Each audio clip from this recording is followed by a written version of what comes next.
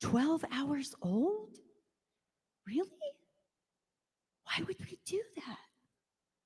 Have you seen what's in a hepatitis B shot? I don't think you would want that going into the bloodstream of anyone, much less a 12-hour-old infant.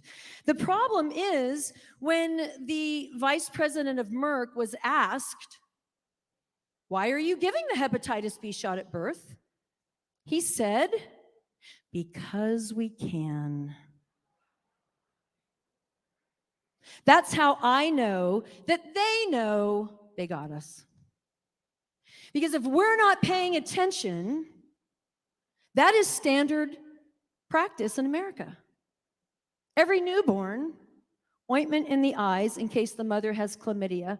Can't they test for that? Why do you have to do that? That causes nipple confusion for newborns. Why would you do that? Vitamin K, which isn't a vitamin, by the way, and if you look at what's in it, you'll be horrified. And hepatitis B to a brand new, beautiful flower bud that God has given us. That's not okay with me. And so when I became a mom, I started to question even further the corruption that I had seen. Then a wonderful gentleman came along named Donald J. Trump, and he ran for president. Woo! And what Donald J. Trump exposed was the fake news that I had missed on my way in. So now we got fake news, we got fake science. What are we doing? What are we doing? This is America. But all of these things have colluded to bring us to where we are right now. Because in 2015, when I attempted to stand with other moms who are awake, not woke, there's a difference. We tried to stop SB 277, which unfortunately, can I just give you a heads up? If the policy's already on the table, it's too late. You got to get to know your lawmakers and you got to educate them before the egregious policies coming at you. Because the horse trading has already been done behind closed doors. So when we tried to stop SB 277, which requires 22 pharmaceutical products in every 5-year-old or no public or private school in California, it was too late. And the really scary part of that is that Clause 11 of SB 277, which was signed into law by Jerry Brown on June 30 of 2015, is that Clause 11 says you must take all the vaccines in Clause 10, all 22 of these by the age of 5 to get into any school. Clause 11, ... and any other vaccine we decide to add to the schedule. Blank check. Do you know that the state of California is the world's 5th largest economy? That's a lot of money. So now pharma owns California. And since then, they got Maine, they got New York, they already had West Virginia and Mississippi. You can't go to school unless you force these products into your child. It's not just the COVID vaccine that's coming for our children, and we are standing on the backs of these children that have been broken and hurt for decades. I can tell you, because when I was fighting SB 277, I took those business skills that I learned at BU that God gave me, and I started to examine the data, because I'm a numbers girl, right? Numbers don't lie. You want to come at me with numbers, the emotions out of it. Well, unless you're the scarf queen, then the numbers might lie. But the thing is that we have a database. We have a vaccine adverse event reporting system, VAERS, V-A-E-R-S. It's where we are supposed to report any vaccine adverse event, AKA injury. The problem is Harvard did a study and found that 1% of all vaccine injuries are actually being reported. So when I looked at vaccine payout for the United States in 2016, there was like an increase in payout for flu shots. In 1 year, it went from 4.9 million to 60 million in 1 year. What? Where's the New York Times. They're bought. The pharmaceutical industry out-lobbies oil and gas 15-1. That's why we are where we are. But we need to understand that this is a gift. Because COVID and its craziness is exposing that we need to walk across the bridge and look at the childhood schedule. It's time.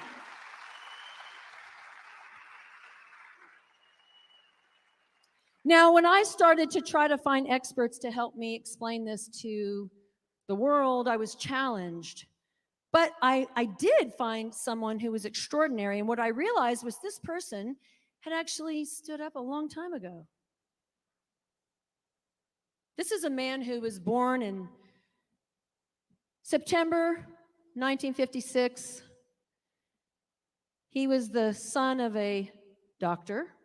She was one of the first doctors to matriculate through medical school in England.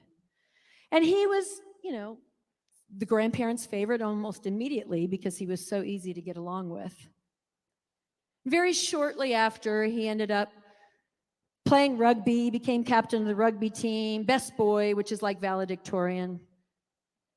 It was very interesting what this man did because he had a choice to choose between his career, his livelihood as a sixth-generation doctor, surgeon, or standing up for the children.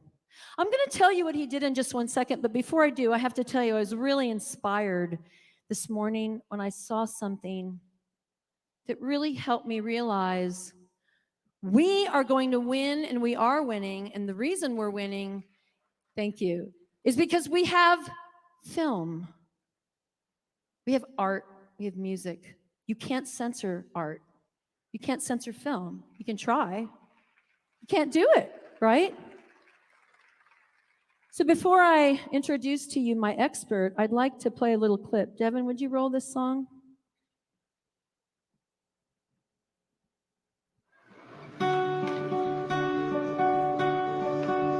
I will fight. I will fight for you. I always do until my heart is black and blue. And I will stay with you. We'll make it to the other side like lovers do. I'll reach my hands out in the dark and wait for yours to until I come to you. I'll wait for you. 'Cause I'm not giving up. I'm not giving up, no, not yet. Even when I'm down to my last breath. Even when they say there's nothing left. So don't give up. I'm not giving up. I'm not giving up, no, not me. Even when nobody else believes. I'm not going down that easily. So don't give up on me. And I will hold on to you. No matter what this world will throw, won't shake me loose. I'll reach my hands out in the dark and wait for yours to until I come for you. I'll wait for you. 'Cause I'm not giving up. I'm not giving up, no, not yet. Even when I'm down my last breath.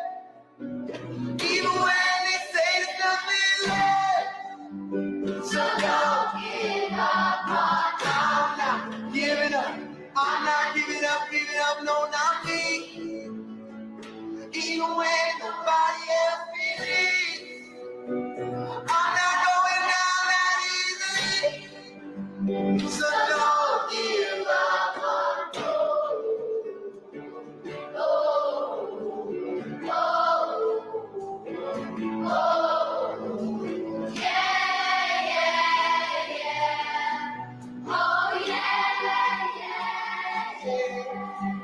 I will fight.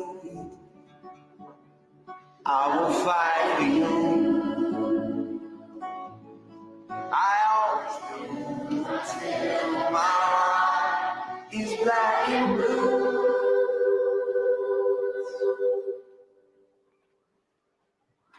Yeah.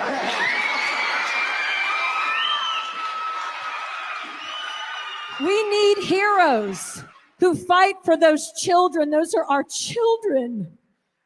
These are our children. This man that I'm about to introduce you to stood up when Rupert Murdoch weaponized his empire against him and rewarded him with his son James as getting a seat of the board of directors of GlaxoSmithKline. But this man knew what the truth was, and he continues to do so, to stand up for the children no matter what. He made a film called Vaxxed, you might have heard of. And we owe him everything you got. So I would like for you to please stand and help me welcome Dr. Andrew Wakefield.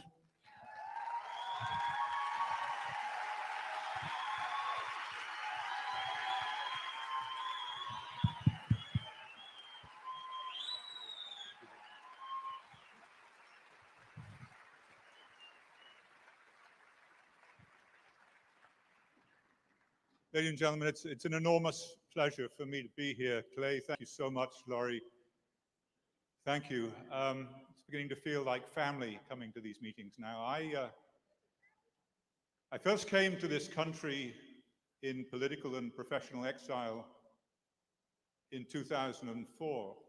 In the United Kingdom, as a physician, I'd reached a crossroads in my career. I was confronted with the option of either working for the pharmaceutical industry and on behalf of public health policymakers, or for the child who was sitting across the desk in the clinic from me and their family. And that was an easy choice. That wasn't a difficult choice at all, but my dean at the medical school did say to me, this choice will not be good for your career. And in that respect, he was partly right and partly wrong. When I was in medicine, I could help one person at a time.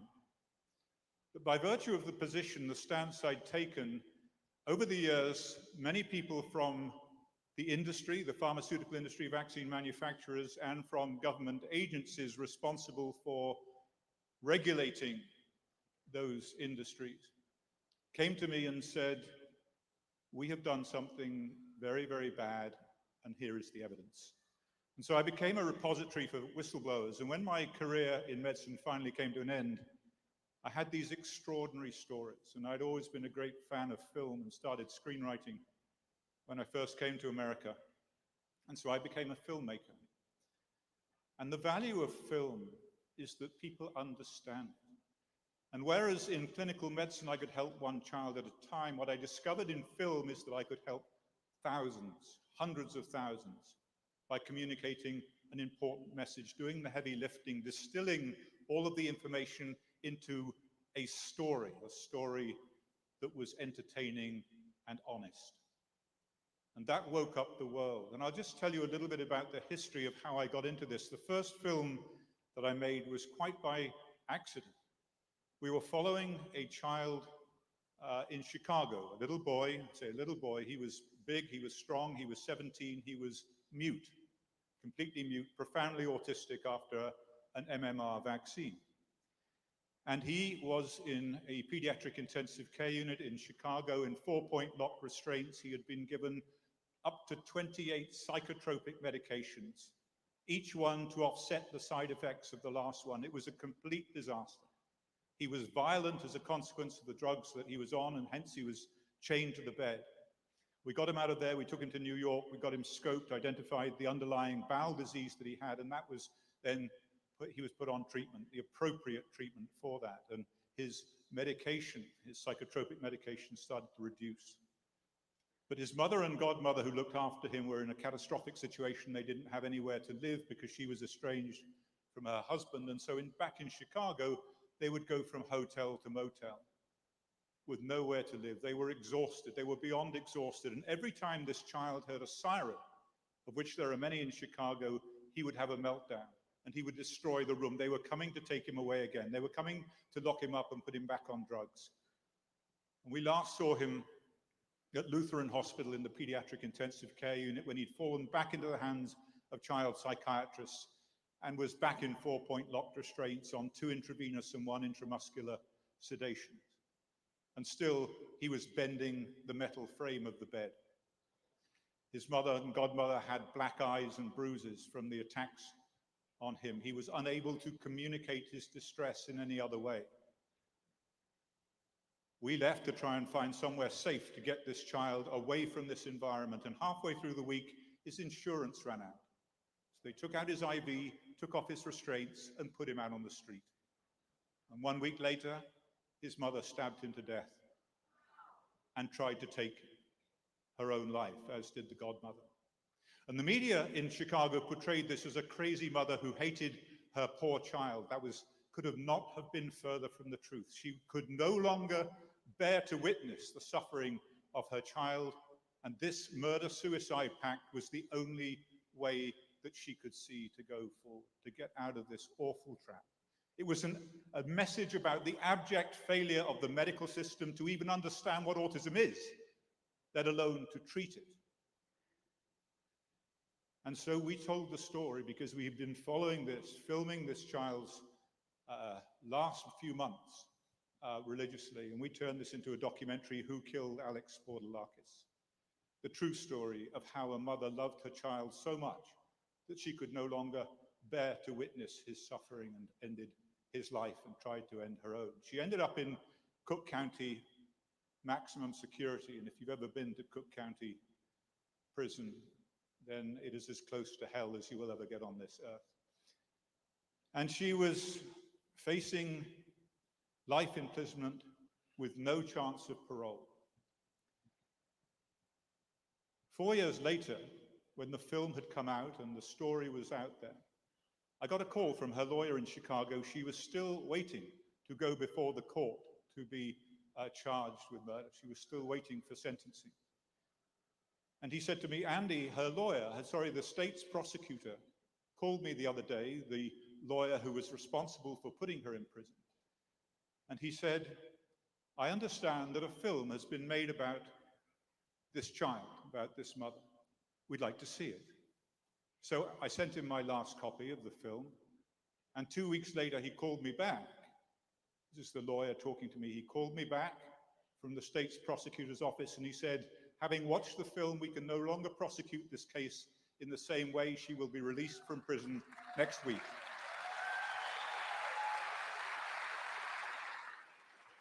And none of this is to advocate in any way harm or damage to children. It's about telling the truth. It's about the power of truth. It's about the power of film used appropriately to communicate that truth to people, and how, for the first time in American legal history, it brought about that change. And this is rather like that story of the child on the beach with the starfish and the seagulls are eating them and he's throwing them back one by one. And someone says to him, why are you bothering? Look at all these, there are millions of them. Doesn't help them. And he said, well, it helped that one, didn't it? This film made that difference. The next film was about a whistleblower from the CDC who came forward and said, we studied my hypothesis about MMR vaccine and autism in Atlanta, and we found that it was exactly right. And for 14 years, we held on to that data, we destroyed the documents, we covered it up, and we published something completely different. And I can no longer live with that. Here is the story, and here is the evidence, because I kept the documents, because I realized it was illegal to destroy them. Well, the revelation of that finding might have changed my career, that then I wouldn't have become a filmmaker, and then I wouldn't have met you guys, so where's the fun in that? And I wasn't important, because you know what? My revelation was, this is not about me at all. This is nothing to do with me. I can take all of this because it doesn't matter. It's about something far, far more important. Your children, your grandchildren, the future of this country. And that film came out and it caused mayhem for the other side because they had it banned from Tribeca, Robert De Niro's film festival, one of the preeminent film festivals in the world. And when that happened, it exploded across the world when De Niro went on television a few days later and said, we should never have done that. We should not have done that. Everybody needs to see this film and make up their own mind. And it exploded. So it backfired on them. Censorship backfired in the biggest way.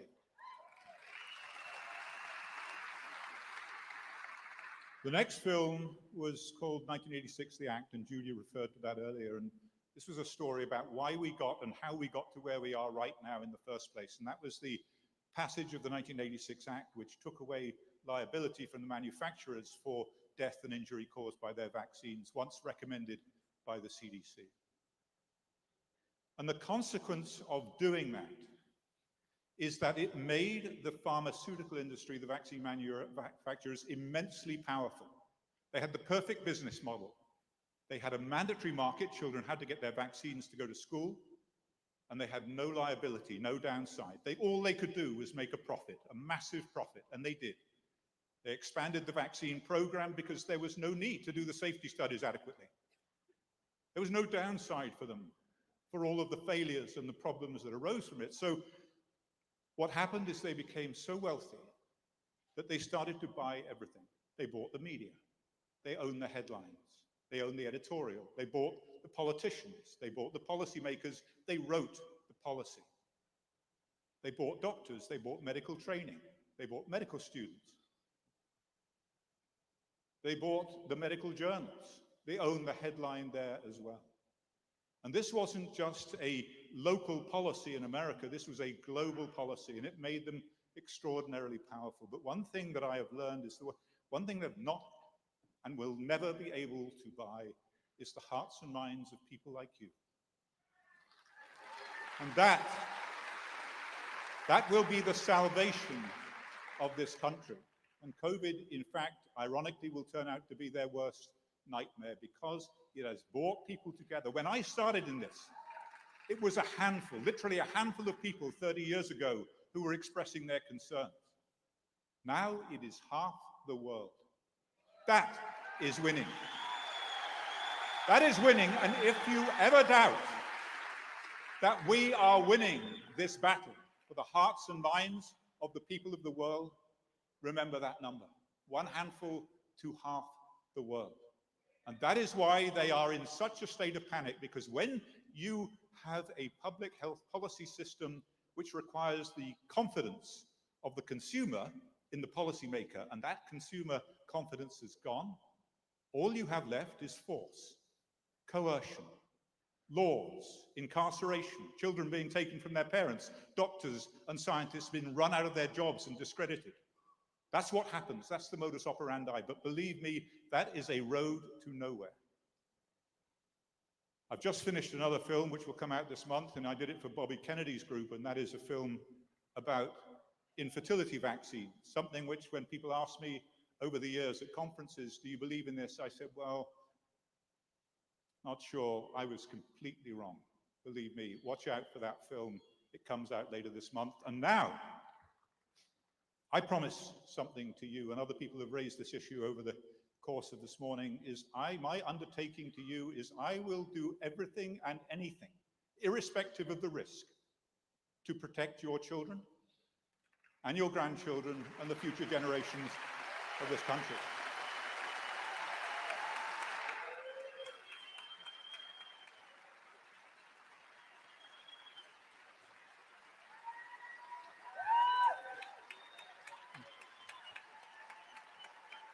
Thank you.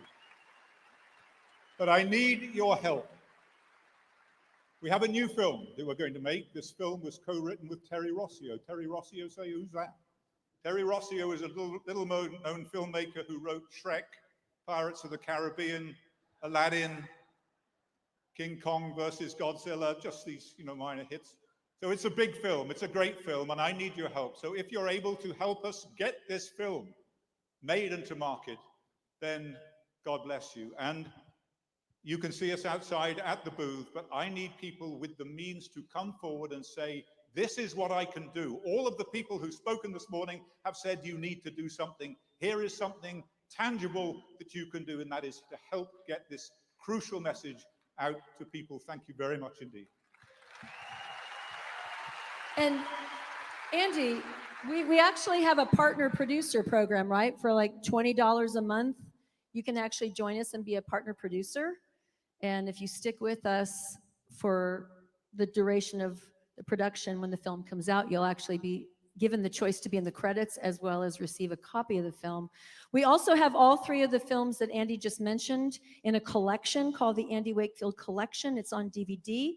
If you will come by our booth, meet Andy, you can actually get your photo with him if you want. He'll autograph it. You can get a copy of the collection for a $100 contribution. We need your help. We really do. We've lost families and friends over this subject because it's hard for people to understand, and film is a way to wake them up. Junk science is complicated. Andy's done the heavy lifting in the films. Just sit down and have some popcorn with your daughter or your son or whomever and help them understand. Did I do a good job, Glenn? A quick note here. I want to. This is important to know. How many of you have a child that's been impacted by a vaccine-related injury? If you can stand up, if you've been impacted by a vaccine, or maybe someone in your family's been impacted by a vaccine-related injury. Look at that. So I would just say, thank you guys for standing up. I appreciate that.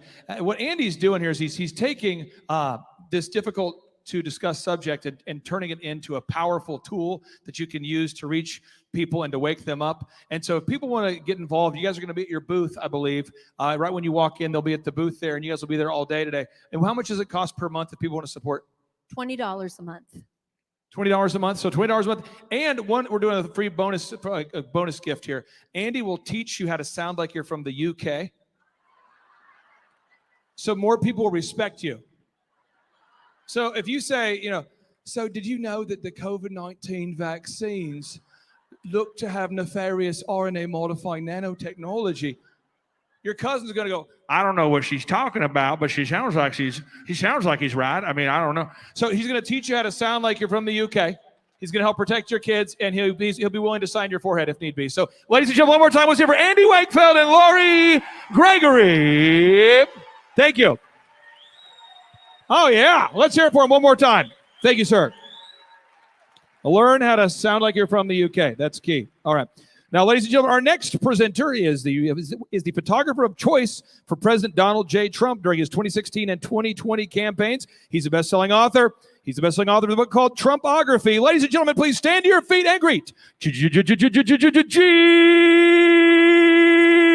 Ho! Come on, let's do it. Even the top row, let me hear you. All right, we got to make sure that I'm in the right place. So are there any Donald J. Trump fans in the house? Like to hear that. And we love him too. We love him too. Any General Michael Flynn fans in the house? Let me hear it. All right, just to make sure, any Hillary Rodham Clinton fans in the house? Oh, no. Can't do that. I tell you what, they called me out on that. They said, Gene, have you ever personally met Hillary Rodham Clinton? I had to say no, but I have proof I never met her because I'm still alive.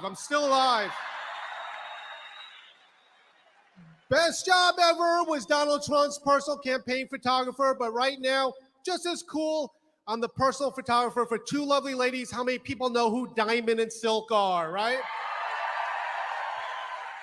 So my first name is Gene and my last name is Ho, but on the campaign, everyone called me by my first and last name together. Gene Ho is here, Gene Ho. All right, Diamond and Silk think my name is Gino. For 2 years, they called me Gino. I never corrected them because I thought they were flirting with me. So finally, one day, Silk calls me up and she goes, Gino, baby. What's up, Silka? What are you drinking, some wine? Gino, we are getting a picture taken with Donald Trump, and we want you to take the picture. I'm like, oh, so amazing. And she goes, this picture is going into Time magazine, So I took the most epic picture, went into Time Magazine. Guys, give it up. I got published in Time Magazine. Then I'm getting ready to frame it for my mom, and I scroll down and it says, photo credit by Gino Ho. So everyone goes, how in the world did you get a job taking pictures of Donald Trump? And this is the crazy things, guys. I'm going to be totally honest. Very, very famous photographer at the time. 25 years, so famous as a photographer, the magazines would do articles on me. A lot of great clients. People would give me their equipment to use for free just to say Gene Ho took our picture and uses our equipment. And then what happened is one day I get a call to do an event and Donald Trump is there. Blew my mind, everyone there. Trump's people knew who I was. They go, Gene Ho is here. Gene Ho is here. Mr. Trump, Gene Ho is here. And Donald Trump goes, who in the hell is Gene Ho? So they go, Mr. Ho, we would like for you to be Donald Trump's photographer for the day. And this was about 3 months before he officially ran for president. So I was like, yes, I'll do it. And this is the coolest thing. I was in the green room with him, just hanging out before his talk. So I'm his photographer, me, Donald Trump, and his one bodyguard backstage. And then I hear a knock on the door. Mr. Trump, hold up, I'll get this. And the guy goes, I heard Donald Trump is in there and I'm in the kitchen staff. Do you think I could get a selfie with him? Hold on, let me check. Mr. Trump, there's a guy backstage. He says he works as the kitchen staff. He wants to see if you get a selfie. No problem. Okay, you can be fast, but that's Donald Trump, so you just got to be quick with it. And the guy, no lie, he goes, is there any way I could get a video of him saying that I'm fired?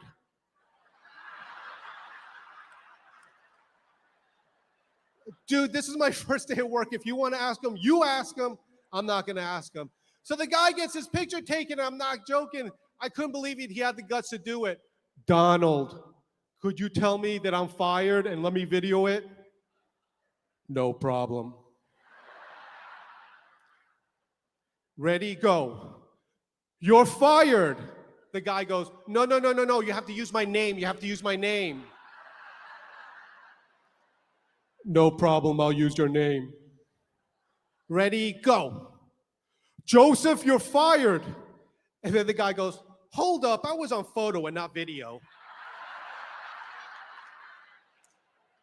After the guy left, I was just so amazed. I said, Mr. Trump, that was the coolest thing I ever saw. I'll be honest, I thought you would be the biggest jerk, but that guy was in the kitchen staff and you treated him so nice. Thanks.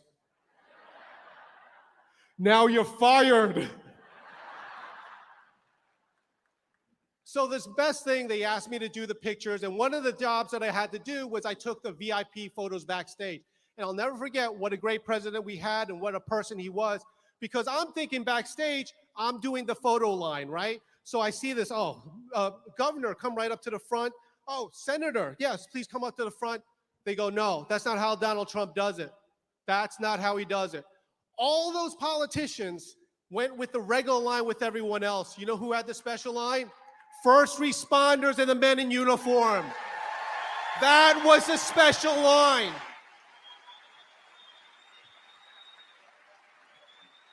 But I tell you guys, it wasn't easy. I am telling you because I wanted to be part of the silent majority. And after the election, I told everybody the day before the election that I'm supporting Donald Trump. It costed me everything. It costed me my career. I've been in business 25 years. After I started working with Donald Trump, I got audited twice. It was brutal. And after the election, people boycotted my company and my photographers started to leave. I am telling you guys, the attacks on patriots is just unbelievable. And the thing is, you're talking about me, a person that had a business with 25 photographers. We were making so much money doing this, and it was all gone almost overnight. But the thing is, we're all gonna get attacked. But you know how I fight? And I love to say that word because I was so afraid these last few months, ever saying the word, I'm gonna fight. Oh, you're an insurrectionist. See, he said fight. You know how I fight? Me and my wife, 2 weeks ago, got baptized in the name of the Father, the Son, and the Holy Spirit.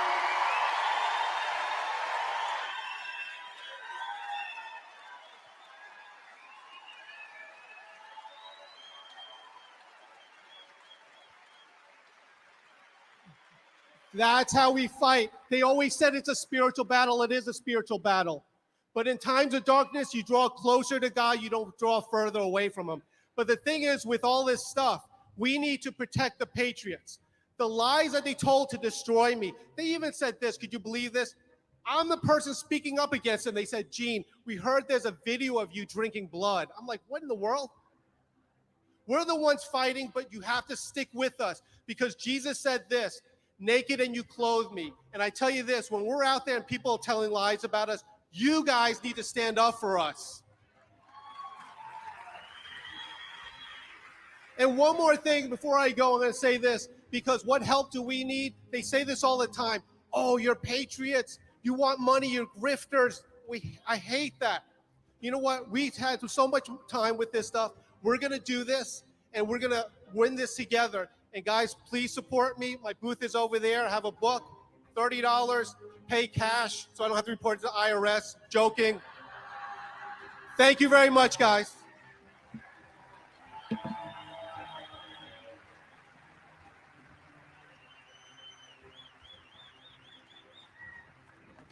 One more time, ladies and gentlemen, let's hear for the newly baptized Gene Ho.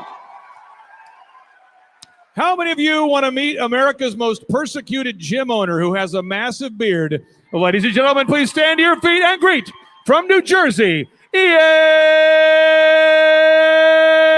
Smith. Now, Ian's going to come back later tonight to share the full story, but I saw him backstage. I wanted to bring him up here. So, Ian, say hello.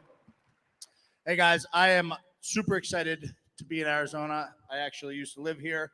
I am a graduate of Arizona State University. It's the first time I've been back in about 7 years, and I certainly miss the weather and I miss the people. So I'm super excited to be here, especially with Clay and the ReAwaken America tour. This is so valuable. And let me tell you a quick story before I come back tonight. I met Clay. I did his podcast back when we were battling Governor Murphy, and we still are. And I did his podcast, and he called me several months later, and he told me to come out to Oklahoma, and I had no idea what was out in Oklahoma, and he kept coming, he kept calling, and I didn't have the time or the energy to go out to Oklahoma, but I'm glad I did because I came to the ReAwaken America tour, and it was one of the best things I ever did. These conferences are so jam-packed full of good information, inspiration, education, all these kind of things. So please pay attention. I'll be out at my booth all day today, and I'll be back later to share my story tonight. Thank you, guys.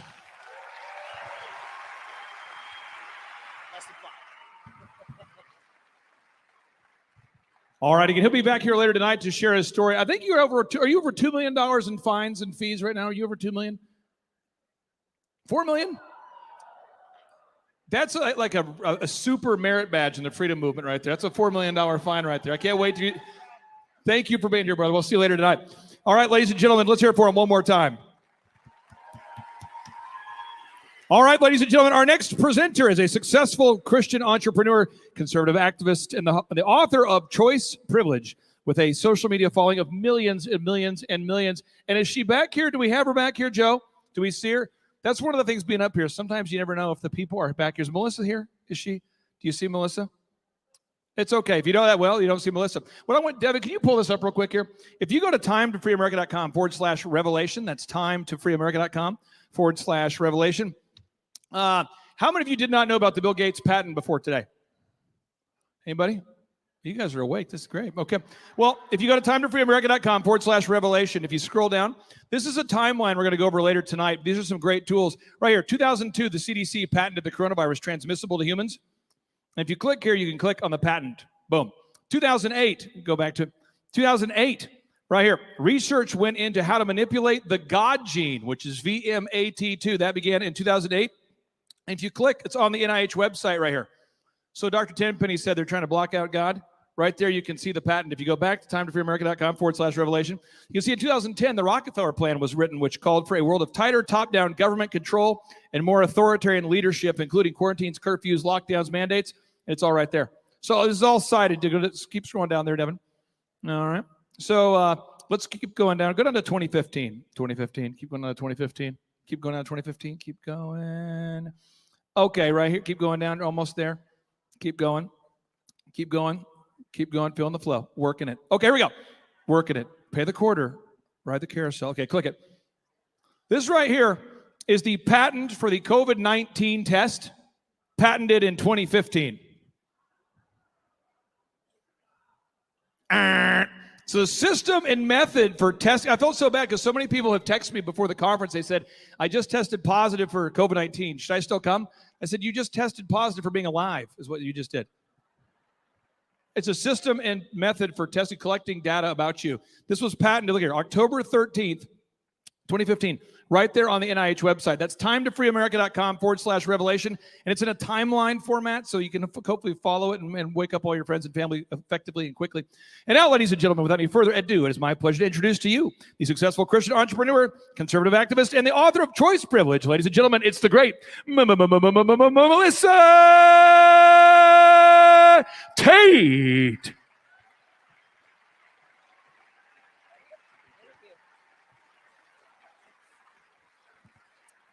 Hello, Phoenix. I am so honored to be here. Thank you so much, Clay and Vanessa, for all you do to stand up for this nation. I just love what they're doing. How many of you all are excited about the great awakening that's sweeping the nation? Yes, yes.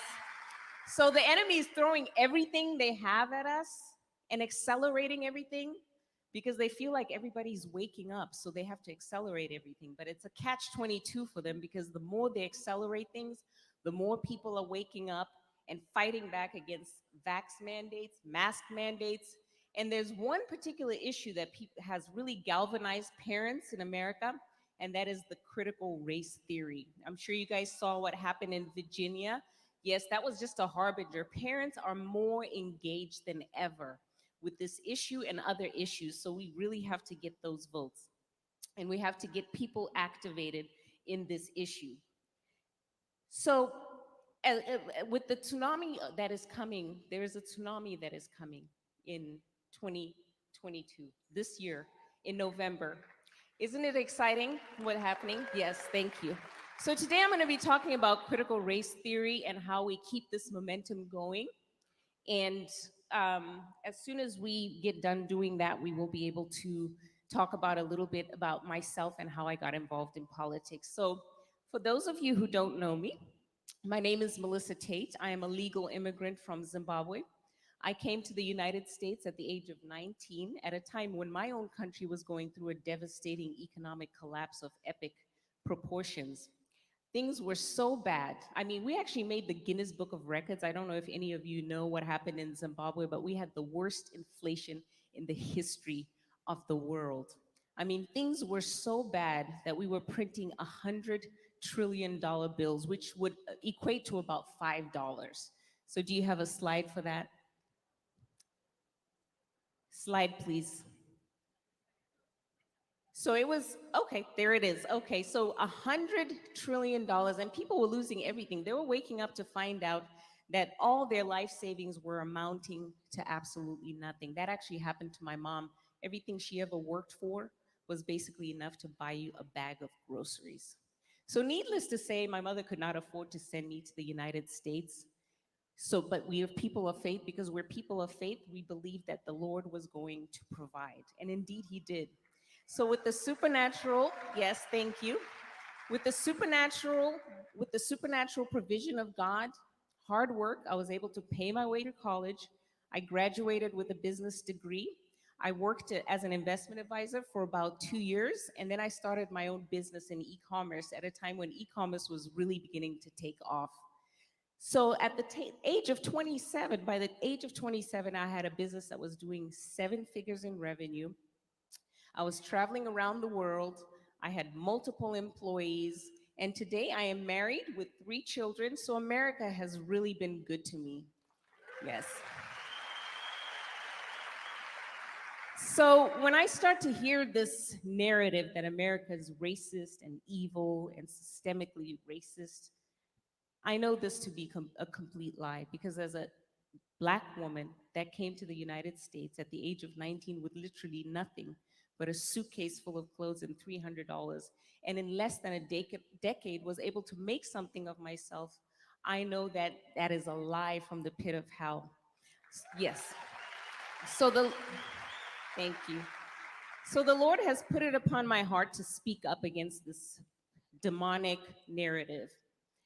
But I haven't always been involved in politics, and the way I got involved in politics is actually an interesting story. I had completely checked out of politics. I'd given up because I figured out both parties are completely controlled by the same interests.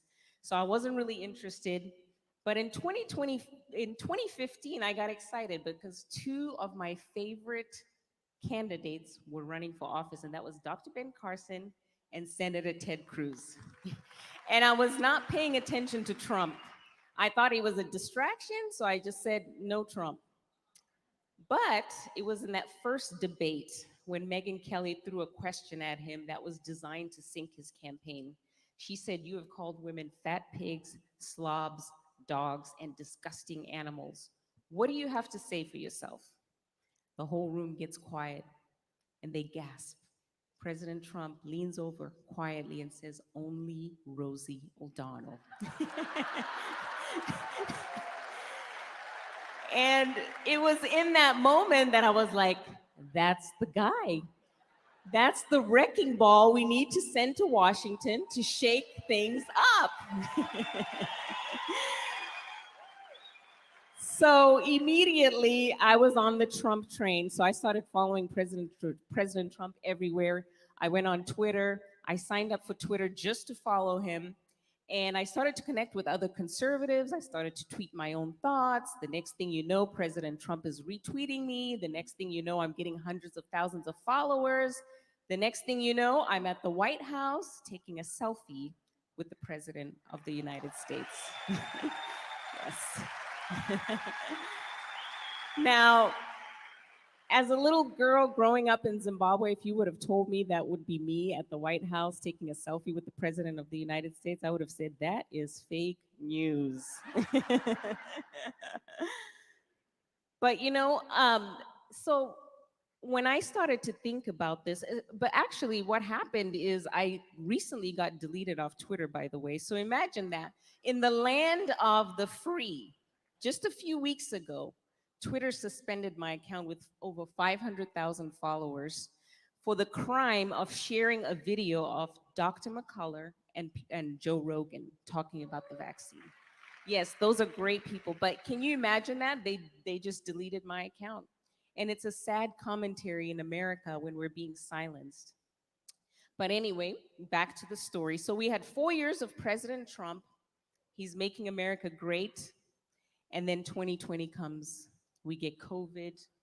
And then we get the George Floyd tragedy that happened. And we all know how the left used that and sees that as an opportunity to smear this nation as an irredeemably evil and racist country. You guys remember that? Yes, and it was a turning point in our country because for the first time I started to hear this narrative that America is evil and systemically racist.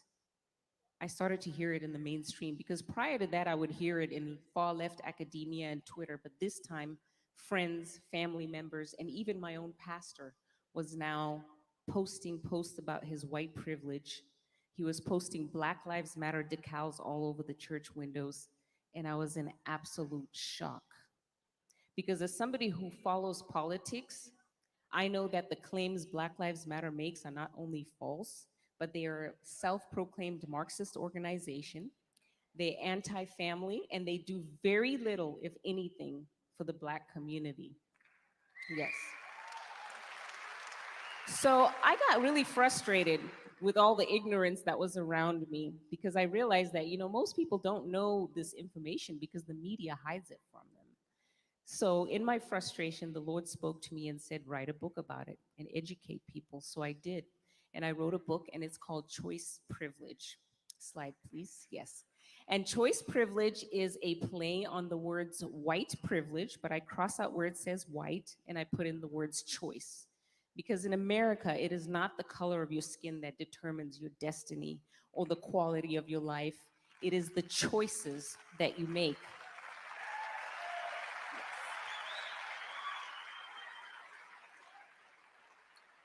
So, in researching for my book, is when I actually discovered critical race theory. And after doing a deeper dive, I actually discovered that this is actually a Marxist, cultural Marxist ideology. And it started to make sense because I started to connect the dots. Because the same critical race theory narrative that they're using here in the United States is the exact same critical race theory narrative they used to destroy my country. We have a white population in Zimbabwe, and overnight they became the enemy. And they started to pit black Zimbabweans against the white farmers who were the producers. And they chased out all the farmers, they seized their land, and that had devastating consequences on the economy of Zimbabwe. They completely took the farms, and people began to starve. And the economy crumbled, and both black and white people suffered because of it. So that's how dangerous critical race theory is. It is Marxism and it has to stop. And that's why we have to do everything in our power to push back against critical race theory. So, how do we do this? I have three, yes, thank you. I have three things that I'd like to share with you today that we can do to push back against critical race theory. Number one is we need to speak up. 62% of Americans oppose critical race theory, and I think it's actually more than that. But can you imagine if 62% of people were pushing back against this, the left wouldn't have a chance. But it's because the left has intimidated so many people into silence that they're afraid to speak up. But we have to stop being afraid. We have to start speaking up because our lives are at stake, because Marxism kills. Okay? Yes. So we have to speak up. And if we speak up, other people start to get encouraged to speak up. And then it creates a chain reaction, and then we can push back against this. Number two is we need to educate ourselves and educate others. Now, in the short time that I've been able to speak to you, I've just really been able to scratch the surface on critical race theory, but it's actually a far deeper and far more sinister ideology. And that's why I wrote my book, because I wanted to talk about critical race theory and what's happening in America as it pertains to race in a way that gives it historical context and also ties in with some of the experiences that I've had. And I've done it in a way that is very simple, that even a 15-year-old can read and understand what's going on. So I've had people get the book for their nieces, nephews, even daughters who are in college, who are being bombarded about with all this stuff, and even pastors, who are being, starting to fall into this critical race theory thing. It's really entering the church. So Twitter suspending me has really cut me off from a lot of the connections I was making with people and getting this message out. So if you'd like to help me and you would like to grab a few copies for friends, family members, cousins, pastors, I'll be happy if you did that, because we need to get the word out on this issue. So that's number two. Number three is, like Steve Bannon says, how many of you all watch Steve Bannon? Yeah. And what's his favorite word? What's his favorite phrase? Action, action, action. So that's what we need to do. Number three is we need to take action. So each and every one of you in the audience, sitting here or at home, needs to figure out what you're going to do to take action on this particular issue. So I know that many of you are probably thinking that, where do I even start? So I actually have a 6-page guide that makes it very simple. It has all the information you're going to need to fight back against critical race theory in your community. It is a simple guide that you can share with other people to spread the word. And in this guide, it has a short critical race theory fact sheet, so people can learn about it quickly. It also shows you how to submit open records requests for those of you who want to know if your school board or your school is teaching critical race theory. You can do an open records request. It even has sample letters you can send for those requests. It also has letters and emails, samples that you can use to email your legislators on the local and state level to push back against this phone calls that you can make with the script and everything. So it's right there for you. It also has the powerful talking points that you can use to push back against critical race theory at work, at school, or wherever the place may be. It also has social media posts that you can copy and paste and share it. We just have to get the word out, because most people just think, this is something that is all for Black people, to help poor Black people. No, that is not what this is about. This is an extremely dangerous ideology, and I've seen it play out in my own country. So I urge you all to take action against this and help spread the word about how dangerous this truly is. So I'd like every one of you, to send out a text right now. So text no CRT to 53445. That's no CRT to 53445. So thank you so much for listening. I am so thankful that you guys are all here. I'm going to be signing copies of my book out there. So please stop by. I'm going to be right outside those doors right there. So thank you so much. Bless you, and God bless America. Thank you.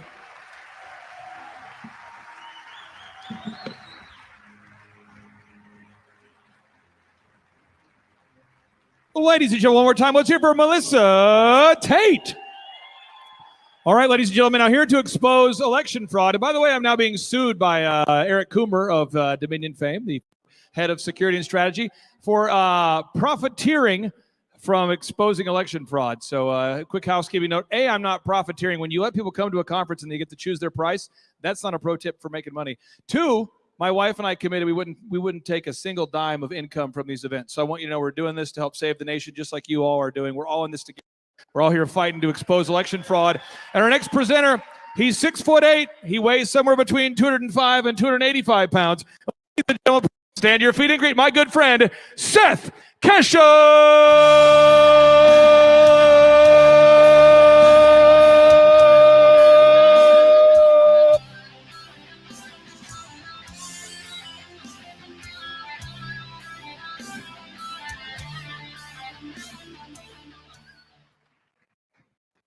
Phoenix, how we doing today? You guys know what I'm going to talk about today? We are going to get into the best tax reforms of 2022. All right. The best is yet to come. All right, we're not going to be talking about that. Now, who knows that you are in, since World War II ended, one of the most reliably Republican states in the country? It's true. In 1948, Harry Truman carried Arizona and carried Maricopa County.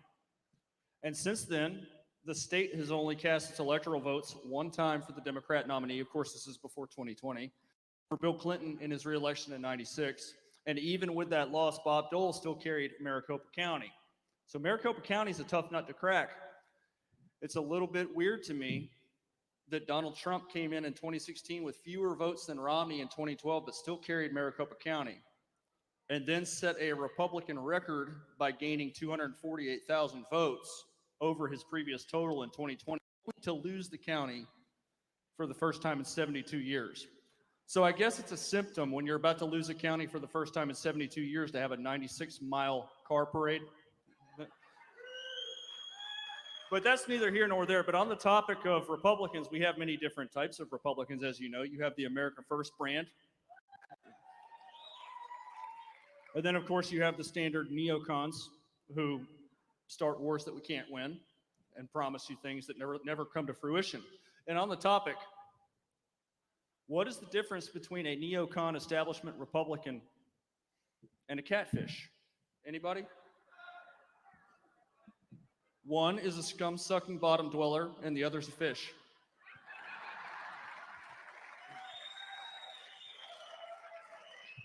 I would have told a longer joke than that, but Clay has one of those candy cane hooks in the back to yank me off the stage if I go long.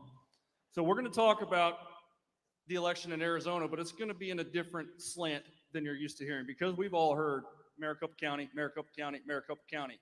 I'm going to put some numbers in perspective for you on Pima County, but I'm also going to discuss what must be done going forward, not only in respect to the 2020 election, but in future elections, because truthfully, this is a two-front war. We have to do two things at the same time. It's going to take you guys breaking up to solve these problems. So if we let 2020 go, stop talking about 2020, that is the new precedent. Okay, you had a record of 702,000 votes for Democrats in Maricopa County. It was the most they ever had. And now there's 1.04 million Democrat votes presidentially in Maricopa County. So if there's not remediation of this election, then you can bet your bottom dollar that all those practices and procedures that were put in place to allow that vote total to happen will continue, and you will be a blue state. 62% of your vote comes from this one county. Who thinks that Trump carried Arizona in 2020?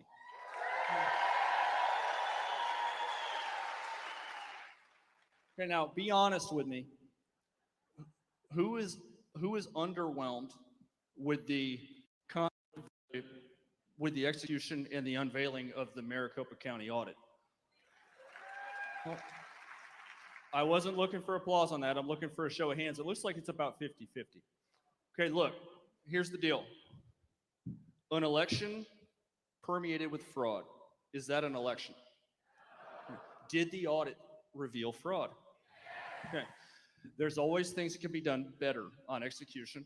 There's things that can be rolled out better. It seems that there could be interference with the way the audit was put out there. But let me remind you, between what Doug Logan and Dr. Shiva put out, there were over 74,000 ballots that had absolutely zero business being cast whatsoever.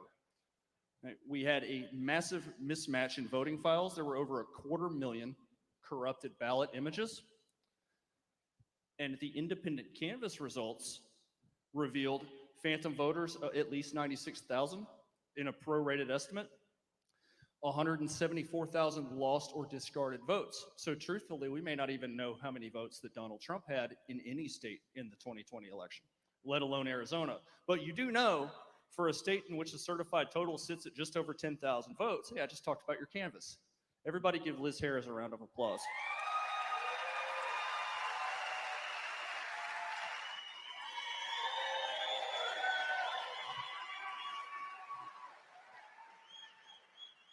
In a state decided by just over 10,000 votes, we certified not only the results of the presidential race, but at least a dozen races here in Maricopa County that I find questionable on benefit of both parties. Hey, a serious issue. Slide, please. I'm going to show you this. I came up with this recently. What do I mean by net new two-party votes? Well, what year came before 04? What election? 2000. Okay, so when I show you 322,000 GOP votes, what I'm saying is George W. Bush gained 322,000 votes over his 2,000 total in the state in 04. So he netted 322,000 more votes. So he came in at 1.1 million votes. His opponent, John Kerry, gained 208,000 votes over Al Gore's total from 2000. So 04 was a high turnout election that put us on the current turnout trajectory. This is why my analysis begins with 04. And you can see when you combine the two major parties, so two-party votes, there were 531,000 new two-party votes in Arizona. Just so you know, one of the main narratives used to justify red states turning blue is population gain. Do you have a state nearby that sends its people to you? You may not know this, but Arizona grew larger from 1990 to 2000 and from 2000 to 2010 than it did in this past decade, according to census numbers. Only 760,000 net new residents in the past decade compared to 1.2 and 1.5 million in the decades before. So really, are the vote totals justified? Slide, please. Look at 08. John McCain, hometown man, 126,000 new votes over Bush. Obama with 141,000 over Kerry. So 267,000 new two-party votes. Slide. And now look at the 2012 election. This is something we saw all over the country, a very low enthusiasm election. Romney barely gained over McCain.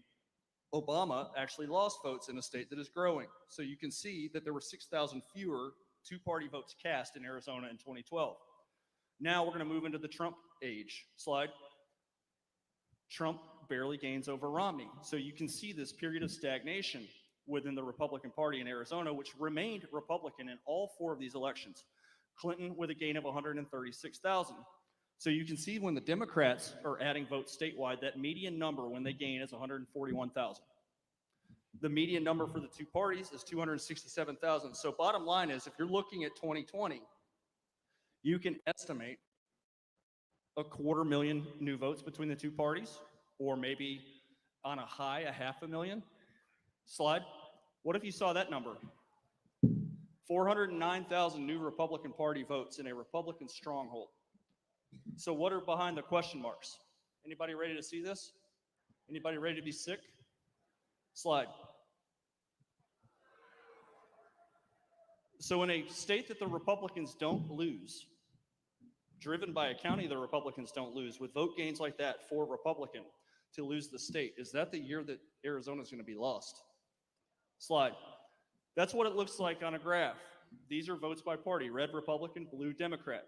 You can see the tighter margin for Trump in 2016. So Clinton had 140,000 gain. Trump barely gained over Romney, but still won the state by 3.5 points. So it looks like this state is trending Democrat if and only if the Republicans stay flat, if they can't gain votes, because the population gain will put the Democrats over. So let me show you how Trump's gain on a graph looks. Slide. Does that appear to be the year, if you're forecasting, that the Republicans are going to lose their grip on Arizona? Because they can't gain anything from 2004, but always win the state. And then they gained 409,000 votes statewide. Slide. Just for that to happen. By 10,000 votes. And it took 10 days to count all the votes. Keep in mind, was an audit of an election that ended in November and started in April, 5 months to the beginning of the audit. Do the math on that. Slide. This heat map, somebody corrected me on my comments, it's actually called a chloropeth. Anybody heard that word before? So it's called a heat map in my book. Maricopa County, Pima County, this is 77% of the vote in the state. Just like Texas, 88% of the vote is urban and suburban. You got to clean up Maricopa County, you got to blow out the rurals, and then you need to keep Pima County if you're a Republican, and you will still win the state, which still has a Republican Party advantage of 3 points. Slide. And we're going to click through Pima County quickly. We've talked about Maricopa enough. I appeared on a presentation with Pima County a month ago. Some of you may have heard that. But Pima County, this is a 22,000 vote Democrat county in 04. Slide. And then you can see the shift here. McCain gains a little bit. This is his home state, but Obama gains 13,000. So it's roughly a push. The county's 8% more Democrat than it is Republican. You can see on the left that identifier. Slide. And here is your shift away from the Republican Party, beginning with Romney in 2012, a loss of 8,000 Republican votes, but also a 5,000 vote Democrat loss. So low enthusiasm election. And then we'll see how the county responds to Donald Trump. Slide. Trump is also down 7,000 votes. The Democrats are up 23,000. So right now I've identified 2 Democrat gains. We have a gain of 13,000 and a gain of 23,000. And the last gain came with a substantial 7,000 vote GOP loss. So Trump is clearly toast in this county. The Republicans haven't gained a vote since 2008, which is why in 2020 Trump said, slide, I'm going to gain 40,000 votes in Pima County. Almost as many votes as Clinton had in 2016, many of that being the Hispanic working class crossovers to Donald Trump and a reconsolidation of the Republican base. The most I can forecast here would be, a 23,000 vote gain like we had last time. We could even double that. I'm a generous guy. Why don't we give them 50,000 based on their registration number for the past year? That would put them somewhere in the 270s in Pima County. Slide. Or 305,000. In a state decided by 10,000 plus votes. One of her canvassing findings is phantom voters. Phantom registrations are also being found in Florida, and they're also being done by party to give the illusion that counties or states are trending in a certain direction. Slide. That's what Pima County looks like on my graph. You can see a substantial gain for Trump in 2020. This is a new Republican base, the minority working class, and a reconsolidation of your standard conservative voter. Slide. So in conclusion, we're down to our final 2 minutes. We have to decertify Maricopa County.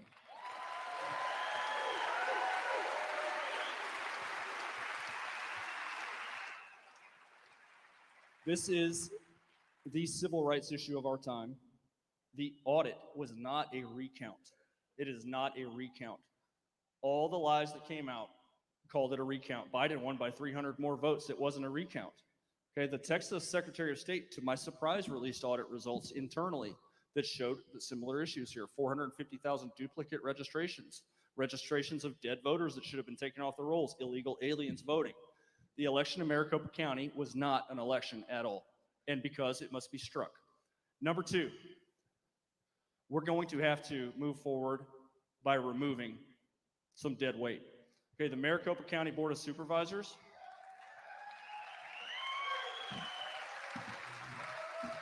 is derelict in their duty to serve the residents of Maricopa County, and by default have cheated the rest of the state out of their proper electors.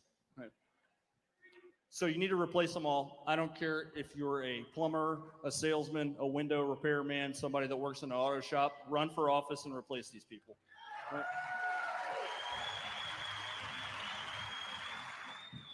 And finally, you can find it on Liz's report. We need to put some changes in place.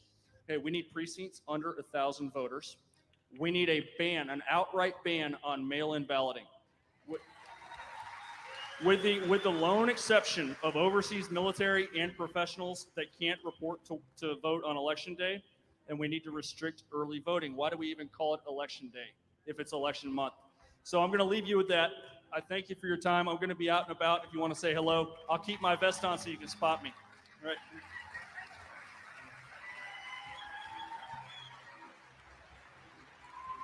Ladies and gentlemen, one more time, let's hear for Seth Keshel. All right, ladies and gentlemen, tomorrow morning, quick housekeeping note. Tomorrow morning, we're going to get started at 8 a.m. Dr. David Martin has a elongated presentation he wanted to share. And so for the sake of time, for those of you who want to see Dr. David Martin's presentation on a specific plan to stop the COVID-19 pandemic, that's at 8 a.m. tomorrow. Also, Amanda Grace will be teaching you how to blow a shofar. And you need a shofar to go far. So you're like, I don't know how to blow that thing. I just carry it around with me. She'll teach you tomorrow morning. So again, tomorrow at 8 a.m., we're going to get started at 8 a.m. tomorrow if you want to get here early for some bonus presentations from Dr. David Martin, Amanda Grace, and others. Also, we're going to have some praise and worship tomorrow morning at 9:15. If that's okay to have praise and worship at a political event, if that's okay to have praise and worship, we're going to do that tomorrow morning. So 8 a.m. tomorrow.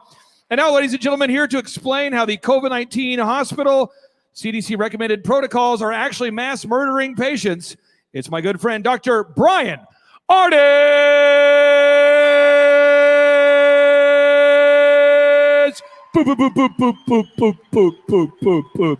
Brian Artis.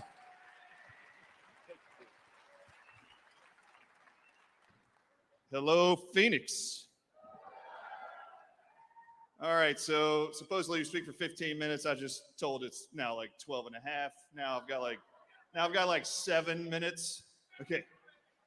Clay says 7 minutes, baby. All right, so 7 minutes. So let's get started. Anybody here, raise your hand if you think remdesivir is beneficial. Raise your hand if you think remdesivir is safe and effective. Okay, good. That only took 30 seconds, Clay. All right. No, I'll actually show you some stuff. All right, so here we go. I'm really glad that a lot of the world has actually been awakened to, been warned. It has been my attempt this entire last year and a half to try to preserve as many lives as possible of innocent human beings. That remdesivir drug that's been used throughout America since March of 2020 is responsible for 90% of all the COVID-19 deaths that you see reported right now since the pandemic. America still has more dead people from COVID-19 than any other country in the whole world. We're the only country doing one thing consistently this whole time. Other countries started using it at the end of 2020, beginning into 2021, like Brazil. Brazil now is the second highest death total of all citizens for one country. We're number one at 850,000. 90% of those, I guarantee, are from remdesivir poisoning, not from COVID-19. Brazil is up at 630,000, but there's still no other country with 700,000. Brazil in the first week of March 2021 and since then until now have only authorized one drug to be pumped into the veins of all innocent Brazilians, and that is remdesivir. So if you want to know why those two countries are leading the world in death, the entire world, it's because of this one drug. This is a QR code. Next slide. Let's just go. If you guys don't have that, make sure you get it. I'm just going to reference this quickly.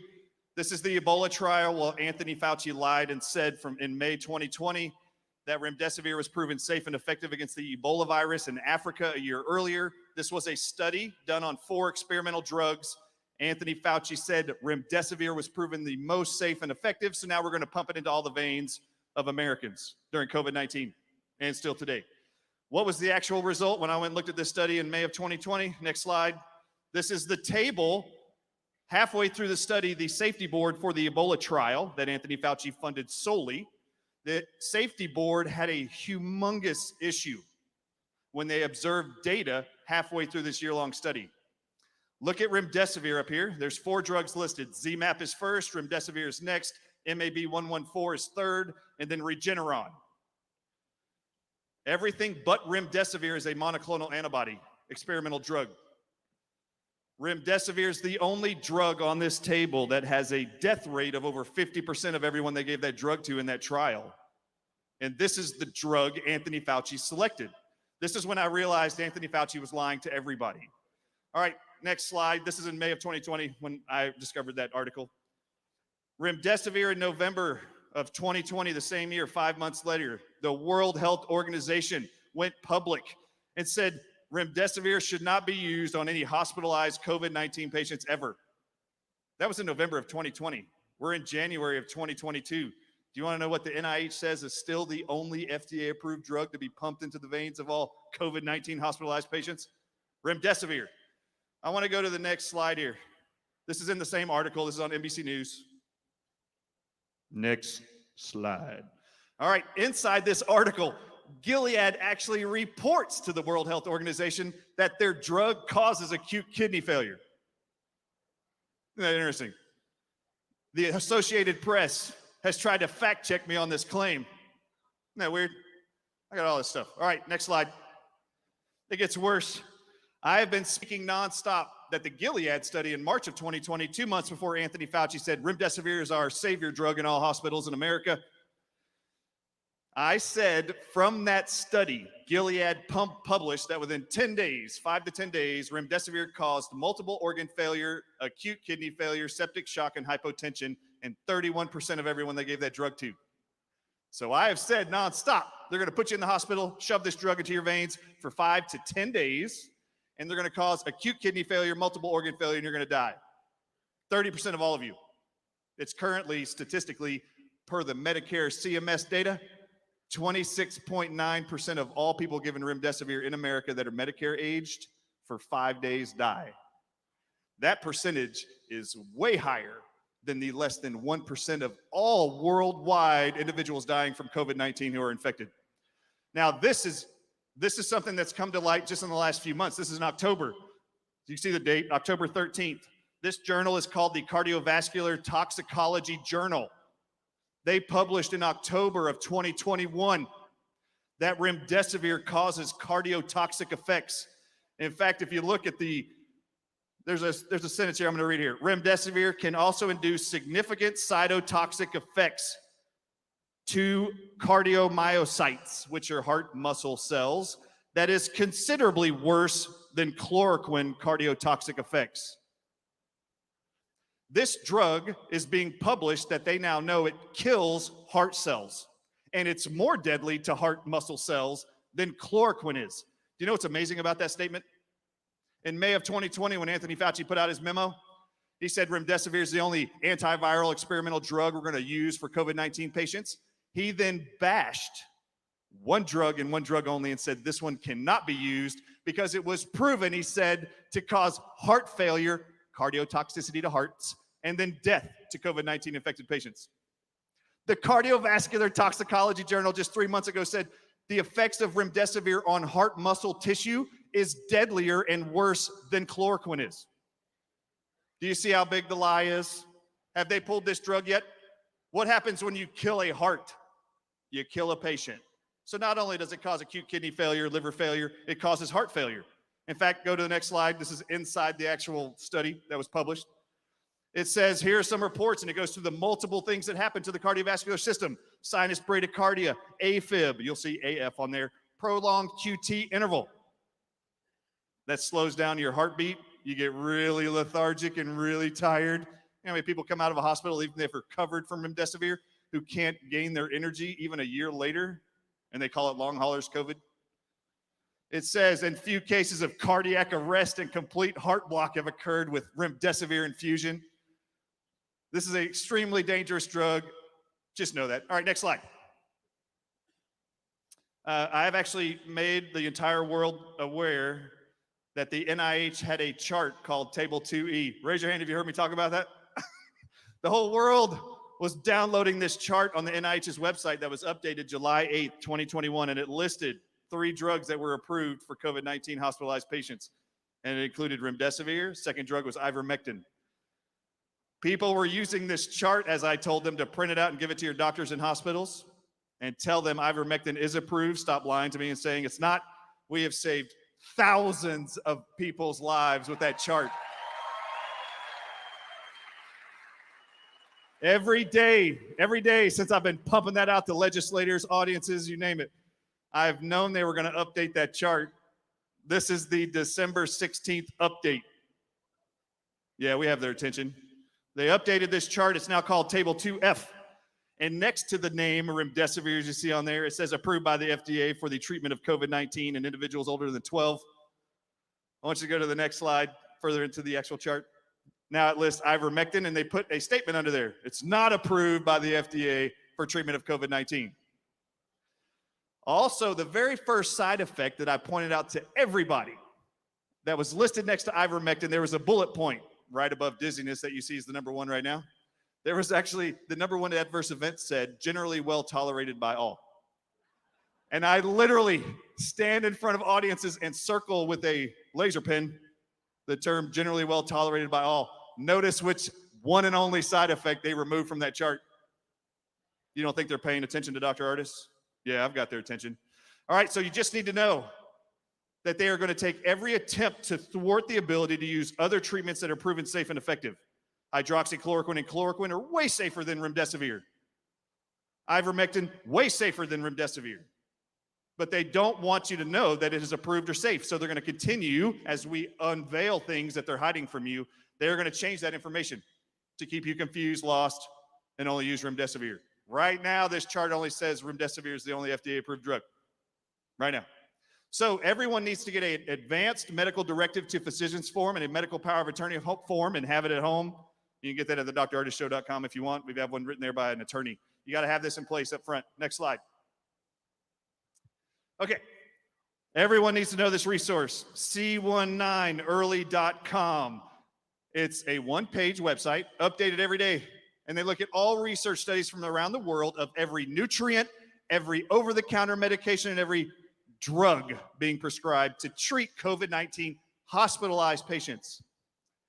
This is the update as of yesterday, January 13th.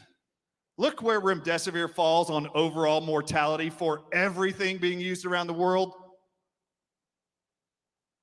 Mortality. The first column says improvements in COVID hospitalized patients and their percentages if using any of those things.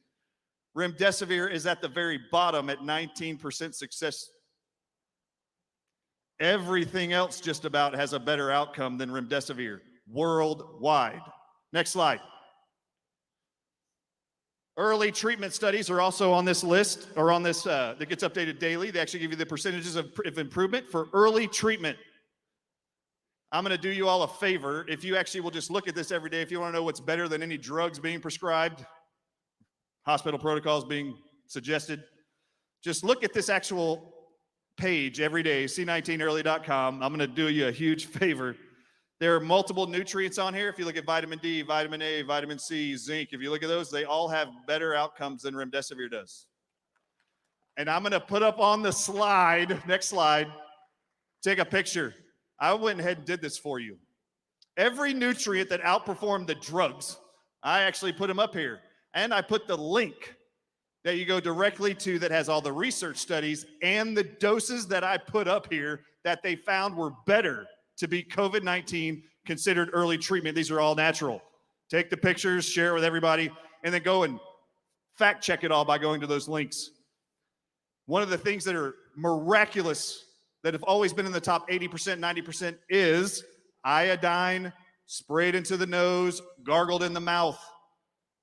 Why? This is a respiratory infection. Gets inside your nose and inside your mouth. Gargle, povidone, iodine. The instructions on how to do it, I put it there for you so you can have it. Next slide. 144 plus studies now confirmed on brownstone.org that natural immunity is far superior after getting COVID-19 infection than the vaccinated immunity.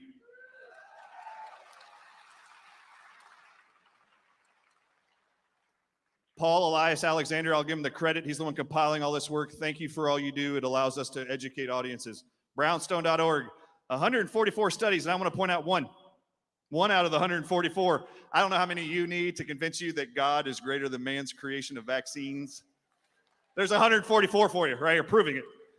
The European Journal of Immunology published, and it was peer-reviewed September 14th of this year. Sorry, September 24th of 2021. And they confirmed that 13 months later after infection, you had robust immunity after having COVID-19. Pfizer and Moderna right now are telling you their immunity only lasts 6 months. Already natural immunity as of September was proving natural immunity is twice as good as their artificial immunity. Trust in what God created. Stop trusting that man is telling you they created something in a lab that makes God's creation better. He never did. Here's 144 studies plus, and they will continue to grow. Anyone, and I mean anyone, who tells you to trust a vaccine over God's creation, don't trust them. Trust in God, trust in your own immunity, and give your body the stuff God put on earth, like that list I gave you of the nutrients and plants that support the human body he created. Everything on earth he put on here for you. I'm Dr. Ardis. Y'all be safe.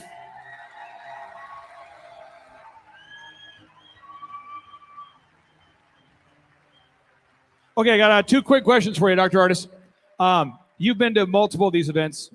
So far, people have said that at the events we pray to Satan and that we drop anthrax on attendees. Have you seen this happen in the past, just for clarity here? Never have I ever seen prayers other than to God and our Lord. We are in a mission, and I've tried to do this for everybody. Our mission and my mission 100% has been to try to protect humanity. And I don't care what it is, whatever minuscule upsets you have with each other, what disagreements you may have, there is one thing that everyone on this circuit is united in. Evil abounds in great numbers, and they are trying to destroy your liberties, your freedoms, your happiness, and your health. And all of us are showing up for that one reason. If there's anything attempting to try to ruin what we're trying to accomplish here by preserving lives, it is all flat out lies, or someone's creating it, trying to insert themselves into this and destroy its mission and ability to be successful. But we will succeed. God's overseeing it. And I trust in God more than man. Just don't forget that. Final question for you. What's that website one more time? What's that website one more time? Mine is thedrardisshow.com. Oh, can I say one thing real quick? Pfizer and Moderna have printed on their fact sheets that a side effect of those shots, the mRNA shots, is myocarditis and pericarditis.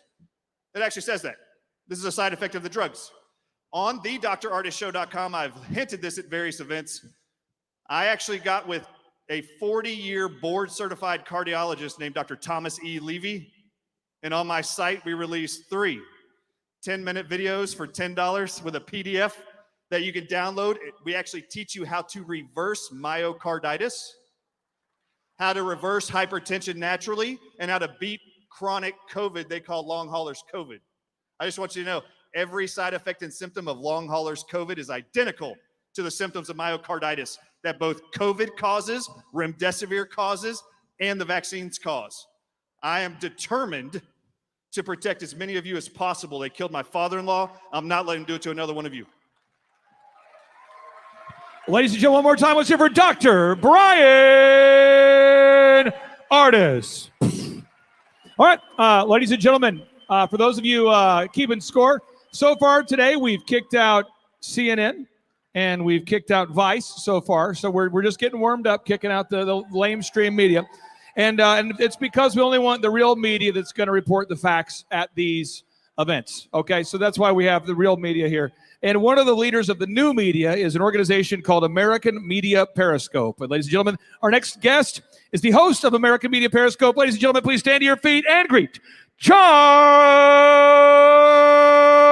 Chambers.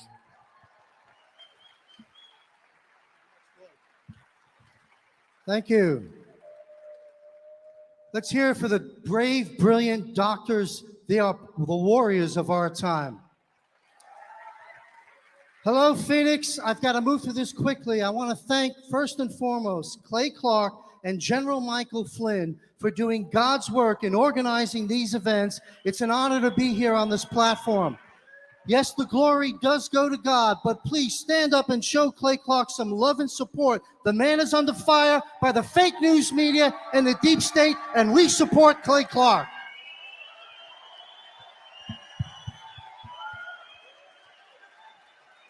I will lay out in the next 10 or 12 minutes just how it is that we are, in fact, winning this war, as our good friend Dr. Andy Wakefield told us. I will also go over President Trump's statement on COVID and the vax.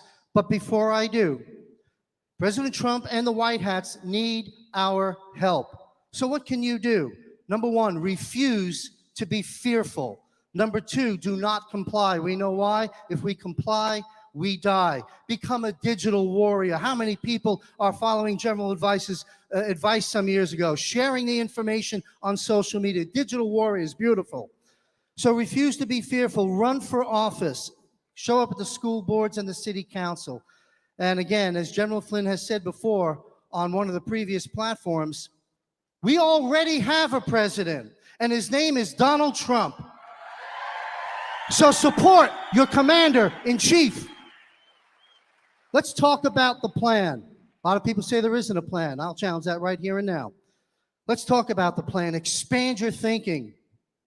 Mentioned over 4 dozen times in the military manuals. How many people have heard the term devolution? Raise your hand. Beautiful. 70% of the room. And thanks to our good friend Patel Patriot for this open source intelligence information that he provides. We are at war. We are under a wartime command structure, and a military operation is underway. Devolution, in part, is continuity of government. What President Trump did was issue a series of executive orders that paved the way, as defined in this open source intelligence in the Devolution series, of which I urge you to become familiar with, to help us make sense of all this madness. Visit devolution.link and visit AmericanMediaPeriscope.net, where each and every Friday, the show host, Sean Morgan, on Making Sense of the Madness, interviews Patel Patriot for updates as this unfolds. This series of information explains the executive orders that delegated authority to President Trump's inner circle. And through this process called devolution, under this wartime command structure, there will be continuity of government as we begin to remove the belligerent occupiers from the captured operation of Washington, D.C. This is underway. Yes, D.C. is a captured operation by foreign powers and treasonous domestic enablers, and you know who they are. This stolen election by foreign and domestic enemies will be exposed and decertified. Remember this, President Donald J. Trump never conceded. And if he did, send me that link. In fact, Eric Trump, in our last conference, stated this, and I quote, "I promise you, help is on the way." I take Eric Trump on his word. This unrestricted warfare that has been declared upon America and the world will not end the way the corrupt politicians, the CCP, and the deep state intended. Their time is up. They know it. And we will be restoring the republic and resurrecting America from the very clutches of evil that we see before us. So let the battle play out between two shadow governments, Klaus Schwab and the deep state shadow government, and what President Trump and the White Hats set up. Who's going to win? The shadow government that is in the light, and we know who that is. So I want to state right here, right now, for the record and for posterity, that there is, in fact, a plan, and it is underway, and it is unfolding in God's time. The big flip is close at hand. Learn about it today. Do your own research. Don't take my word for it. So clap your hands, if you will, if you believe there is, in fact, a plan. God bless you for being awake while we have a long, hard, and dangerous way to go. And it will get worse, in my opinion, before it gets better. Know this, and know this in your hearts. We are winning. People ask me all the time, when will President Trump be back? Seems the goalpost keeps being moved. I simply say this. The answer is in God's time. And think in terms of checkpoints and events, not dates. Checkpoints and events. Connect the dots. You tell me who's winning. All you have to do is go to foxnews.com. Don't watch that, but I mean, look at the news that they put on the website, and what you will see is who's winning, who's being exposed, what is actually happening there. So check that out. And thank you, James O'Keefe from Project Veritas, exposing Fauci, the fraud. Perfect timing. And Rand Paul for grilling and exposing and destroying Fauci, the fraud. These are our heroes.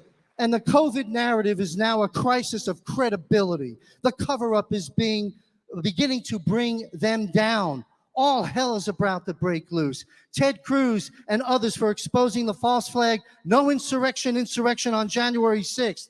That false narrative is imploding. Go to AmericanMediaPeriscope.net, and on our homepage, click and watch the film Capital Punishment, and you will get the truth out there. If 10 or 20 million people saw that film, we would accelerate our movement. John Durham is busy. I've been saying that for years. He indicted a Clinton lawyer. He arrested Igor Danchenko, who was the subsource funded by Hillary Clinton and others. You know that, right? Yeah, the fake news doesn't want you to know that. Maxwell, Epstein, we see what's happening there. Guilty on 5 out of 6 counts. We're waiting for the sentencing, as I understand. Here are some other little interesting tidbits. Some CEOs that have stepped down. Coincidence? I don't know. Bezos, Gates, Jack Dorsey from Twitter, a name change at Facebook, Walmart CEO, CNBC CEO. Kamala Harris's camp, they're running for the hills, are they not? Everybody wants out. And Jussie Smollett was exposed. And of course, Cuomo, Fredo, whatever you like to call the two brothers, we know that they're no longer affiliated with CNBC and other situations. But know this, there's over 150,000 federal sealed indictments. Okay? They'll be unsealed.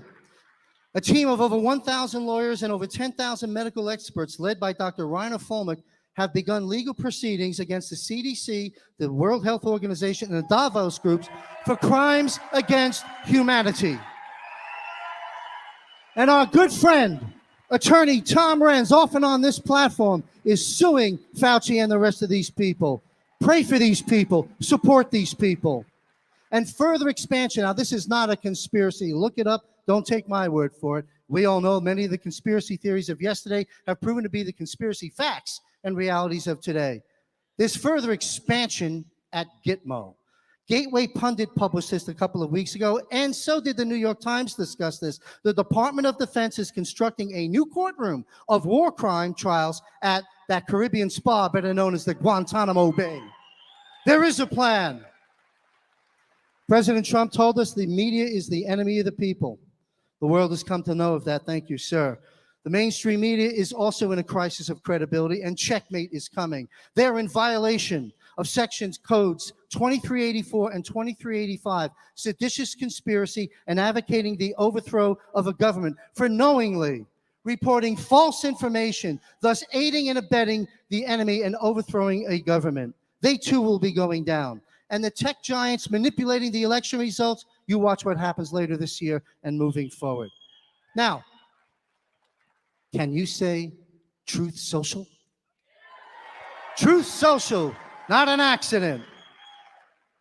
Yes, Mr. President, the best is yet to come, and the patriots in this room and the patriots across this country and freedom-loving people all over this world are very hard at work with and for the White Hats. I've got to wrap up in 3 minutes. I respect the time of the speakers. My name is John Michael Chambers, the creator and founder of American Media Periscope. We are not alternative news. We are the news. We are now the news. We are a broadcasting company and online digital news network. Visit us at AmericanMediaPeriscope.net. At Periscope, we deliver the news behind the news, the story behind the story, as we are, in fact, on the pulse of truth. We have a mission unlike any other broadcasting company today because our mission is centered around you. It's centered around freedom, and it's centered around seeking the truth. I'm also pleased to announce that Emmy Award winner Graham Ledger, formerly of One America News, has joined the team at American Media Periscope. So Trump and the vax, I have to close out. Please put this up on the screen to our producer behind me. Please, many people are concerned about the president's statement with Bill O'Reilly and Candace and so forth. I, for one, am not. And so I encourage you to text AMP right now on your cell phones. AMP. Text AMP 720-637-8127. And you will receive a link that will bring about a greater understanding of the strategy of President Trump and the vax from our perspective. And on January 19th, we are broadcasting a panel of 7 powerful influencers of our time who will comment on that for all of us. We are at war, and Donald Trump is our commander-in-chief, and I'll explain that perhaps in another talk. All right, I've got to wrap up. I want to say this. The battle that we are in must be won or all is lost. It's either us or them. President Trump said this back then, and I quote, "We must not surrender to the false song of globalism." And so I'm asking each and every one of you to join this incredible movement. I'm asking you to dream big and bold and daring things for your family and for your country. And I'm asking you to believe in yourself again. And I say this, when your children and grandchildren ask you, what were you doing when the global governance was being thrust down the throat of America and the world? What will your answer be? Freedom is up to us. So continue to fight for what's right, and remember this, everything will be okay in the end. If it's not okay, it's not the end. So hold the line, patriots, with everything you got, and where we go one, God bless you, you're beautiful.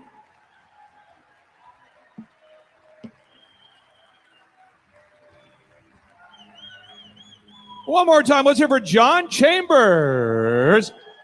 All right, ladies and gentlemen, tonight there's going to be a meet and greet event where you can. How many of you are enjoying being around other people that understand that a mask doesn't work? How many of you like being 6 inches from each other? Now, maybe you need 6 feet. I don't know. But the point is, we want you guys to meet each other. So after this event, you have these new connections, new friendships. And so to make that happen, the Flyover Conservatives, they're hosting a meet and greet tonight. And so without any further ado, I want to introduce the hosts of the Flyover Conservatives, David and Stacy Whited.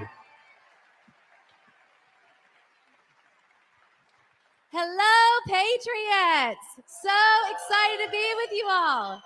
You know, our slogan at Flyover Conservatives is wake up, speak up, and show up.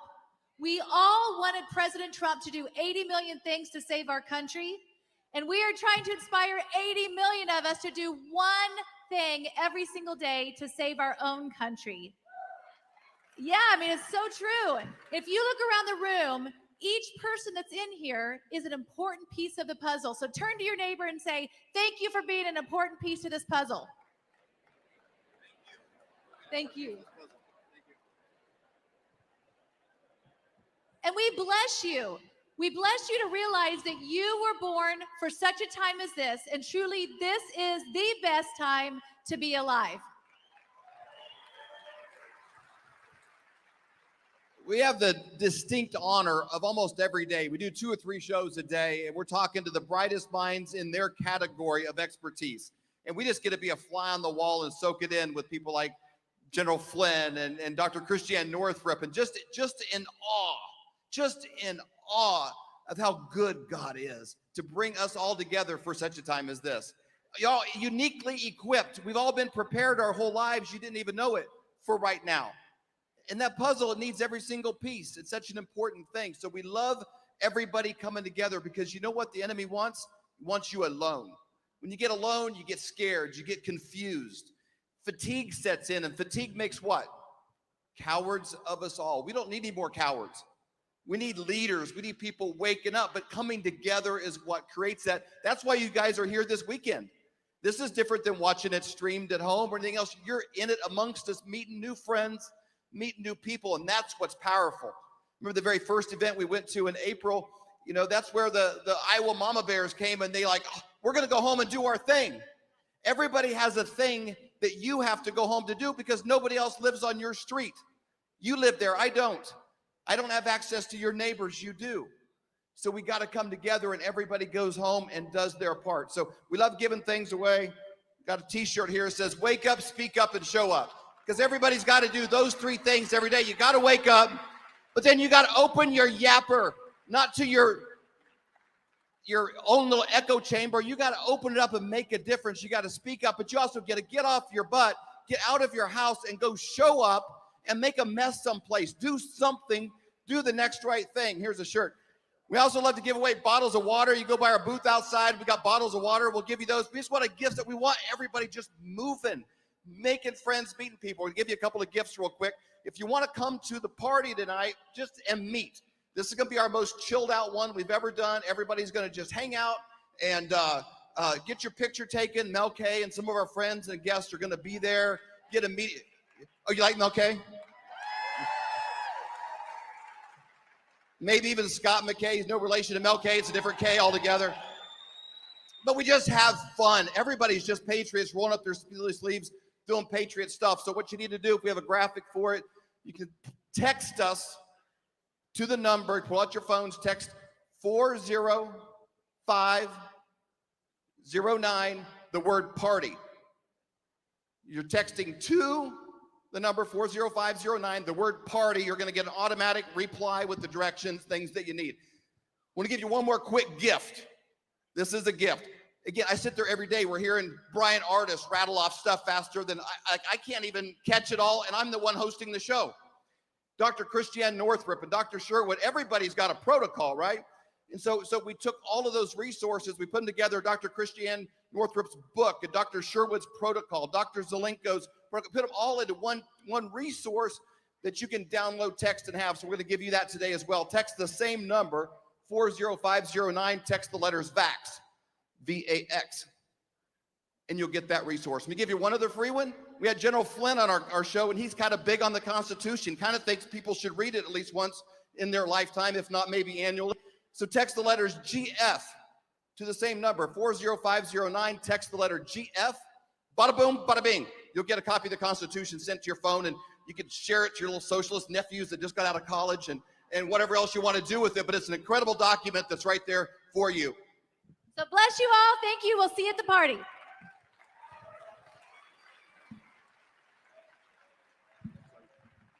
One more time, let's hear for the flyover conservatives.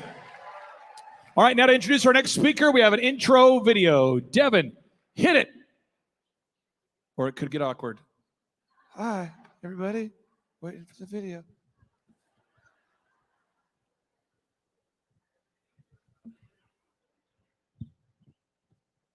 I went with the science already.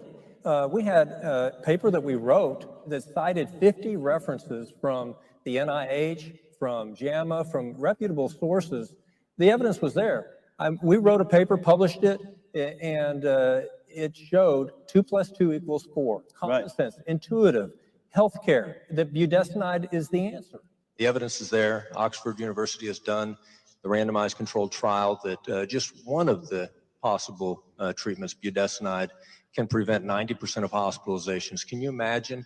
90% of 500,000 would be 450,000 Americans that died. They usually die in the hospital. Does that mean 450,000 Americans could have possibly been saved if they were treated with early effective treatment? I'm Dr. Larry Burchett, MD, an actively practicing ER doctor and the medical expert for Fox in San Francisco. Let's get into this viral video by Dr. Richard Bartlett, who claims to have the silver bullet treatment for coronavirus using inhaled steroids, budesonide. Effective treatment that's cost effective, readily available at every pharmacy. Budesonide. And so is it done in an inhaler? It's an inhaler. And so it does actually come as an inhaler, but I'm using it in a nebulizer machine. That's simply false. Very common medication that nobody knows about. I just have to laugh But others in the medical community aren't convinced it's what it's cracked up to be. There is no silver bullet at the moment, and there might never be. There is no silver bullet response to the virus at the moment. He claims inhaled steroids are the cure for COVID-19. And I wish it was as simple as that. The CDC also says there is no known cure for COVID-19. There are people that are believe that budesonide and taking zinc is working. Is there any downside to doing it? There's a placebo effect to make you feel better and less anxious, but in reality, doctor, it doesn't have any effect. And a community-used asthma treatment appears to reduce the need for COVID patients to be hospitalized. Oxford University researchers studying budesonide found that inhaling the steroid can reduce the risk of urgent care by 90% when compared to usual care. Oxford University showed that 90% of hospitalizations and ER visits could be prevented with just one medicine by itself against COVID, budesonide, early treatment. They did 2 randomized controlled trials, not just one, but 2, the principal trial and the STOIC trial, and Oxford concluded that 90% of hospitalizations could be prevented with just that. Maverick doctor, Dr. Richard Bartlett from West Texas, he made the national news by saying, you know what, I think inhaled budesonide works. And he said this early in the spring, and he was on national news. He said, I'm trying it. I'm a doctor. I'm trying to help my patients. I am using empiric treatment. I know there's no randomized trials, but he was doing the right thing. Well, ladies and gentlemen, please stand to your feet and greet Dr. Richard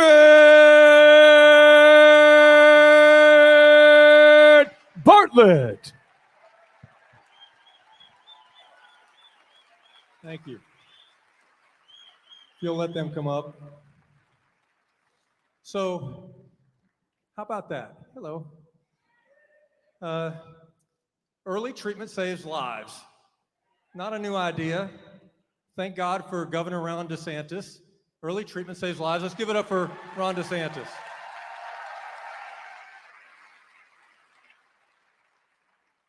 Let's give it up for Rand Paul while we're at it.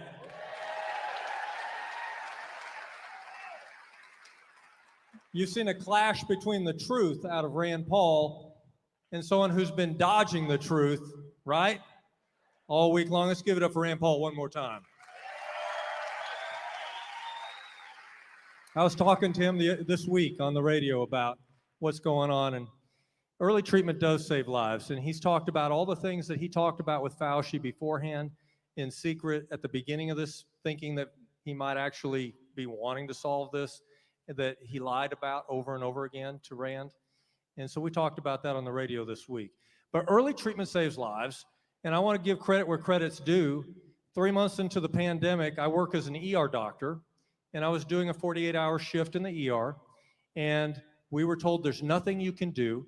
And I was between patients. I'm a Christian, so I was praying to God, Lord, what do I do if someone comes in here and they say they can't breathe and they're dying from COVID?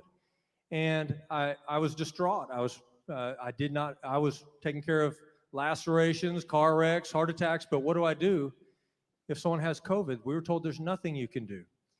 And so I had a break between patients, and I went to the call room taking a cat nap, and before I woke up, boom, I had a strategy given to me of 3 medicines: budesonide, an inhaled steroid, aspirin, and clarithromycin, that antibiotic.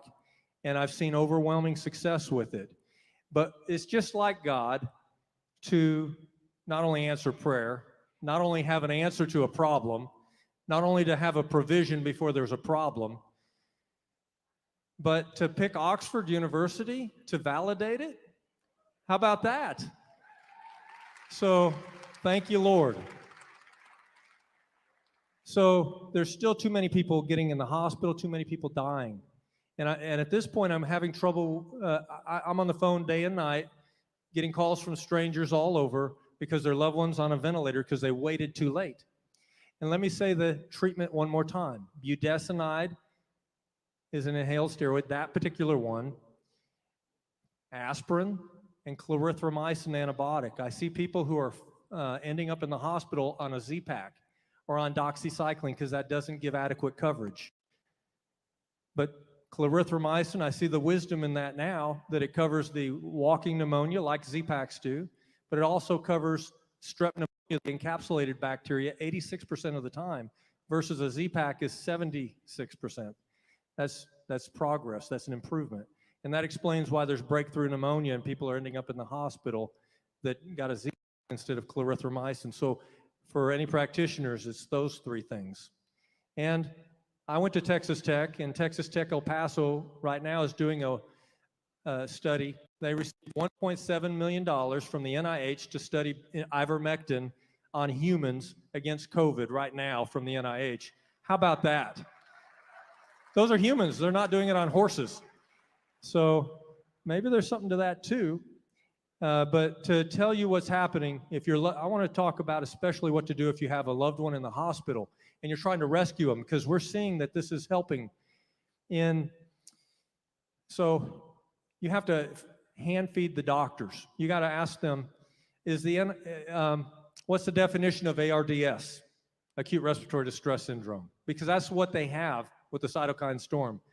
ARDS is when you have inflammation in the lungs and your oxygen level goes down, and that's an evidence of it because of the inflammation in your lungs, acute respiratory distress syndrome, a condition that was first coined in 1967. It's not a new idea.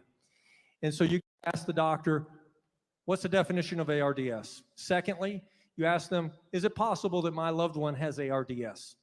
And they'll hem and haw, and then you got to finally nail them down and say, look, he's low on oxygen, he's got inflammation in his lungs, he has ARDS, right? And they'll say, yes, he has it. They'll finally admit it. And then you say, oh, well, the NIH, do you think that's a valid source of information? And of course, they're going to immediately say yes. And now you got them. Because you can say, well, at the NIH database, vetted by the federal government, it shows a study, several studies, budesonide nebulizer treatments are effective against ARDS. So if you go to budesonideworks.com and you click on the validation tab, one of those studies is number 9.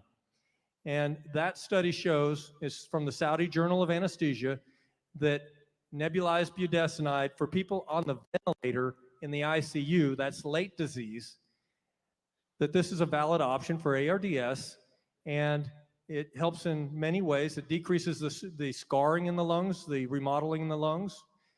Everybody's told, oh, your loved one's lungs are too stiff now, they're ruined. They're stiff because of scarring and inflammation. So it reverses the remodeling, the scarring, it reverses the edema, the swelling in the lung tissue, it improves their blood oxygen, and it shuts off the release of the cytokines at the source. Where does a respiratory virus infect? I can't believe how stupid so many doctors are that I talk to on the phone. They don't seem to realize that a respiratory virus causes problems in the lungs, and that's where the source of it all is. And so I'm talking about studies that are out there that have been done for decades showing tumor necrosis factor, interleukin 2, 3, 4, 5, 6, 11, 13, 15, thromboxane, which increases clotting. That's why 14% of patients in the hospital end up with clots, because of that inflammation caused by thromboxane released from the lungs. Leukotrienes, cyclooxygenase, many inflammatory chemicals released from the lining of the lungs through the bloodstream and cause all of the symptoms, And so when you use budesonide, it shuts down the release of all of those cytokines at the source. And so you don't just for breathing, a lot of doctors don't get it, that it shuts off the release of the cytokines. We're not worried about just the lungs, but the problems all come from the lining of the lungs. That's where the cytokines are released. And so that explains why we see patients coming off the ventilator and the doctors are confused when they see this person get better. Well, that shouldn't work. Giving high-dose steroids IV. And this is working better. And they don't understand that. Because if you get, and so why would you give IV when you have something that's been proven to be extremely effective? Inhaled steroids. So let's talk about IV steroids for 1 second. It causes decreased muscle mass, decreased bone density. It causes anxiety, insomnia. It impairs your immune system, so you're at risk of every infection, not just pneumonia. It stamina. Is that what people need that are on the ventilator? How about targeted steroids proven by Oxford University to be effective, but also at the NIH database? So I've just given you a strategy to fight for your loved ones that are in the hospital right now, that are on the ventilator even. They're going to say, you're welcome, thank God. But early treatment saves lives, and if you treat it early, it's boring. And so I say keep it boring. Early treatment saves lives. Clarithromycin is the antibiotic. Aspirin, budesonide is a nebulizer treatment. The reason a nebulizer treatment is some studies show that 60% of the medicine gets to the target tissue in the lungs because it makes a mist. But if you use an inhaler, some studies show that an inhaler only gets 10% of the medicine to the target tissue. If you're dealing with something that might be life-threatening, don't you want the medicine to get to where it needs to go? And so one other stupid argument in hospitals across the country is that you can't use a nebulizer in their hospital because it's a threat to the nurses and the doctors. How about the patients? Stop telling me how the doctors and the nurses are stressed. How about the family and the patients, right? And so nebulizer treatments, they got negative pressure isolation rooms in every hospital, every floor. And so that's what they're for, so you can treat the patients and it won't spread across the hospital. Anyways, that's stuff you need to know, but we had a divine appointment. I was at the hotel, met two strangers. My wife's name is Dawn, my first daughter's name is Julia, and I met Dawn and Julia, two strangers, and it was a divine appointment. And I just want to tell you a story real fast because I hear rumblings that this is nearly over. In California, normal people who are EMT firefighters, health coaches, talking to hospitals and halls, telling them, do not do vaccine clinics at schools. It's going to lead to a disaster. Passing out pamphlets, doing all they could. Local action, General Flynn. And sure enough, a 5-year-old got vaccinated without the parents knowing or their permission right now. What they were concerned about is real. These people are not radical. They're moms. That's not radical to be a mom. And normal people, ordinary people, local action, normal people can make a big difference if you will just do what you can where you are right now, like General Flynn says. Am I right in that story? Yes, you're very accurate. Okay, thank you. I know we are short on time, so we're going to try to encourage you with a true story of someone coming out of the hospital. Even worse than that, we've had people off the ventilator off 100% oxygen. Thank you for what you've done. Let's do that video. I'm having a hard time being able to eat. My oxygen levels are dropping.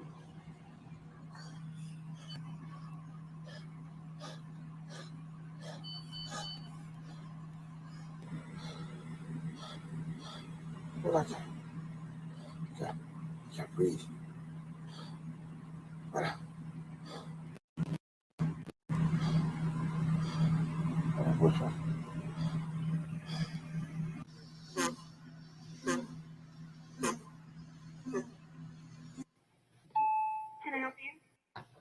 We need another doctor ASAP.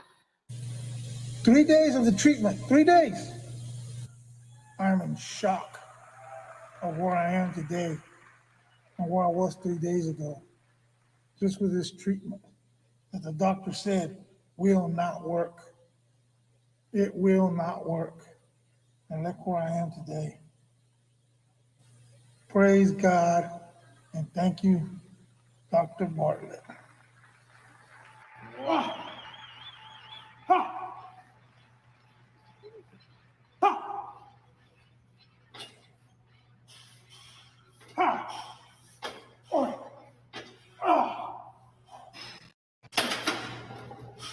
14 days out. Got to give you some more information before I leave to help you help your neighbor and your family. If you have a doctor that's being obnoxious, being rude, condescending, absent, you can fire the doctor. Everybody stand up right now. Everybody stand up where you are. Put your finger like this. We're going to do what President Trump taught us. I want you to repeat after me. You're fired. Very good. So you can sit down now. So you can fire the doctor, and if they give you another doctor that's doing the same thing, being inappropriate, not trampling on patient rights, you fire that doctor. And you fire every doctor. It's the hospital's responsibility to give you a doctor, not the patient's responsibility. And you don't have to tell the doctors what the medical journals are. Some of the doctors are, I can't believe how stupid they are, that they want the patient's family to teach them. Show me a study. Teach yourself, doctor. Go do your own research. That's called continuing medical education.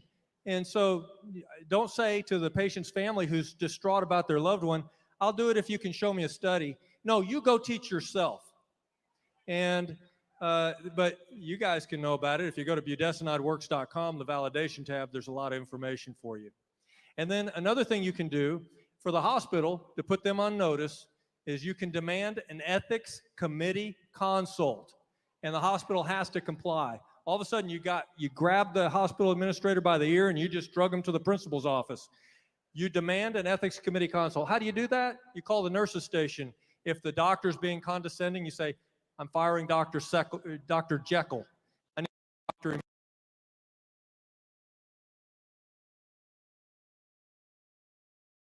Ethics committee consult immediately. Those are things you can do. Those are practicals. They will help you. And so, Clay, I know I've gone over, but I want to help people. And I'm going to help one more. Okay, why do they put a hose for oxygen that's about 2 feet long and keep people immobilized in the bed? Atelectasis is a part of this disease. That's collapsing of the little air cells in the lungs. You have to walk. You have to keep moving. You have to get somebody to poke you with a stick every 30 minutes at home to keep you moving so you can reverse the atelectasis and recruit the alveoli. That helps you get your oxygen level up. It reverses your chance of getting bacterial pneumonia. In the hospital, they need to get up and they need to move. They need to walk. They need to march in place by the bed. Anyway, there's so much to say, but you know more than before I got up here. Thank you. God bless America.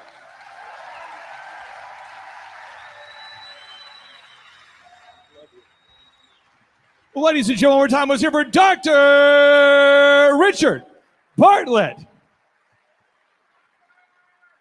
You know how I know that COVID-19 isn't as bad as they say it is? We all share the same mic. Okay. And I'm not dead. It's crazy. It's a gross mic, nasty. We all share the same mic. Now, ladies and gentlemen, a lot of times as Christians, we like to say we win in the end, which I do believe. However, a lot of us haven't really read the end of the Bible, that book called Revelation, that controversial book written by John while he was exiled on the island of Patmos. And our next speaker is an absolute expert of the book of Revelation. He's the founder of AmericanFaith.com and the co-founder of Influence Church. Ladies and gentlemen, please stand to your feet and greet Pastor Phil, the Thrilled Hudson Pillar. Look at that hair. Oh, look at that hair. All right, Phil the Thrill. You never know what's going to come out of Clay's mouth, do you? Good to see you. Welcome to this time. We bring you greetings from California, the land of solid conservative values and good governors. Or should I say the land of fruit and nuts? Maybe that would. On a positive note, more revivals and moves of God have come out of California than any other state in the United States. So be encouraged. God loves to work in difficult times with difficult people. Amen? Well, we want to encourage you to be a part of AmericanFaith.com. You can screenshot that code on the screen you see there, and it'll take you right to it. We began in April out of frustration with what was happening in our state. And since April, we've grown to almost 3 million monthly views on our website and about 60,000 daily subscribers to our newsletter. So God is answering some great messages for people who are looking for truth. And speaking of that, George Orwell wrote a book called 1984. Who would have known how prophetic he would have been? This is what he said.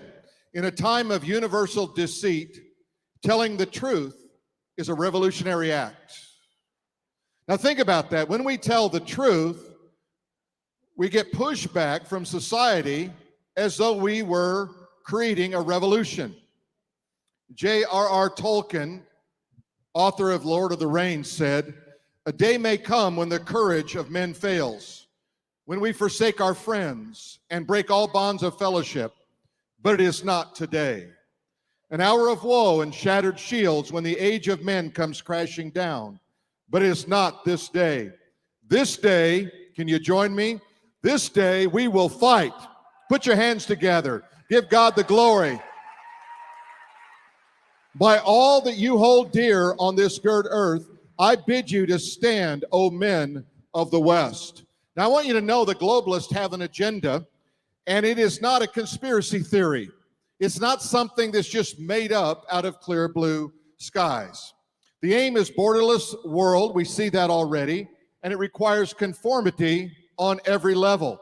If the vaccine worked, there would not be a problem, would there? Except for all the dynamics that are in it to try to bring us to a place of conformity. It also is predicted in the Bible. If you want to find out about a one world government, you start in Genesis chapter 10, you work your way through. There is Babylon, the mystery religion that is finally judged in Revelation chapter 18 by God himself. It's more than a geographical location. It's actually a mindset, a way of looking at life that's anti-God. Now, if you wonder if there's a one world agenda, just listen to the words of the founding president, the first president of the United Nations. He said, "We do not want another committee. We have too many already. What we want is a man of sufficient stature to hold the allegiance of all people and lift us out of this economic morass into which we are sinking. Send us such a man, whether he be God or devil, and we will receive him." Do you feel like the stage was set a long time ago in 1946? Article kind of caught my attention. It's this one: Swedes implanting microchip vax passports. This is not something they may do. This is something they are doing right now. Washington State announces plans for a strike force to run quarantine camps. This is not D.C., this is the state of Washington, and you're going to see more and more of these things come down the road. Why do we bring these up? Because the Bible says in Revelation chapter 13, verses 16 through 18, "And he," that is the Antichrist, "causes all, both small and great, rich and poor, free and slave, to receive a mark on their right hand or on their foreheads," now listen to this, "that no one may buy or sell except the one who has the mark or the name of the beast or the number of his name." Now, who would have thought John, writing 2,000 years ago, would be able to point forward and see things that are happening today? But he spoke by the power of God and the Spirit of God. How about this one? Cryptocurrency system using body activity data. And this is a digital currency, which it becomes a medium of exchange. That sounds far-fetched. Look at this diagram, and I want you to note a couple of things on it. You'll note in the upper left-hand corner, it has a patent application number 060606. Probably just accidental until you drop down a little bit lower and notice who has applied for the patent. It's Microsoft Corporation, Bill Gates. This is the idea that cryptocurrency can be used your body becomes a medium of exchange in order to buy and sell. Sounds prophetic, doesn't it? We're going to show you a timeline. I encourage you to take a picture of this timeline. It'll help you in putting some things together in the Word of God.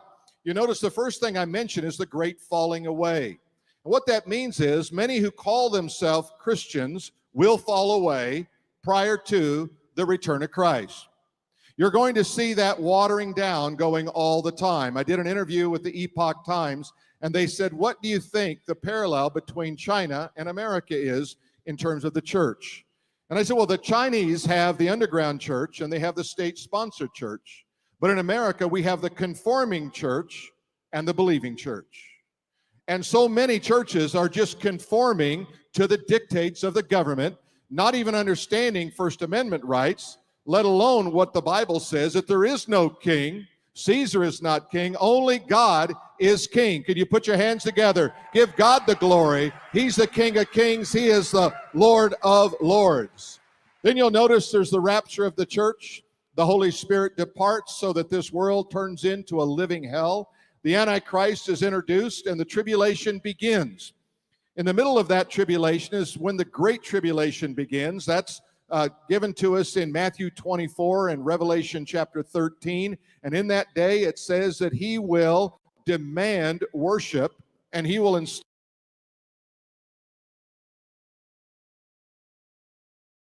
That's going to come to an end at an event called the Battle of Armageddon. You can read about it in the book of Revelation chapter 16. And that is when Jesus Christ comes down. It's his second coming. He puts an end to all of the battles, and he once and for all is demonstrating that he is king on the earth. And so you have a quick timeline, but look at Daniel chapter 7. And it says, he, the Antichrist, will speak pompous words against the Most High, and he shall persecute the saints of the Most High. And look at this next phrase, and he shall intend to change the times and the law. Are we seeing that today? We're living in a day of great lawlessness.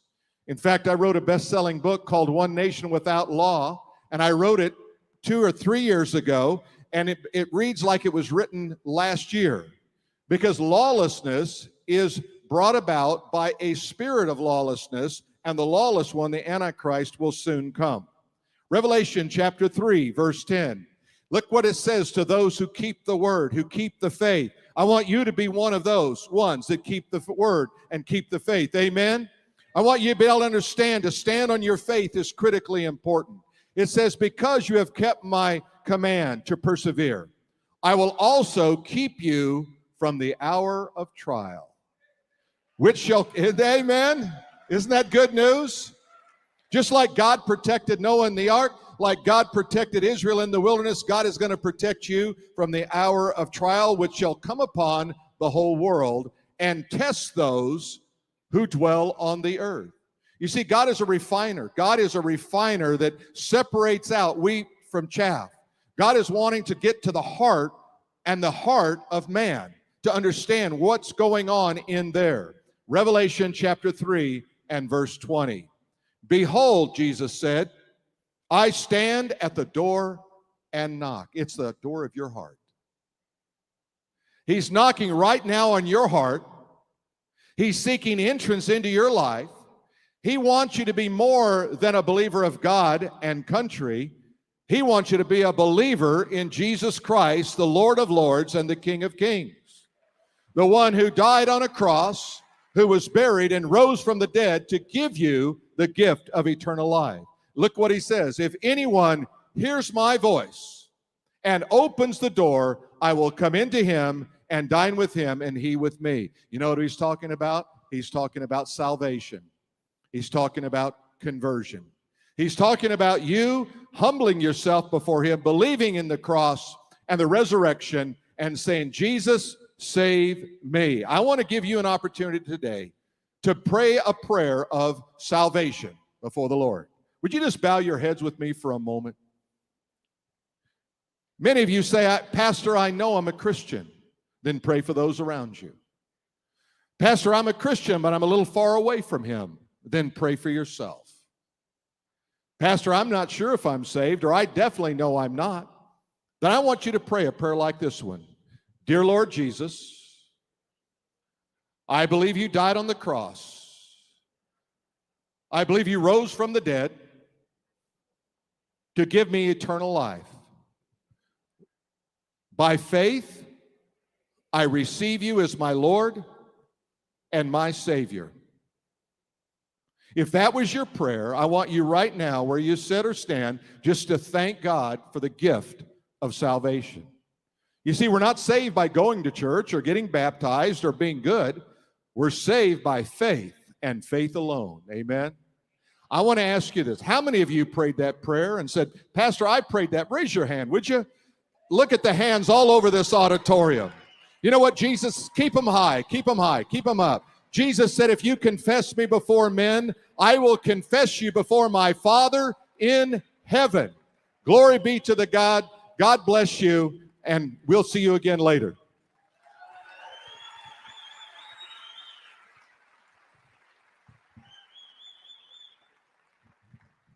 One more time, let's hear for Pastor Phil the Thrill Hotzenpiller.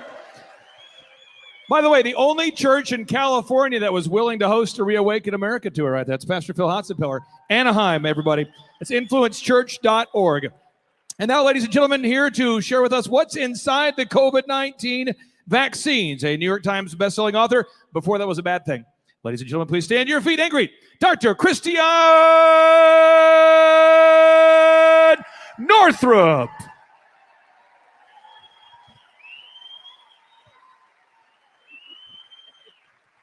All right, we're going to have to do this fast. First slide, please.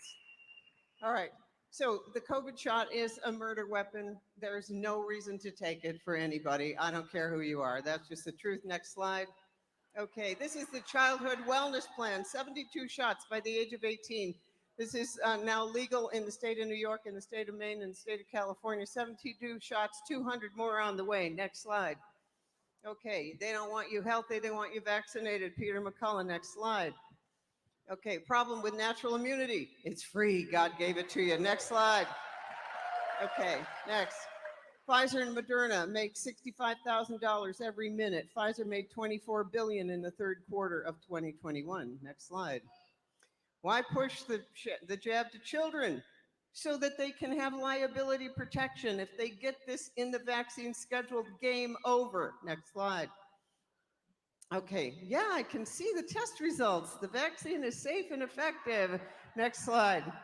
Okay, evolution of weapons. This is the current weapon against humanity, the syringe. Next slide.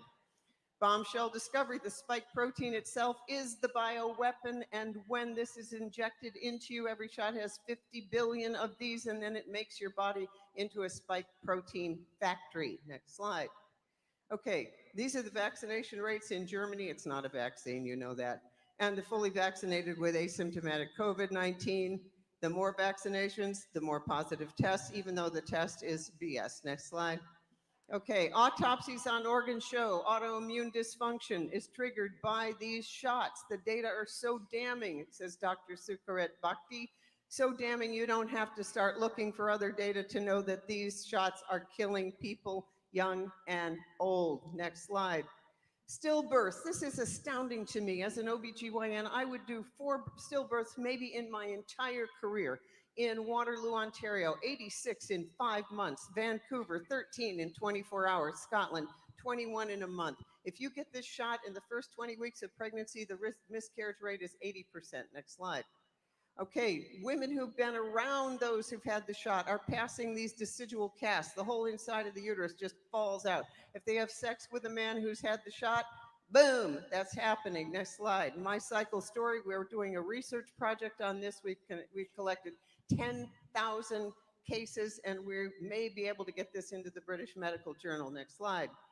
Erectile dysfunction, what I say to men is most men don't care if they die, but they would like to be able to get it up, so they should not have the shot. It's a natural, it's just true.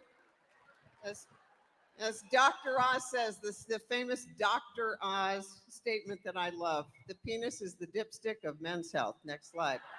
Okay, here's the Veris report. There have been 1,160,000 adverse death events. That's not soreness at the injection site, Dr. Fauci. That's, that's like whatever, blindness, problems. Anyway, that's the Veris report. Next slide. Next slide. Okay, you've probably seen the Indiana life insurance things. 40% over normal. Do you know any actuaries? They're not normal people. They know about figures. And if we are now having 100,000 more deaths per month in age 18 to 64 than ever in human history, 100,000 excess per month. This is unbelievable. This is, well, we've been warning you about it for a long time. Next slide. Okay, the shot contains SM-102, luciferase. It's deadly. Next slide. It gets concentrated in the ovaries. And then there are the fetal cell lines. In all the childhood vaccines, fetal cell lines made cancerous. Next slide. Then we have polyethylene glycol, polysorbate 80. These are chemicals that cross the blood-brain barrier, and it's why they told you to take an EpiPen in with you when they first started to give the shots. Next slide, because they cause anaphylaxis. Carrie Made has found parasites, Hydra in here. Next slide. This is the real Hydra in there. Next slide. DARPA hydrogel. DARPA hydrogel is in the PCR test up to the blood-brain barrier in your nose. Next slide. Graphene oxide. Fibers appear to grow under the microscope. Next slide. Okay, human augmentation, the dawn of a new paradigm. The Sistine Chapel has man and God. It has God coming down to man, but not now. Human augmentation, robot, human. We're trying to get everyone into the Matrix, which, as you know, is a documentary. It's not a feature film. Next. Okay, the electrification of the Earth. Which city rolled out 5G first? Wuhan. Remember everyone just dropping dead? Yeah, okay. So worldwide, did you notice how those 5G cell towers were going up like mushrooms in the market? Yeah, well, what do you think that is? Next slide. Okay, smart street lights, they're going up everywhere. Tampa, Florida, why do we need black lights for the street lights? Maybe because you're going to be able to light up the luciferase within people's bloodstream. Oh, yeah, that one's had the jab. Oh, missed that one. Next slide. You know, classic symptoms of electromagnetic radiation poisoning are the same symptoms as what we are calling COVID. Wonder what that's about. Next slide. Okay, this is, one of my favorites, 060606. It is a patent to connect your biometric data to cryptocurrency by the Bill and Melinda Gates Foundation. Next slide. And this is a good one. And this is through phones and devices. You're given an ID. Everyone is given a score. Everything is given a score. Your behavior, what you buy, your medical history is all going to be tracked and traced. Next slide. Total control over every individual, and the shot is the weapon for all of it. That's why they want so much for everyone. Have you ever, in the history of medicine, really, have you ever been told, don't come in early, come in when you're ready to die? When have we ever done that? Go home until your lips are blue, then come in. Right, maybe because the hospital will get $39,000 for everyone's on a ventilator. Next slide. Okay, by 2026, as Klaus Schwab, right out of Central Casting for a B-grade Nazi movie, all of humanity will have implanted microchip tracking devices. Next slide. Okay, Revelation. You got to go, and I'm sure Clay has told you this. Time to Free America /Revelation. Read it.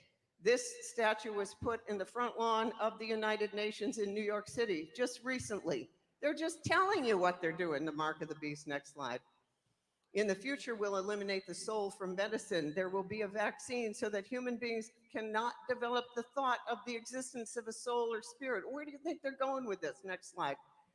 They've killed God. I can't feel God anymore. You've been around people who've had 3 shots and a booster? They're a little different. Next slide.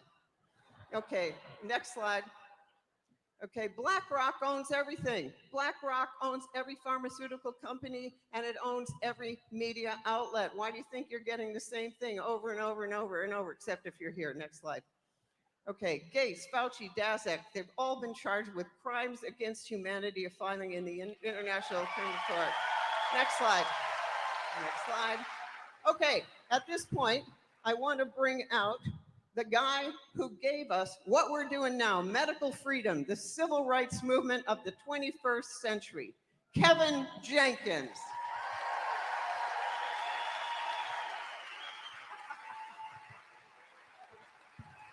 She allowed me to steal some of her time. I talk to her every day. We got 4 minutes left. I want to leave you with this. This is the civil rights movement of the 21st century. It is. And for all of you in this audience, understand the civil rights movement was not about Black people. It was about the world. It was about America. It was about our children. Remember that. Claim that. Understand it. This year is an important year because this is when we break the backs of these global tyrants. This is the year. Do you feel it? Do you feel it? See, I feel it.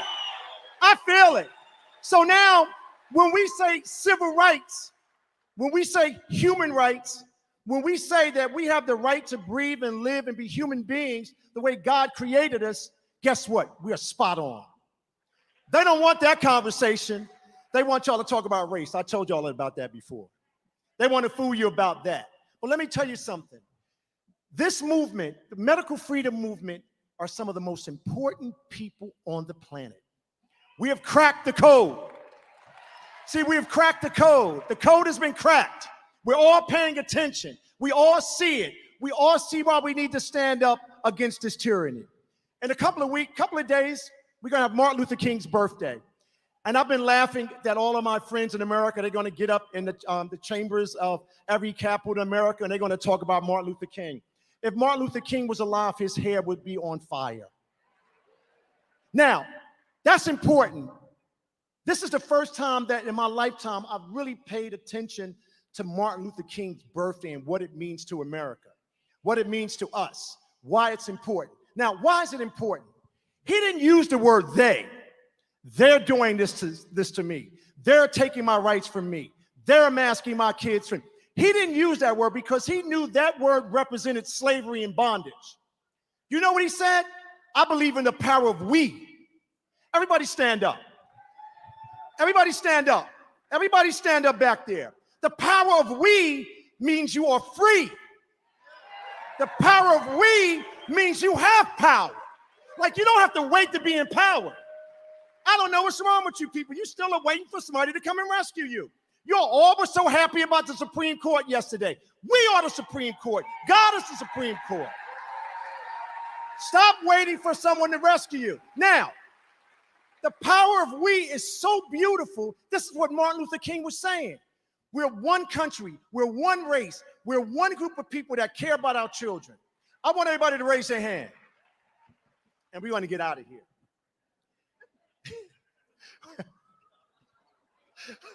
We get in trouble. Here it is. Remember that whole saying, this is the year of the child? No, this is the year of protecting the child. Do you understand when they kill off our children, when they harm our children, when they take their voices away, they take humanity away from us. They take the future away from us. The sun will no longer rise anymore. The earth will not be a peaceful place for us to exist. Do you love your children? Do you love your freedom? Do you love God? Because only darkness can thrive if we're not weak. So are we weak? Are we weak? Now hug each other real fast. Hurry up. We're going to get in trouble.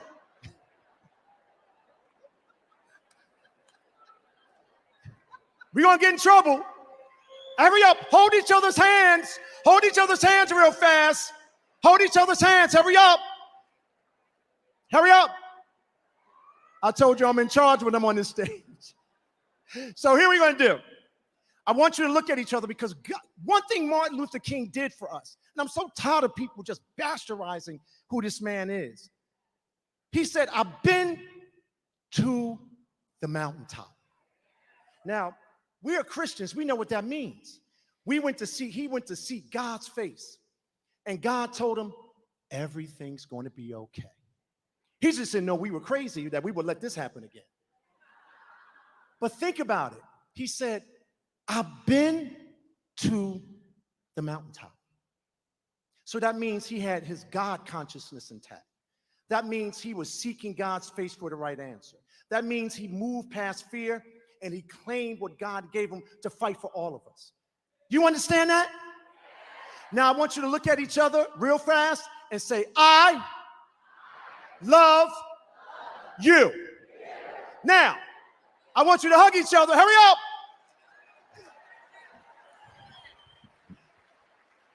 I want to tell you all something. This woman here, I call her the Queen Mother. This is the Queen Mother. When I first got on this journey, she's one of the first people standing by me. And her wisdom and her friendship has been wonderful. Remember Martin Luther King's birthday. Get on your computers, get on your Instagram, get in your Facebook page and say, Martin says love wins, and that means we're going to win.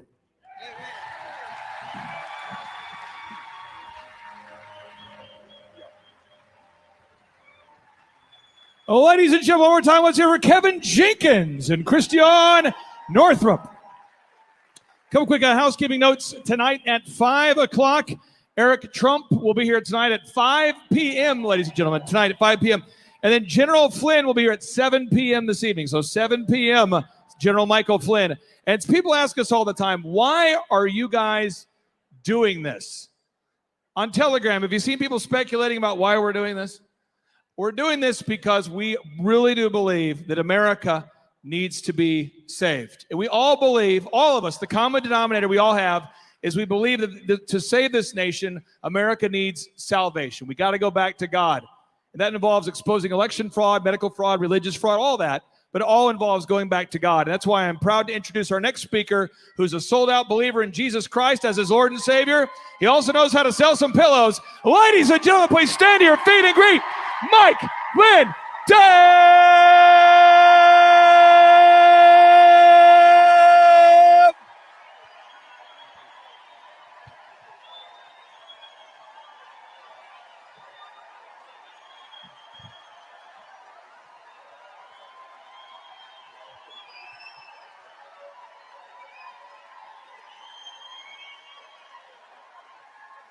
Wow. Thank you, thank you. Thank you all.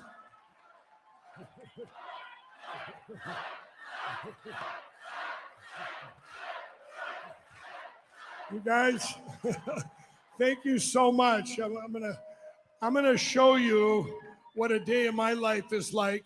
This happened yesterday. I got news in the morning. First of all, I'm going to show you what's going on now, but then I'm going to tell you how we're so much better off than we were a year ago. I'm going to bring you so much optimism today, okay? But this stuff doesn't end if they want to destroy our voice. And I want to play some audio clips you're going to hear. We announced this. It'll probably make worldwide news. Remember last year when they took away My Pillow's Twitter? Well, just yesterday, our bank, one of our banks in Minnesota, on Monday, they had called my controller. Now, we've been in this bank for years, and not My Pillow, but let me tell you who's at this bank. My Lindell Recovery Network for addicts, my store for entrepreneurs around this country with great USA products, Lindell Foundation, Lindell Outreach.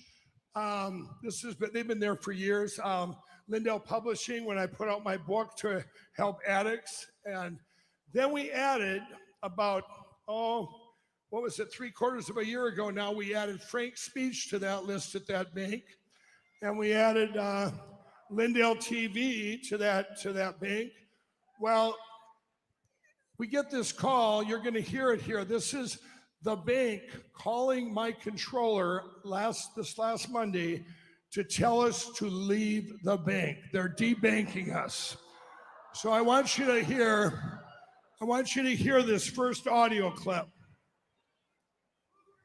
But just because of our organization saying, well, why are we connected with somebody that could be in the news, and not that the FBI is even sniffing and looking.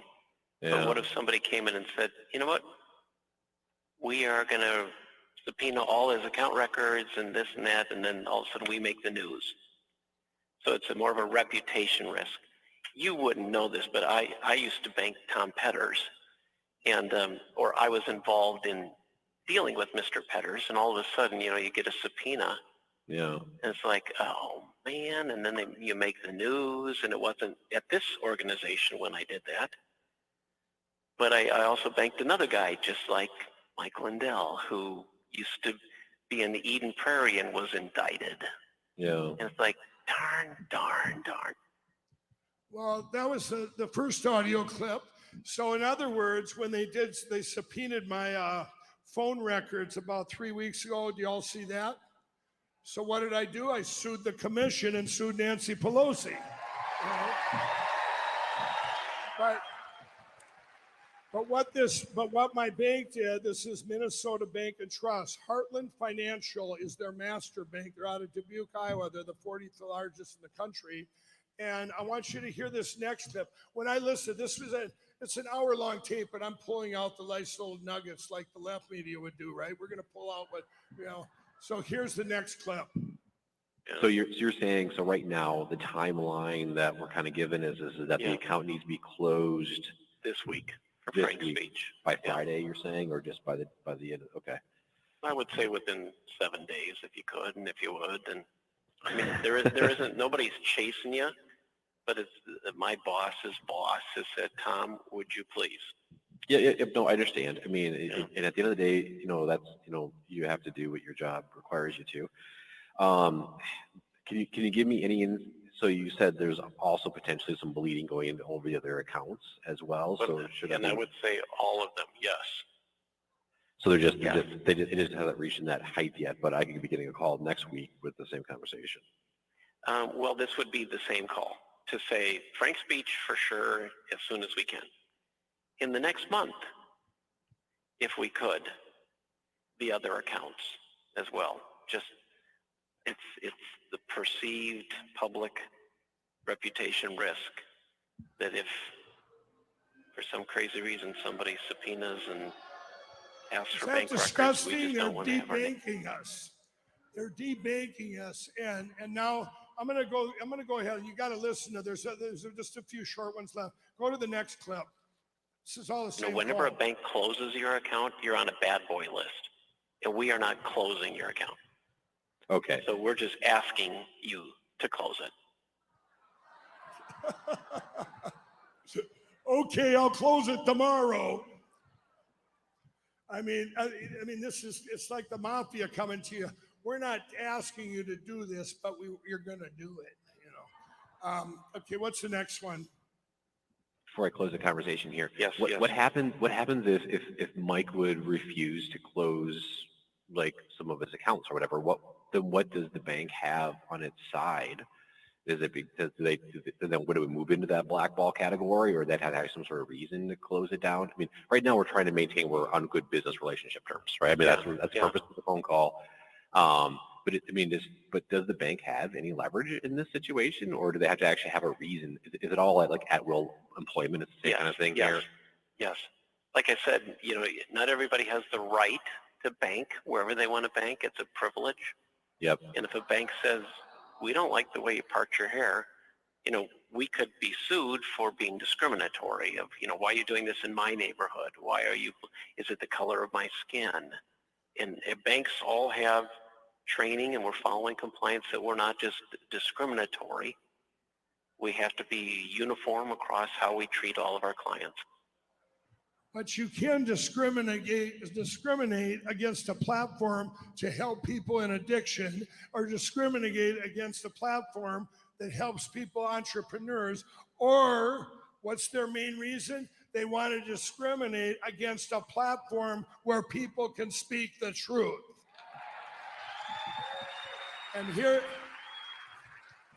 the next one. Here, go ahead and play the next one. My boss and Mr. Bishop is that I will call you, and I said, Steve, can we give them time to close their accounts? And you're a busy guy. You got a lot of balls in the air and many things on your plate. And he says, yeah, if we can just do it within 30 days, that's fine. That was the other accounts. That was the MyPillow. I mean, not the MyPillow. Don't get confused here. That account's in a different bank. They attacked that last year. Remember that? It's like deja vu. So, is there any more clips?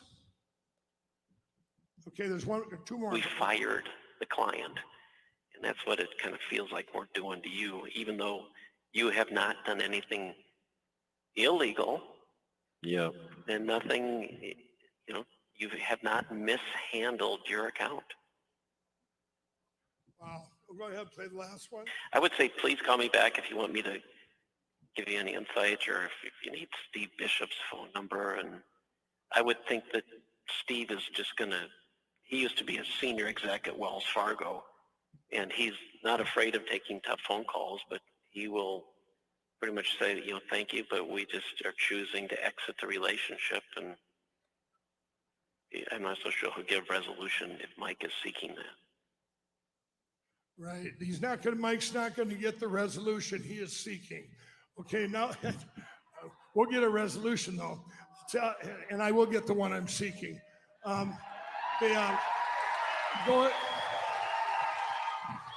Go ahead and put up there. I want to show you their names. I'm going to leave it up because this is going to be seen. This is seen on Frank's speech by about 4 or 5 million people right now. Also, so here is their phone numbers. If we got them, do you have that clip? There, no, you should have the clip of the bank phone numbers and stuff.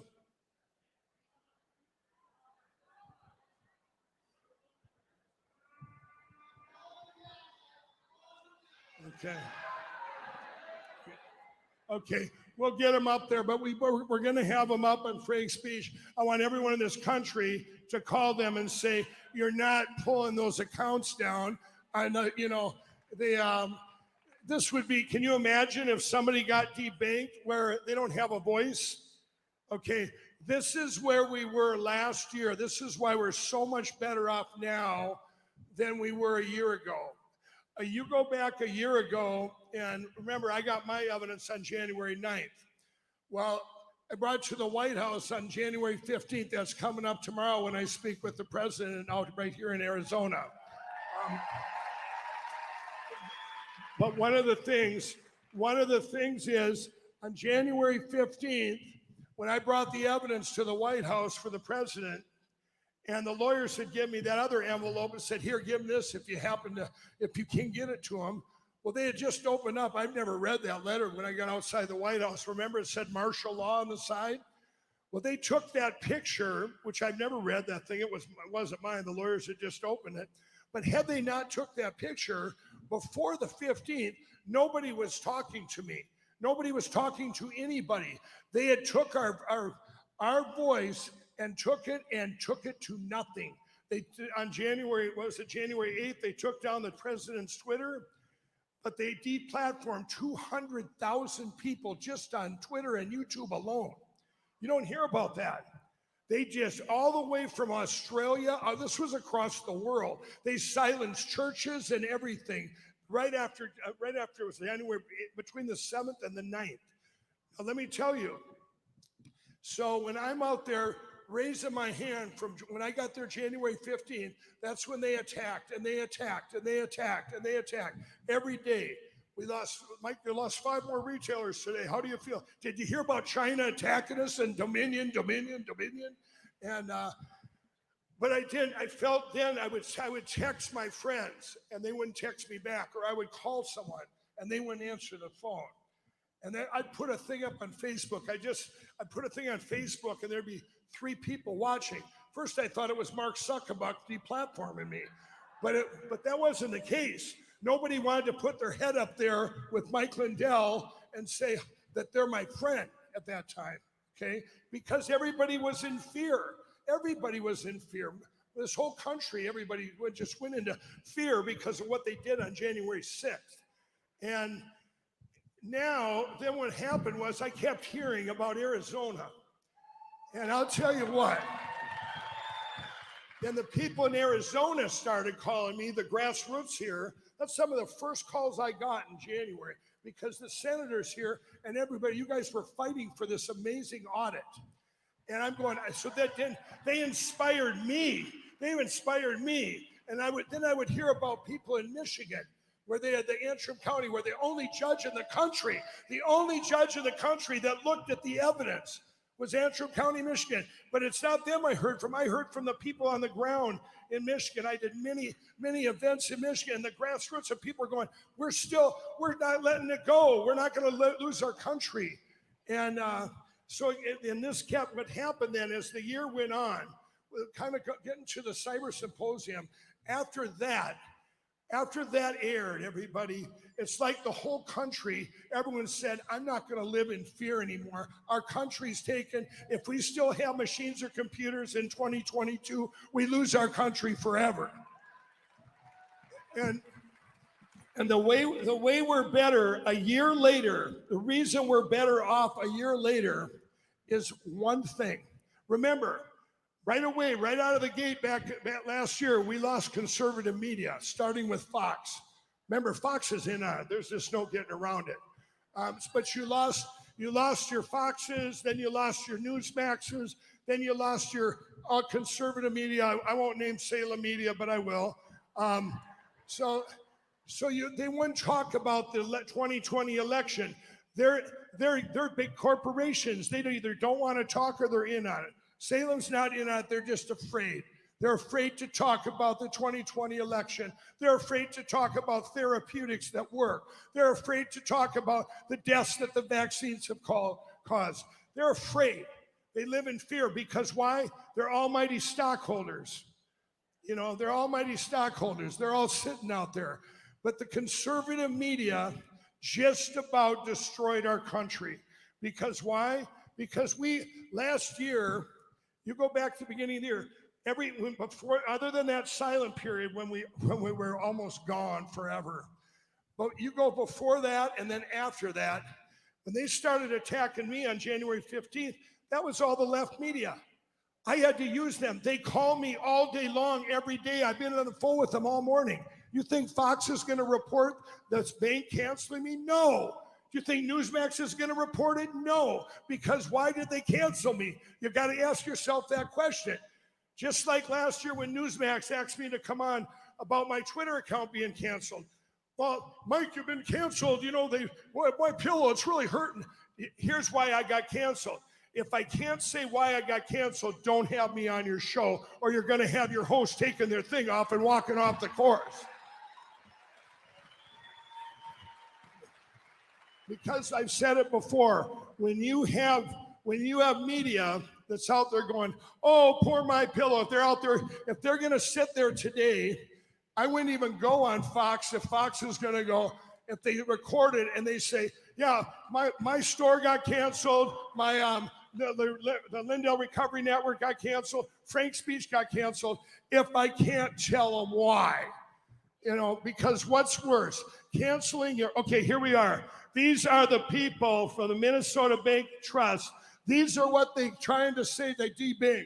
Lindell Management, Lindell TV, Frank Speech, Lindell Outreach, Lindell Foundation, Mike Lindell's personal account, Lindell Recovery Network, Lindell Publishing, and my store. Now remember, Frank Speech, this isn't new. I built Frank Speech in 2 months with millions of dollars last spring. This bank they call themselves Republicans too, everybody. Okay. The president of the bank, Stephen Bishop on the right, yesterday I reached out to him. I said, it's Mike Lindell, this is an emergency. I was on hold for almost an hour. I hung up and called back. I said, this is an emergency. They had given us 7 days to pull the one account and then pull the rest in 30, or to voluntarily walk away. I was on hold that time for 45 minutes and I hung up. I said, well, you had your chance. And then he sent an email in the middle of the night. It's about 1 o'clock last night when I looked at the email. It said, Mike, I was in meetings. I'm sure there were a lot more important meetings, right? I was in meetings. Yeah, well, you know what? You just told me deplatform 9 things from a bank, or debank them. I was in meetings. I'm going to look into this today. We'll get back to you. Well, I got back to him. Here he is. These are the Heartland Financial. They're the mothership for Minnesota Bank Trust. If we let these guys debank those entities, and they do that, I'm telling you, where does it end, everybody? It's not going to end. And they want one thing gone off that list. Right there, Frank Speech, because that's a voice. That's a voice. And I'm going to tell you the reason we're so much better off today than we were a year ago, because it's not just the left media anymore. They've kind of went Fox on me too. Let me give you an example of what the left media does now. So if y'all just look up Mike Lindell and news, it's all right there. But here, about 5 days ago in Florida, I did the renewal. It was an evangelical speech I did down there. Sidney Powell was there and some others. It wasn't a political event. It was all about God, about Jesus. And I got up there and I did an interview with Real America's Voice, another great outlet. Remember, we have great outlets here, and I'll tell you that in a second. But Real America's Voice interviewed me, and in the interview, I said, I said, they talked about evidence. I said, we have had so much evidence going even back to November. A year ago, November, we had more evidence that you could stack it up. Everybody in the United States, over 300 million people plus, all take one piece and we go to jail for 1,000 years. Do you know what the media came out with?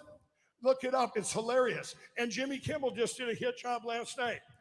Mike Lindell is going to put 300 million Americans in prison.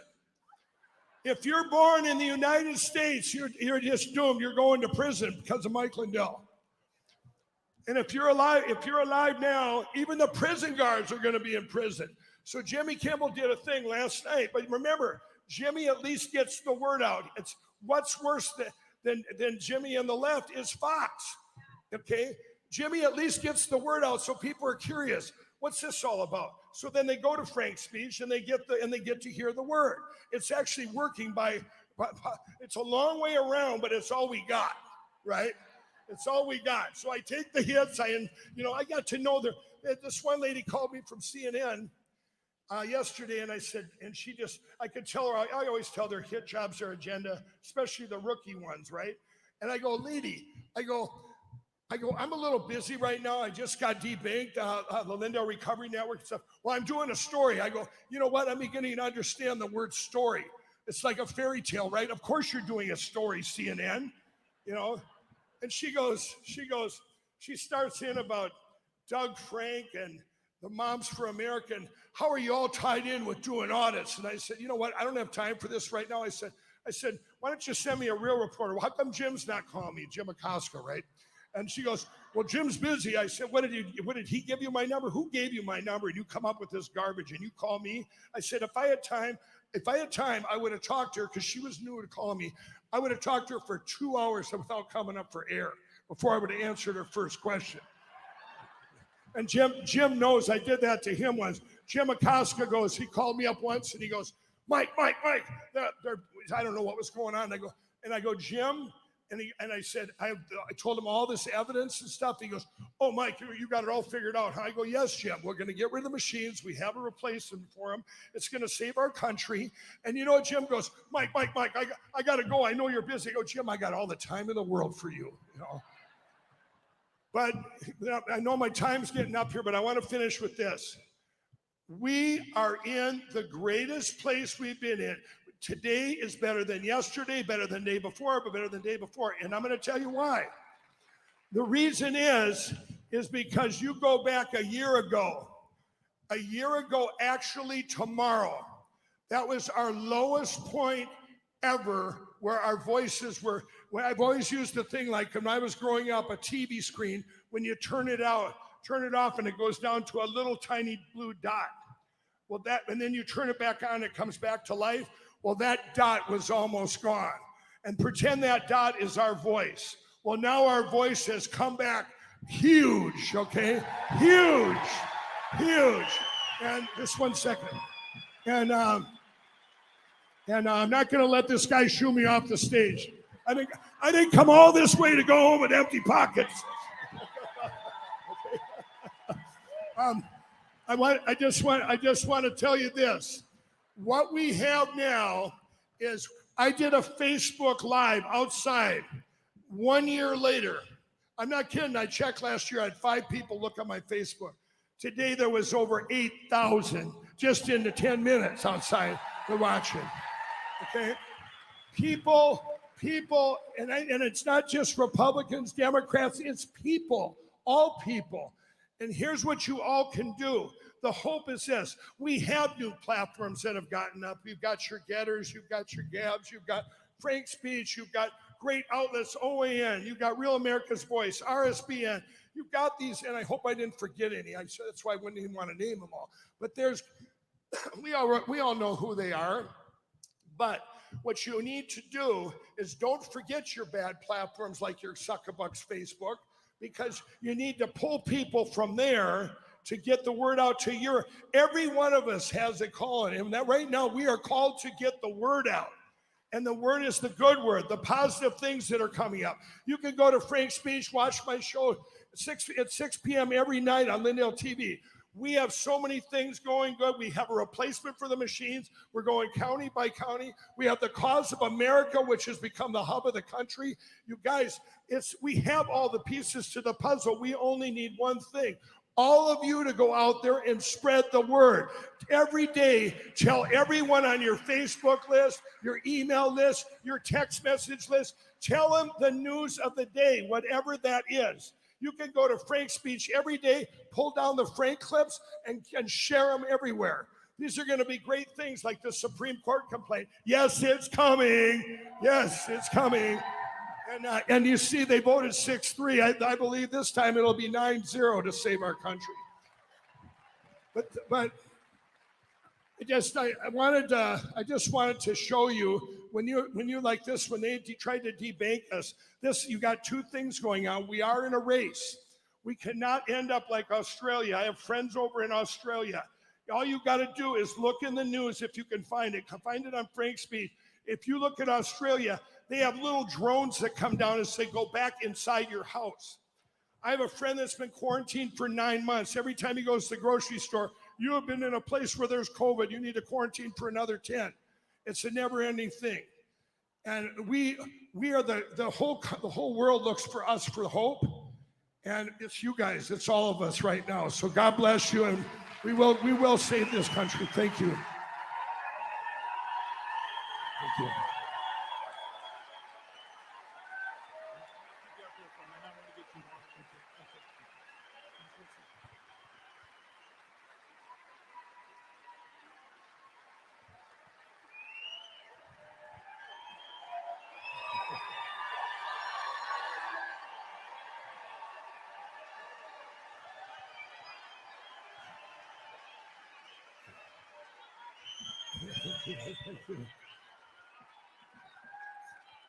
I was going to tell you some other stuff too that the media, but the biggest thing is you guys, you have to, just like when we have these events and you're here, you got to do this every day to reach out to people this is the one time they call it speaking inside your own bubble, your own church. You need to reach out.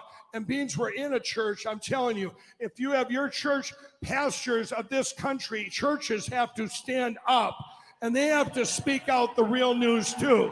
They cannot be silent. There is, if you sit there and go, okay, I'm going to save my courage for a rainy day, it's pouring outside. Okay, you can't save it. And I will tell you this. I like to leave it with this: is God has had His hand in all of this, and you know what? If it would happen in any other way, timing, everything. If we get a step back, or you think it's a step back, it's really not. That's the way God's planning it, because you know what? By the things happening, people are looking for hope, and that hope is Jesus Christ. And think of the millions. We're in the greatest revival in history. Millions of people are going to come to our great Lord at this time. And that's another thing you can all do out there. If you're know someone in addiction, but it doesn't matter. This bank that they're trying to deplatform and debank, Lindell Recovery Network, it's free, everybody. Go online, go there and get your addict, get them some help. Because you know what? If you can't go out and ministry now and evangelize now, people are looking for hope. You need to bring them that hope, and that hope is Jesus. We're in the biggest revival in history. God bless you.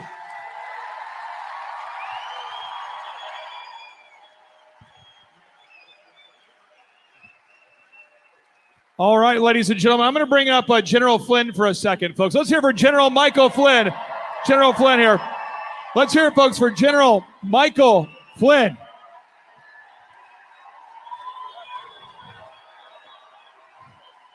Now I wanted just to say this to you, because a lot of people say some of the most nasty things about these two on social media. And I can tell you, General Flynn is one of the kindest, nicest men I've ever met. He loves the Lord. He loves this country. And he's part of Team D-Bank. It's an elite team.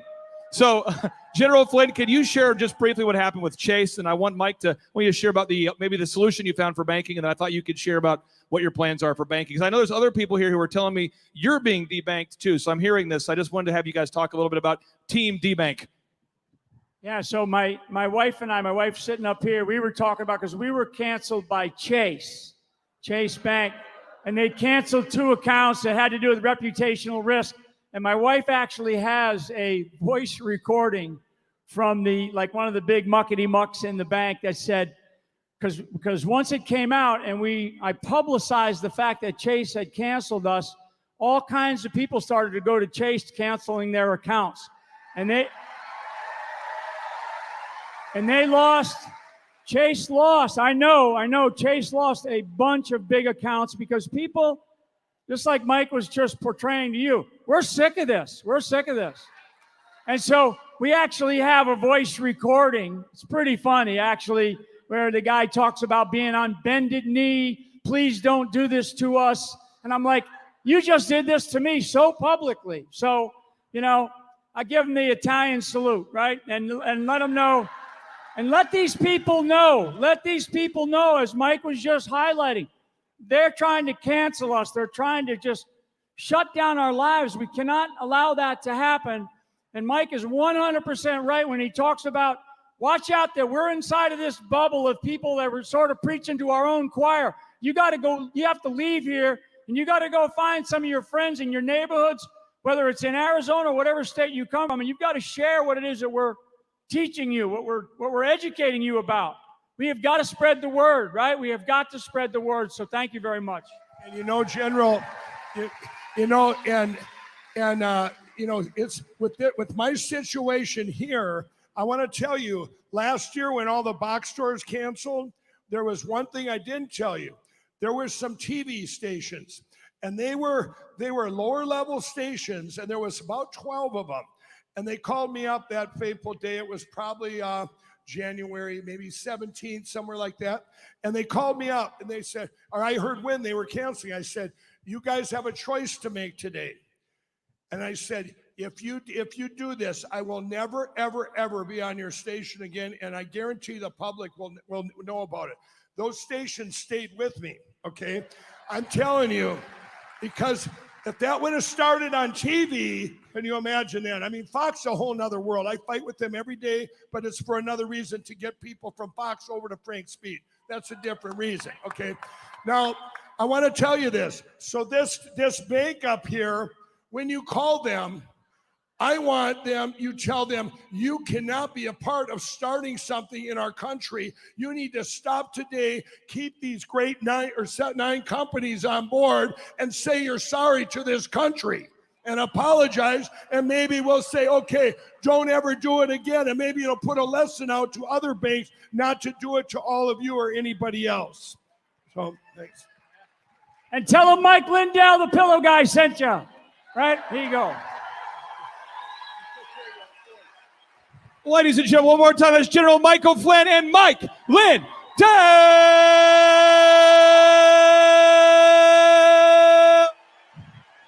All right. We're going to go, if it's okay, if we can go from a level 10 to an 11 to a level 12. We're going from a level 10 to a level 12 in terms of patriotism here, ladies. We're going to take from this point forward, from Lindell forward, we're going to go to the next level, because we have to have that sort of resolve. We've got to have that sort of passion. We've got to have that sort of energy for our country. We cannot be afraid to speak the truth. And I know no other better person to come up here and share the truth about medical tyranny than Dr. Stella Emanuel.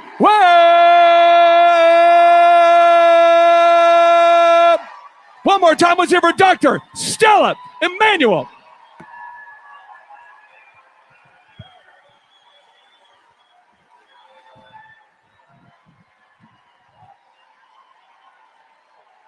Hello, Arizona. Hello, America.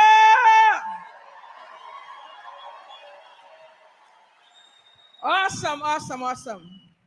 I'm always excited to be here because, I come and I just connect, and then all the adrenaline that, we just connect and we just encourage each other and pop up each other, and it's amazing. I love you guys too. That's why we're in this battle, because we love our people. You and I. That's why we're in this battle. And let me get right to it. Hydroxychloroquine works. Ivermectin works. Whether it's Omicron, Deltacron, Flurona,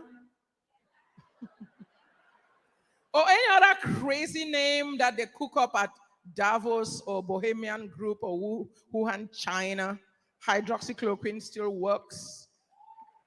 Hydroxychloroquine works, ivermectin works, budesonide works, and nobody needs to die.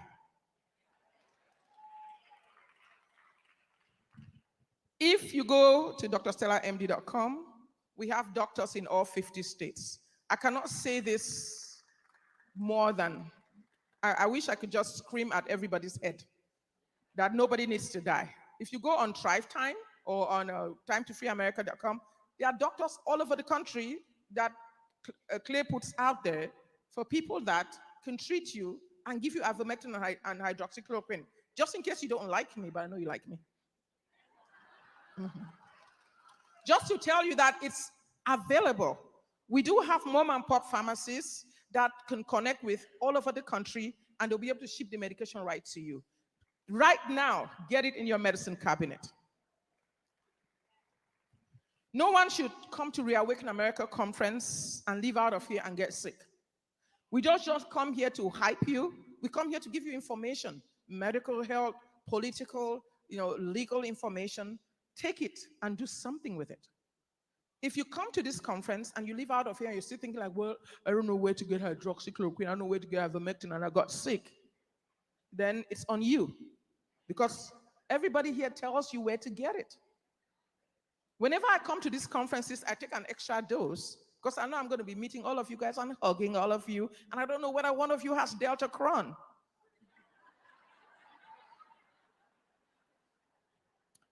I know many people that did not listen. Some of them died in the hospital because they didn't listen. Early treatment works. Early treatment works. We've done a few things. We have we put together the vitamins. It's out there. My book is out there. Let America Live. This book has so much stuff. If you go across to Mexico and get your medication, you have it in this book. You have prayers for the nation. You know the battle. You know the depth of this battle is in this book. Let America Live, exposing the hidden agenda of the 2020 pandemic. If you meet me at my table and get one, I'll sign it for you.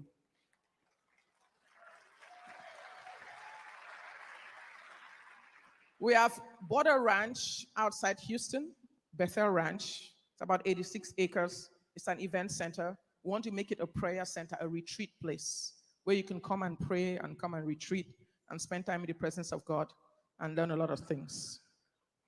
We're also creating the Balm of Gilead Foundation, which is to help raise money for patriotic causes. And, I hear people talk about we're doing films, we need money, we need money.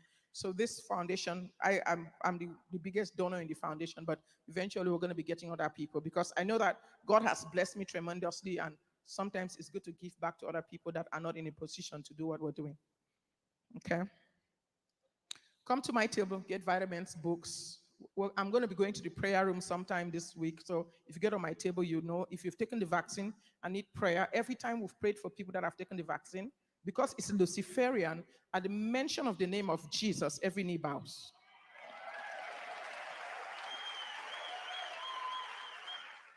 We have been able to cast this thing out of people. Each time we pray for people that have taken the vaccine, there's a reaction.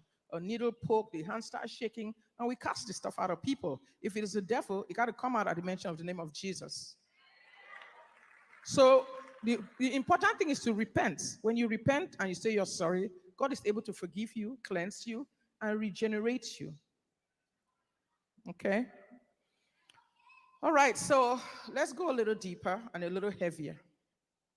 Why I say that is that many agree that we're in the end times, we're in the book of Revelation, but very few understand the ramifications of that and what they must do, and the battles we're going to have to face, and the ways that we're going to have to resist. If you go through the Bible in Revelation 6, you see a situation where the Lord Jesus, and yes, the Lord Jesus is opening these seals and releasing crazy calamity upon the earth. Why is this going to happen? Because the Luciferians and the globalists are not going to stop doing what they want to do to take over the world and corrupt every human being and turn everyone to human 2.0 and take over the nations of the world. At the end of the day, God is going to come and stop this. He's going to come and put an end to it so that all human beings are not corrupted. So that all, just like in the days of Noah, God came and flooded the earth and saved 8 people. Else the whole generation of humanity would have become some corrupt DNA, Luciferian, Nephilims. And that's what they are trying to do now. For a long time, science has been caged because they have packaged, the devil has packaged himself as science. And if he packaged himself as science, people just think, well, it's smart for you to sound scientific. But most of this stuff, there's no science to it. Like in the days of Noah, like in the days of Nimrod, God is going to come and bust this up. Psalm 2 says, the kings of the earth and the rulers, they've taken counsel against the Lord and against his anointed. And the only way, the only thing that will stop where we are going right now is either the saints rise up in desperate prayer and turn the hand of God, or we are going to go into tribulation and there's going to be a lot of calamity. And from what I am seeing, I don't see that level of brokenness and crying out or laying out in front of our faces. We have been trained to just clap when we hear something super spiritual. We've not been trained to be broken before the Lord. So that is why it hurts me to say this, but I don't think that God is going to save us out of this the way we think. We're going to go into tribulation. But it's going to be sad if we go into tribulation without revival. The only way we're going to go into tribulation with revival, if people decide to truly repent, lay on their faces, stop all the stuff that we're doing and seek God.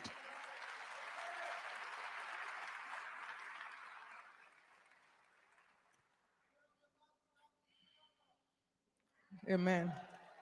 Many have already succumbed and got this genetical modification for fear of death, losing their jobs, not being allowed to see their family members by some programmed relatives. You can't see your grandson or granddaughter or something. I had to take the jab so I can see my children. You know what I'm saying? So many have succumbed. Some just because they want to be able to continue with the lust of their flesh, going to the gym and, going to the spa and restaurants and traveling to the Bahamas. So there are a lot of reasons why people took the jab. But most of them, none of them is of eternal value. So there should be no reason for you to take the jab.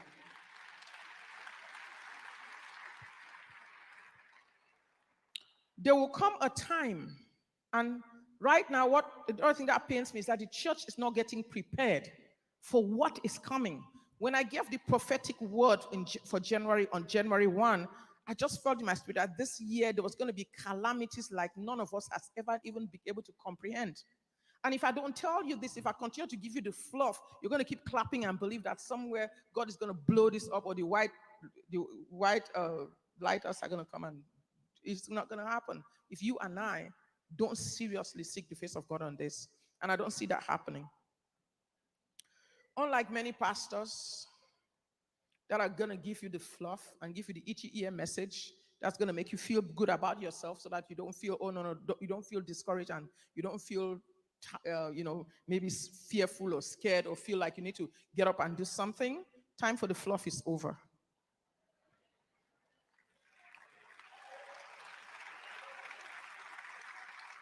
So for the next few minutes, I'm going to tell you what's going to happen if we don't do something major, drastic, to turn the hand of God away from the calamity coming to the earth. I'm not going to just put a Band-Aid on that wound. I'm about to take a knife, bust through that boil right now, and let the pus drain out. Number one, the church is going to be here for the beginning of tribulation. And for many of you that think we're going to fly out of here before the fireworks truly begin, I dare you to give me the scripture that says that. Right now, I can give you many scriptures. In Matthew 24, verse 21 to 22, say, there shall be great tribulation, such as was not since the beginning of the world to this time, nor ever, except those days were shortened, no flesh will be saved. But for the sake of the elect, you and I, it will be shortened. That means we're going to be here in the beginning of it. Don't take my word for it. Hear what the Bible says. Matthew 24, 29 to 31 says, immediately after the tribulation of those days, the sun will be darkened, the moon will not give her light, the stars will fall from heaven, the powers of the heaven will be shaken, and then will appear the Son of Man in the heavens. Then shall all tribes mourn, and then he will come in the clouds, and he will gather his elect from all over the world with a trumpet. In Mark 13, verse 24, from verse 24, it says, in those days after the tribulation, then the Son of Man, the sun will be darkened, the moon will not give its light, the stars of heaven would fall, and then you will see the Son of Man coming in the clouds with great power. He will send his angels, gather his elect from the four winds. That is the rapture after the tribulation of those days. 1 Thessalonians 4, 16, 18 describes the rapture the exact same way it's described in Mark 13 and Matthew 24. Revelation 14, verse 16. This is after the big part of the fireworks has started. It says, and I looked, and this is an exact description. I looked, and behold, a white cloud, and upon the cloud sat one like a son of man, having in his hand the golden crown, and in his hand a sharp sickle. Then another angel came out of the temple, crying with a loud voice to him that sat on the cloud, thrust your sickle and reap. And he that sat on the cloud thrust his sickle, and the earth was reaped. That is the rapture after a whole lot of fireworks. Anybody that has not read Revelation 16, please read it. Revelation chapter 6. In Revelation 6:1, the Lamb opened the first seal, and the conqueror is released. Revelation 6:3, the second seal is opened, and then the beast that comes on causes war. Revelation 6:5, the third seal is opened, and here there is famine. Revelation 6:7, the fourth seal is open, and it's death and hell, and 1/3 of humanity dies. By the time they reach Revelation 6:9, the judgment of the saints, by the time they go through Revelation 6:12 and up to Revelation 9, half of the world dies. Saints, half of humanity dies. So, my question to you is that, are you ready? Because for people that are Christians, I will tell you this: live your life the right way. For people that are not Christians, give your life to Christ. Play that video. It's 3 minutes. Hit it. It's 3 minutes. Hit it.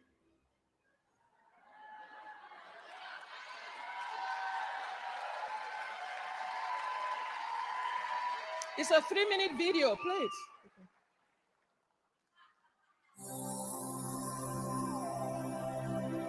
The cry you will cry when the saints have gone. Cry it now while the saints are still around. The shout you will shout when you heard that the saints have gone. Shout it now while the saints are still around. After rapture, there will be no more mercy. This is the time to ask for God's mercy when the saints are still around. Mercy will not be available when the saints are gone. Grace will not be available when the saints are gone. Mercy and grace will not be available when the saints are gone. Repentance is now while the saints are still around. Repentance is now while the saints are still in the world. This is the time to serve Him in truth and in spirit. Be conscious of eternity. Don't live your life anyhow. Oh, heaven is real, hell is real. Come to Jesus today. Seek Him when He can be found. Tomorrow might be too late. Oh, He's knocking at the door of your heart. Blessing is waiting for you. Remember, he will not wait forever. He's available now. No. Blessing is waiting for you. Hallelujah. Hallelujah. Hallelujah. Hallelujah. Hallelujah. If you have not given your life to Christ, there is still time before the rapture happens. When the rapture happens, it will be too late. Hell, eternity is too long for you to spend in the wrong place. At the end of the day, it's going to be Jesus and the devil. All those other religions, Muhammad is not going to be there. Buddha is not going to be there. Krishna is not going to be there. Scientology is not going to be there. New Age is not going to be there. Come to Jesus today and tell your family, because eternity is too long to spend in the wrong place.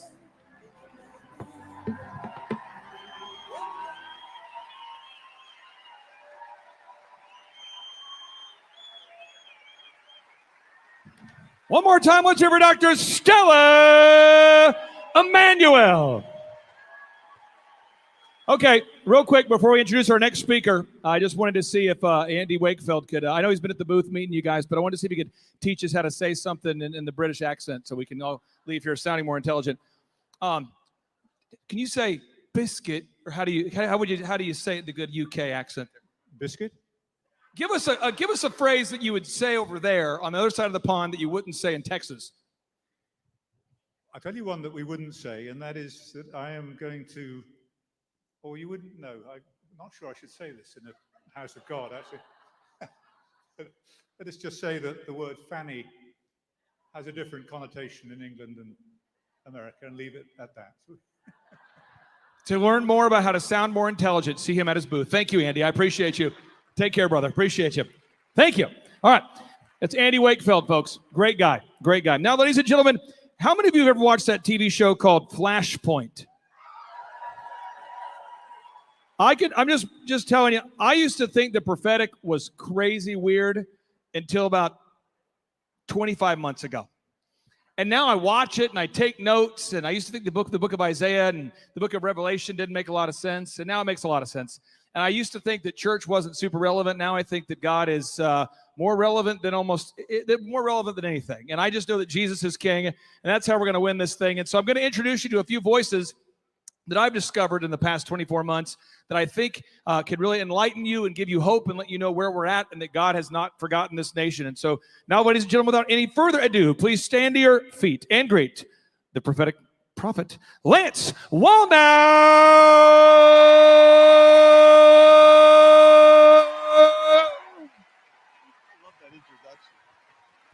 Well, okay, I'd like to know how come you guys aren't standing over here. That's okay, forget it. At least you guys get a lot of exercise here. So anyway, how many of you have been to this event before? Put your hand up. Ah, that confirms my suspicions. This is like the Grateful Dead tour. I'm running into people in Dallas. I went to that first event, Clay Clark event there, and then it's here. But this is a event that is pregnant with prophetic, and that's why I'm so intrigued with his interest in the subject. Because I was in a meeting with a particular prophet. It was a friend of mine, Kim Clement. And when he was in the meeting, and he would prophesy some stuff, and you have no way of knowing what the heck he was talking about. And my job was, we agreed to this. He would prophesy and say things, and then in the evening and in the daytime, I would try to explain what he was talking about the night before. And we had dinner to discuss whatever he was prophesying. But he had this one night where he goes, and perhaps we can get it for you. Maybe Donna will have it, but it's the one where he talks about Mr. Clark. And it's Mr. Clark. And he prophesies about Donald. And he's prophesying, and when this is coming out years before someone like Clark pops on the scene, it makes no sense. And that's so much like I told him, I said, I never thought he was going to die before me. Matter of fact, one night he freaked me out. He would do crazy stuff. We were at dinner, and he grabs a glass of water, and he says, The person this water hits first will die first. And he splashes the whole table. Every one of us got hit. None of us could figure out who got hit first, but I'd be traumatized by this stuff because he would do these unusual things. So when I heard about this, Mr. Clark, I find out that he and I are supposed to meet, Kim and I are supposed to meet with Donald Trump. He's going to be having his first meeting with evangelicals up at in New York City and at Trump Towers. And my secretary had missed the day. She didn't hear the message, so she was really upset. She said, "You're going to fire me." I go, "Why?" She goes, "I just found out 2 weeks ago you were invited to a meeting with Donald Trump, and I didn't get the message. It's like tomorrow." I said, "Well, oh my gosh, well, call him up and see if I'm still invited." And so Kim calls and says he's going to be there at the meeting. He'll meet me there. But he never made it. That was the first time that he hit his infirmity, the thing that took him out. So I'm up there waiting for Kim. He's not there. Now, normally he has to hear God. And so I would listen to what he would say and kind of like get a sense of it and interpret what I understood it to mean. But he wasn't there. At that meeting, my measure of Donald, just by the way, before every Christian was looking for Ted Cruz or Mike Huckabee or Ben Carson, or everybody had a favorite Christian they were voting for. Donald Trump wasn't on the list. But there was something about Donald Trump that intrigued me. And Kim had singled him out. He was the one that he wanted Kim and me to meet. And I'll tell you what it was. God will pick, because he's not religious, he will pick the unlikely candidate. Out of all the Christians running, this guy was the only one who actually had that right blend. Let's play that clip right now so you can see what I mean.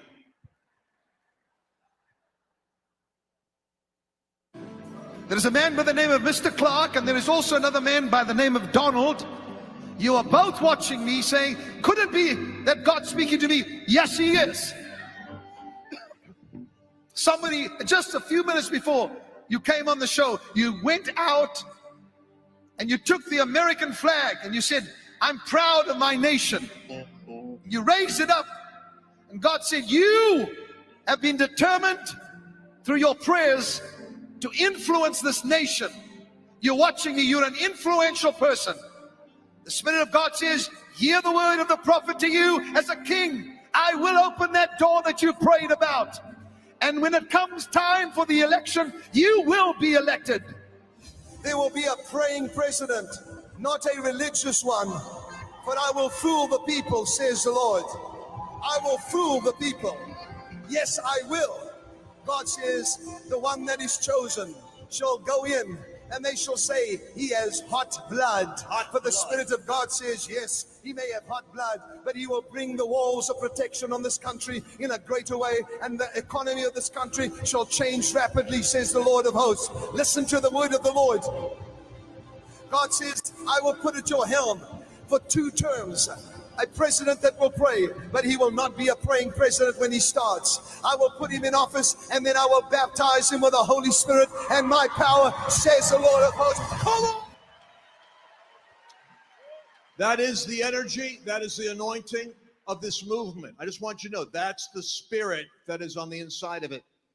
This is not a movement that is just going to focus on the vaccine. It's a movement that it's going to pick every deception that Satan is working on in the United States, and it's going to hammer like David at the forehead of Goliath until that giant comes down. You're not part of something that is just a strange, eccentric gathering of conspiracy theorists. You're actually a prophetic community, and a populist movement is going to be raised up in the United States that is going to become the Great Awakening. And I'll tell you something. Historians don't actually predict awakenings. They go back and notice when the thing happened. You're already in America's 3rd Great Awakening right now. And it's meetings like this and people like you that are going to be written in the future history books because you were there. What is it that drew you to this kind of a message? What was it that drew you to this meeting? I'll tell you what it is. It's the Spirit of God that has been on you your whole life, preparing you for this moment in history. And that's the reason why we don't consider whether it's in our best interest to open our mouth. Put the picture up of the limousine. I arrived for the inauguration in Washington, D.C. And I get to the inauguration and I go up a series of steps and they say to me, if you guys have it over there, they say, is that your limo? I just stepped out of a limo. Antifa came around the corner and firebombed the limo. Why would that happen? Because this movement is on fire for Jesus. And when I looked at it and I said, this is bizarre. You know, and it's interesting to me, I was January 6th. I did not see this on January 6th. You look at the footage of what you do have. You have some questionable interaction at the with the police, which I think still to this day sounds more like a Fedsurrection than an insurrection. I think there was federal government involvement that hasn't been exposed. But then you see the footage, it's almost hilarious. You've got people wandering through between the velvet rope lines, taking selfies of themselves. You don't see anarchists burning down the building and tearing down statues. You see the movement that actually is saying there's something wrong with America and we don't quite know what to do. But I'll tell you what, false shepherds have been rising up in order to try to invade this movement and put it on the wrong track. I believe God is going to put it on the right track. You're not just at a Clay Clark event right now. You're participating in the great awakening that God is doing in America. So Clay, let me give this back to you. Come back. How many of you really feel as though God has been drawing you into something new in your life right now? Stretch out your hands towards him. Father, we thank you for Clay. We thank you that you've given him a heart that is bold and uncompromised. We thank you that you have given him a bulletproof integrity that will not touch a dime of profiteering off of this.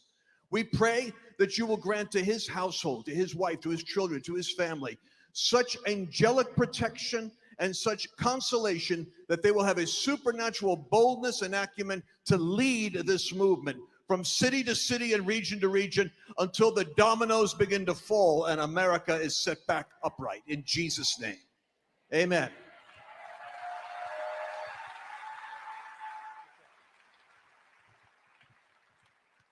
Thank you, Lance. Ladies and gentlemen, one more time, let's hear for Lance Walnau. How many of you have not seen Flashpoint before? Have you not seen Flashpoint?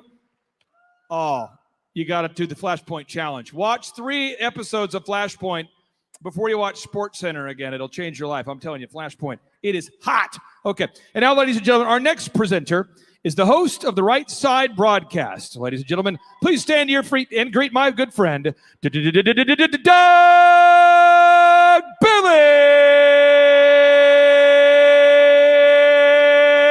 Welcome to the Right Side with Doug Billings. Here comes the intro music. Go ahead and stretch, folks. Get yourself up on those feet. Get yourself psychologically prepared. The pain, the hurt that all of Americans feel with regards to the theft of an American presidential election.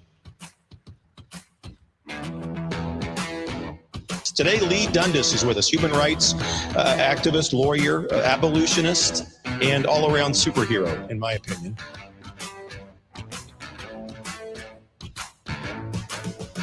The left, the commu-socialist side, as I refer to them, the frustration that America has can only be resolved by involvement. The Main Street Democrats, right? John and Jane Doe, but they're looking at this situation going, wow, this is not at all what I signed up for.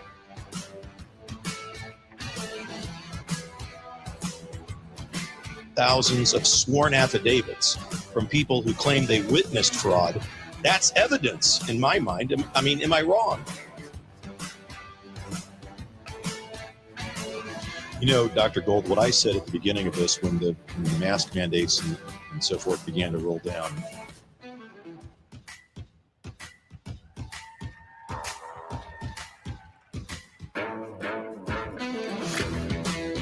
Ladies and gentlemen, let's hear for the now very thin Doug Billings.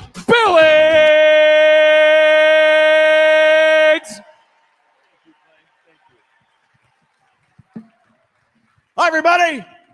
This is my son, Michael. We're going to throw some t-shirts. Hi, Michael. This is why I'm in this. This is why I'm in this. Ready? All right. Throw them out there, Michael. Throw them out there. Oh, how about over there? How about over there? Oh, the cameraman gets one. Thank you, buddy. I love you. I love you. Have a seat right over there. Oh, my gosh, ladies and gentlemen. There is, I think I've got a slide that, less is more. Have you ever heard the phrase less is more? 60 pounds down since August. I am on this cruise, man. 60 pounds.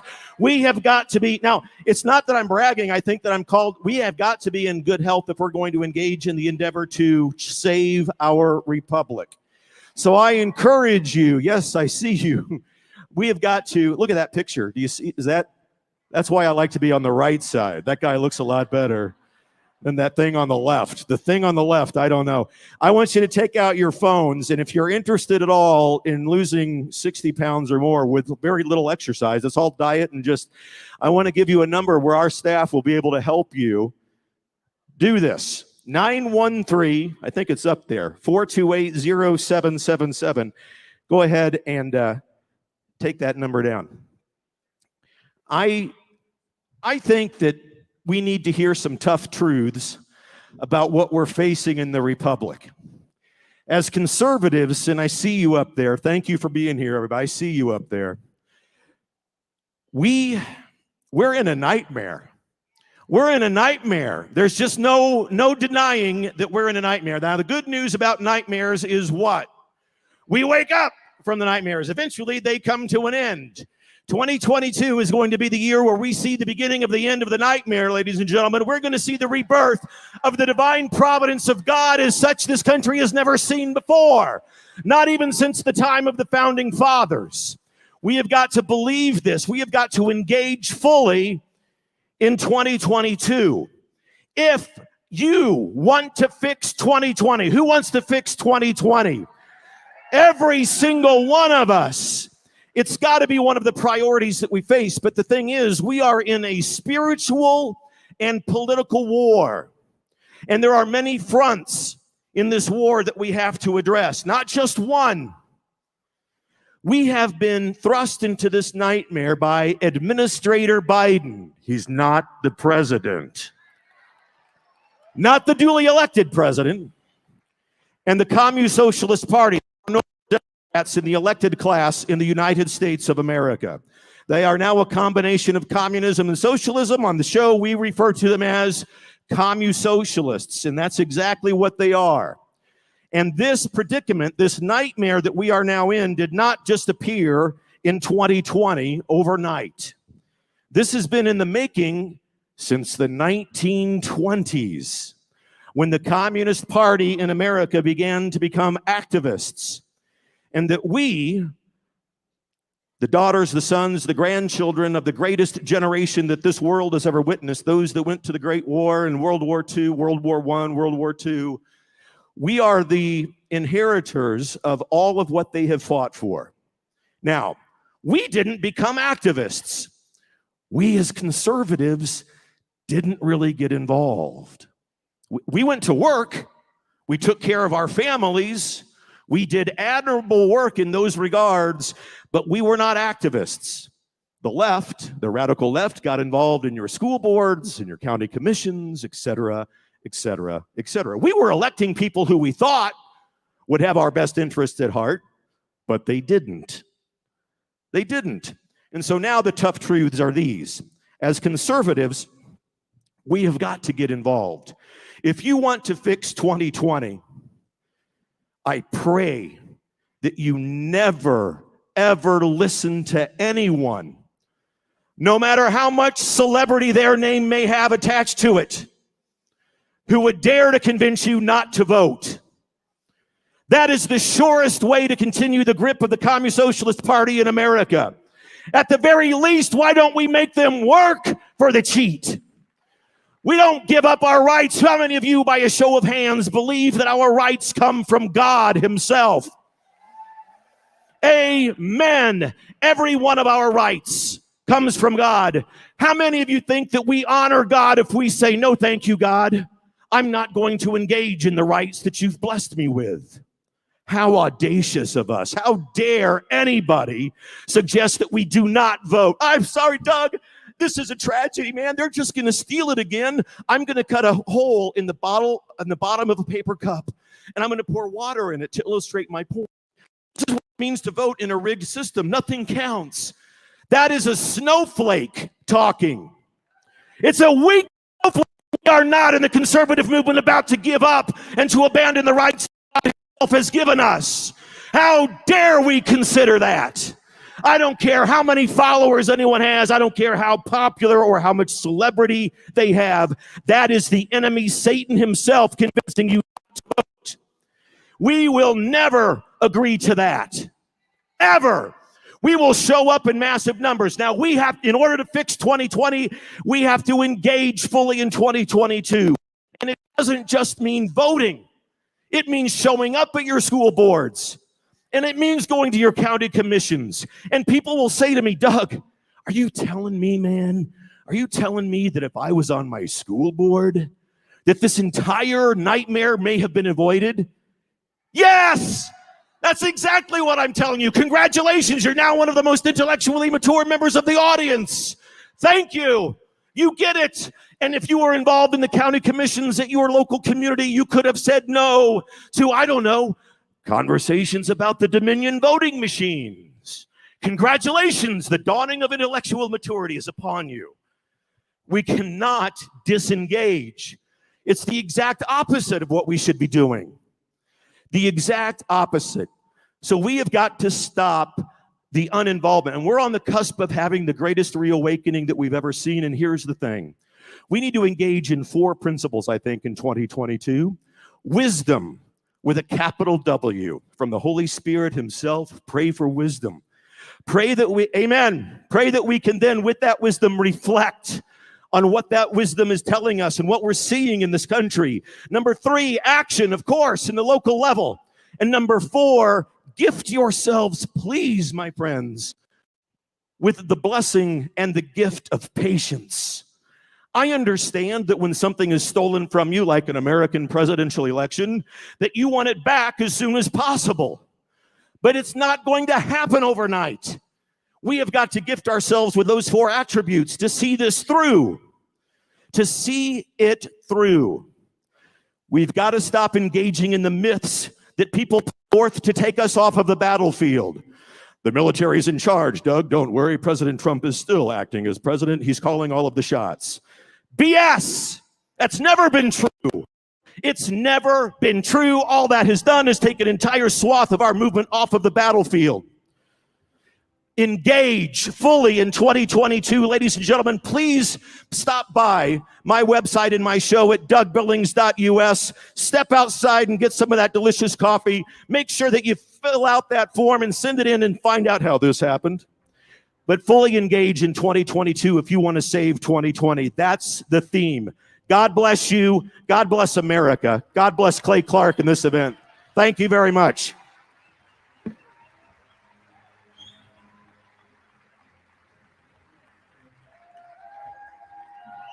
All right.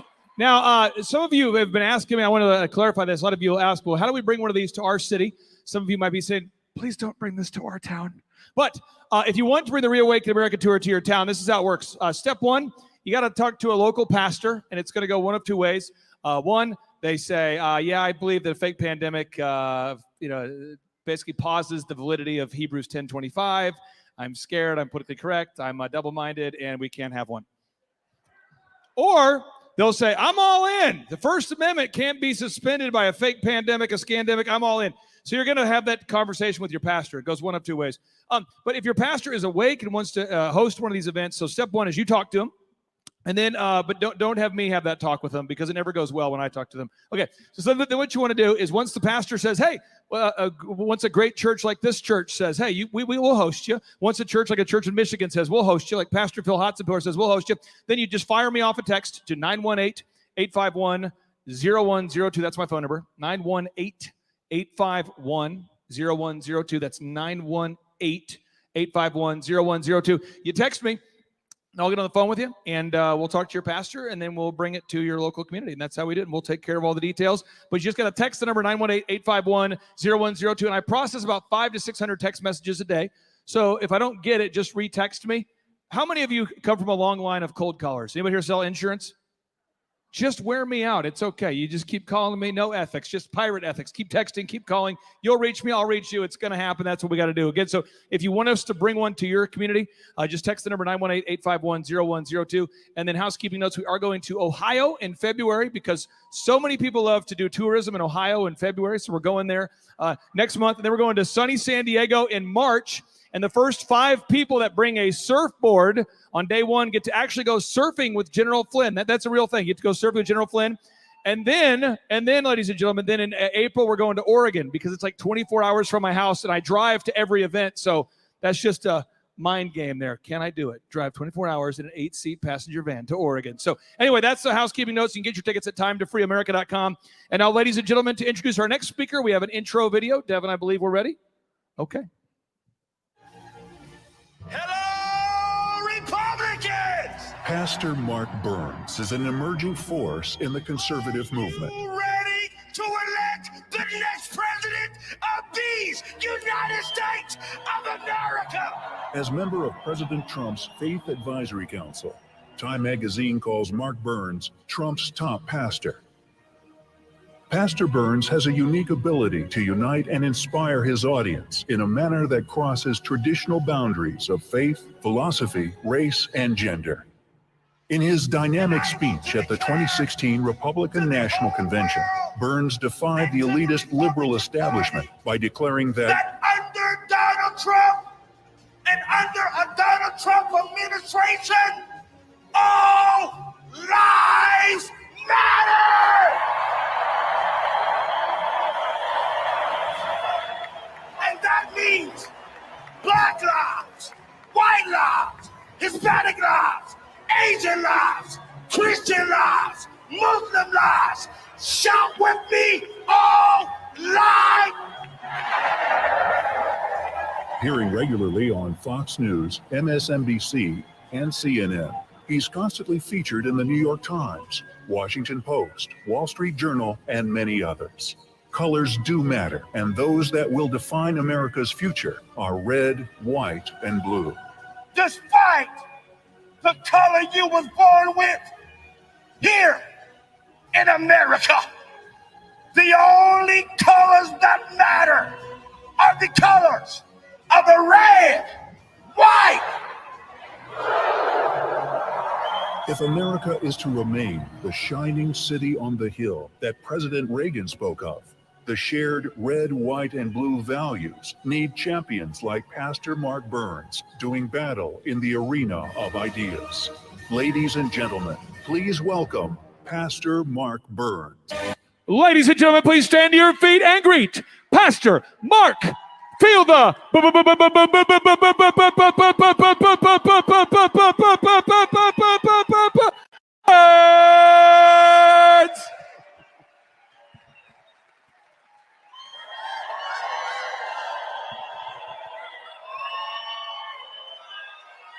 Well, hello, Arizona! Let me just ask this question, Arizona. Aren't you glad we elected Donald J. Trump to be the 45th president of the United States of America? I can't hear nobody. I can't hear nobody, Arizona.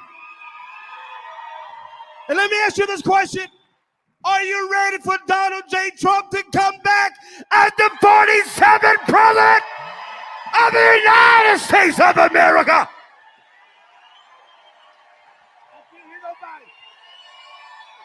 Shout yeah!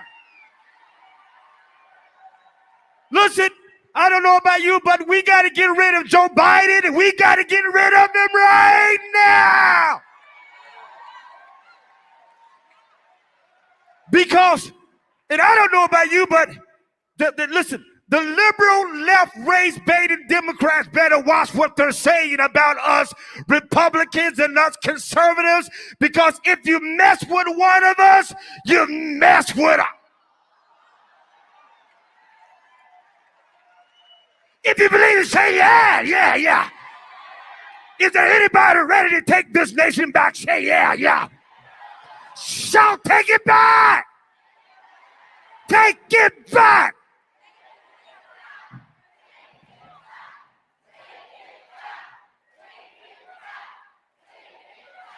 to tell you one of the America's greatest heroes is in the building right now.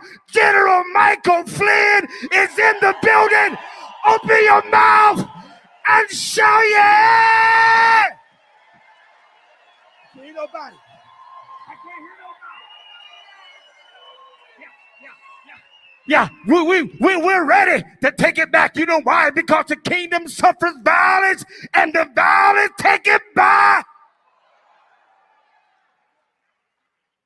Hello, everybody. I'm Pastor Mark Burns. Pastor Gregory, I've come ready to do war because we've got to declare war on every demonic spirit that's trying to destroy our nation, that's trying to destroy our country. If you believe that this is a God nation, say it!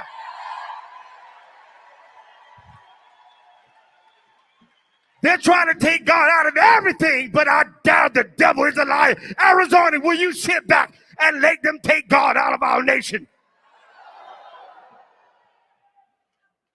We don't need President Trump to come back later. Somebody said he better come back right. You mean to tell you don't want him to come back later? You want him to come back?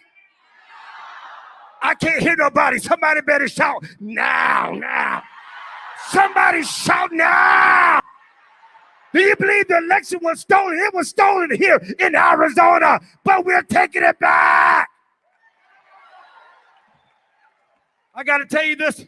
I got to get off the stage.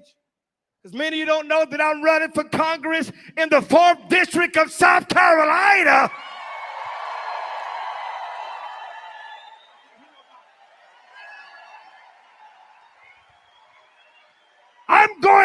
I'm going to make sure that when we do re-elect Donald J. Trump, that he kicks out every fake rhino, fake Republican. We got to get rid of him.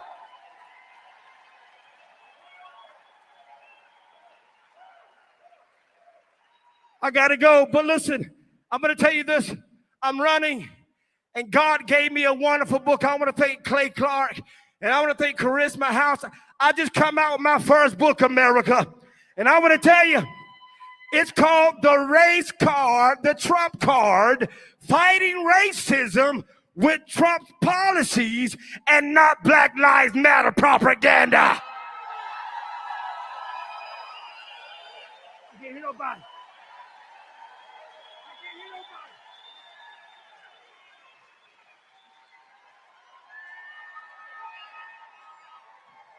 Because we're telling the world that black people don't got to belong on the Democratic plantation. We got to get off the plantation, and we doing it right now. I only have, listen, I'm going to tell you right now, Charisma released just a few of these books today just for this event. You don't want to miss it out because it's going to tell you that communism is really behind Black Lives Matter. And we got to weed out every communist in this country. Do you believe it? Say yeah. Shout yeah. When I get off the stage, I'm going to run to the back because I got to go. I got a real tight schedule. I'm going to be back there just for a couple of moments.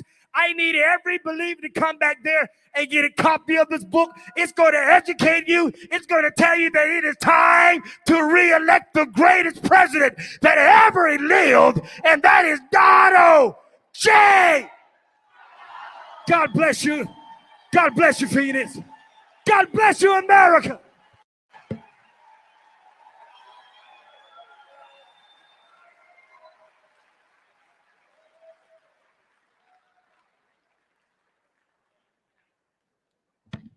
Whoa. How many of you have watched the Stu Peters show? Have you watched the Stu Peters show?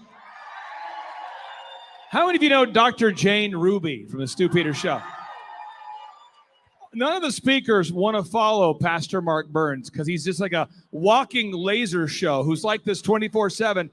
And so I felt like we needed to bring our newest speaker into the Lion's Den and have her follow Pastor Mark Burns. So, ladies and gentlemen, please stand to your feet and greet a person who can easily follow Pastor Mark Burns, Dr. Jane Ruby.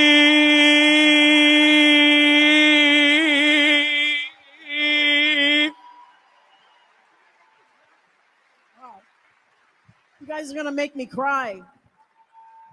How about Clay for putting something like this together? It's amazing. Wow. God bless all of you. I cry really easily, believe it or not. So I get emotional. It's your fault. I love you all too.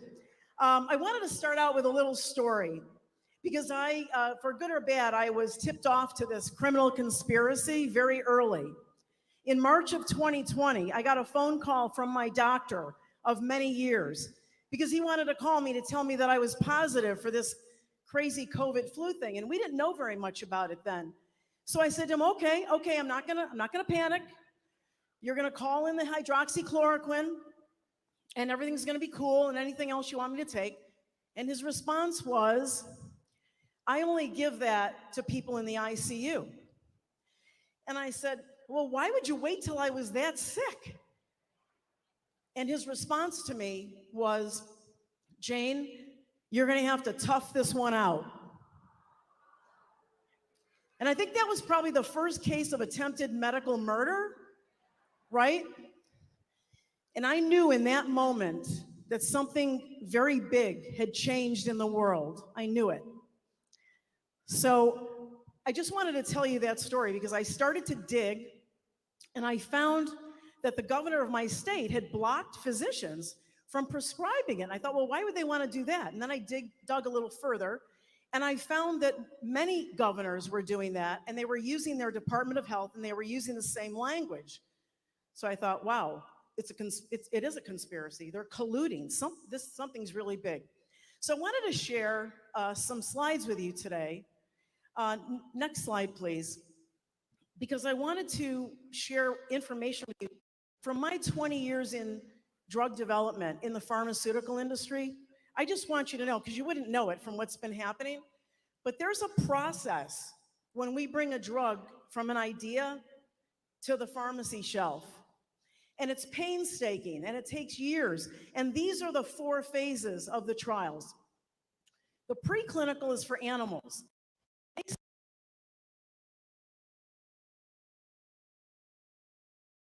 They could get permission to go to humans, because obviously they're doing everything they want. I think they wanted to skip the animals because they really wanted to do the experiment now. And they're experimenting on the human race right now, and we have proof of it. But when you look at these 4 phases, we go slowly. We start in phase 1, small number of people. We try to find out about the drug. Where does it go? What happens to it in the body? You know, what's the half-life? Because the reason you have to do these trials, these phases, in order is because each one informs the design of the next one, right? Because we get safety information and things like that. Nope. Next slide, please. This is the title to Pfizer's protocol, and it should scare the you-know-what out of everybody once you understand the process. You will not find this title in any other protocol, at least that I've ever come across in 20 years. What does it say? A phase 1, 2, 3. They're telling you they're doing it all at once. They're dose finding. They're doing the pharmacokinetics. And here's another thing we found out. They're doing something called lethal dose testing. Lethal dose testing is mostly only ever done, first of all, on animals. And even then it's not done very much, but it's to try to determine your gross ranges. Like, well, how much does it take to kill 50% of your target, your subject population, right? They're doing that now. And we know that. Next slide, please. I think we're a little, I might have done this a little out of order. But essentially the FDA is failing to follow its own rules and regulations. We couldn't change the color of a package without submitting documentation, defending it. You know, I've had years of experience interfacing with the FDA and waiting for their approval, right? Today, the FDA has collapsed. There's no FDA. I think it's a department at Pfizer, but that's my personal observation, right? And I don't even think that Pfizer is the same place. Pfizer was always a renegade company, largest company on the planet by any measure. Number of employees, products, revenue, whatever. And they were always a bad boy. They would always break the rules, and then they'd get fined 150,000 here, 200,000, and they just wrote the check, and that was it. But I have to tell you guys, it isn't even the same company that I interfaced with and observed for 20 years. Something's different. Something else is in there, like a cancer or a poison, right? Or a Satan. Next slide. Let's try the next slide. So I wanted to share with you also, there's a group that just came out called Team Enigma. I don't know if any of you have seen my recent reports on the Stu Peters show, but this is a group that kind of came out of the shadows, about 5 people. It's also headed up by the esteemed Dr. Michael Yeadon, who I'm working with now on that. But they've reported, you look at this graph, I'll tell you what it means. These companies not only have lot numbers, right? You would think that's just to follow the drug around, but they're deploying the lot numbers that are the most toxic, most deadly. Those high peaks are the highest levels of death and destruction and disability that are associated with those lots. The lots run across the bottom. And you see how there's like these little low areas where not much is happening in those lots? These analysts tell me, well, I could tell as a scientist myself who's published, you can't get that kind of high variability by chance, and you certainly can't get it with just dose variation. So here's the bottom line. I've been asked a lot at this conference in interviews, what's in those shots, Dr. Jane? What's in those vials? And if you asked me 2 or 3 months ago, I was proudly, recalling the toxic, chimeric mRNA molecule, the lipid nanoparticle. You know something? Look at that. Look at that. That variability tells me and tells all of us that there's a ton of different stuff in there doing that. We don't know what's in there. And there's no good manufacturing processes being followed either. I don't know, it's a sort of an industry, specialty thing to know that. But those manufacturing plants have to be inspected for cleanliness, toxic things, insects, things like that. None of that is happening. So you don't know if you're getting something we've never even discovered or talked about yet, or if you're getting the scrapings off the floor in the factory. This is dangerous. It's out of control. Next slide, please. That's what I wanted to communicate. We don't even know. Anybody on the fence? Don't do it. Don't do it. This is planned. These companies, when we looked at the deployment of their most toxic lots, they all have different lot numbers, but when you overlay the 3 companies, Pfizer, Moderna, J&J, guess what? Really scary. This is really scary. The 3 companies overlay each other almost perfectly. They're all working together, and they're deploying whatever this is in a synchronized manner because they're probably sharing data. So I know I always bring bad news, so I'm surprised you still love me, but I bring the bad news to empower you, to make you smarter, to be able to talk about it, and to be able to prevent this ever getting near any more children. Because I'm going to tell you one thing about the age groups. It is these age groups that you saw, 12 to 17, 5 to 11, those are pharmaceutical reporting age. Those are very familiar to us. And I know exactly what Pfizer is going to do next. Now that they got their 5 to 11 emergency use authorization, they're going to go for 2 to 4-year-olds. And children are more robust in their immune responses. This is a poison. These are poisons. They're going to react faster, harder. We've got to stop this thing now. In military parlance, this is DEFCON 1, my friends. Next slide, which is probably my last. So somebody said to me the other day, Dr. Jane, why do you want to, not that, Clay's event isn't nice, but why do you want to, go there? It's just an echo chamber, just talking to people that you're singing to the choir. And I said to them, no, it's not. It's not an echo chamber. It's an army. It's an army. It's an army in the making, right?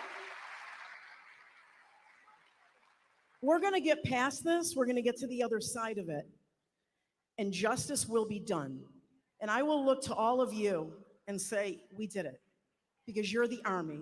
You're the Army. I love you all. Thank you for the great support. I hope I meet as many of you as I can. Love you all.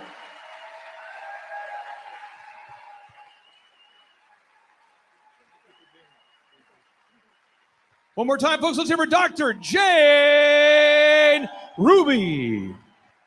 All right, now, ladies and gentlemen, our next presenter is a corporate advisor, an entrepreneur, a financial professor, and inventor who has relentlessly devoted his time, treasure, and talent to exposing the agenda of Klaus Schwab's reset, the Bill Gates, George Soros, the nefarious Dr. Fauci, the National Institutes of Health, the Centers for Disease Control, the World Health Organization, and the Great Reset. Ladies and gentlemen, please stand to your feet and greet my friend, Dr. David Martin.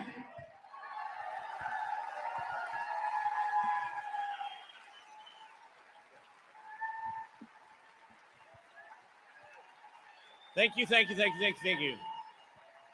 Let's get the slides up. First of all, big shout out to those of you who were at the event in Frisco. The fact of the matter is, because of you and because of your effort that you took while we were on stage in Frisco, Texas, AGs across this country got certified. Many of you, and certainly many of you streaming. And I want, by show of hands, raise your hand if you were one of the many people who printed, downloaded, and sent the dossier of the draft indictment against Alex Azar, against Anthony Fauci, against Ralph Baric, against Peter Daszak, and about all the criminal co-conspirators. If you've done it, raise your hand, stand up, and everybody else, give them an applause. These are patriots. They did not sit. They did not wait for an outcome. And the great news is, if you're sitting down right now, the good news is you get to be part of the team too. So the bummer is, if you don't do something, the blood of children is on your hands. Because the bad news about my presentations is you can come ignorant, but you leave accountable. Now, there's a lot of people who would love to say that Dave Martin's on stage the day after the Supreme Court rule, and he's probably going to be an idiot and do a victory lap. And the answer is, I am not going to do a victory lap because the Supreme Court failed. The Supreme Court failed because the Solicitor Generals that argued against the OSHA mandate failed. And they failed because the Attorney Generals of the United States, all of them, not some of them, all of them, are too coward to do the right thing. And I mean every one of them. There is not an attorney general in this country that doesn't have the ability to end this genocide. And all of them to date have decided to say that this is a political, not a legal consideration. That's a quote, and by the way, from a red state attorney general. I want you to sit with that for a minute. So rather than giving you a victory lap, I'm going to tell you why the system is failing and what you can do about it.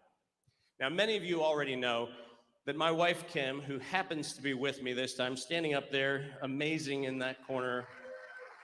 My wife, Kim, and I have been relentless in making sure all of you have the criminal evidence that this conspiracy began with the weaponization of the spike protein in 1990. And you heard that right, in 1990, when Pfizer filed its first patent on a spike protein coronavirus vaccine. 1990. Oh, but we needed Operation Warp Speed because we had to come up with this because no one could have seen it coming.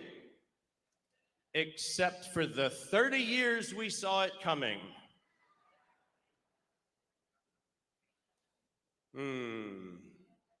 It feels like maybe I'm just making that up. But in 1999, Anthony Fauci, Ralph Baric, and NIAID decided to do something.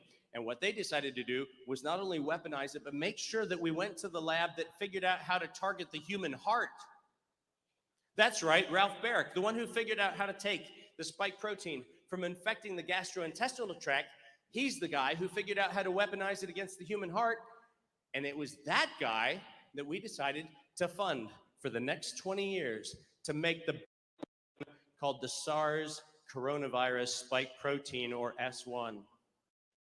In 2002, the University of North Carolina, Chapel Hill patented the recombinant coronavirus spike protein that was, and I'm quoting from their own patent, infectious and replication defective, paid for by each and every one of your tax dollars. We built the bioweapon in 2002 and mysteriously had SARS in 2003. Mystery? No. A weapon aimed at the heart of humanity. Next slide. A bunch of you did the right thing. Those of you who haven't done the right thing, do it now. There is a draft indictment.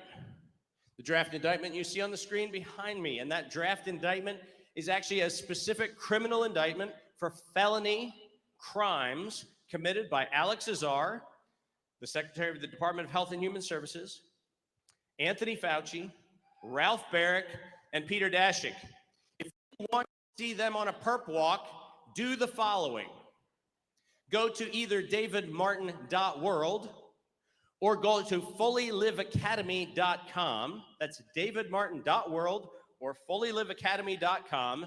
Download the AG document and send it certified mail to every single attorney general and to every elected official that you can send it to. Because if you do that, they are on notice and thereby complicit in the felony. Now, why, Dave, would we care about the felony? Well, I'll tell you why. Inside the emergency use authorization legislation, there is one silver bullet. That silver bullet is that if in the making of an emergency, a felony was committed by a federal agent or agency, then the emergency use authorization is illegal and all the liability shields to every one of the manufacturers falls away. If you want Pfizer and Moderna and AstraZeneca and Johnson & Johnson to fall, do what I just said. Because we actually have the power within our actions to bring the perpetrators to justice. Many of you have already helped. The rest of you now have the responsibility to do this. Because we, the people, must stand and hold our elected officials accountable. We, the people, must stand and hold the public accountable. We, the people, must stand and make sure that the criminals who are currently murdering children, murdering adults, currently murdering seniors, we need to stop pretending this is a public emergency and treat it as what it is. It is acts of domestic terrorism for the death and destruction of this country. Do your part. Make a difference. Now, why did the AGs fail us? Next slide. Here's what really happened. And for those of you who weren't paying attention last Friday was one of the worst days I've had. And that says a lot, because we've just been living through a domestic terrorism thing called the pandemic for a long time. And how could last Friday have been one of my bummer days? Well, the guys on the screen, Benjamin Flowers and Scott Keller. Benjamin Flowers, the current Solicitor General for Ohio. Scott Flowers, the former Solicitor General for Texas, failed humanity. They failed humanity. And by the way, they didn't fail humanity by accident. They did it because they and the people who sent them to the Supreme Court are bought off. What they did was they argued that this was, in fact, a vaccine. It's not a vaccine. S spike protein currently injected into people meets the definitions of a bioweapon. It is not a vaccine. It is a toxin known to harm humans. And did they have the courage to say that when they were in front of the Supreme Court? No. Did any attorney general have the courage to say that in any brief? No. But here's a bummer, people.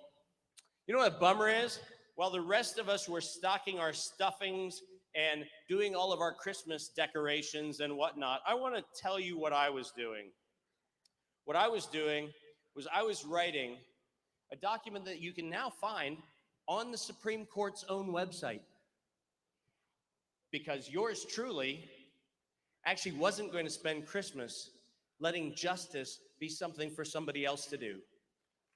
Yours truly wrote the following, and this, by the way, is now on the Supreme Court's own website.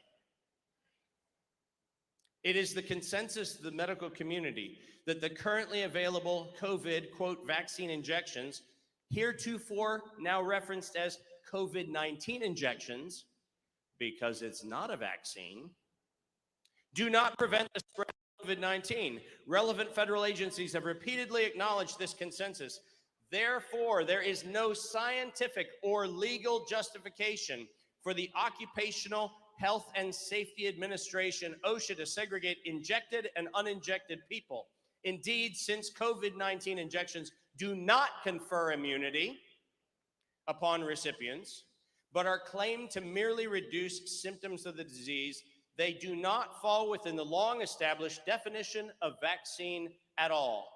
That, people, is on the Supreme Court's own website. That's because I wasn't stuffing my face with figgy pudding. I was fighting for America. I was fighting for the future of humanity, and that's what all of us could be doing, because that's, in fact, what somebody should have done when this guy named King Herod decided to kill all the babies. But you know what? They were busy eating figgy pudding. Don't let that happen on your watch. Do not let that happen on your watch. Because we can talk about that story as an interesting historical anecdote. But you know what? Anybody who decides to kill children has crossed a line from which redemption is only one day going to be in the hands of a final judgment, because I can guarantee you on my watch, I will not forgive the death of children when you know you are doing it. Because that is never, ever, ever, ever justified. By the way, every attorney general had access to this document on the 29th of December. None of them read it. Every solicitor general had access to this document on the 29th of December. None of them read it. And the reason why the Supreme Court decision split 6-3 on OSHA and split 5-4 on CMS is going to send our doctors and our nurses to their death is because none of the attorneys general and none of the solicitors general had the courage to read a document that they had a week ahead of time to prepare themselves to actually make humanity's case. I wish I wasn't the bearer of that bad news, but now you're accountable to hold them accountable. We cannot sit in silence and pretend that it's a they out there that are too powerful and too remote and too inaccessible and we can't get to them. We have to get to a place where we realize that we have been entrusted with much and even more is required. So do more. Next slide. You know, I can't leave a stage without having this slide. And that's because one of you might not have seen it yet. And if there's one of you that hasn't seen it yet, I want you to see it. This slide, my all-time favorite slide, this is the quote published in February of 2016 from Peter Daszak in 2015. And why don't we actually just spend a little bit of time visiting this? Until an infectious disease crisis is very real and present, and at emergency threshold, it is often largely ignored. To sustain the funding beyond the crisis, we need to increase the public understanding for the need for medical countermeasures such as pan-influenza or pan-coronavirus vaccine. Pause for one moment. This statement was made in 2015. Coronavirus had been declared eradicated by the World Health Organization. So why in 2015 would Peter Daszak say that we need to create a coronavirus pandemic to get the public to accept a coronavirus vaccine for a disease that had been declared eradicated 2 years earlier?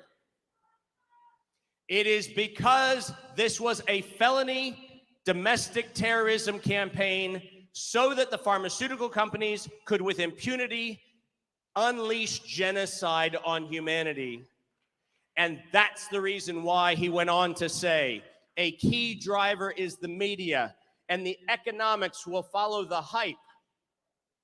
Do you hear what he's saying in public at the National Academy of Sciences? The economics will follow the hype. Does that sound like public health to you? No, it's genocide. We need to use that hype to our advantage to get to the real issues. Investors will follow if they see profit at the end of the process. And by the way, it's bad enough that he said that out loud. It's worse that the proceedings of the National Academy of Sciences published it. And to date, not one person has introduced this as evidence.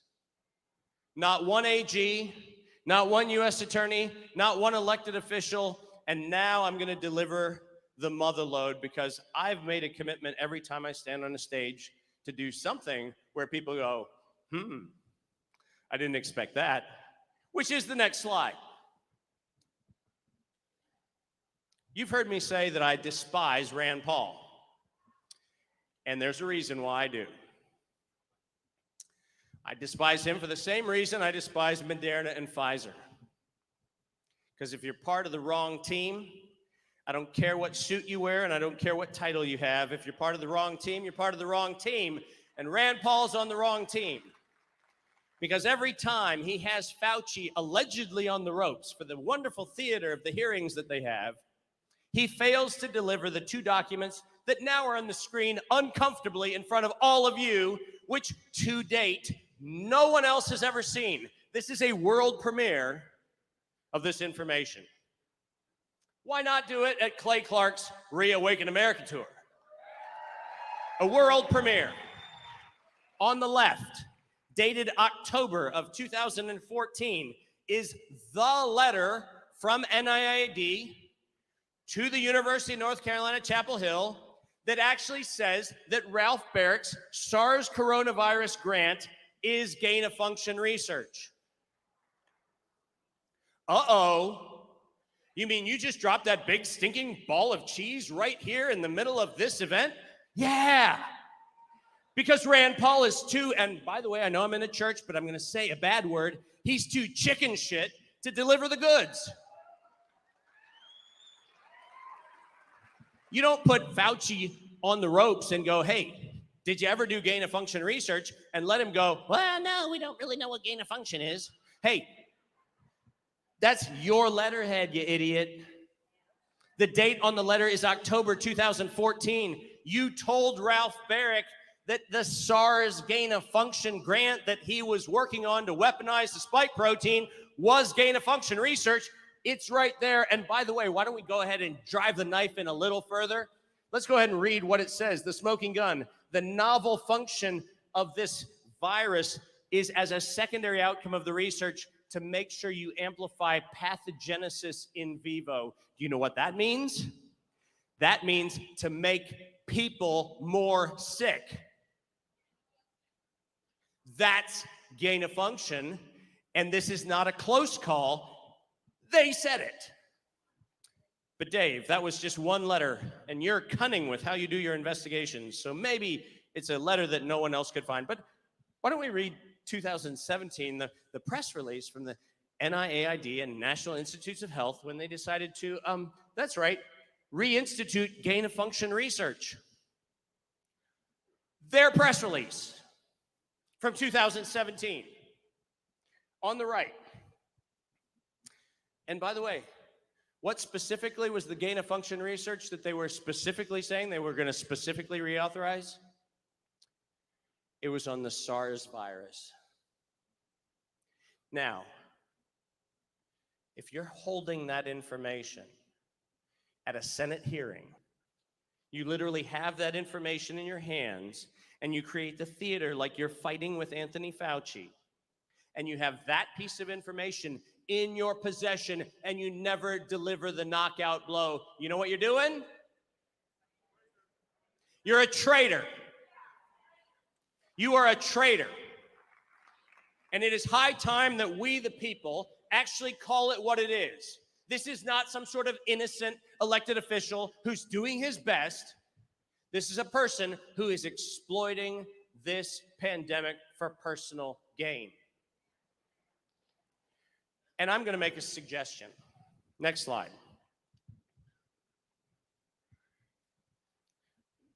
And by the way, you know what's amazing? I had extra time, and I'm going to give some of my time to Mickey Willis because he's cooler than me. He's got less bow ties, but he's got more kids to throw stuff at you. So the good news is I'm going to give him extra time. What can you do? Here's what you can do. Send the indictments. It's on you to do it now. You can do it at davidmartin.world, Attorney General documents. You can do it at timetofreeamerica.com. Go to /Martin, courtesy of Clay Clark. He put all of these documents up on timetofreeamerica.com /Martin. You can go there. And then you can do the thing that really matters. Stop writing checks for campaigns for any office where you do not get in writing from the candidate that they are going to pursue the criminal charges to end this campaign of terror. If your elected officials or your candidates is unwilling to take the pledge to enforce the law, do not write them a check. If we, the people, want to make this work, hit them where it hurts. Because morality has left the building. I've appealed to the goodwill and to the ethics and the values of humanity for a very long time. I've watched billionaires and millionaires come to my events and talk to me about how much they can't wait to help.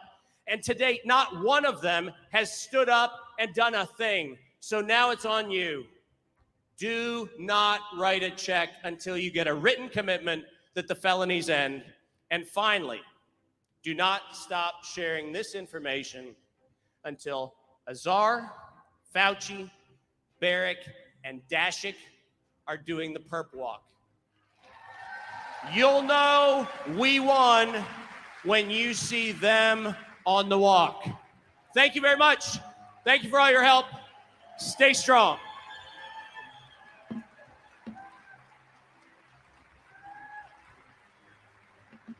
Now, folks, quick housekeeping note here. I asked Dr. Martin if he would come back and do a part 2 because some people want to have a deep dive.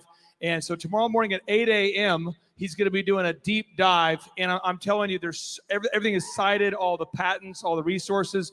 There's no speculation. It's all fact-driven. Could you just tell us briefly what you're going to be talking about tomorrow at 8 a.m.? Yeah, tomorrow at 8 a.m., we're going to go through essentially the activation of the Army, which is how do we get you all to be able to do recon, intelligence, synthesis, and execution? How do we walk you through the steps that are required so that you become independently capable of actually finding, verifying, and deploying the facts that we have to share? So tomorrow morning, 8 a.m., I'm going to be here. Look forward to seeing a lot of you. Thank you very much. And we got on time. Ladies and gentlemen, one more time, let's hear for Dr. Dave Martin. All right. How many of you have seen the Plandemic series? The Plandemic series? All right. Well, ladies and gentlemen, our next presenter is the creator, producer, and the director of the Plandemic series and one of the most prolific creators of socially conscious media on the planet. Ladies and gentlemen, please stand to your feet and greet Mickey Willis.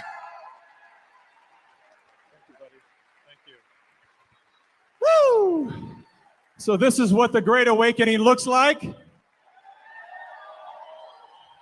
The Great Reset has been replaced by the Great Awakening officially. Thank you, Clay. Let's hear it for Clay Clark for putting this together and connecting all of us. And once again for David Martin, who is the featured speaker in Plandemic 2, and the incredible Judy Mikovits, who is the featured speaker in Plandemic 1. Let's hear it for those beautiful spirits. I'm really grateful for this tour. It's been an incredible, really profound experience to meet so many like-minded people and the stuff that has happened as a result of us connecting backstage.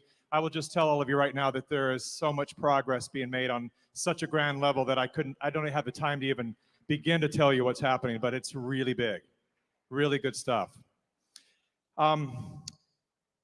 So one thing in terms of progress that I wanted to mention is we just had it confirmed 2 weeks ago that Plandemic, our little movie made for about $100,000, is the most seen movie in history. More than Titanic, more than E.T., well over 1 billion, 1/8 of our global population saw that movie. So that's what I'm talking about. We're dropping bombs today. It's a bombshell, that movie. And that would not be possible. That would not be possible without you. So just take that in for a moment. It's the people who shared the Plandemic series when this thing first broke out. When it first broke out, and I had the honor of having a friend. I know people are paranoid. That was somebody who stepped on a power cord. It wasn't Antifa. Back to Mickey.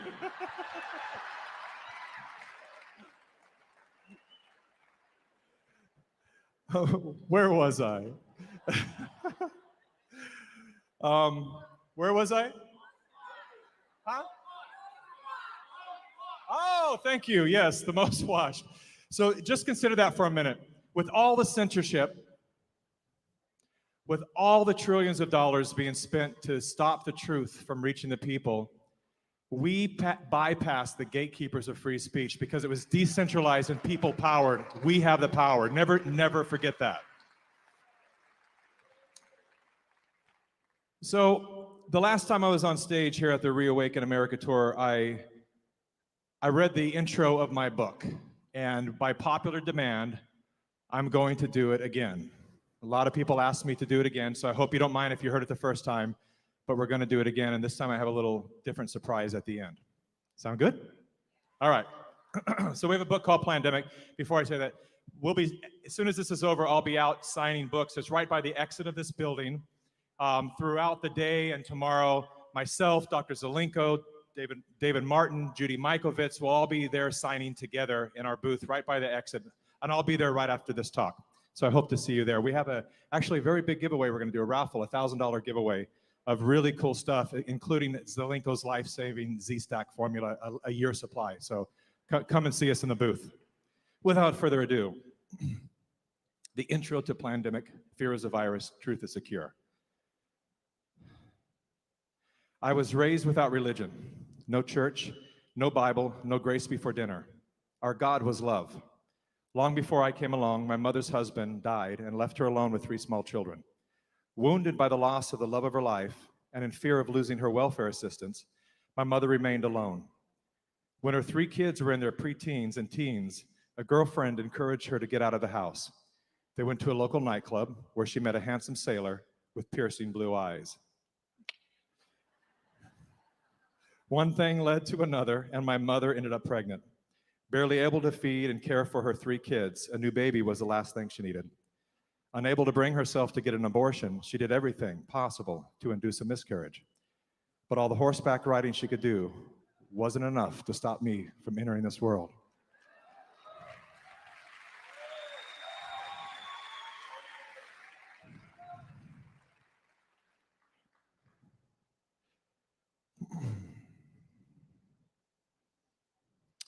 Mom was diagnosed with cancer when I was in grade school. She was a survivor in more ways than one.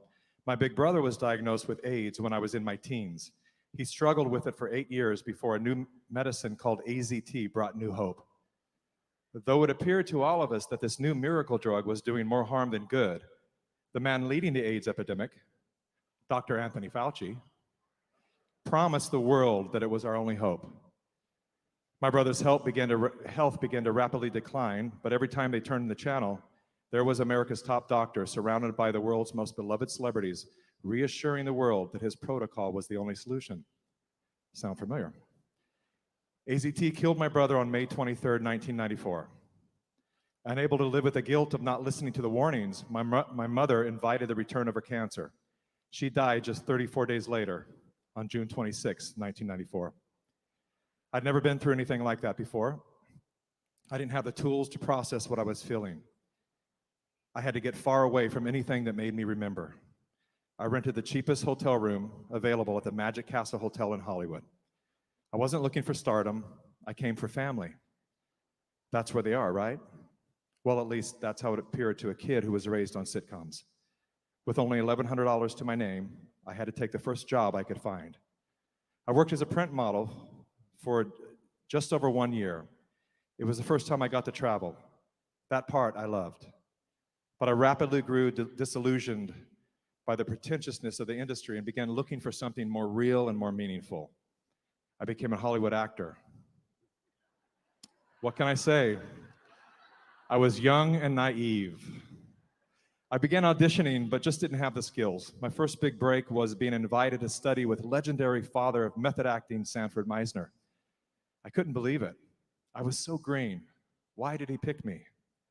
It was the biggest accomplishment of my life up until that point.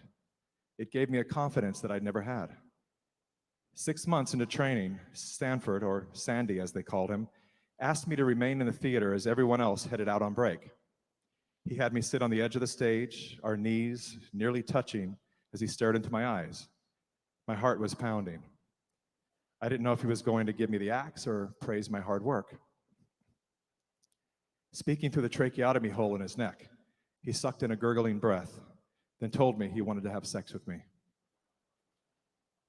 I thought it was an exercise. Surely he wasn't serious. He was so old and frail. He had to be testing me.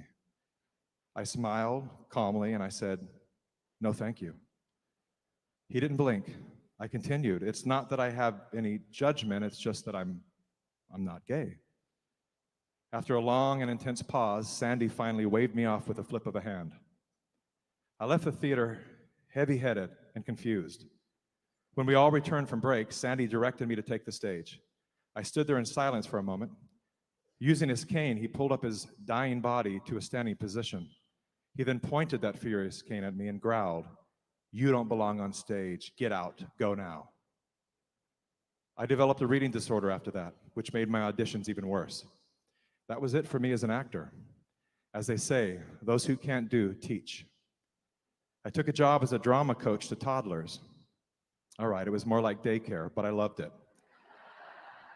I loved working with the kids. Teaching led to directing one-act theatrical plays. I became the youngest member of the Playwrights Kitchen Ensemble, where I was mentored by legends of stage and screen. Fueled by the love of theater, I went on to build my own playhouse in North Hollywood, where I began honing my writing and directing skills. Eager to get behind a camera, I raised a few $1,000s to create my first micro-budget mockumentary called Shoeshine Boys. To my surprise, that little movie went on to become an underground hit, winning top honors at various film festivals. In 2001, I flew to New York to meet with a potential distributor. I was living the dream. Not only was I in negotiations for the distribution of my first movie, but I was making thousands of dollars a day as a fashion photographer and as a director of Spanish language music videos. But all that changed September 11th, 2001. I was sleeping on a friend's sofa in Midtown the morning the planes hit. My buddy and I went directly to the scene, where we remained for 3 days while digging for survivors. This was my wake-up call. While standing on the rubble of the World Trade Center, looking down at scattered body parts, something happened to me. Something mystical. I could feel the eyes of the world focused on that very spot. The planet was shrinking. Nothing was far away. I could literally feel the presence of every living being. I felt our collective pain, our fear, our desire to live and to love. The moment was shattered by an announcement. Every rescue worker was ordered to turn off the machines, stop, and listen. We were told that the dust we were breathing was laced with extremely deadly toxins. Anyone without a proper respirator was invited to leave the area. Not one man or woman walked away. The announcer made it painfully clear. What you are breathing will eventually kill you. The workers looked around to see if anyone was going to heed that advice. The sound of heavy equipment fired back up, and everyone went back to work. Not a single person left. I stood there, eyes flooding, and I said to myself, this is who we are. This is who we are.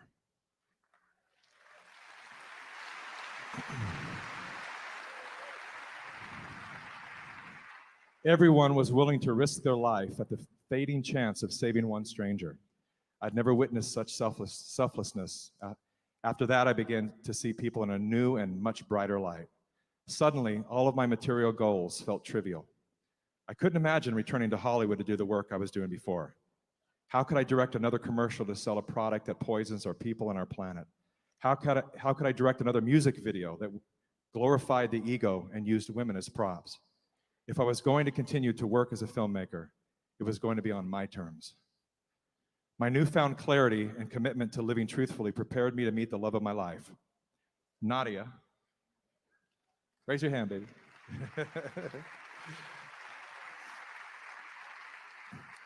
We fell in love in 2003 and we were married in 2009. Nadia went into labor July 2011. Our home birth plan was scrapped due to severe complications. We rushed to the hospital where Nadia would undergo an emergency C-section. After much effort, a tiny purple body was pulled from her belly. No crying, no breathing. The doctors placed our lifeless son on a cold machine and began working frantically to pump life into him. Thankfully, Nadia was unable to see what I could see. She asked, "Is everything okay?" That was the only time that I've ever lied to my wife. "Yes, my love, everything is fine." She smiled, her beautiful dimples popping out. I forced a smile, then returned my eyes to the drama across the room. The machine was now making a sound that I will never forget, the sound of death. The look on the nurse's face said everything. She did her best to give me a reassuring smile, then used her body to block my view as doctors shoved suction devices down my baby's throat. I closed my eyes and I began to pray. Without much experience, I wasn't sure who to address my prayer to. Father, Mother, God, Buddha, Krishna, Christ. With so much at stake, I prayed to them all. I prayed hard. It wasn't working. I began to beg. I made promises to anyone and anything that might be listening. Nadia asked, "Are you sure everything is okay?" I couldn't lie again. I cradled her face in my hands, and then I told her the truth through my eyes. Her voice broke as she asked, "What's wrong? Honey, what's wrong?" Once again, I closed my eyes. This time, I made an offer. "Please, God, let that baby breathe. And I vow to you right here and right now that I will dedicate the rest of my life to this child and to all of your children." At that exact moment, a tiny voice cried out.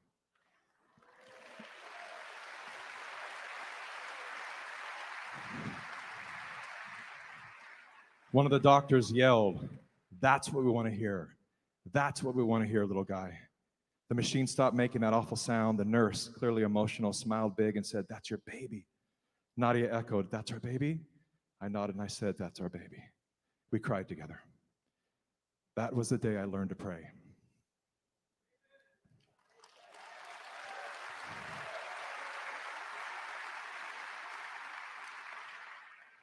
As I write this, I'm fully aware of the risk I'm taking to share a story so personal.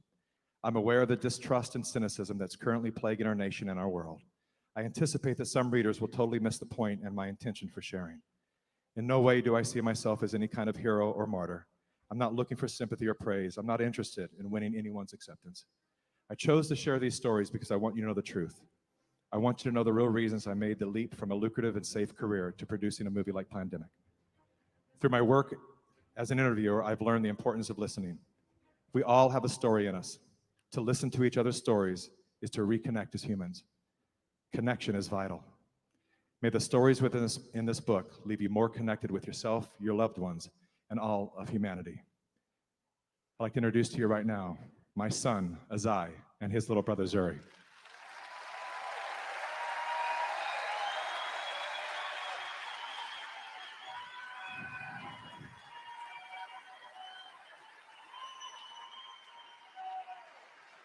This is why we do what we do. 2.2 billion children on this planet. To the perpetrators who dare to harm our children, we're coming for you. Plandemic 3 is about saving our children, and I hope you support us with that. It is about these little guys. They deserve to have the freedoms and the safety that we all had, and they will have it because of you, because of us together. And now my boys would like to say something. I just wanted to say thank you for everyone that's here, everyone that's watching. I just wanted to say thank you for saving my life.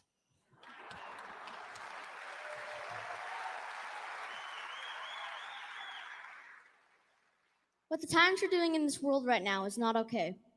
And I'm so very, very grateful that your generation is standing up for my generation. Thank you, Phoenix, Arizona. And God bless you all. God bless you. God wins. Thank you.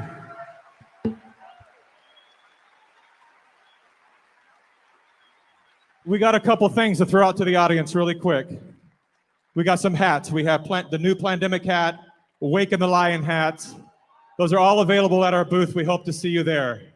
Get some over here, guys. Spread the love. Spread the love. We love you guys. Thank you.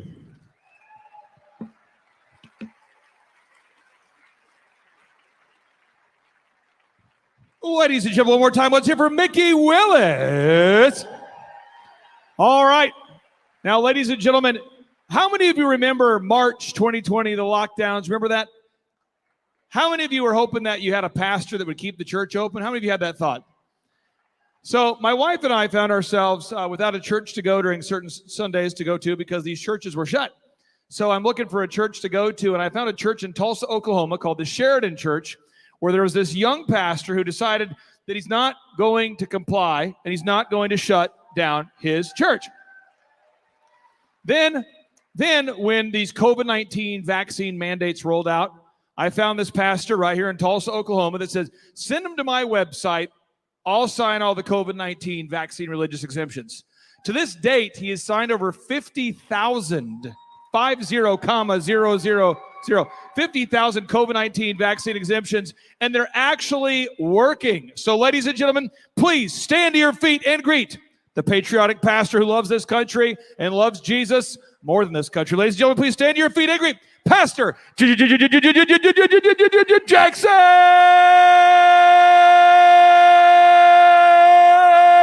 Lawmeyer. All right, are you guys having fun at the ReAwaken tour? You're in for a treat tonight. As Clay said, my name is Jackson Lawmeyer, and on the screen, they're going to bring up my family. I've got 5 amazing, absolutely beautiful kiddos, and you can see them right there. That's my wife, Kendra, with our 5 kids, and by the way, those are real children. Those are not photoshopped kids. Those are not paid actors. Those are my kids, and I absolutely, people say, man, you and your wife, you must really love children. You got 5 kids. I said, well, we like kids. I just really love my wife. Therefore, as a byproduct, we got 5 kids. Now, our lives changed big time in 2020 when the city of Tulsa threatened to arrest me if I was to do drive-in church in March of 2020. The Tulsa police called me. They said, hey, we just want to let you know the mayor has signed an executive order banning all public gatherings in the city of Tulsa of more than 5 people. You couldn't have a public gathering of more than 5 people in the city of Tulsa. Now, that was super problematic for me and my family. I got 5 kids. You had me and my wife. We're already in violation. I said, all right, thanks for letting me know. If you want to arrest me tomorrow, I will be preaching from the roof of the church, and there's a ladder in the back. You can come. Well, I gathered my church staff that Saturday night, and I said, hey, this is what the police has told us. They're just doing their jobs. They're relaying the message from the mayor's office. But we do not back down to bullies. We will have church tomorrow morning, and if they want to arrest me, they'll come to the roof of this church in order to do it. Well, guess what happened that Sunday morning? Absolutely nothing. It was all bark and no bite. That's how I knew when the mask mandate came down. Oh my goodness, they did not like my church, because at my church, we had a policy when it came to the masks. The policy was called common sense. If you want to wear the mask, feel free to wear the mask. Your favorite Dr. Fauci says it doesn't work, but you can wear the mask. If you don't want to wear the mask, it's not my job to police grown adults. You can make that decision for yourself. Well, the city of Tulsa, they didn't like that common sense policy. They said, if you don't start enforcing the mask mandate, we'll have to start an investigation into your facility and condemn your facility for health violations, because you all are a super spreader in the city of Tulsa. Do you remember that terminology? Super spreaders. Walmart's open 7 days a week. We're opened on Sunday morning at 11 a.m., yet somehow we're the super spreader in the city. So I threatened a lawsuit against the city. I said, if you step foot in the church and you cause any trouble, I'm going to sue the city. And when I win, I'm going to use the money to build a new building, and I'm going to name the new building after Mayor G.T. Bynum, so everybody knows who paid for that building. Well, guess what happened? They stopped calling. What's the message? If we fight, we will win. But if we don't fight, we've already lost. You see, we're in a fight today between good and evil. This is not a fight between Republicans and Democrats. This is a fight between good and evil. And whenever you are faced with evil, you cannot purr like nice little kittens. You know what you got to do? You got to roar like some mighty lions. Where are the lions at in Phoenix, Arizona? Where are my lions at? You gotta roar. I believe it's time for the silent majority to become the fighting majority. It's time for the silent majority to become the roaring majority, because if we will fight, I'm telling you, we will win. In fact, we have to fight. Our country's in so much trouble right now. They stole an election. You're on the verge of hyperinflation.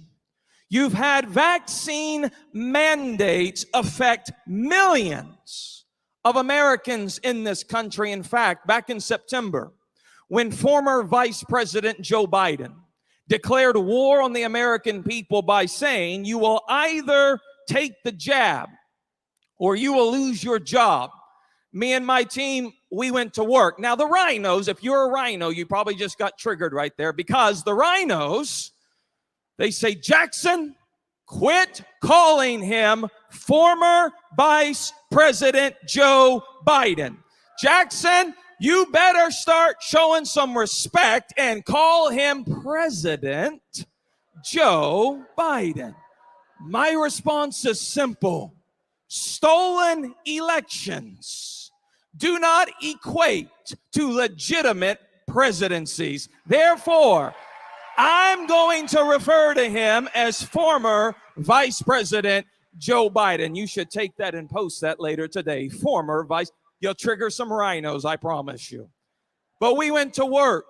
As Clay mentioned, in 4 months, we have signed over 53,000 COVID-19 religious exemption forms, helping save thousands. Are you one of them? Praise God. And it worked. It worked. Now listen to me. If you are in a position that your employer is saying you have to take this jab or you're going to lose your job, here's the message. Don't quit your job. Fight, fight, fight, and fight with a religious exemption form. They work. You can go to my website, jacksonlawmeyer.com, and you can request a form there. You can go to your pastor, have your pastor sign the form. If your pastor does not have the courage or the integrity to sign it, I will sign it for you. But I encourage you to go to your pastor first. In fact, I'm going to be out in the lobby tonight. I'll be signing religious exemption forms. If you need one, I'll be here. I'll sign it for you because I believe we need to fight. And I know we're in trouble, but I want to leave you with this. Although we're in trouble as a country, we are not without hope as a country, because our hope is not in an elected official. Our hope is not in a political candidate. And our hope is definitely not in the Republican Party. Our hope is in the Lord Jesus Christ, and God is not finished with this country just yet. God's not finished.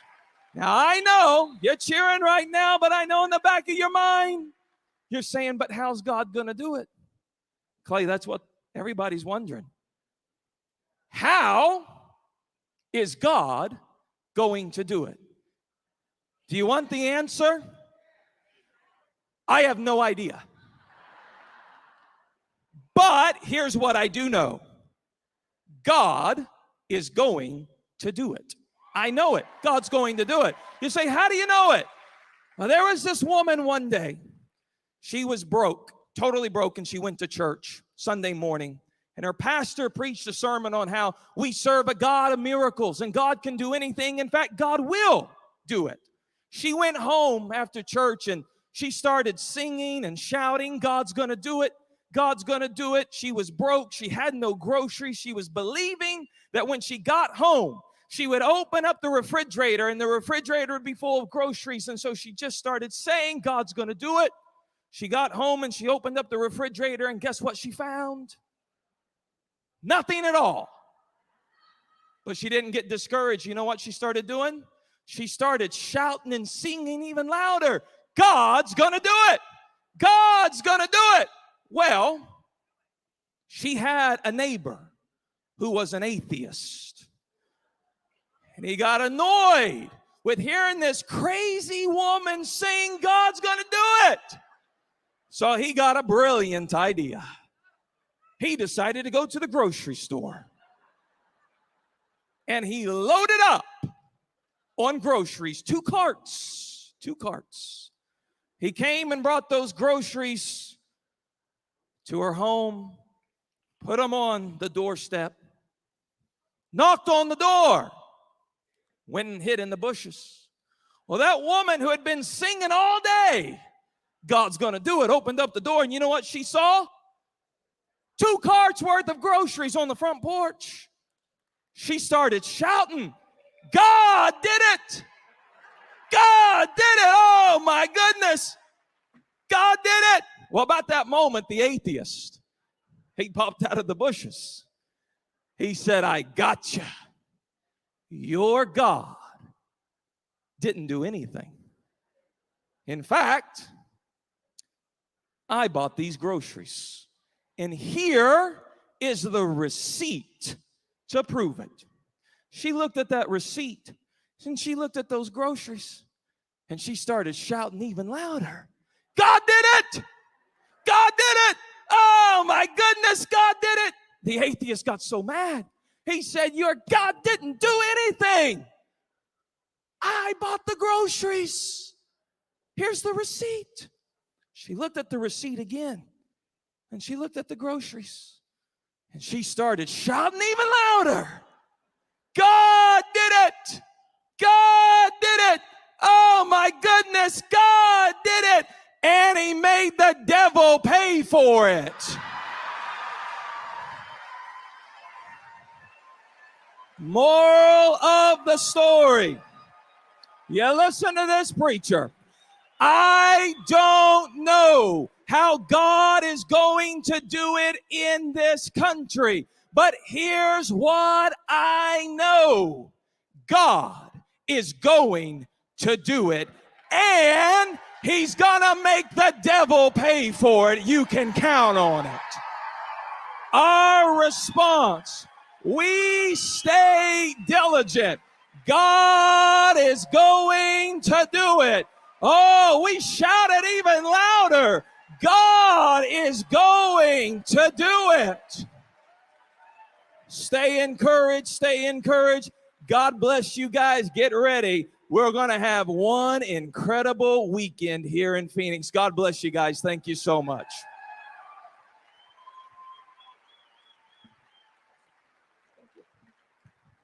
Ladies and gentlemen, one more time, let's hear for Pastor Action Jackson.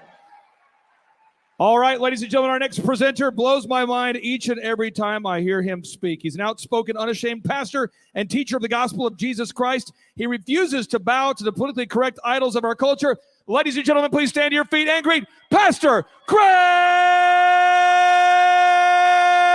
Locke. If you believe we're on the winning side, shout amen, church. Shout hallelujah.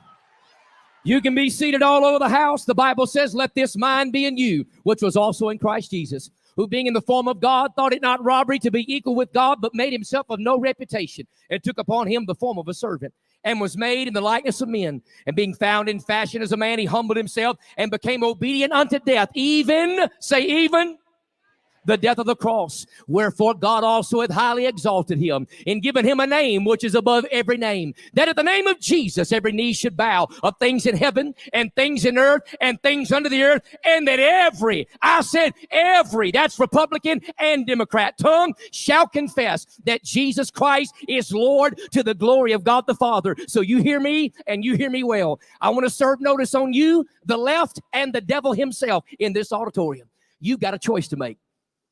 America has a choice to make. You can declare Jesus Lord of your life right now because you choose to. Or you can declare Jesus Lord of your life in the day of judgment because you have to. But make no mistake, Jesus Christ is Lord as much as he's ever been Lord. He's still in control no matter what the nonsense is that we see in the media. Speaking of nonsense, CNN's been to our church 7 times in the last 20 months. You'd think after dating that faithfully, we should get married. They've called me the renegade redneck pastor that refused to close down his local church, and he's going to kill everybody in Nashville. Well, we never closed, but we ain't killed nobody yet. But we have baptized 3,000 people in the last 20 months, praise God. So they can say what they want to, but I'll tell you, you know why you're here? Because you like people that have some boldness. And if there's anything we need, it's some pastors that have a baptism of boldness, ladies and gentlemen.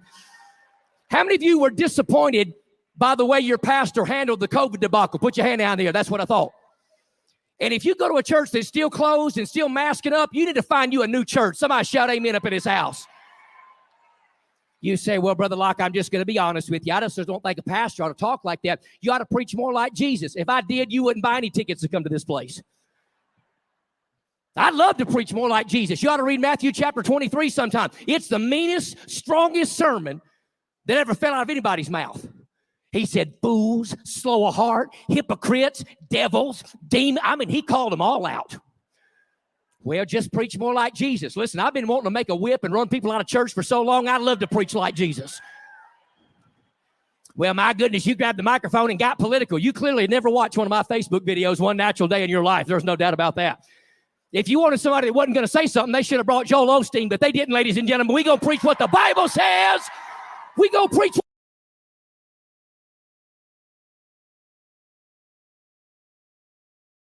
what the Bible says up in his house. So our sheriff got tired of coming to our church. He got sick of it. He likes all my videos. He's like, look, dude, I'm not going to arrest you, but these people won't shut up. So we've had MTV, Hulu, Netflix, PBS, every one of them that you can imagine show up at our church to do hit pieces, right? And what the enemy means for evil, God turns around for good because people just keep showing up. It's like a bad car wreck. I never thought that we would see the day that pastors and so-called Christians were the ones that were angry at the pastors that stayed open. I get letters every week. Well, we just feel like you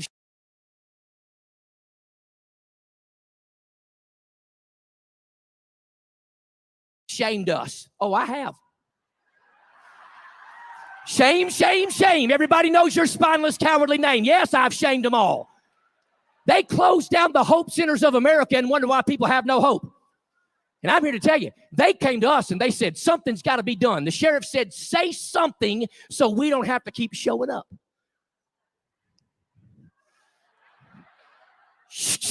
Yes, sir, my brother. So that day we had PBS, CBS, and all the media BS at our church. That stands for biblical stupidity, by the way, if you want to quote me. So I got up and tipped my head to the sheriff. He kind of tipped his hat. I said, let me tell y'all something. We so believe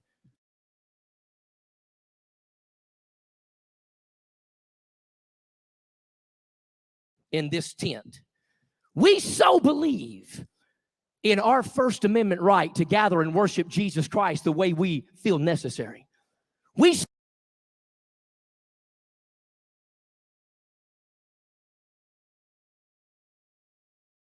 so believe in that First Amendment right. I said, you hear me, media, and you hear me well. If you show up and you impede on our First Amendment right, I said, our boys will meet you at the door of the tent with our Second Amendment right, because we are not playing your Democrat games. We are not going to play your Democrat games. We ain't bending to your demands. We're not bowing to your nonsense.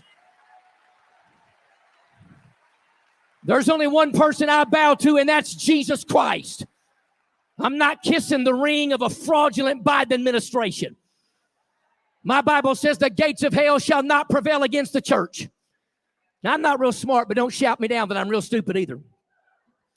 But I'll tell you one thing, if the gates of hell will not prevail against God's church, I promise you coronavirus is not going to prevail against the church of the living God. It's just not. So find you a church where a man of God will be the man of God and stand up with some leather lungs and bow his back like a Benny Rooster and say, I'm going to preach Jesus no matter what they say, no matter what they do. I think the reason the American church is not in a recognition of revival is because revival didn't show up the way we thought it was supposed to. Right? We thought revival was going to come out of a Wednesday night prayer meeting or a Sunday school campaign. Revival came out of persecution. Because we found out real quick something that now they know very well. We have just come through the world's most successful experiment. Because now here's what you know, I know, God knows, and everybody else knows, no matter what side of the aisle they're on. And you better make up your mind what side you're on. Here's what they know. Now they gladly and forcefully know who they can control and who's going to be a problem moving forward. Well, I'm going to tell you right now, ladies and gentlemen, Pastor Greg Locke's going to be a problem moving forward. There's no doubt about that fact. I said I'm going to be a problem moving forward. It's time to stand up and not back up, pack up, slack up, or shut up till we've been taken up by the glory of God. These are the days of Shadrach, Meshach, and Abednego. My shack, your shack, and a bungalow. You better stand. You better suit up and boot up and put on the whole armor of God. And you better recognize one thing. We do not have a White House problem. We have a God's house problem.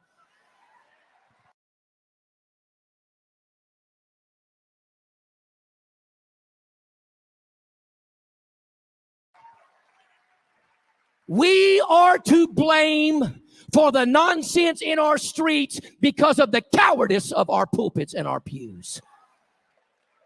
And may God send the church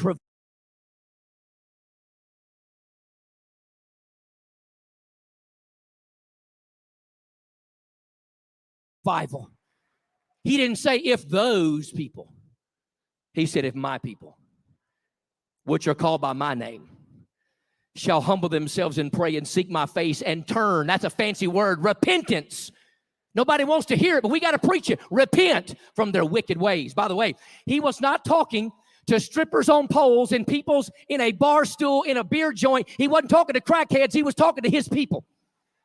He said, you better repent. And if you do, I'll hear from heaven. And I'll forgive your sin. And I'll heal your land. And I'm telling you, the church in America needs to quit being so American and start being the church of the living God. The church of the living God. You see, I'm not just trying to save America. I'm trying to save Americans. And the only person that can do that is Jesus Christ. What can wash away my sin? Nothing but the blood of Jesus. What can make me whole again? Nothing but the blood of Jesus. And this is not merely a political battle that we are in. This is spiritual warfare 101. Because the weapons of our warfare are not carnal, but mighty through God to the pulling down of strongholds, casting down imaginations, and every high thing that exalteth itself against the knowledge of God, and bringing to captivity every thought to the obedience of Christ. And you have come to this conference hungry to get something on the inside that changes you when you go back home. So I'm going to say something.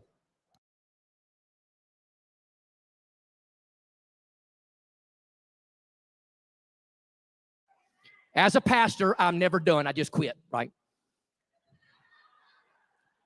But I want to say this. Don't fall into the trap of getting conference drunk. Some of y'all just bebop around to the same conferences and hear the same stuff from the same speakers and go home and sit on your rumps and do nothing with it. Don't just pay money to come for a cool show if you're not going to go back home and turn your school board upside down for the glory of God. Some of you got some work to do. You can't just show up and buy a bunch of t-shirts and hats and be on a bunch of podcasts and shake people's hands and say, oh my goodness, that person's my hero. Let me tell you something. Get up and go home and do something for this nation. Because saving this nation and building the kingdom of God will not cost you something. It'll cost you everything. And nobody wants to pay the price. You can come sit and clap and enjoy yourself and all of it. It's great. But you're going to lose some friends in this movement. Some of you ain't getting invited back for Thanksgiving dinner next year.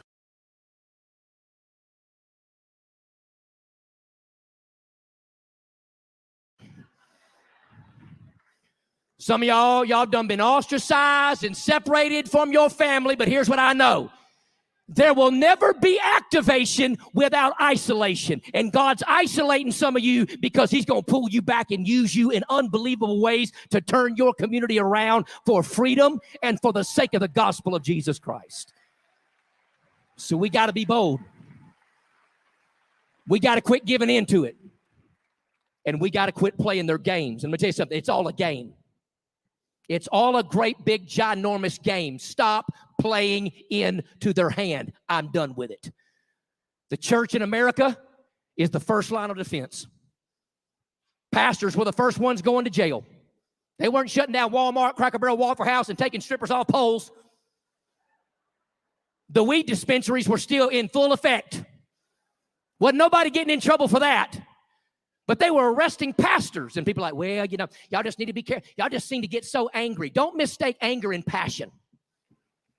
I'm angry at the devil, but I'm passionate about saving this generation and the next, ladies and gentlemen. Passionate about that. So yes, I'm a local church pastor, and I approve this message. Say amen right there.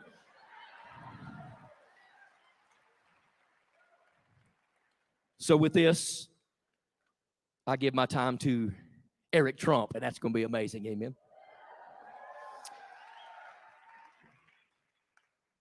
You know, if you study history, you will find that there are some people that unbelievably saved not just individuals and not just small communities, but entire families. Entire families. And Andrew Jackson on his deathbed pointed at a copy of the Bible and said, and I quote, "That book, sir, is the rock on which the republic rests." That book, sir, is the rock on which the republic rests. And if we are going to bring this nation back to where it needs to be, it's going to have to be a biblical revolution that does it. The church is going to have to repent. Just as we know when the faithful statement was said on that steed one night running through town, "The British are coming. The British are coming. The redcoats are coming." They thought that man was crazy. These days, they would call him a QAnon conspiracy theorist. But he saved the nation regardless if they still teach it in public school or not. The redcoats are coming. The redcoats are coming. The redcoats are coming. So I'm not a whole lot. Everybody always says, you're so much smaller in person than you are on TV. Some camera angles. But I want to make you a pastoral promise at this conference. No matter how many death threats we get, and we get a lot of them. No matter how much toilet paper we get in the mail that's filled with toilet paper stuff, and we get that often. No matter how much full-time security we have to have at our church overnight so they don't burn our tent slapped to the ground. No matter what CNN says, what MSNBC and the rest of them say. I ain't the least bit afraid of Oprah and David Lettermouth. They don't bother me one bit.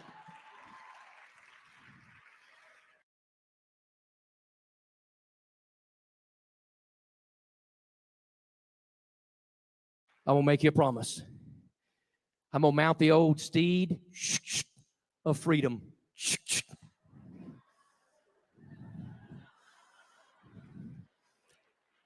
And if I'm the only one, which thank God I'm not, but if I'm the only one, I'm going to let them all know. Jesus is coming. Jesus is coming. Jesus is coming. Jesus is coming. Get on your feet, church. Get on your feet. Shout to the Lord in this house. Give him praise. Give him honor. Give him glory. Hallelujah.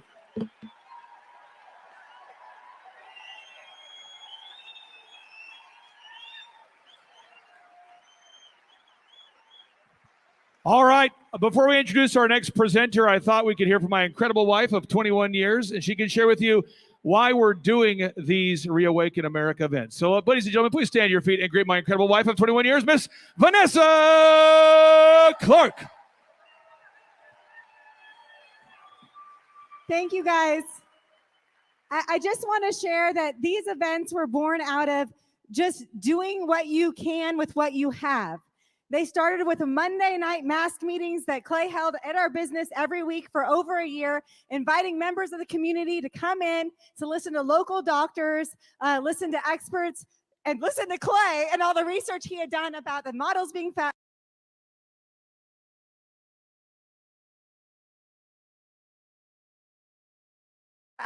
The models being false, the treatments being real, and the PCR tests being falsely calibrated. And just faithfully doing that.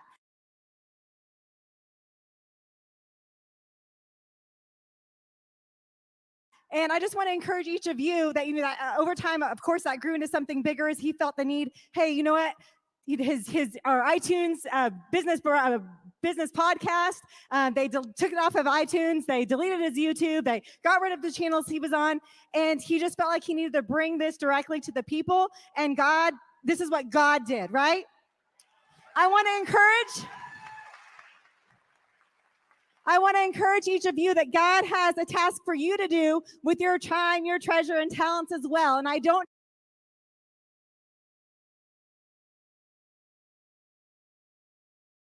know what that is, but I do know that God has called you here for this time in this place. It's a divine appointment, and it's to activate you to do something. As we get ready here to introduce Eric Trump, I just want to say we are so thankful for the way that God has used the whole Trump family, the way they have fought for our nation.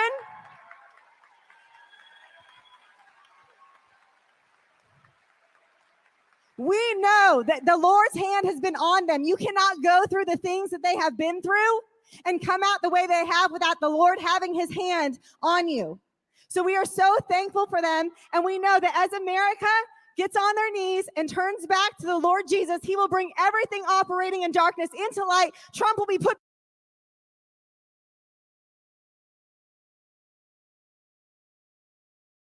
back in his rightful place where he belongs. And so I just want to welcome Eric Trump. We are so grateful and honored to have you. Thank you for you and your family and the fight you've done for this nation. Ladies and gentlemen, please stand to your feet and greet Eric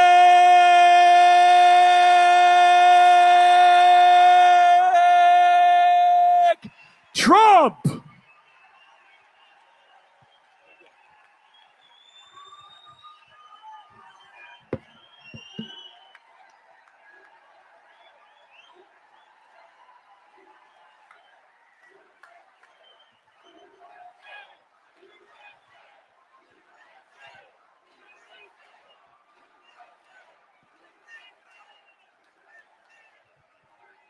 Oh, Phoenix, we love you so much, Phoenix. We love Arizona. Let me ask you, does anybody in this audience think that Donald Trump did not win this state?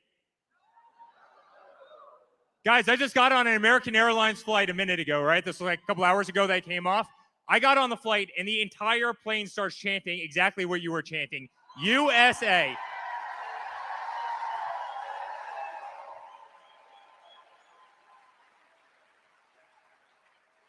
Was anybody here part of that 95-mile-long caravan of cars the day before the election? There is no way in the world that we did not win. There is no way in the world that we didn't win this state. I think there is more love and patriotism and love for country and love for God in this state than, frankly, maybe any others. I really mean that. I really mean that. And by the way, I have to thank the general, and I have to thank Clay and his beautiful wife. You know what? They have put us through hell. They really have. And they've done that on purpose. They want to do anything they can to try and take my father out. They want to do anything they can to try and take our family out. But make no mistake, God is watching down, because you know what, guys? In 2016, we did not have a chance. God was not watching down. Crooked Hillary raised $1.5 billion. You know how much we raised? $300 million. And by the way, she actually knew something about politics, which we knew nothing about, right? Like, you know, she actually knew something about immigration. Actually, maybe she didn't know anything about immigration. She claimed to know something about immigration, but she actually knew something about politics, which we did not. So believe me, somebody was guiding that process. And by the way, there's a war in this country on religion, and we better fight that, because this country is going to go to a very, very dark spot if we don't have God in our lives. And I promise you,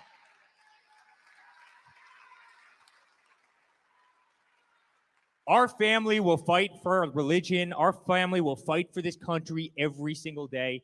And that's why I'm honored to be with these guys. Honestly, what they put the general through, the general doesn't want to be doing this. You know what he wants to be doing? He wants to be fighting wars around the world for America.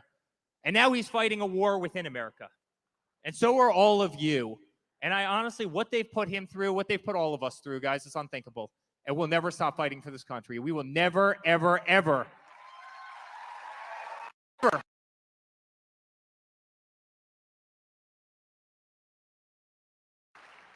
And guys, sometimes I wonder, thank you guys, honestly, thank you. Sometimes I wonder how we got here, and I mean that. You know, I'm a New Yorker. I'm embarrassed to say that at this point. Right now, you can go into New York, right? Is anybody else from New York in this audience? And you all escaped from New York, right? Yeah, I just escaped from New York too. It's perfect. So right now, you can go in New York. You can literally rob a bank with a gun, so long as you don't actually pull the trigger. And you'll go down, you'll get arrested, and they'll let you out of the police station that night. You get home, no bond, no bail, no anything. They won't even charge you with a felony. That's how crazy New York has become. And you know what's amazing? When I grew up there, I obviously lived there during 9/11. And I'll never forget, after 9/11, right? Every single window of every single building, it didn't matter if you're rich or poor, white or black, every single window of every single building had an American flag hanging outside of it, right? They love this country. You guys remember this. Remember when we're bombing Tora Bora, we've got the B-52s, and they're bombing the terrorists right after 9/11. People are celebrating America. Every car had to thank the FYN, you know, the NYPD and FDNY. You know, thank the first responders.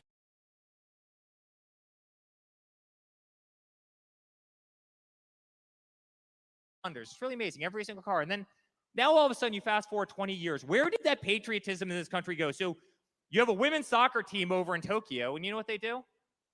They kneel for the national anthem. They kneel for America. They turn their back on their flag. And you have half of the United States of America who are literally hoping that they lose their soccer game to anybody else. They don't care if it's Canada. They don't care if it's Sweden. They don't care who it is. They're literally rooting against an American team. How did that happen?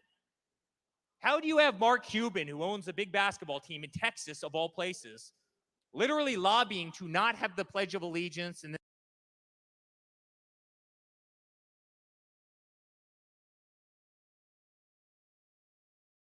national anthem said before the basketball games? How did that happen? It's a good answer right there, partially. You know, when did we start turning our back on law enforcement, the greatest people we have in this country? When? When do we start turning our back on first responders? So, after 9/11, everybody had the stickers, right? Thank the first responders. And then, after COVID broke out, thank a first responder. But now, if you don't get a shot in the arm that you don't want to get for whatever reason, they'll fire those first responders. Whatever happened to thanking a first responder? How did we get this crazy in society? Isn't it amazing? Nike, big American corporation, right? They've made all their money off of every person in this room and all of America. They promoted American athleticism and American athletes to every country around the world, right? You would think they'd be an all-American company. They always had the American flag on their shoes. Their top spokesperson, Colin Kaepernick, is getting paid millions of dollars by an American company to disrespect America. How the hell did we get here, guys? And I think about this every single day. And guys, there is a war happening in this country right now, whether you like it or not. And it's an unconventional war. It's not the war with bullets and everything else. But you have a political party in this country that wants to weaponize every single system we have. And if we don't pay attention to it, guys, we're going to get steamrolled. We are going to get steamrolled. Look at education, right? What's more important than the youth of this nation? You see what's happening in Virginia, all right? Critical race theory. They want to indoctrinate our kids with the 1619 Project and critical race theory, and they want to make every little 4-year-old the same age as my son believe that he's a racist and he's a this and a that. You've got these teachers. If a young kid wears a Trump hat into one of the classes, they'll fail. How are they doing this? They control the school boards. They control the principals. How are we allowing them in this country to do that? And you know what they're doing? They're weaponizing the school system. Very smart, actually, if you think about it, but they're weaponizing that system. They're weaponizing higher education. I went to a place called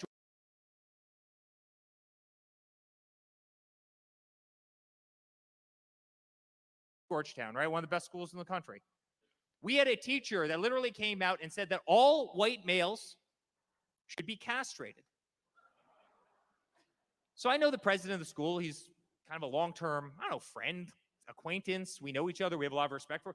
So I sent him a little note. Hey, Jack, did you see this comment made by this teacher the other day? She literally said that all white males should be, like, if I said that about somebody else, you know what would happen, right? Like, well, Eric, we believe in freedom of speech of our faculty. I go, you got to be kidding me. So, guys, they've weaponized education. Look at what they're doing with the military. So a couple weeks ago, China launches a hypersonic missile. Everybody probably saw this, right? Okay, well, China launched a hypersonic missile, right? Let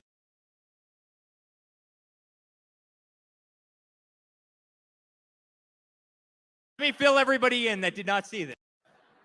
So they go to General Milley. They go, Milley, do you know anything? Were you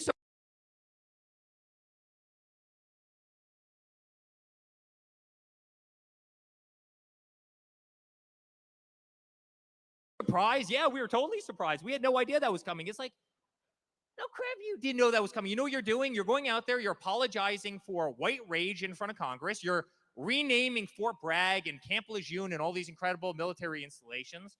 You're conducting sensitivity training. You're certainly not winning wars. Of course, you're not focused on the fact that China is launching all these missiles, because you know what? The system has been weaponized. So they've done it with education. They're doing it with the military. They did it with the DOJ. How many people in this room has been censored? Social media. So they censored me. Instagram censored me last week. I won't exactly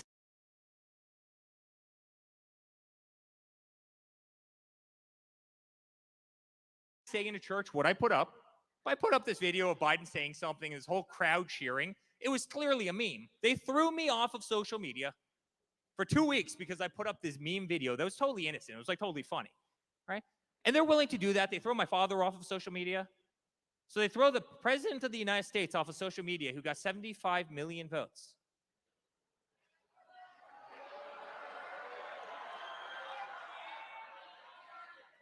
He got more than 75 million votes. That's true.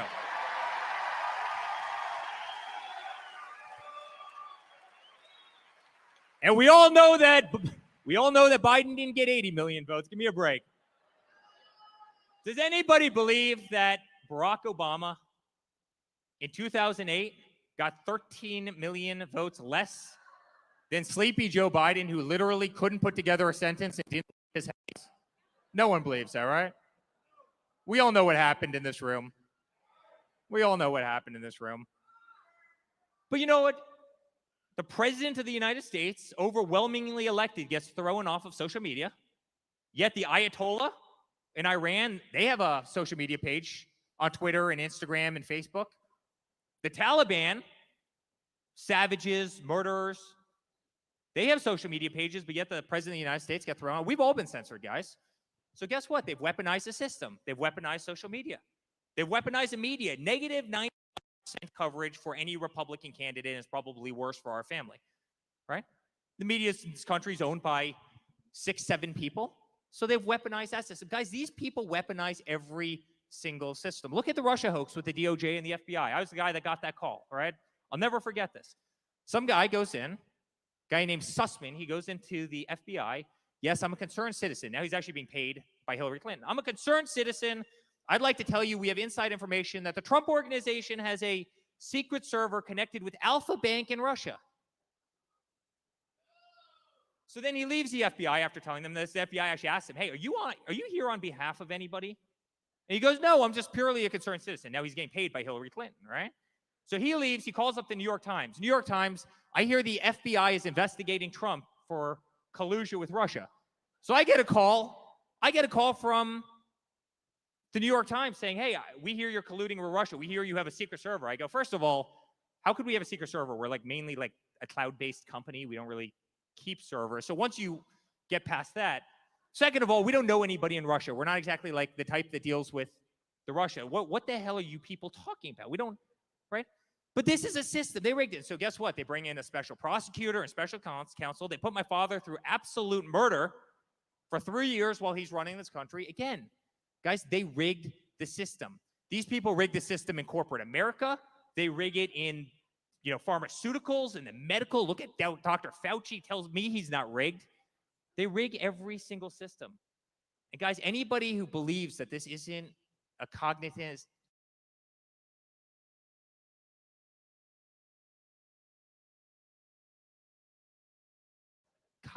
effort of theirs is naive. And we better be awfully, awfully sharp to it. And it's funny. We used to have all these chants, right, at all the rallies. We had all these incredible chants, right? You remember them. Lock her up. That was a good one. Lock her up was a really good one. It's still good. By the way, how about them trying to bring her out of retirement to try and save Biden? Clay, could you ever believe that they would have to bring Hillary Clinton out of retirement to actually save this guy because that's how bad he is? I think the inflation number in this country is actually a higher percentage than his approval rating right now. It's kind of like, but you had lock her up, you had build the wall, you had USA, USA, right? But you had another chant that's really interesting. If you're, which one? Build the wall. I can't say that. Clay, I'm not allowed to say it.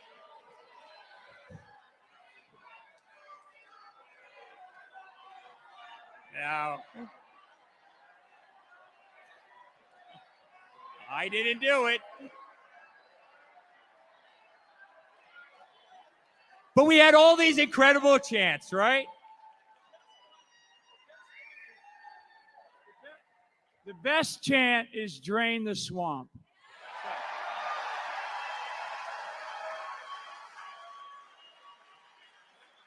Which, General, is exactly what I was getting to. But you know what? Back then, no one actually knew what drain the swamp meant, right? Everybody, General, you remember this. Everybody thought that drain the swamp meant get Nancy Pelosi out of there, right? Because she had been in government for 35 years. Or, get Joe Biden out of there because Joe Biden had been in politics, substantially longer than I've been alive, right? I'm 38. The guy's been in politics for over 50 years. So, I was negative 12 years old when Biden came on the street, if you can possibly believe it, right? So, but everybody thought that drain the swamp was that, right? Get rid of these swamp creatures who had been in D.C.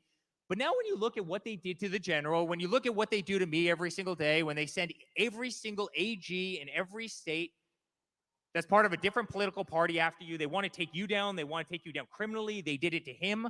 They've done it to certainly people in this audience. They do it to my father every single day. when you see them weaponizing every system in this country.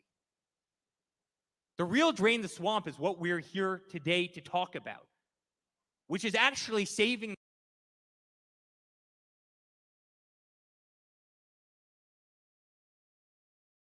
this country from the tyranny that they're trying to put us through.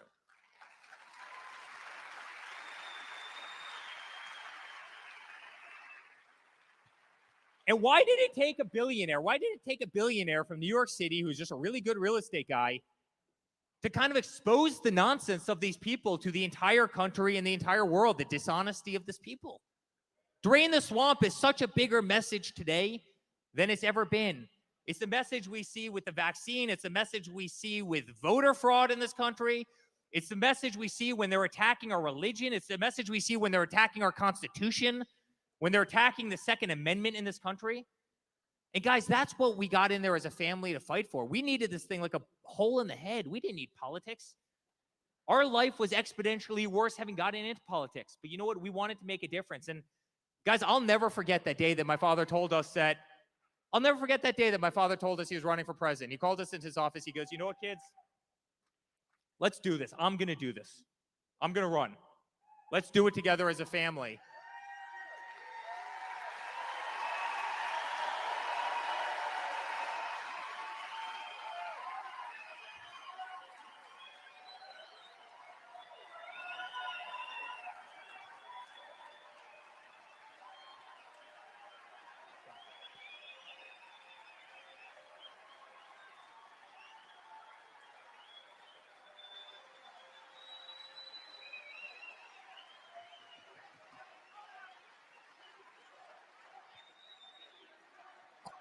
Guys, well,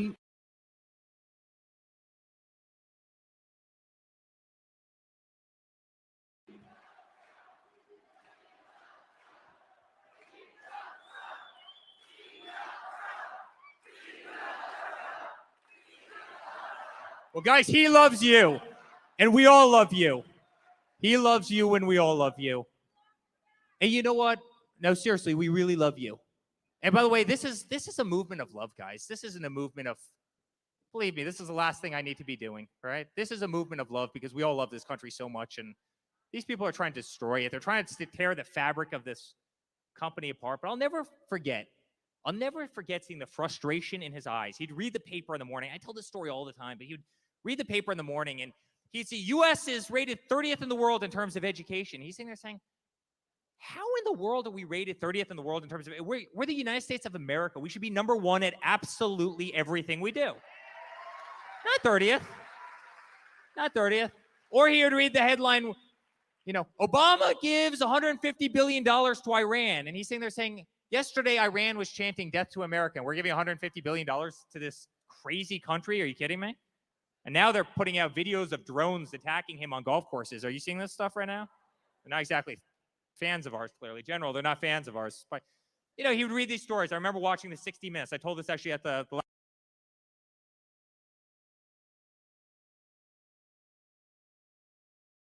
last time I was with the general. We were watching 60 Minutes. They bring the 60 Minutes cameras into one of the missile silos in, you know, South Dakota or one of these places. And they have this young missileer, right? Beautiful guy, you know, good shape, everything. Yeah, well, that clock doesn't work, and that telephone doesn't work, and we don't know if these missiles are operational. And he's sitting there saying, I can't believe we could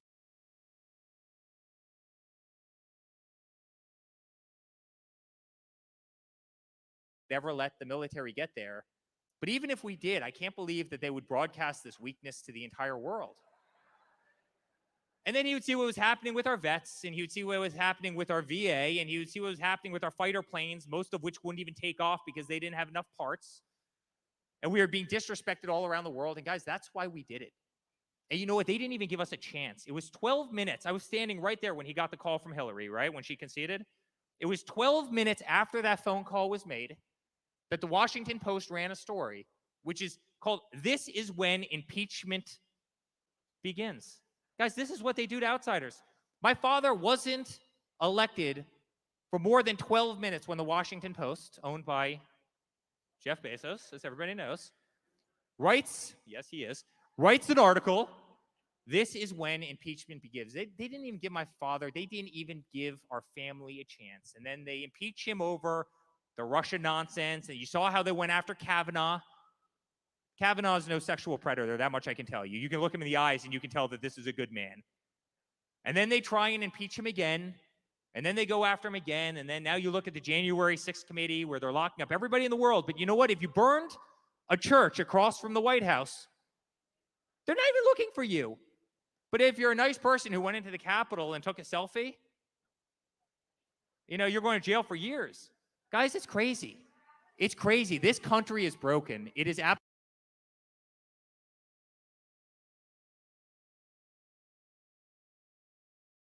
absolutely broken. And guys, that's why we're going to take it back. That's why we're going to take this country back.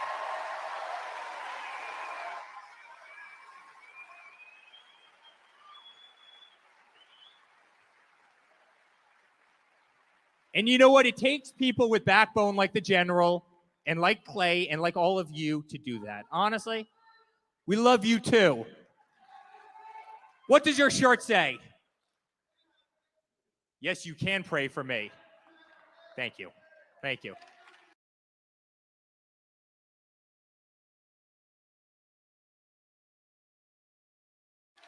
Thank you.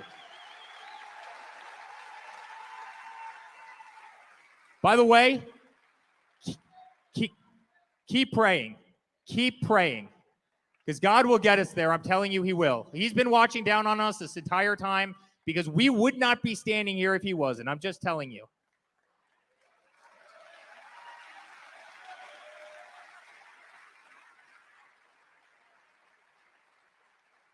And you know what, guys? People are starting to see it. And I really mean that sincerely. People are starting to see it. Right? And maybe it took God to actually orchestrate this whole plan where actually people see the greatest president in the history of this country.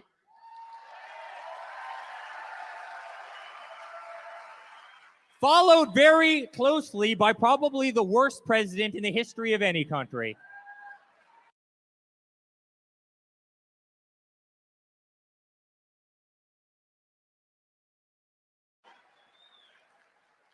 I mean, look what my father did. Lowest unemployment, lowest African-American unemployment, lowest female unemployment, lowest Hispanic unemployment, best stock market, hands down, rebuilt the entire military, gave veterans totally rebuilt the VA, gave veterans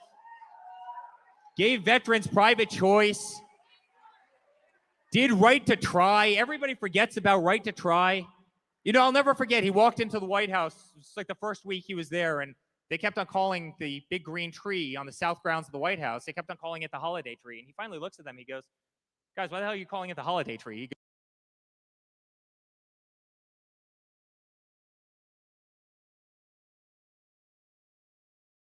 goes, it's called a Christmas tree. You're going to start calling it a Christmas tree.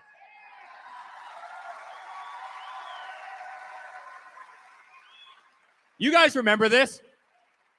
In 2016 and 2015, if you said Merry Christmas, they would throw you in jail. I mean, literally, it's like you offended somebody. It's like you cursed at somebody, right? You know, he gets in there. He goes, no. It's called Christmas. You know, no different than we're going to celebrate Thanksgiving and we're going to celebrate Halloween because guess what? We're Americans and that's what we're going to do. And we're going to protect God. Oh, he'll come back. Just wait. Be patient. I promise. You be patient, all right? Just keep your hope. I promise you he will be. He will be.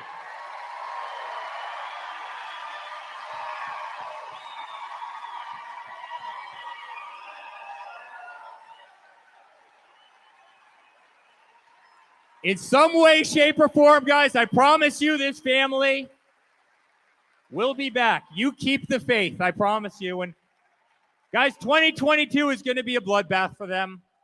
You can see the writing on the wall. 2022 is going to be the start of the revival. I really mean that. And we're going to bring this country back. You know, we all love this nation. We love everything that this nation stands for. We love red, white, and blue. And we've got to figure out how to go back to the spirit that we had after 9/11.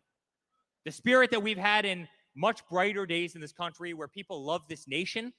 They're thankful for being in this nation. They respect God. They're not trying to do the craziness. They're not trying to delete. I mean, look look at this whole cry right now to take under God out of the Pledge of Allegiance and to try and take in God we trust off of our national currency. Why would we do that? Why would we do that? And guys, I can tell you under Donald Trump, that was not happening. That was not happening. But you know, yet under Biden, you've got this kind of administration in there right now that every time there's a problem, they're running for the fence. There's no one to be found. Has anybody noticed that? So you had this whole massive debacle in Afghanistan. Where was Biden? You know where he was? He was in Wilmington, Delaware. So we leave $86 billion worth of military equipment with the Taliban, right? It is treason. It is treason. 86. So if you think like a nuclear aircraft carrier costs, what, $9 billion to build? We left 86. We almost left 9 aircraft carriers worth of military goods. So you had the Taliban that were literally riding around on mopeds, carrying AK-47s that were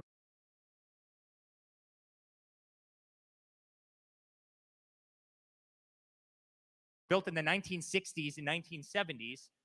And now they're driving around in up-armored Humvees with U.S. sniper rifles, night vision, flying around in Black Hawk helicopters, mini birds.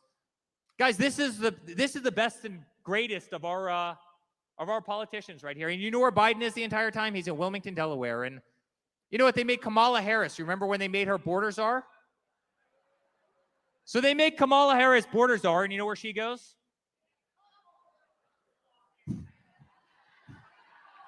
I happen to like Taco Bell, all right? So leave Taco Bell alone.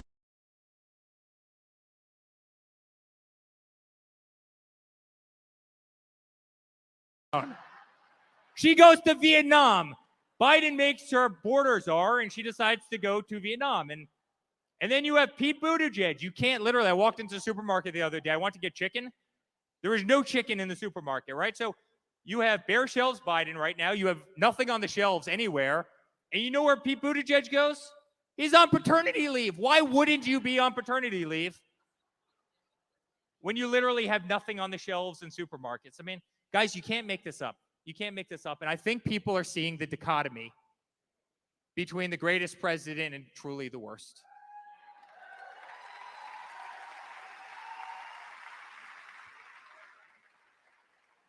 And so, guys, here's the promise I make to you.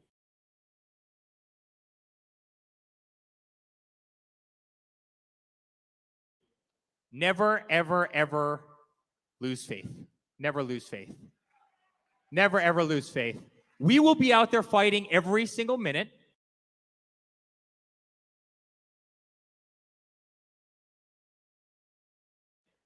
Of every single second for this nation, not because it's fun sometimes, not because it's enjoyable. We'll take every single arrow, but we're going to save this country. We're going to do it for my kids. We're going to do it for everybody in this room. We love red, white, and blue. We love our Constitution. We love our military. We love God. And guys, in this country, we're not letting that go. So you be patient. Help is around the corner, I promise you. You be very, very patient. We're going to get these guys. God bless you. Never, ever, ever stop fighting. God bless this great state. And God bless the United States. We love you guys. We love you so much.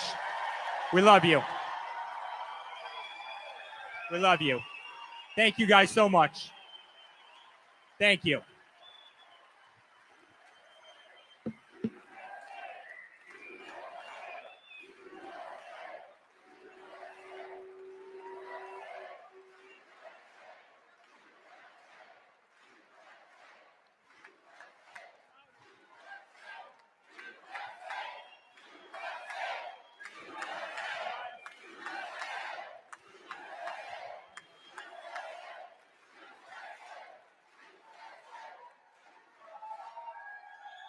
So,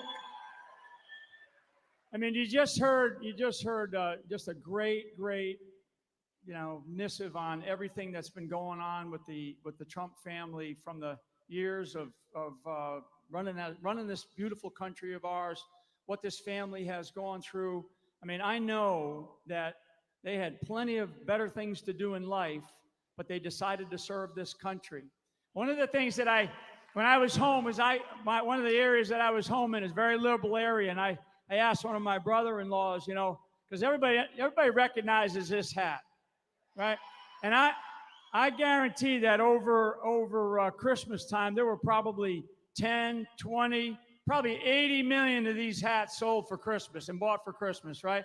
Did anybody see any T-shirts or hats that said "Build Back Better"? Right? Not a one. Not a one. So if 80 million or 81 million people voted for Build Back Better, you'd see a hell of a lot more of these types of hats that say "Build Back Better," right? And that's my point. That's our point. This country is in dire need of leadership.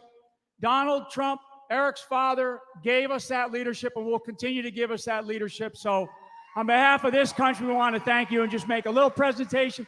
And we have another little presentation. Come on over here. Because Eric's son loves these Hot Wheel cars. So I'm going to turn this over to Clay. I heard Eric made the mistake of telling me that his son loves Hot Wheels. And so I asked a few of the listeners, I said, if you could bring a Hot Wheel or two, that'd be great. And so, ladies and gentlemen, without any further ado, Eric Trump, I present you with a boatload of Hot Wheels for your son. Devin, cue the music. Let's go.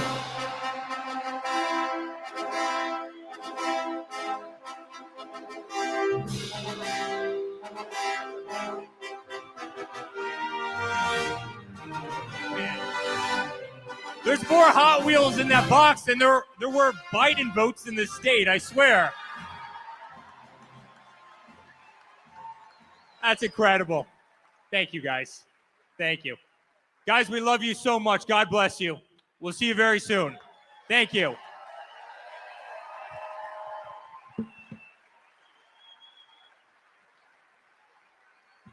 Ladies and gentlemen, one more time, let's hear it for Eric Trump. And for all of you that brought the Hot Wheels.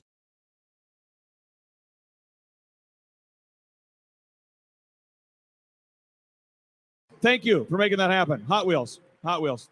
May that kid have a lot of fun with those Hot Wheels. May our country be free for him to play with those Hot Wheels. And now, ladies and gentlemen, here to talk about election fraud. And again, no matter how many times, no matter how much I'm being sued by Eric Coomer for, you guys know about Eric Coomer, right? The former head of security and strategy for Dominion.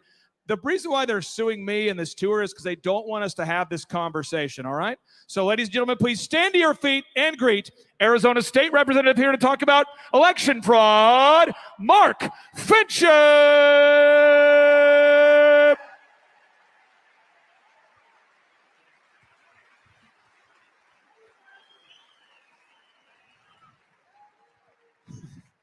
And I'm supposed to follow that?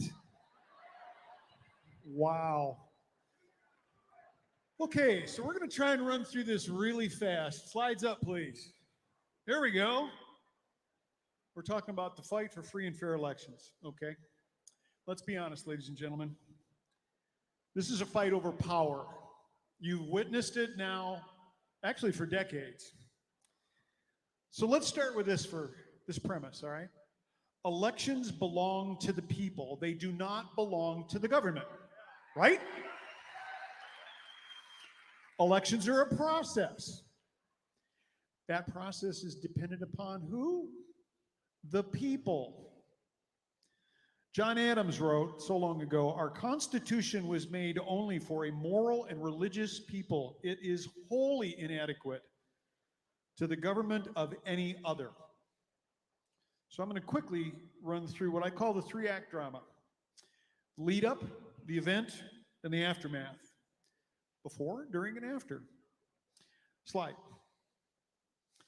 So you probably recognize this if you follow polls, but this is actually real clear politics. And if you were to scroll down, it's page after page after page after page that it's going to be a close race. Oh, Donald Trump's losing. No, Joe Biden's ahead. Exodus 18, 20 through 21. This is the Bible part of the message. Choose from among you godly men disinterested in personal gain to lead the thousands, the hundreds, the 50s, and the 10s.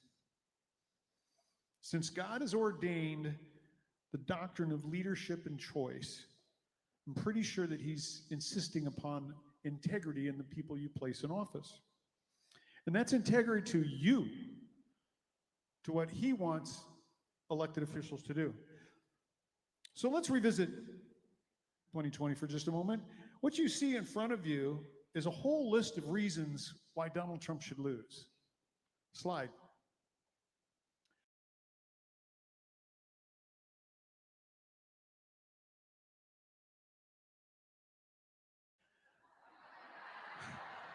Okay? This is what they call cognitive dissonance. I'll read the definition for you. Cognitive dissonance is a term for the state of discomfort, which I'm sure all of you are probably in, felt when two or more modes of thought contradict each other. The clashing cognitions may include ideas, beliefs, or the knowledge of one's surroundings. That is crazy. Slide. So, we're going to roll through these very quickly. Next. Notice what happens at the end of the election. Sudden flip. Slide. Then we have this one. Slide. Notice that the movement up in the middle of the slide is less than the movement at the end. 2x. Oh, it gets better. Next. Then we have Wisconsin. Look at how that difference is. Next. Yeah. Next. This would be Pennsylvania. Now, Pennsylvania tried to be a little bit more sly about it, but they didn't get away with it. Next. Yeah. So, that's enough about the event. Here's the aftermath. Next. What the machine did not count on was some courageous people, my colleagues, who challenged an election that they recognized there was significant cognitive dissonance. They did not count on us. Article 2, Section 1, Clause 2 of the United States Constitution, each state shall appoint in such manner as the legislature may direct. The time, place, manner of elections is up to your closely held representatives, your legislature. Next. There's a fellow in South Carolina by the last name of Clyburn. He doesn't think you're smart enough to handle elections, by the way. He wants to federalize them, okay? So what we did, we actually built a theory of the case, presented evidence on November 30th. 14 days later, the Senate took it up. They issued subpoenas. And then the fight started. We now have an audit that's complete, but the reporting is still coming in. That work product has been turned over to the Arizona Attorney General's office. And I will tell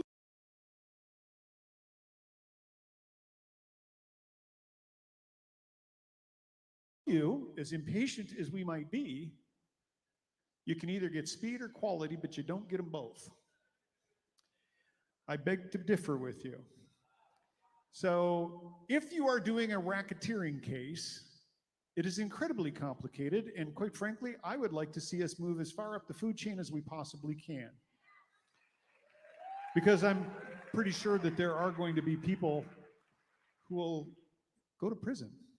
I really do believe that. I've seen the evidence.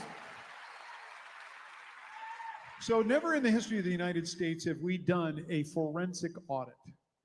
Notice how everybody was hypercritical on the Senate for the way they were doing it as they were building it. There's never been one done. So the process was being built as we moved along. So next slide. Now we're going to talk about, the secret history of how we tried to save the 2020 election. This is Molly Ball's piece, by the way, from Time magazine, where Satan and his minions were actually bragging about how they had corrupted our election. Next slide. Notice count every vote. Interesting thing missing there. How about legal? Huh? Next. Look at the association with who? Next. This is propaganda, ladies and gentlemen. Tried and true. Next. Look at that smiling guy. He knew the fix was in. Next. Democracy defender. We're not a democracy, we're a republic. Next. Again, count every vote. I think you get the point. Next. So here's where we're at today. 51% of the American people, and this is coming from Rasmussen, no friend of conservatives, 51% of Americans believe the election was a fraud. 3 months ago, that was 21%, by the way. My good friend Seth Keshel probably referred to this earlier today. We expect sometime in the next 4 to 6 weeks, we will reach apogee. Apogee is that 2/3 vote of the people saying, I just don't believe you guys anymore. Next. So, ladies and gentlemen, we are at something called the Overton window. This is where public policy can actually be made, where people who are liberals and people who are conservatives agree that there's a problem. 63.7% of Arizonans polled about 2 or 3 months ago believe that we need to increase voter identity, we need to add ballot fraud countermeasures, and we need to clean up our voter rolls. Next. I'm going to go ahead and skip to the punchline here. Next. This is the future of ballots in the state of Arizona, ladies and gentlemen. That bill was dropped last week by Leo Biasucci, the House Whip, and Sonny Borelli, the Senate Whip. We're running mirror bills to try and race this thing through as fast as we possibly can. That is an outcome of the November 30th hearing.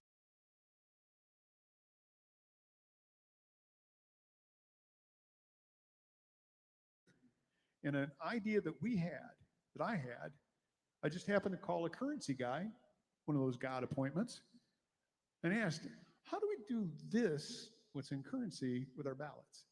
What you have before you is what they came up with. Next. So it's 100% fact that we are citizens, we are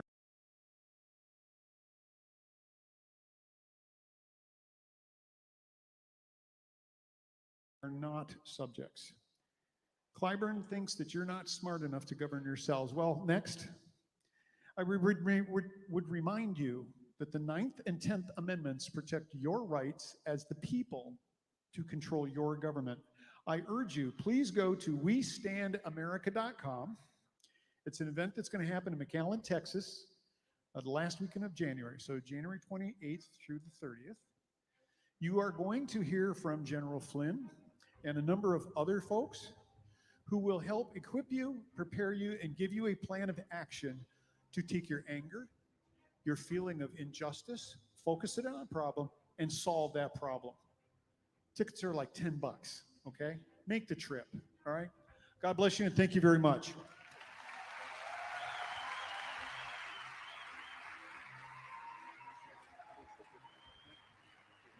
Ladies and gentlemen, one more time, let's hear it for Representative Mark Fincham. All right, and now, ladies and gentlemen, it's my pleasure to introduce, real quick, before we introduce our next speaker, General Flynn will be our final speaker tonight. Also, Mel K, a little housekeeping note, so you want to stick around for that. And ladies and gentlemen, I am fired up for our next presenter. How many of you are familiar with Turning Point USA? Ladies and gentlemen, our next presenter is the founder of Turning Point USA, a national student movement dedicated to identifying, organizing, and empowering young people to promote the principles of free markets and limited government, despite not being yet 30 years old. Most Americans know his name. Ladies and gentlemen, please stand to your feet and greet Charlie Kirk.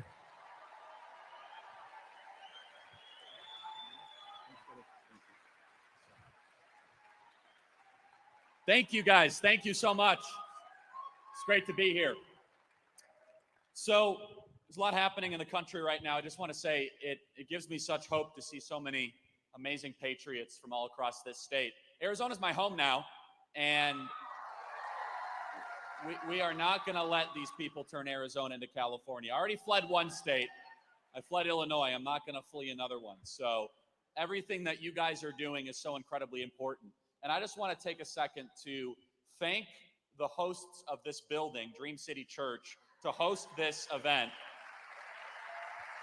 To find a venue like this, world-class, how are we doing, Barry? Great to see you, is something that is worthy of appreciation. The Barnetts who run this church are dear friends, and to give you an idea of how awesome they are, back during the Fauci virus lockdowns in the summer of 2020, we had an opportunity to host the president in Phoenix, and we couldn't find a venue anywhere. And I called up the Barnetts, and we decided to be able to do it here. And they got so much pressure to try to cancel it. And I just figured, because you're in the event business, you get used to cancellations, you get used to people with weak knees just always capitulating. I saw they were calling, and you kind of how you judge a call before you answer it. I said, here we go. And I answered it, and they said, Charlie, we're getting so much pressure. The city of Phoenix wants us to cancel. They can't send us the police support that might be needed for all this and all. Okay. And Charlie, we're with you. Host the event. No matter what, we're not going to cancel. That's the people that are here that run Dream City Church. It's incredible. So I want to share a couple things with you that I think would be helpful to add clarity to the moment that we're in. A year ago, things seemed really dark. A year ago, many of you were demoralized, despondent with the Republican Party that seemed uninterested in looking into what happened in the 2020 election. A year ago, it seemed as if the regime, the Biden administration, was going to get whatever they wanted. A year ago, Joe Biden got sworn in as president and said he was going to use the Department of Justice, the FBI, and the DHS to go after people that politically disagreed with him. A year ago, it seemed as if vaccine mandates were not going to get questioned at any level. A year ago, it seemed that we, the citizens, were looking a lot more like slaves, subjects, or serfs. The three ways that people have lived under history, in history. And yet, a year later, I could say thanks to you guys, thanks to those of you that showed up to school board meetings, thanks to those of you that told your employer, like, yeah, I'm not going to get the vaccine, you're going to have to fire me. Thanks to the parents that decided to homeschool and take their kids out of the failing public schools. A year later, the regime is falling and the citizen is rising, and the momentum is on our side, everybody. I see it everywhere. The Biden regime is uncertain in any way whatsoever how to run the country. We know that. And I just want to add one piece of valuable information. They're doing this intentionally. It's a very important point. Some people say, Charlie, the Biden administration is incompetent. I agree. But they're incompetent at pulling off their evil ambitions. They want the border open. They want you to lose your job if you don't take the experimental injectable therapeutic. How's that? Okay? The experimental injectable and therapeutic. They want inflation. They want to crush the dollar. It's a very important thing, and Republicans need to talk about this more often, because we say, well, they mean well, and they're not doing it. Every Republican running for office needs to recognize we're dealing with a Democrat Party and part of the Republican Party that does not mean well. They want to crush the citizen. We must understand what we're dealing with. So, since we have all this momentum, we could celebrate it with my time remaining. We could talk about all the wonderful things happening, or I could tell you how this is going to play out and what we need to demand out of the people that are about to take political power. So here's what's probably going to happen. If we keep on showing up to school board meetings, if we keep on putting pressure on elected officials, if those of you that are running for office keep on gathering signatures and become precinct committeemen, which you should, then here's what's going to happen. Republicans look like they're going to take the House and the Senate in November. Now, I paused because some of you applauded and some of you didn't. Why? That should be thunderous applause, right? Because you don't trust Republicans, that's why. And you shouldn't. That's why. Now, here's the thing. People say, Charlie, what gives you hope? Make your own hope. What are you doing? So here's what we need to demand. Hey, Republicans, you're going to take back the House. I want you to. I want to retire Nancy Pelosi. Don't get me wrong. I want Republicans to take back the House. But guess what? They're going to be like, yeah, elect us. And you know what they're going to do? Unless we do something different. Well, we can't do anything, guys, because we don't control three chambers of government, remember? All three chambers of government. We don't control the Supreme Court. We don't control the presidency. We don't control legislature. How many times do we hear that with Paul Ryan? So here's what we need to do. We, the people, we, the citizens, need to say early, okay, it's likely we're going to give you power. But here's what you have to do in return. We understand you're not going to be able to build the wall in day one. We understand you're not going to be able to break up Google overnight. But here's what they can do, and here's what we must require of them. Because if I've learned anything out of politicians, it's this. You must give them clear, easy to understand, short instructions that can be repeated time and time again so they can be held accountable. Because the Republican Party needs to be more than a party that wins elections. We need to save the country. Two totally different things. Because I don't know about you, I've felt as if we've won elections over the last 20 years, but we keep on losing our country. So here's what needs to happen. Republicans take the House. We should celebrate that night. And then we should say, okay, here's why we gave you power. We gave you power so on day one, you could get to the bottom of the gain-of-function research relationship that Fauci had with the Wuhan Institute of Virology on day one. Day one, we need a select committee to look into the crimes against humanity from the CDC and the NIH and what they have done to people to prevent early treatments and to prevent people to be able to have the information necessary. Day one. Day one, we need to have a full-fledged investigation, a select committee into the Center for Technology and Civic Life, into what Mark Zuckerberg did in the 2020 election, into mail-in ballots, into what happened in the 2020 election. Day one, we need to have a special committee into why on earth we gave $85 billion of our own weapons to the Taliban, sworn enemies of America. Day one. Day one, we need to have investigation after investigation, willing to use subpoena power, because they're telling us, hey, these are the new rules of engagement. We're going to subpoena every single person on the center right of the country. Okay. Well, then answer me this. Why should the Republicans, when we take back power, not do the exact same with the same sort of power centers at every single branch of government? Now, this will only happen if you demand it. If we say to the people running for office, I want to give you power, but we understand you're not going to have massive legislative wins, but instead, we need to expose how deep the regime is. We need to expose, for example, how the Department of Justice was able to collude with the National School Board Association of America and call moms and dads that show up to school board meetings domestic terrorists. We need to get to the bottom of that. We need to find out what that is. Now, what I'm getting at is Republicans need to be willing. They need to be willing to do something they're not always willing to do. They need to be willing to dive deep into the machine that both parties built.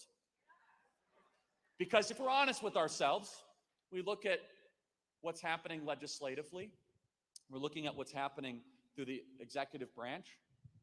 I think it's time for people running for office to be honest with their voters. That this is not just going to be one election. We want to retire Pelosi, obviously, and take power out of it.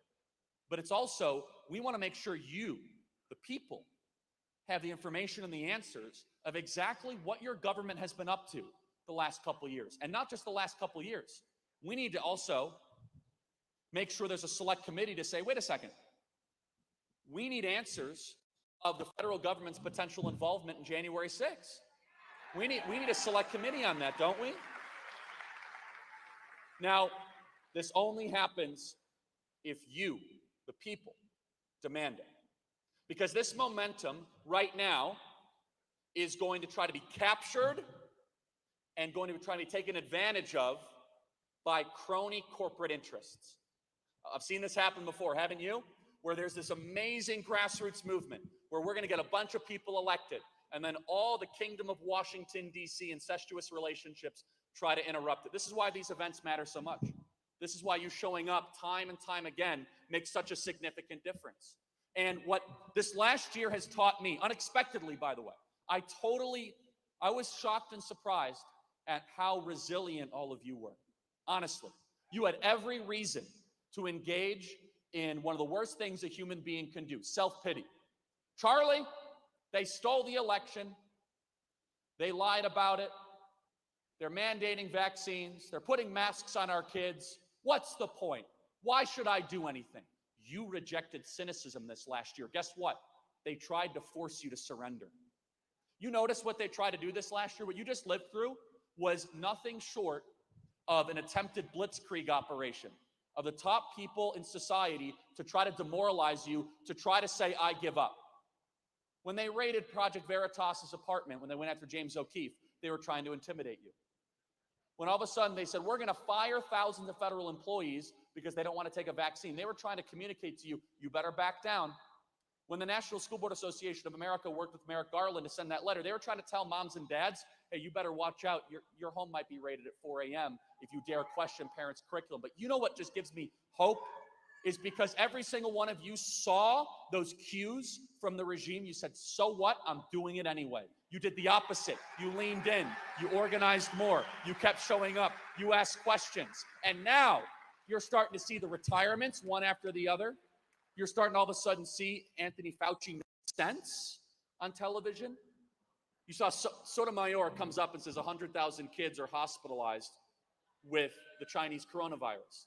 And Rochelle Walensky says, yeah, it's more like 3,000, but if you don't count comorbidities, it's like 50. Now, I want to say one thing. I don't have a lot of time. I want to say one thing that I want to just reemphasize. Look back at the last 2 years. I'm a big believer in causes set in motion. So you ask ourselves, how did we get millions of mail-in ballots that were unaccounted for? How did we get the most depressed, suicidal, and tech-addicted generation in American history? How did we get 100,000 drug overdoses?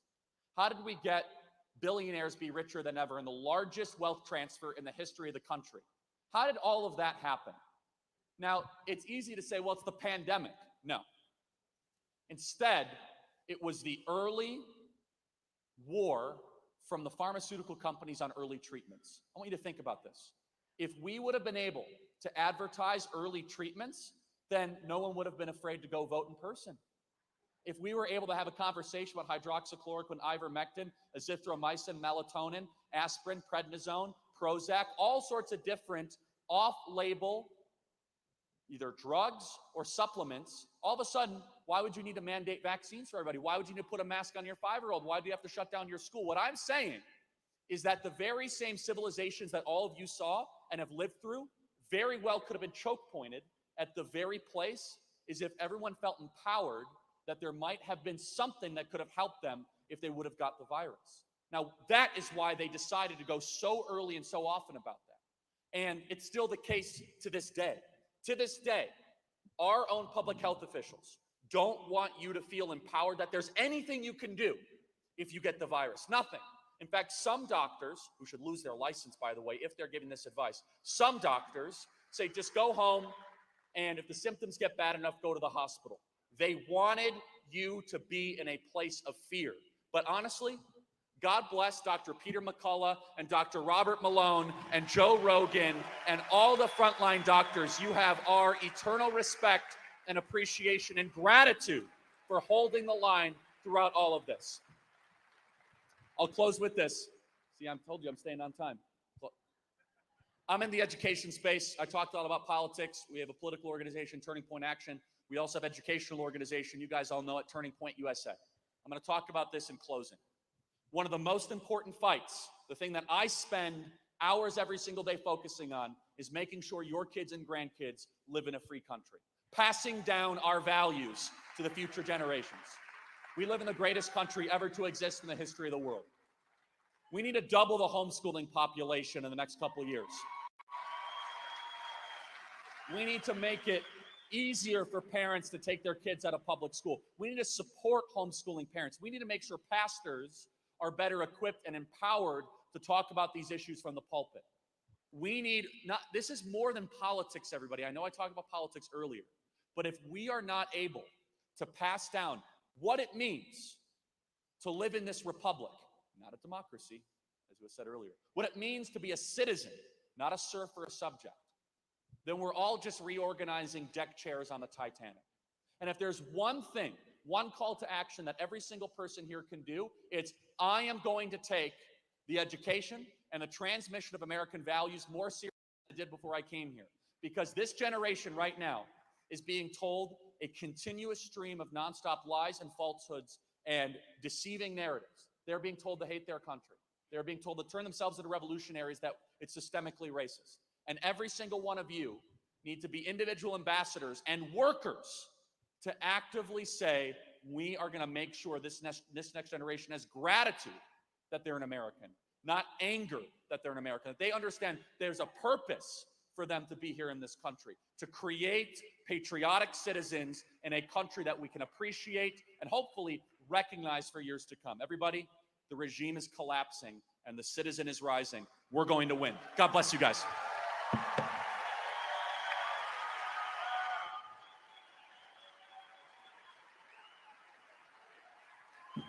Ladies and gentlemen, one more time, let's hear for our good friend, Charlie Kirk. All right, ladies and gentlemen, our next speaker is the chairwoman of the Arizona Republican Party. She's a mom. She's a wife. She's a family physician. She's a best-selling author and a former Arizona state senator. Ladies and gentlemen, please stand to your feet and greet Kelly Ward. Thank you, Clay. Wow. Okay, so they let me follow Charlie Kirk. What the heck? It's good to see all of you guys. It is amazing. I got to look at the clock because I need to know when I got to stop. So glad to see so many patriots here who want to reawaken America. Are you guys ready? Well, I'm going to talk to you a little bit about election integrity and integrity in general. Because many of you may know that Arizona is the tip of the spear when it comes to election integrity, when it comes to restoring voter confidence in our electoral process. You might have heard of a little thing called America's Audit. Did you hear about it? It was done in Maricopa County because we know that the 2020 election was rigged, was stolen. There was fraud. There were irregularities. There were mistakes. And the person who was ultimately awarded the votes and now inhabits the White House is not really the person that should be there, in my opinion. We have been working very, very hard. Thank you. You're right. Clap, because he shouldn't be there. It's an illegitimate regime running the great country of the United States of America. We need more people of faith, family, and freedom who are leading this country. And we have many, but we have to bring them into the fold. But it's hard because with this audit, it's driven a lot of people away because they're afraid to get involved. They're afraid they're going to be canceled. Look what happened to Cyber Ninjas. Look what happened to Cypher. It's very, very difficult. But I do want to give you a moment of hope because the audit is not over, people. There is still so much that is happening behind the scenes that you just don't know about. You just don't hear about because the fake news refuses to report it. I can tell you right here today, on September 24th, 2021, we had the first report of the audit. It showed thousands of votes that were fraudulent. It showed double voting in about 34,000 ballots. It showed that the county had no cybersecurity measures in place. Here's an example. Every person that could access the election management system in Maricopa County had the same username and the same password. Do you know what that means? It's very difficult to know who did what when during that election. The good news is we do have video evidence of people who did what when. Now I can tell you, and you've probably heard, I want to see arrests. I want to see perp walks. I want to see people in jail for stealing this election. It is in the hands of our Attorney General right now. I talked to Senate President Karen Fann today. She assures me that they have got so much information that they're looking at, and the Election Integrity Unit, not just the Attorney General, but that entire unit that was created and funded to the tune of $12 million last year, is doing work. How many of you would love to see an actual official canvass going on where people are knocking on doors to find out who voted, if they voted? Me too. That is one of the things that I think that this Election Integrity Unit and our Attorney General could be doing right now, that we could see with our eyes, because I know that you, like me, are skeptical. Is anything happening? I can't reassure you that it is, other than what I've been told. I hope it is not being used as a political ploy to help in elections. Because just like what Charlie said, we have to elect people who have integrity. We can't just settle for any Republican. Okay? The problem, and I'm the chairwoman of the Republican Party of Arizona, the America First Republican Party of Arizona right now. And I know that there are a lot of people who have angst in the Republican Party because I am the chairwoman, because I am not going to be a butt kisser of donors. I'm going to be a butt kicker of Republicans. Always have, always will. I charge you, as you're looking for these people who have integrity, to be you at every level of government, whether it's at the school board, it's at the city council, one of your county supervisors, somebody that's going to Congress or to the legislature, somebody that wants to go to the Senate, somebody who wants to be the president of the United States. Now, they're harder to get to, I'll tell you, presidential candidates. But you need to meet with every single candidate that you can.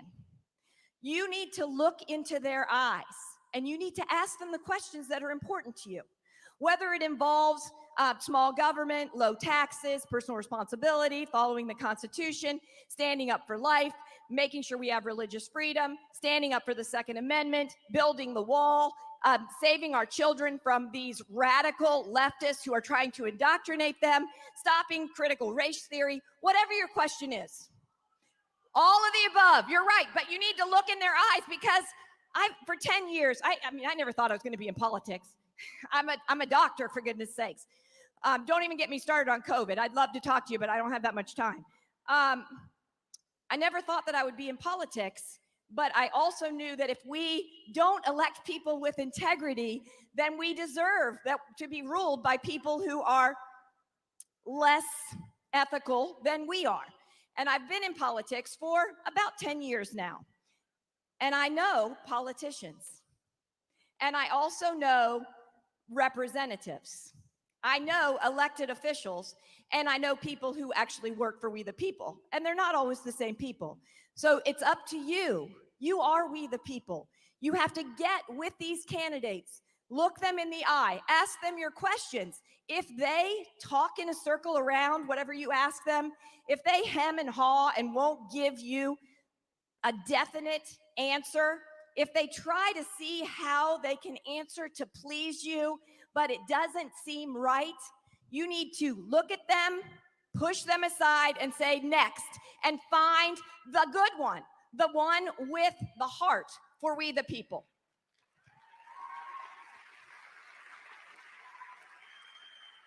Too many of our politicians, and we've seen them in Arizona for years, people. Come on, we had John McCain and Jeff Flake. And I did run against both of them, in case you guys didn't know, as a Republican. But too many of our politicians have become separated from We the People. They have no clue what we believe in. They'd rather be on the elite political circle, rubbing elbows with the rich and famous, than representing us. It's up to us. President Trump gave us the tools. He told us how to put America first. He told us how to put people in their place. He told us how to stand up to the fake news. Now we have to use those skills that he gave us, and we have to put them into action to get the right people into office. We have to do it. We have to remind these politicians they work for We the People. We the People.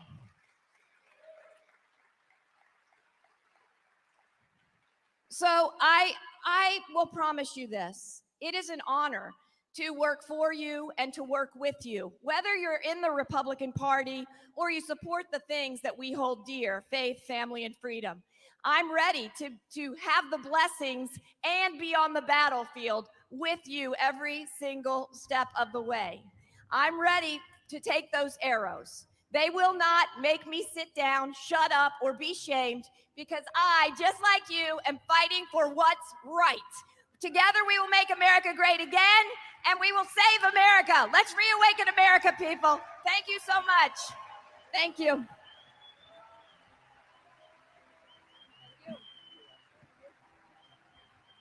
Ladies and gentlemen, one more time, let's hear for Kelly Ward. How many of you have noticed that college has become a Marxist training center? How many of you have sent somebody off to college who had a sound mind that seemed to be able to understand what gender they were? And then 2 or 3 semesters later, they're going, Mom, I might be I don't know what I am. I'm not a dude, but I'm not necessarily a lady, Mom. How many of you have seen people that were rational people? You raised them. They came back for Christmas, and now they want to stand 6 feet apart from you because you're crazy? Have you seen this? You sent someone to college, they came back wearing 2 masks, 2 visors, and they're telling you that you're crazy because you know about ivermectin? Have you seen this? Well, our next presenter is going to teach you and teach us a valid plan for achieving success without going to college. Full disclosure, I got kicked out of Oral Roberts University. I did well. I got kicked out of Oral Roberts University. I attended a semester of St. Cloud State, and I discovered that my teachers were all idiots who made significantly less than I made as a disc jockey at the age of 18. And so my theory on college is a Marxist training center with exceptions in case you want to become a doctor. But then most doctors that I know have become dumb because they just learned how to memorize things and they can't critically think. And so our next presenter is here to teach you how to provide an option for your kids that doesn't involve them going to the communist Marxist training grounds known as college. Ladies and gentlemen, he is the author of the official Snipe Hunting Field Guide. And ladies and gentlemen, he's here to teach you how to have 100% success without going to college. Ladies and gentlemen, please stand to your feet and greet Bruce Goodmanson.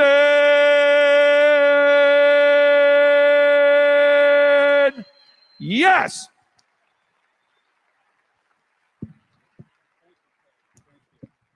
Okay. Now, you've got to understand, I, like Mark Twain, it takes me about 2 weeks to prepare an impromptu speech. So I'm going to have my eyes on my notes. I apologize, but I have so much information to impart. But most importantly, I'd like to thank Clay Clark, General Flynn, and my beautiful wife, Pam, for providing me this wonderful opportunity. Now, Mom and Dad and grandparents, the 3 greatest gifts you can give your child are your love, your faith, and the finest education possible. Unfortunately, our nation's government schools are destroying your children's future. Ponder this. The International Student Assessment reported that 25 countries, again, 25 countries outperformed our K-12 students. China's students placed first overall. Another fact, out of 500 school districts, not schools, school districts around the country are now rating teacher applicants to determine which candidates will reject equal treatment of all students in favor of discrimination against whites for the supposed benefit of racial minorities. The goal is to hire only anti-white and anti-Asian activists. And the nation's report card revealed that 71% of our school students lack basic academic proficiencies at the end of the 13-year K-12 schooling. 71%, which means you and I paid in taxes $171,000 per student to produce a majority of high school graduates who are well below average in reading, writing, math, and U.S. history. Even more nowadays, the 3 R's, remember them? Reading, writing, and arithmetic, have been replaced with reduce, reuse, and recycle. Right now, do a quick Google search on the 3 R's and then click on the images button. You won't believe your eyes. Think of it, we now have kids who are passionately trained to expertly toss a tin can into the appropriate receptacle. But then they don't have the skill to determine that can's exact circumference. And our nation's colleges are just as evil. One major study proved that 36% of our students, quote, did not demonstrate any significant improvement in learning over 4 years of college, close quote. Are you listening, Mom and Dad? 36% of our college students went into debt to learn absolutely nothing. Nothing. Another study found that there has been a 50% decline in the number of hours that students spend studying and preparing for classes from a few decades earlier. And each year, China sends roughly 370,000 students to study in the United States. And yet no country poses a more severe threat to our national security and economic prosperity than China.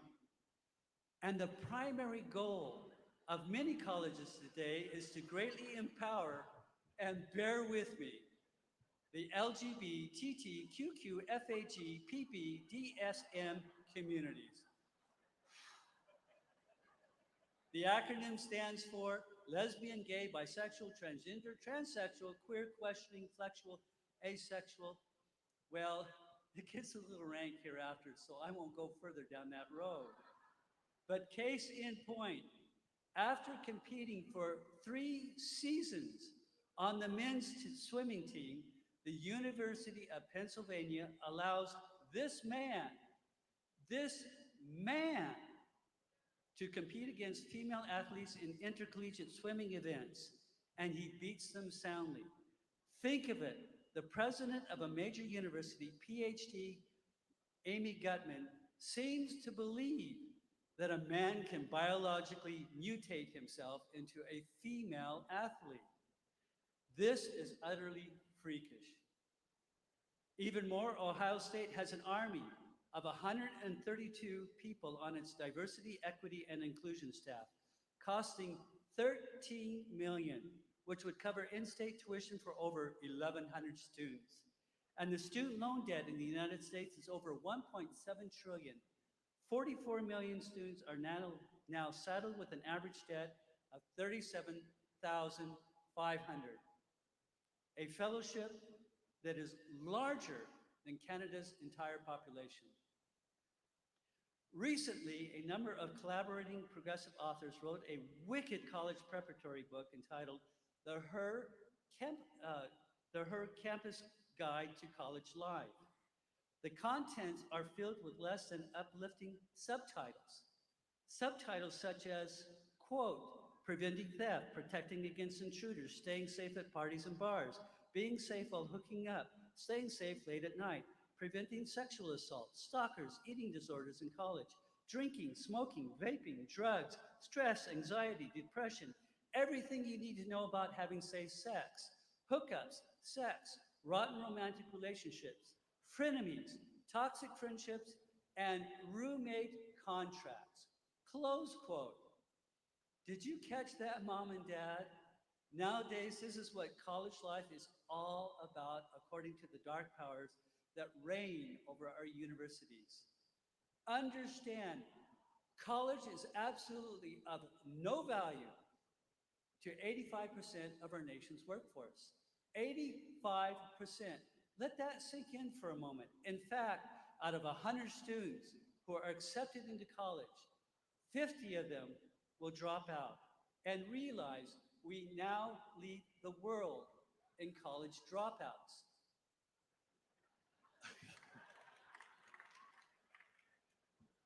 Out of the 50 students who do not complete their bachelor's, 30 of them will end up in jobs that do not require a college degree.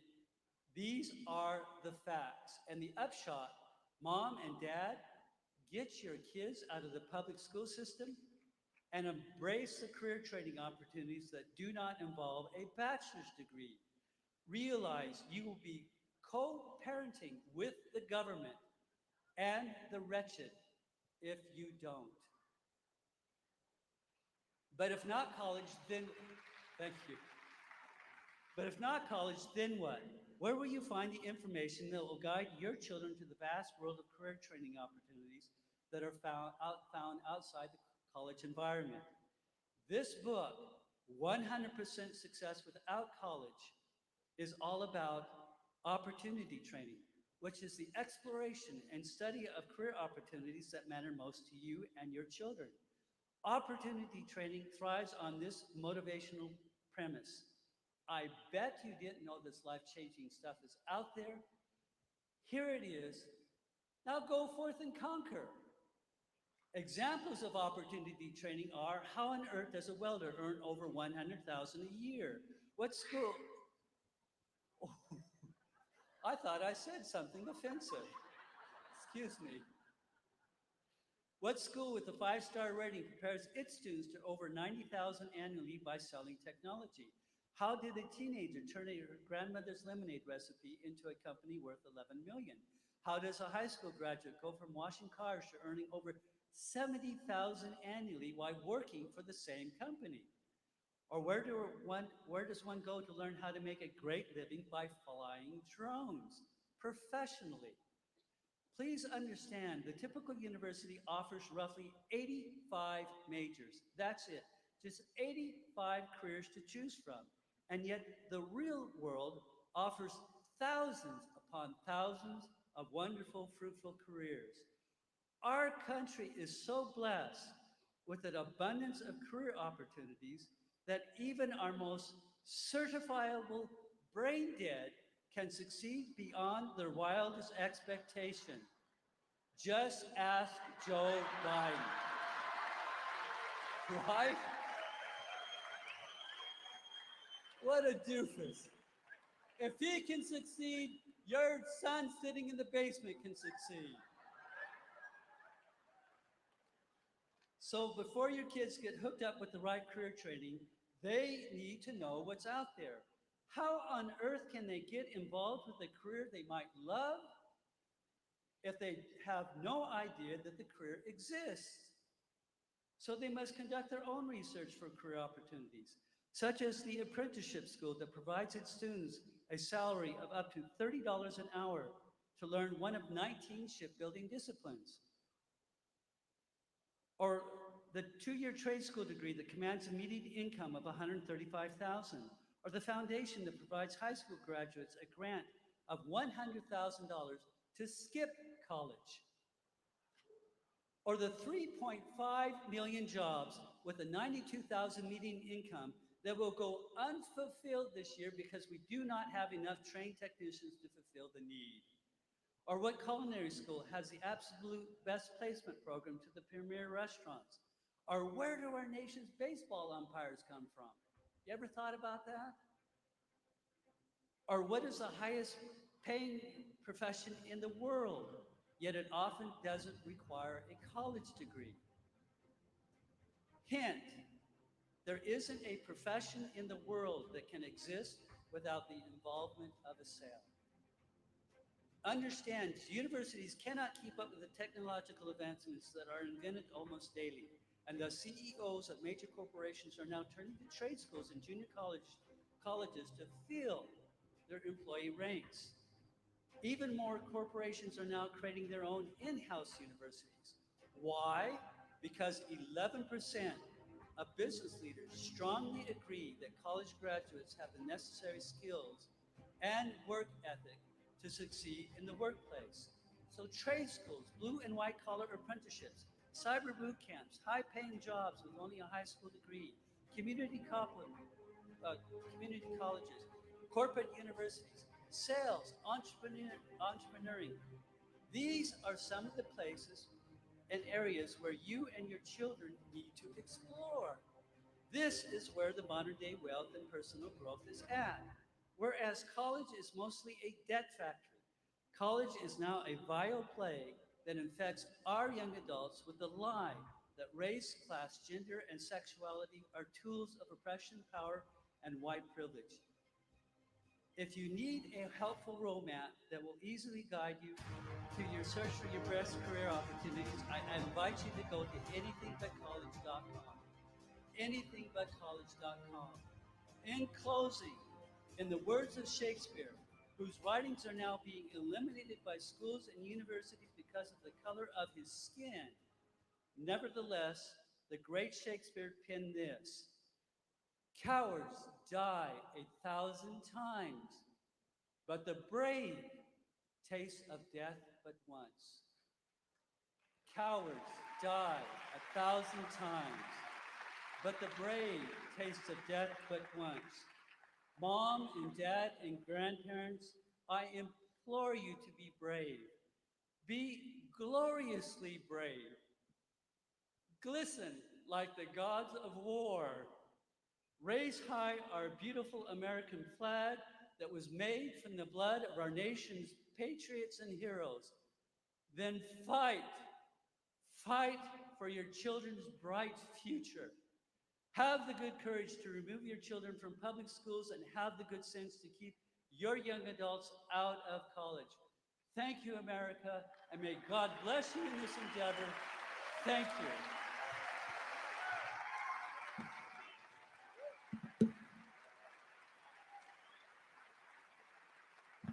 Let's hear one more time for Bruce Goodmanson, everybody. Yes. All right, our next presenter happens to be his incredible wife, Pam Goodmanson. And before I introduce Pam, I just want to tell you, Pam and Jane called me, Jane Hubbard and Pam Goodmanson. They called and said, you really need to bring this to Phoenix. My Aunt Tina said you really need to bring this to Phoenix. A lot of people said we need to bring this to Phoenix. And there was a lot of people that worked behind the scenes to make it happen. And I'm just so appreciative for this church for allowing us to bring this event here. So let's hear it one more time for this church for allowing us to be here. I really do appreciate them. Dream City Church. I encourage you to maybe check out this church. If you're looking for a church home, check out Dream City. And now, ladies and gentlemen, without any further ado, please stand to your feet and greet Pam Goodmanson.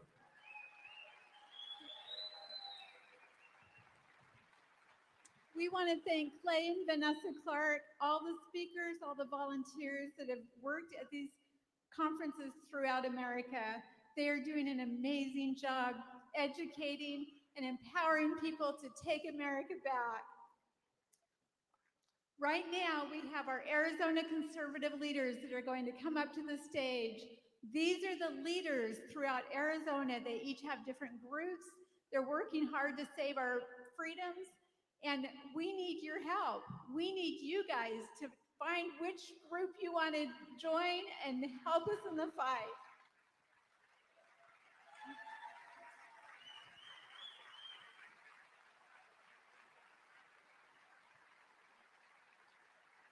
These leaders stand for, some of the groups are on election integrity, some are on education reform. There are mom groups that are out there to protect the children. There are mom groups that are fighting the school boards and fighting the mask and the vaccine mandates. There are groups that have teams. You can talk with the different groups about all the different individual things that you can be a part of.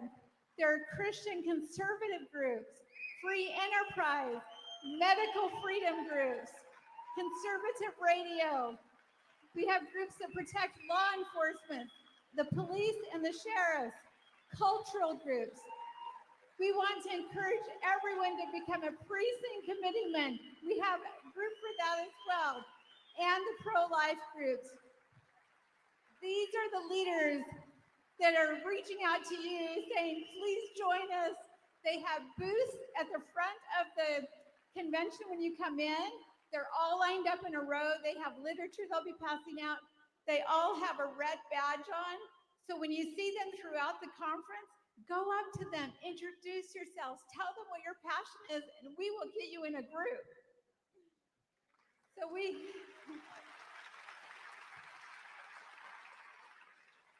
have a video that we want to share of some of the activities the groups have done so far.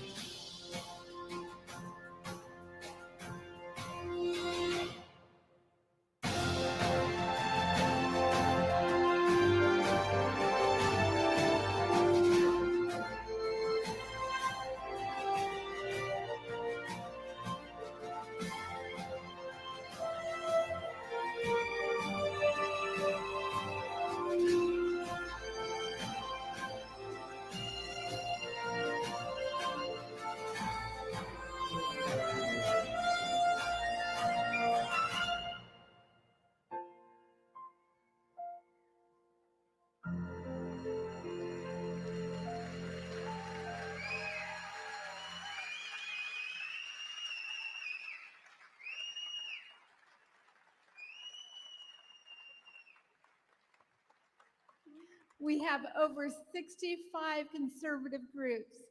So please talk with them, go to their booths, meet them. I do want to end in saying that yesterday I watched a podcast by Stacey Whited that was so inspirational. She talked about personal revelation. We all have a right to have personal revelation with God. In Matthew 25, it's about the parable of the talents. Each of you have talents. The more you grow your talents, the more that you will grow and gain more talents. We encourage you to do everything you can to help us save America, because as we help God, God wins. Thank you.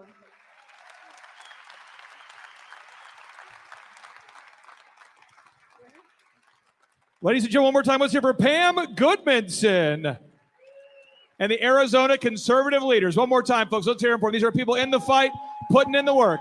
Yes.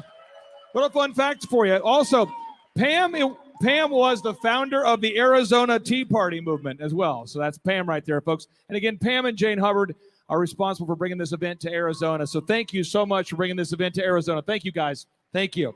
Let's hear one more time for Pam. All right, ladies and gentlemen, now here to present about how and why we must protect our borders is Christy Hutcherson. She's the founder and lead voice of Women Fighting for America. Ladies and gentlemen, please stand to your feet and greet Christy Hutcherson.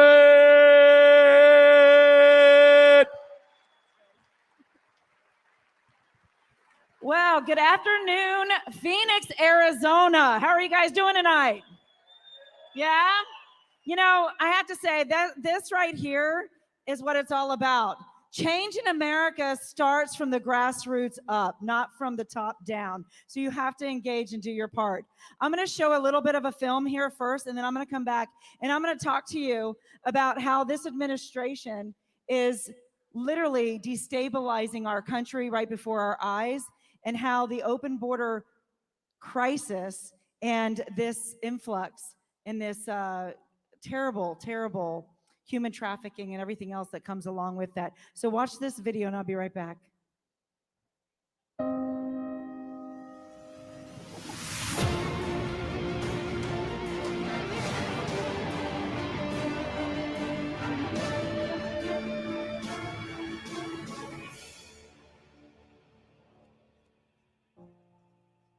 This rope is used to tie up children and women to these trees, tying their hands together so they can't struggle and fight and claw back.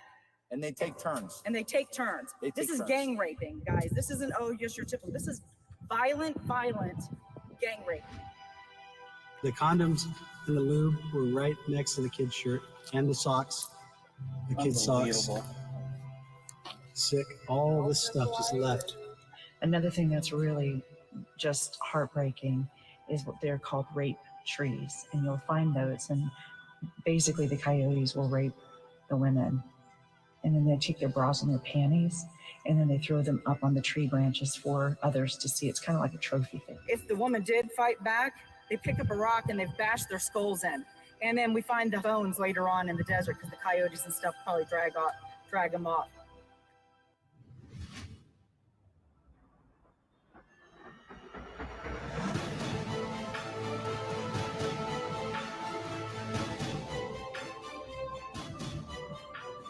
The story is that the cartels have operational control of our border from the Gulf of Mexico to Big Bend. And the Democratic Party and the current leaders in the White House refuse to do their duty to secure the border of the United States, leaving Texas exposed, in danger, our children facing the horrors of an opioid epidemic, fentanyl up 800% in Texas. Fentanyl seizures at the El Paso sector surged 4,000% over the past 3 years. The Biden-Harris administration has an open door policy. The reality is that people are being let in and crossing the border every single day. Wake up.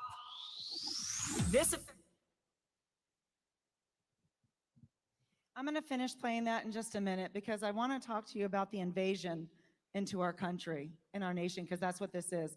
This is a planned invasion into the United States of America.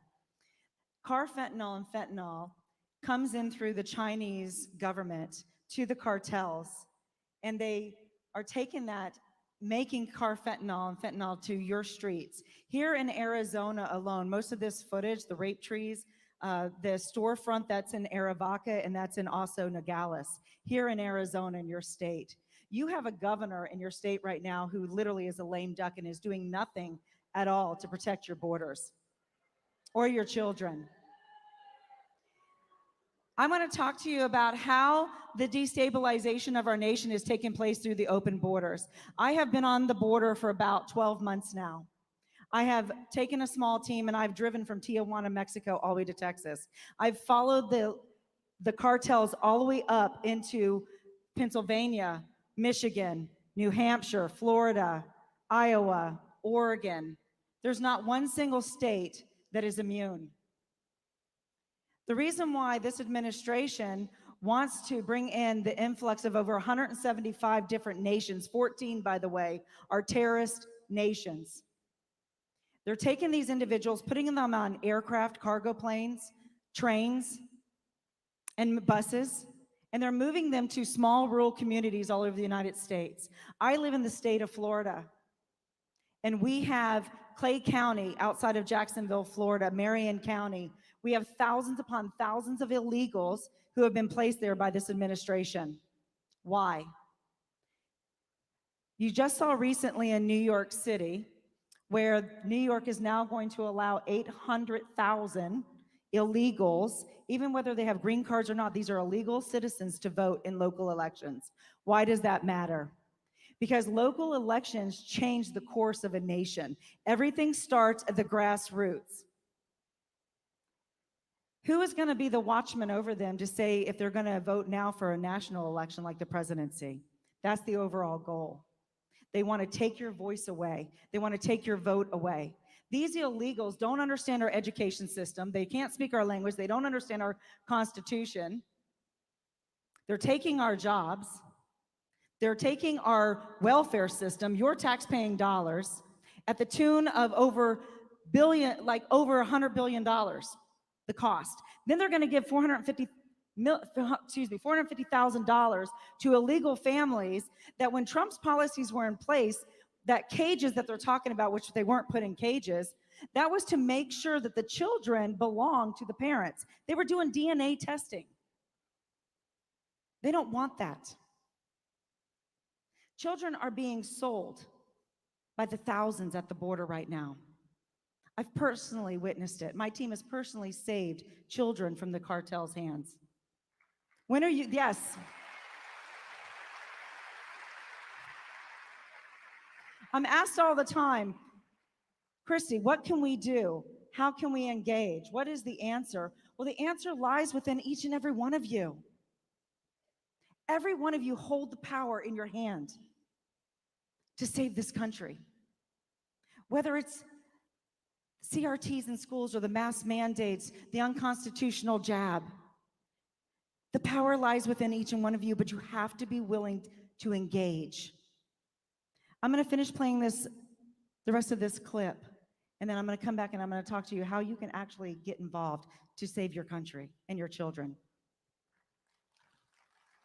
Terrorist organizations that are looking to do harm to America are exploiting those, and we've caught Iranians, Russians, Chinese, Iraqis, Yemenis, you name it, we've caught them here in this border, right here. And we're just seeing such an influx between body loads, narcotics loads, and stuff like that. The cartels control everything, right? But the coyotes come bringing these people up, leave women, children, old people, you name it, to die as they're coming across the border. If they can't keep up, they're told, hey, just wait here, we'll send help for you. Help never comes. This highly sophisticated drone belongs to private company Strategic Response Partners, who has been working under the direction of Women Fighting for America founder Christy Hutcherson.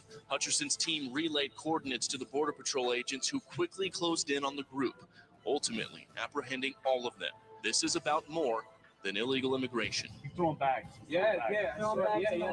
Drug trafficking has gone up over 450-something%. That's a lot of drugs coming and flooding into our street. Christy Hutcherson with Women Fighting for America. I'm on the front lines and in the trenches every day to bring you guys the truth and the information that you need to help save America. As you can tell from some of the footage that I've shown here today, but what I'm here to talk about is it's time for us to unite, for we the people to get in this fight to save the heart and soul of our nation. We have a border crisis. We have a national security crisis on our hands. And the answer lies within each and every one of us. Are you willing to sacrifice? Are you willing to stand and come join us in the fight to save our nation? I'm a military mom and I'm a small business owner and I'm a patriot who saw the evils that are taking place. And I got up and I did something about it. Each and every one of us has that spark inside of us. The answer's with we the people, nobody else but us. Our founding fathers knew it best. They said it's a government for the people, by the people. So my fellow patriots, will you stand? Will you answer the call right now? We are in a pivotal moment of history. Rise up, join us, take back America. God bless you, and God bless the United States of America.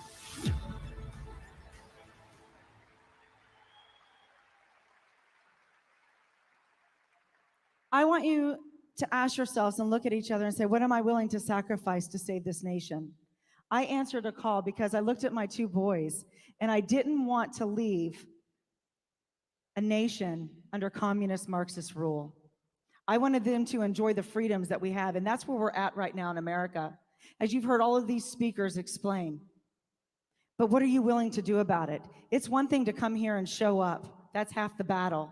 The other half of the battle is for you to engage and to activate. We need you to get involved like never before. And it might be hard, but you're not alone. Will you join in this fight? Will you be willing to stand up in the face of evil, look at it, and say, not on my watch anymore, not here, not now? Are you willing to do that? America needs you. We are the last beacon of light and hope to the world. When America falls, there is no place to run and hide. I've been to those countries. I've been to the Muslim world, the communist nations. I've seen the face of evil. That's what this regime wants to do in America. They want to pluck us out, remove us, silence us, and take over this country. Are you going to allow it to happen on your watch? Are you going to allow it to happen on your watch? So I'm telling you, you have to engage and you have to show up. This arena should be full right now. Every speaker has something to say that you're going to take away and learn from, and then activate solutions. Women Fighting for America has a 17-point plan to save this country. I want you to take your phones out and I want you to text the word fight to 91776. And then I need you to continue to show up at the Clay Clark events. But then I also need you to come to the border. Will you come to the border with me? Will you learn? Will you see what's firsthand what's going on? How they're taking over our country. I'm going to be having an event in McAllen, Texas in 2 weeks.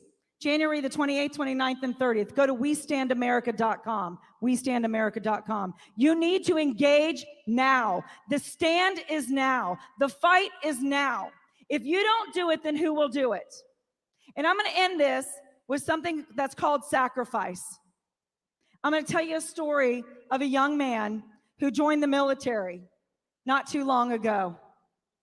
This is what sacrifice looks like. Age 21 years old, 20 years old. He was faced with this unconstitutional mandate and jab.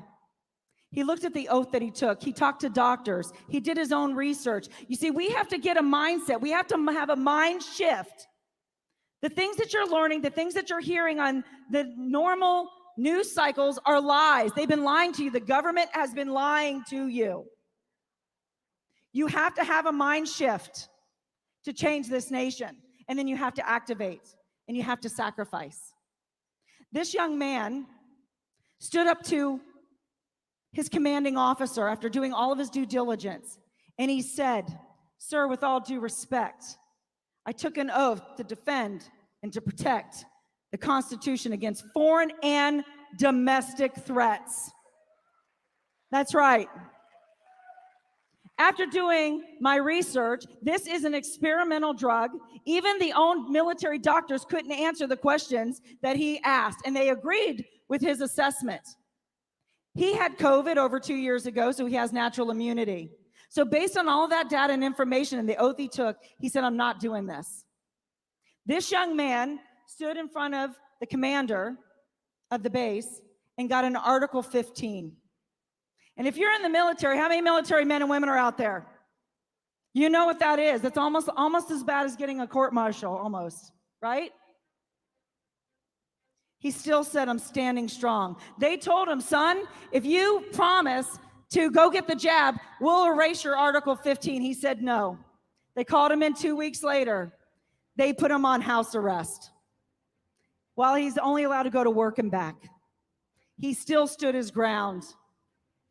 That's right. That young man is my son.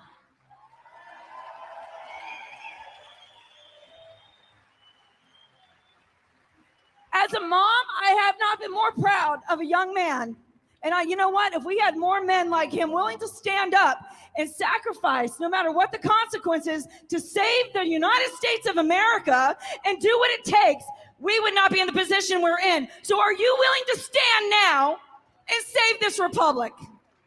Are you willing to stand now and join us and save our republic? It starts with you. You're the answer. Get involved. Don't stop. Don't be, they are relentless. They're going to keep coming. Keep it up. Don't stop. Look evil and call it for what it is. Thank you guys so much for showing up. Please come to McAllen, Texas. WeStandAmerica.com. Get involved. I love you guys. I love my country. God bless you, and God bless this great United States of America.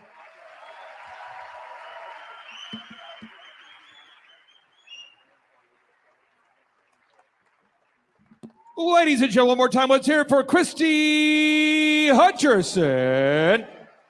And our next speaker is an unapologetically proud patriot, homeschooling mompreneur, retired Air Force pilot, and election fraud exposing Arizona State Senator. Ladies and gentlemen, please stand to your feet and greet Wendy Rogers.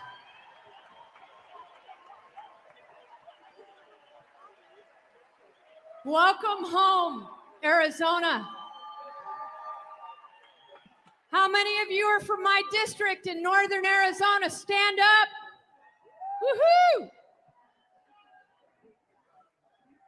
We started our legislative session on Monday. We will, if I have anything to say about it, decertify the November 2020 presidential election.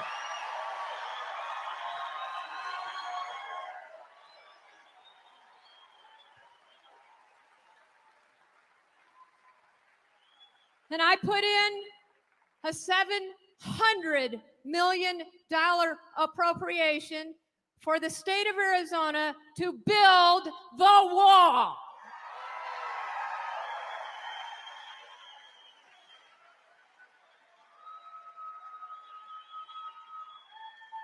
And I dropped another bill that is against the vaccine mandate.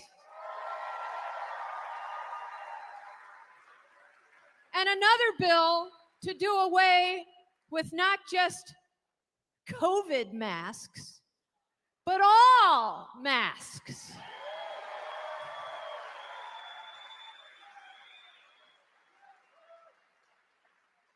And so you say, what about this grandma from Flagstaff? Flagstaff, it kind of has a liberal reputation. Doesn't matter, because no matter what part of Arizona you're from, I am your senator.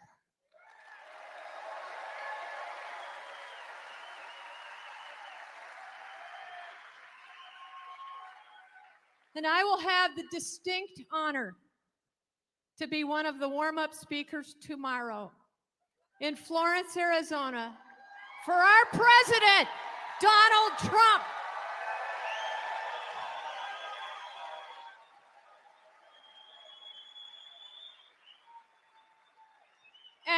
And yes, he endorsed me and donated. And because of all of you, our campaign had the august honor to have announced yesterday that we shattered all records and raised $2.6 million.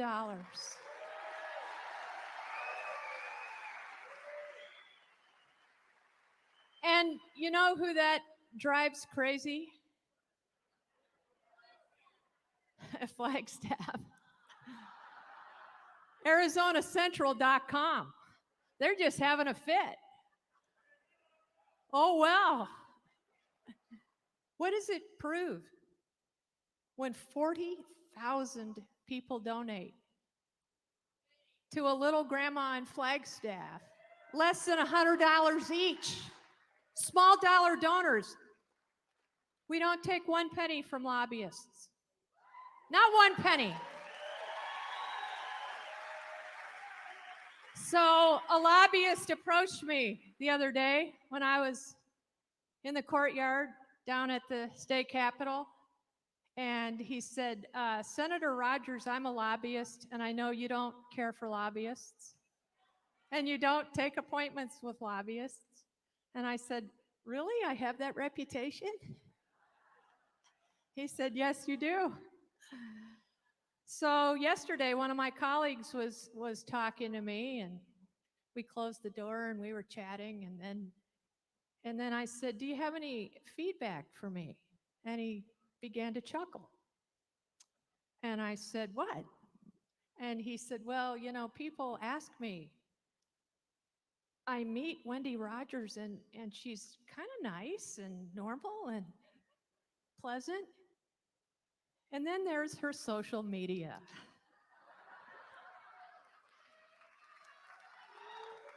And he said, I said, well, thank you. My family struggles with it also. He said, well, is that really you talking? Or is it somebody who does it for you? And I said, it's always good to keep them guessing. With the left, we don't back down. We double down.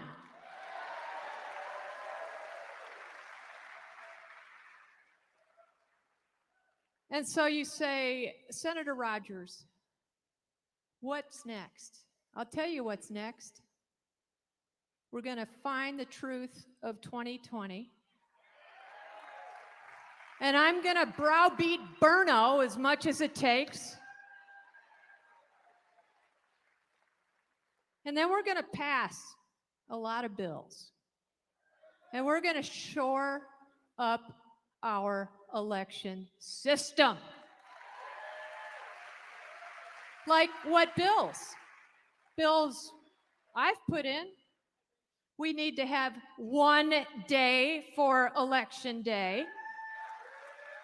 We need to have paper only. We need to do away with the machines, do away with the tabulators, have small precincts where the votes are counted by people who live in that precinct, and have that done on paper. And so I went to visit the Maricopa County Elections Department last week. They made me wear a mask. And they said, Wendy Rogers is down there at the Maricopa County Elections. Oh my gosh. I listened.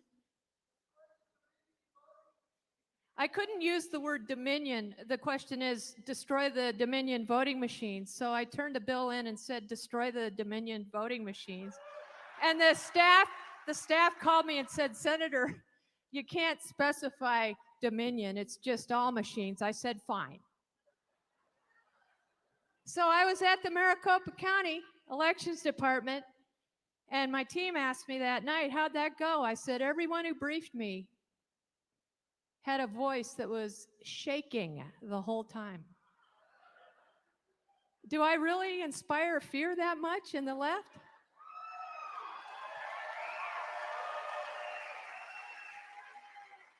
So what can you do?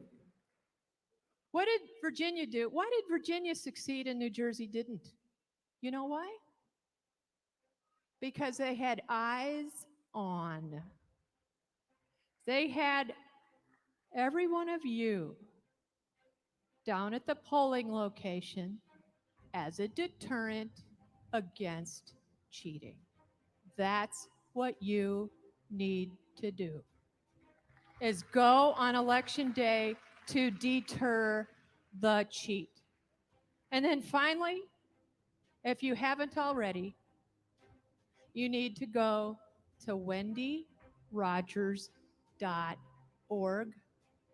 Wendy, like the hamburgers, W-E-N-D-Y. Rogers, like Mr. Rogers, R-O-G-E-R-S, no D in Rogers for Democrat. wendyrogers.org, remember .org, and on the landing page, you'll see a link in the upper right corner where you will click and you will sign to decertify the presidential election of 2020. And you will be joining 1.4 million Americans who agree with you. God bless America. God bless Arizona.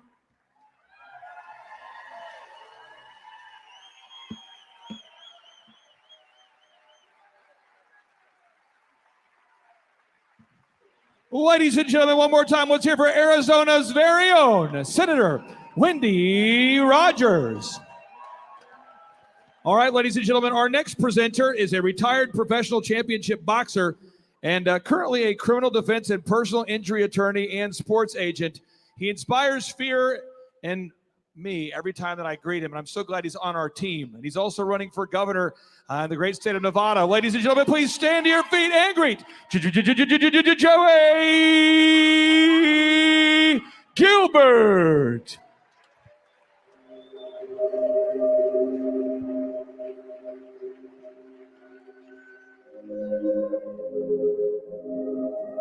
One of our greatest presidents once said, "Ask not what your country can do for you.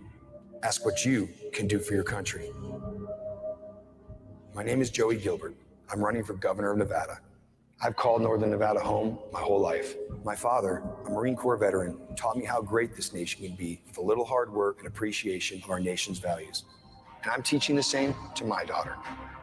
Right now, we're at a crossroads. Our basic freedoms and way of life are under attack. The courts, the schools, and big corporations that influence every aspect of our daily lives have been captured by a powerful group of elites who want to enslave every generation to come.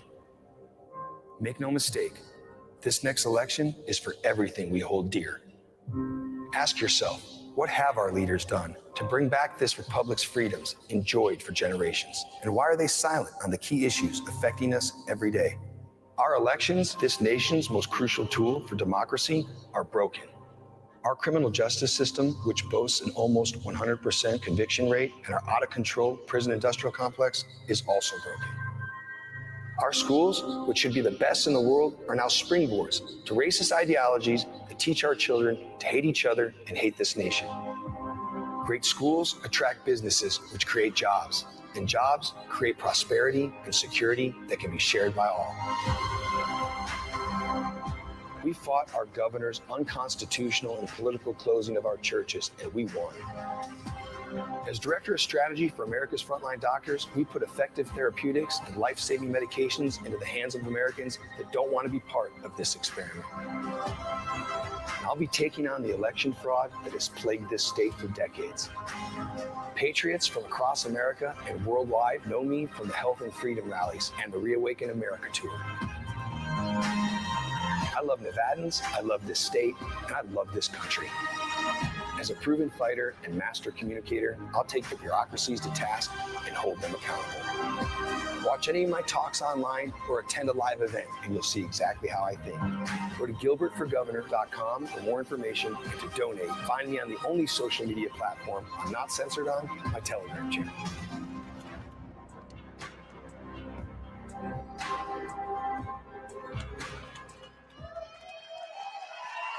Right on, right on. Good evening, everybody. Good evening, Arizona. Thank you so much. Thank you. So, real quick, first I want to give a shout out to Clay Clark and for everyone making this happen. Thank you guys for being here. You know, first and foremost, I'm a father.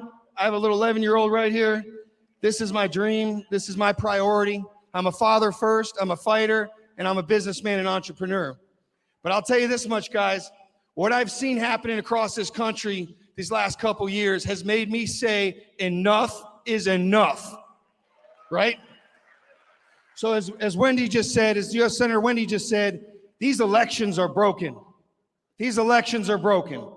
I'm all for paper ballots, right? Let's get back to the paper ballots. But let me just say something. So I've traveled the last year, you know, this is all new for me, but I've spent some time going across the state of Nevada and across this country, speaking to folks like you. And the 5 things I keep hearing, 4 or 5 things that keep popping up everywhere we go: election integrity, this COVID insanity, all right, this nonsense with COVID, our broken schools, our government schools are no longer public schools, all right, the economy, and I'd say law enforcement, crime, security of our communities, all right? That's what I keep hearing, and that's what the people are telling me they want us to focus on. So something I've done, if I come up with a little litmus test, I'm gonna share with everybody here that I want you to start using when you see folks come out and start asking you for their vote. When they come out and start giving you their stump speech, their talking points, number one, what have they been doing? All right, as you saw, I'm the son of a Marine, all right?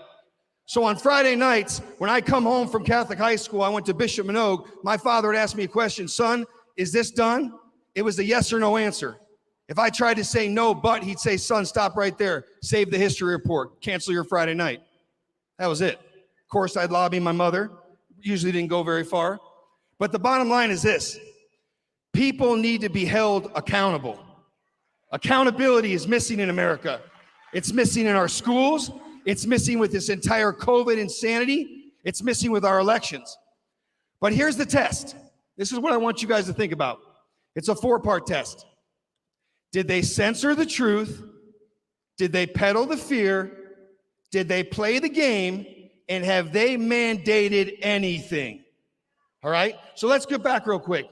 On the elections, did they censor the truth? Did Donald Trump win the 2020 election? Did Donald Trump win the 2020 election? Damn right he did. All right, censored the truth. When they told you guys about COVID, was there treatment for COVID? Do masks work? How about the lockdowns? Were those necessary? Right. And the same thing, they said that the kids, our children, were super spreaders, that they couldn't see grandma and grandpa. Censored the truth, peddled the fear. They said there was no treatment. They said you had to stay home to save lives. Remember, 15 days to slow the spread, 670 something days later. All right. And every one of these guys played the game. You know, you guys, I don't know, what is it, Ducey, whatever his name was here, that guy's got to go. That guy's got to go. All right? All these guys. And so censor the truth, peddled the fear. Another thing, like I said, the death rate. They said there was no cure. They said if you didn't stay home, people were going to die. They said the hospitals were overfilled. Did any of that happen? Right? Censored the truth, peddled the fear. Now played the game. You guys remember these folks. You saw them. They're walking around, you know, when they're on camera, they're wearing the double mask. Do you remember that? They're wearing 2 masks when they're with the video cameras. But I was at some of these dinners. I was behind the scenes, and I'd see them as soon as they'd walk through those doors, masks were off. They're slapping high fives. They're toasting each other, doing drinks. That was ridiculous, right? Rules for thee, not we, right? That's the game they played. Censored the truth, peddled the fear, played the game. Now, on the mandates, listen, you do whatever you want to do, right? You want to wear a mask, you wear a mask, right? You want to get the Fauci ouchies, I call it, get the Fauci ouchie. Now, I don't recommend it. I don't recommend anybody get an unproven, experimental, ineffective medical treatment protocol, okay? that if you were to pull the emergency youth authorization, says quite clearly may or may not reduce symptoms, but it doesn't prevent infection or transmission, does it? So as you guys saw, Director of Strategy for America's Frontline Doctors, right here, right? I've been working with Dr. Simone Gold. How many guys familiar with Dr. Gold? One of the bravest, most courageous women you will ever meet. And I could just say this to you guys. Don't take my word for it. Go on americasfrontlinedoctors.org. Go on aflds.org. Sign up for the newsletter. Get informed yourselves so you can spread this information. Because as you've heard from many speakers here today, it's all been a bunch of nonsense. It's been a game. Censorship, like I said, censoring the truth, peddling the fear, and playing the game. So now, on the economy, we have got to stop, the regulations, the red tape, the mandates. We get that gone, we get our economy back. Right? That stuff's got to go. On our schools, this CRT nonsense has no business in our schools, and it needs to go. All right? Schools are about reading, writing, arithmetic, history, not some transgender social experiment garbage. It needs to go. I have no problem saying that. And next, our leaders. Let me tell you something. I'm accountable to two people, three really. Our Lord and Savior Jesus Christ, and we the people. And an 11-year-old little girl over there. That's who I listen to.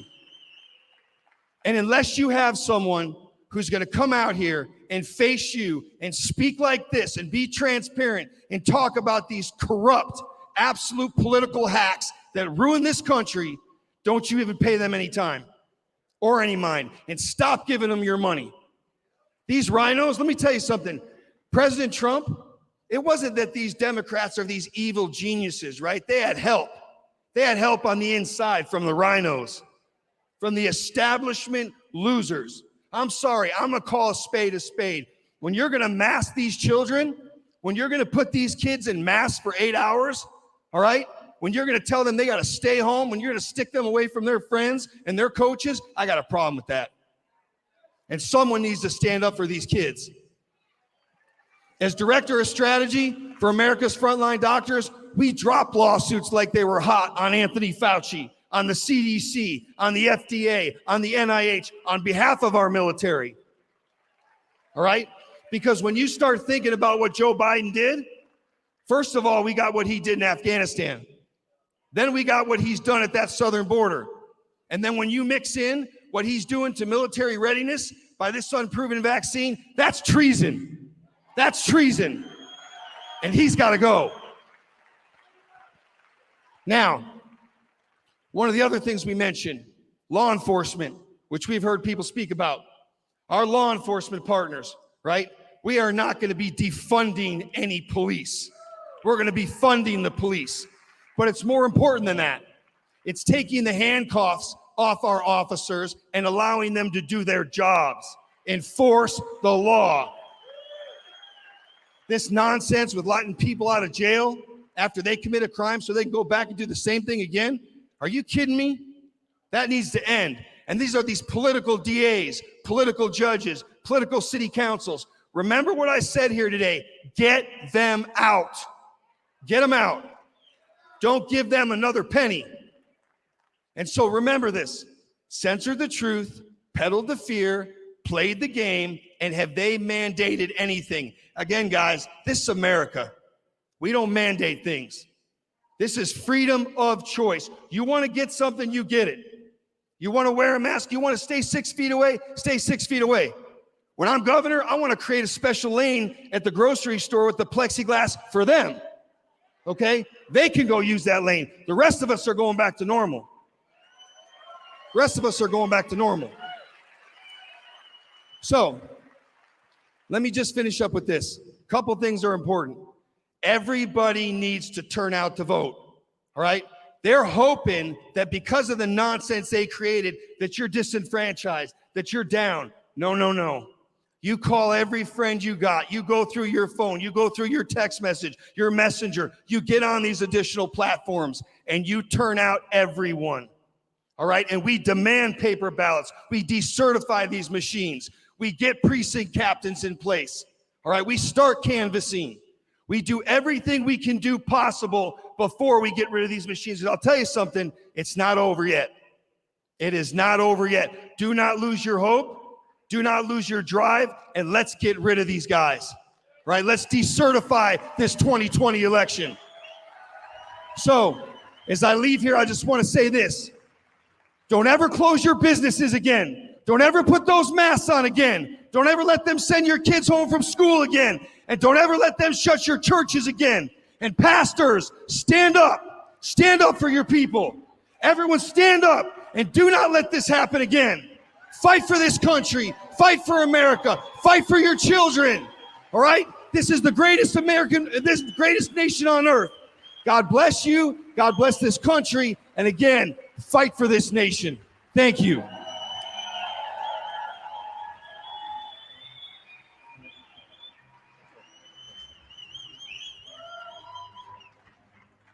Ladies and gentlemen, one more time, let's hear for Joey Gilbert. Now we have three final presentations tonight. We have Mel K, we have Ian Smith, and we have General Michael Flynn, ladies and gentlemen. So ladies and gentlemen, now please stand to your feet and greet one of my personal favorites, the always incredible, mind-blowing Mel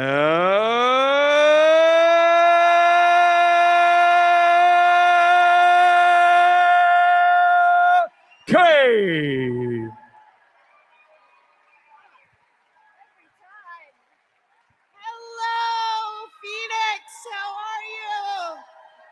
Thank you so much. I almost cry every time. It is so amazing. I'm so glad all of you came here, and you need to be so proud of yourselves. Everyone that showed up this weekend is on the team, and that team is God's team, and this we know for sure. And I will tell you, back in 1961, we had an amazing man of courage who believed in truth and justice and transparency and exposing the evil that was within this world that was infiltrating all of our countries. He said that for we are opposed around the world by a monolithic and ruthless conspiracy that relies primarily on covert means for expanding its sphere of influence, on infiltration instead of invasion, on subversion instead of elections, on intimidation instead of free choice, on guerrillas by night instead of armies by day. It is a system which has conscripted vast human and material resources into the building of a tightly knit, highly efficient machine that combines military, diplomatic intelligence, economic, scientific, and political operations. Its preparations are concealed, not published. Its mistakes are buried, not headlines. Its dissenters are silent, not praised. No expenditures questioned, no rumor printed, no secret revealed. That was JFK in 1961. And it is my firm belief that President JFK is looking down on us in this room right now and smiling and saying, go get them. Get them out and get them in the open, because the light is shined on them. And what we need to know is transparency is key. He fought for it and he died trying to make it happen.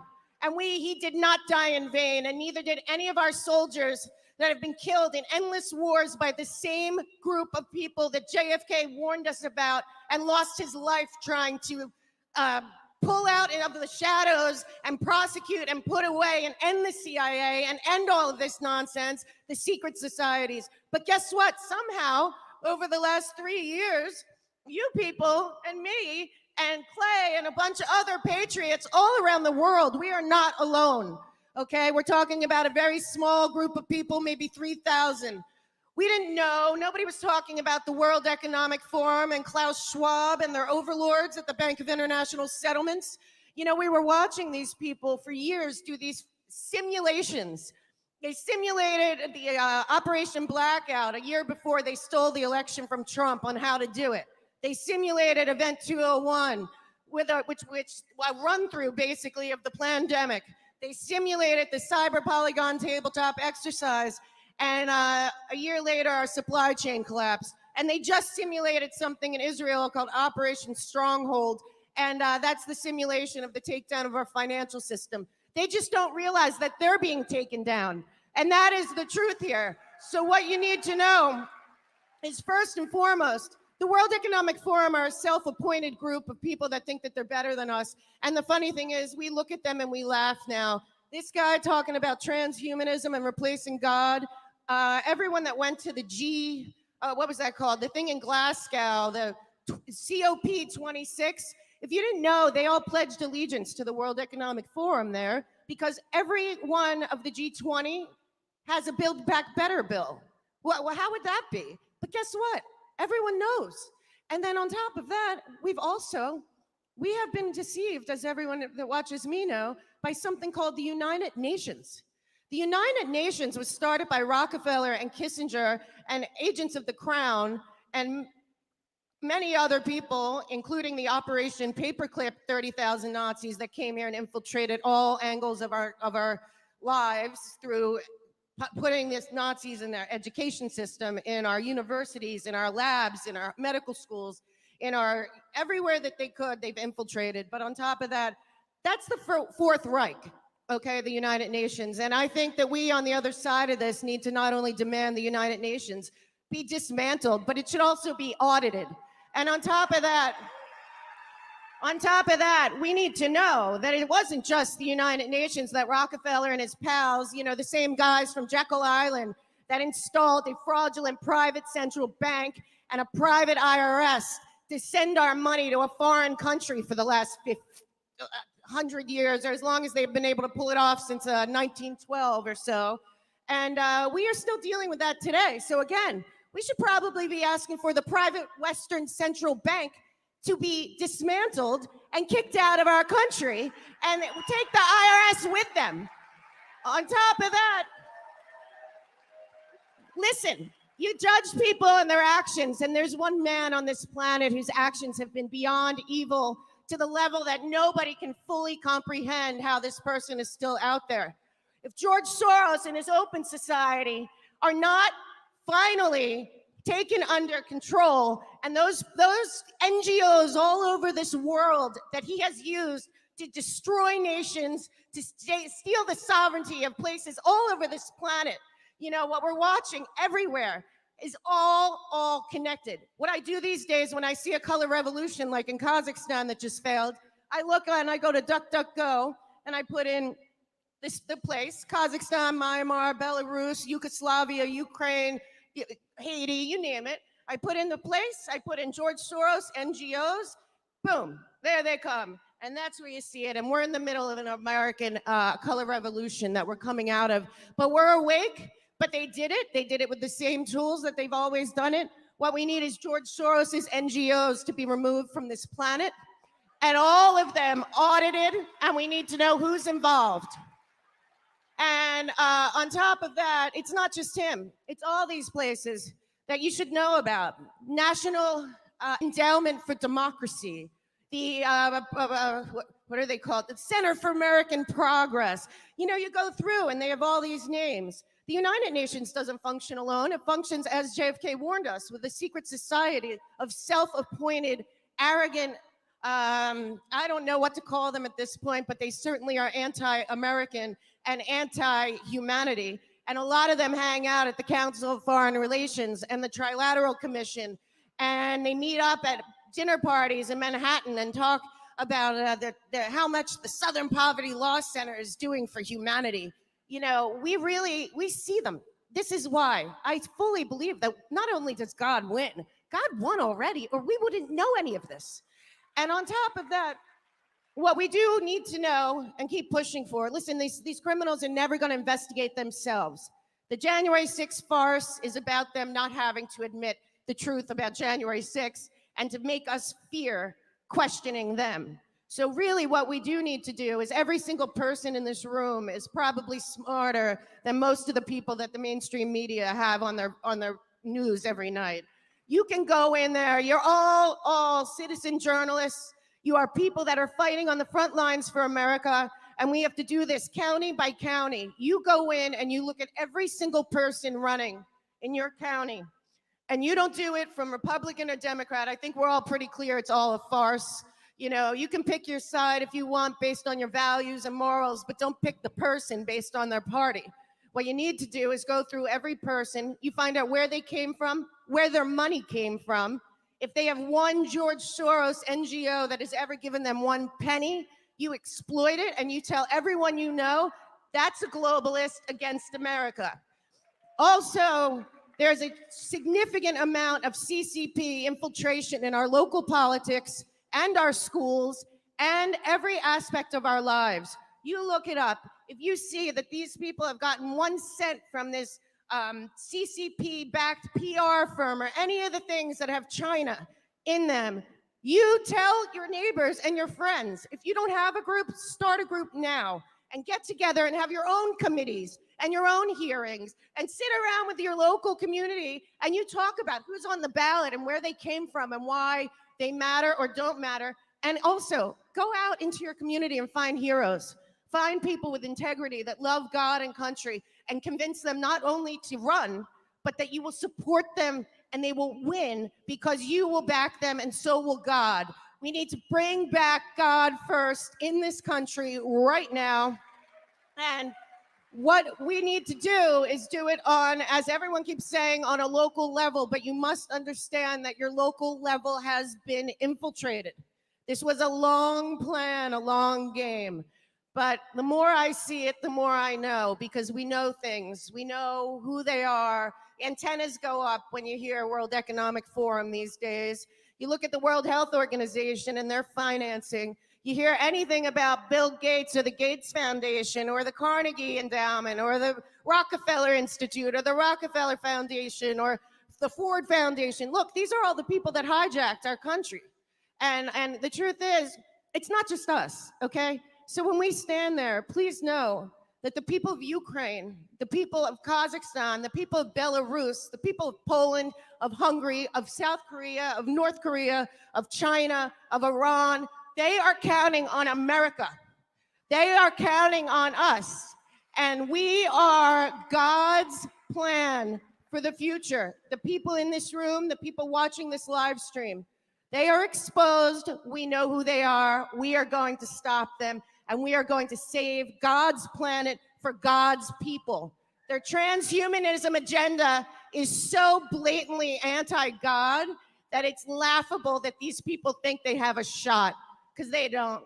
Because God wins every time, and you are going to make sure of it, not just now, but for decades to come, because America's best days haven't even started.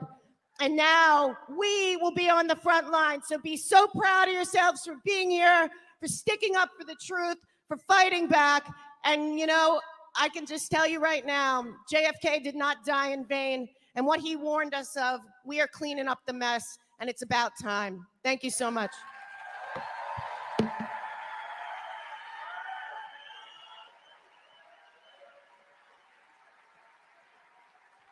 Ladies and gentlemen, one more time, let's hear for Mel K. All right, how many of you have seen Ian Smith on Tucker Carlson, which Tucker's kind of like Tucker Island at this point on Fox, okay? Ian Smith is the gym owner from New Jersey who refused to shut down his gym, and I believe now he has received over $4 million of fines for fighting for his First Amendment right to peaceably gather and to run his gym. Ladies and gentlemen, please stand to your feet and greet the New Jersey gym owner who will not stop fighting for freedom. He's the ultimate alpha male, and he doesn't apologize for it. Ladies and gentlemen, let's hear for Ian Pump It Up Smith.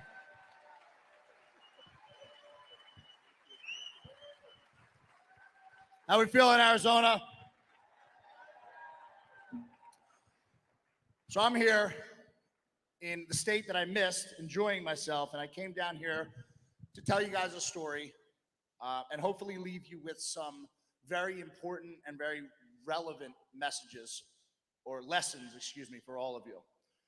My name is Ian Smith. I'm one of the co-owners of the Attilis Gym in Belmar, New Jersey, along with my business partner, Frank Trombetti.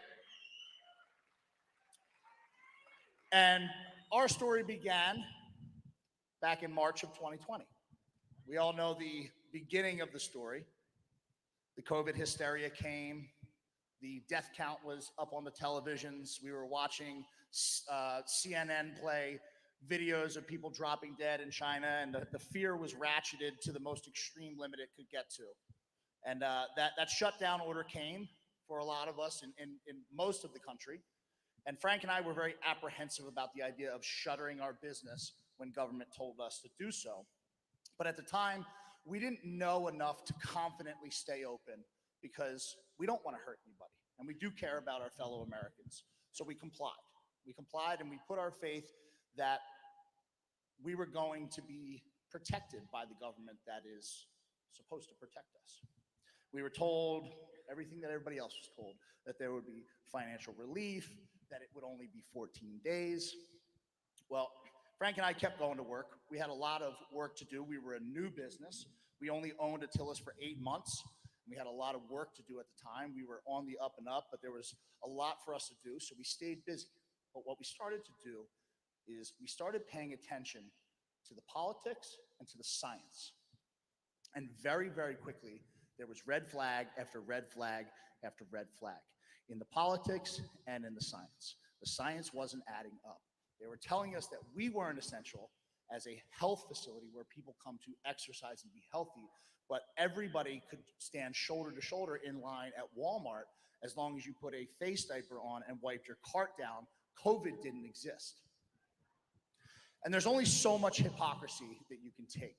And we watched liquor stores stay open. We watched fast food restaurants stay open. We watched alcohol be made essential when they let restaurants do takeout drinks. And this was a health crisis that we were talking about. And then the economic stimulus bill, the $2.6 trillion bill that was passed 11, 12 days into the shutdown, was the single biggest stimulus bill this country has ever seen. Probably about 1,000 pages, and I bet most of the people that passed it probably didn't read one page of it. They were just going along with the narrative like most politicians are happy to do. Because at the end of the day, they weren't missing any paychecks. They didn't have any rent due. And they didn't have any businesses that weren't allowed to operate. And they were still, even with mandates, as we know, still dining without masks, still doing the things that they were telling us not to do.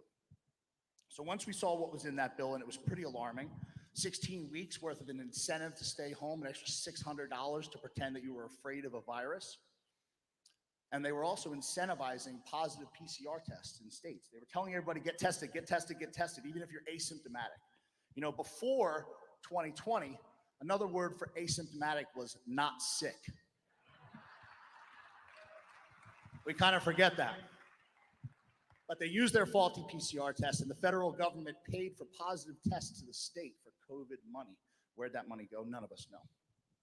Frank and I had had enough, and we decided that we were going to reopen, but we wanted to do it in a way that we knew we were 100% confident in what we were doing. So we spent the next 6 weeks studying everything we could. We put together a 15-point safety protocol plan that went so far above and beyond what any business, any federal building, any hospital was doing.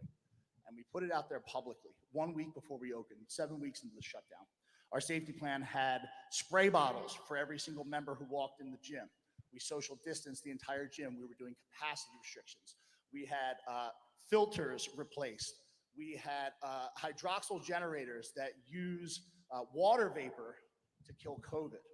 They were running around the clock. We were circulating 30,000 cubic square feet of air per minute. We wanted to make sure that we kept our people safe. And we made an announcement, made a video on Instagram. We told people who we were, what we were going to do, why we were going to do it, and how we were going to do it. And it was the right message at the right time because it set a fire. And people started calling us right away, ready to support us. And then that video got the attention of a man named Tucker Carlson. He said, why don't you come on my show and talk about it? And I said, absolutely. And I went on Tucker Carlson, and he asked me a question. He said, you are on national television right now telling your governor that you are about to defy his mandate to shut down. Are you willing to do that? And I said, absolutely.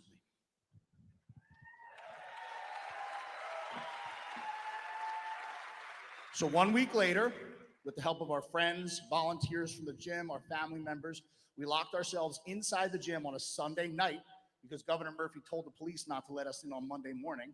We locked the doors, chained them, covered the windows, and we waited. None of us slept very well that night. And at about 4 in the morning, we heard the crowd start to gather. And there was chanting out at 4 in the morning. And we would look through the cracks and we would see American flags and Gadsden flags and Back the Blue flags. And every news agency in the country had a van out there, including the Spanish Channel. So we reopened our doors, and there was a parking lot with hundreds of people there waiting to support us. And the most important part is right to the left, where we asked everybody to line up. Our members were around the building, all the way to the back of the building waiting to come in, because they supported us and they knew what we were doing was the right thing. So we opened. And Frank and I made a promise to each other. It was a simple one. The gym opens every day, no matter what. No matter what comes, if we take this leap of faith and we step out into this unknown, no matter what these people tried to do to us, we are going to open this gym every single day until the wheels fall off. So we did. We opened on Monday, and we were met with some resistance. We got some citations. We took them and smiled, waved for the cameras, went back inside the gym, and resumed business. On Tuesday, they decided they were going to start harassing our customers. They got some citations. We got some citations. One of them got arrested, and the gym stayed open. Wednesday, we did the same. They set up a camera in the parking lot, and they were following people home and pulling them over and giving them tickets for violation of a governor's orders, which is the equivalent of nothing. So we got that camera taken down. It was on private property. They didn't ask. Thursday, in the middle of the morning, on Thursday morning, the health department came, pulled up in a white van, slapped a notice on the door that said, "You are closed because coronavirus." Those people never stepped foot inside of our building. They never took a look at our safety protocol. They never called us, emailed us, texted us, anything. We made that program public because we would hope that the government would come to us and reasonably want to work with the people, but they didn't, and we knew that they wouldn't. And that's why we were so public. So we ignored it. The gym opened. And on Friday, we had what was our first normal day, but by the end of the day, Governor Philip Murphy went to a crooked judge by the name of Robert Luggie and got a court order. And on Friday night, they had a locksmith and the sheriff come and lock our doors to our business in the middle of the night. So at that point, we decided, all right, we'll play nice. We'll hand this over to the courts. We made our statement. The system of checks and balances that the American system is founded on will hand us to the courts, and we'll see what happens. Long story short, courts didn't do the right thing. So we started taking our stuff outside every single day. We drug 40,000 pounds worth of equipment, barbells, dumbbells, squat racks, benches, everything you could possibly think of. We drug it out into the parking lot in the middle of a hot summer, June, and we were having 400 people a day show up every single day.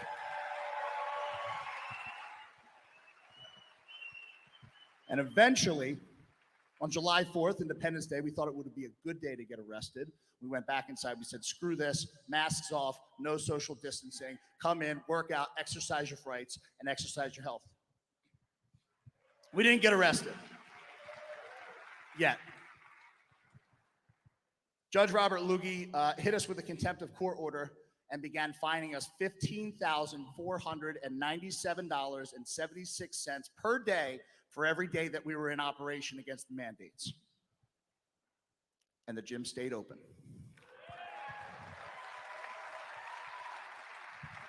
They kept hitting us with fines, and we kept opening the gym every single day. So they hit us with another contempt of court order.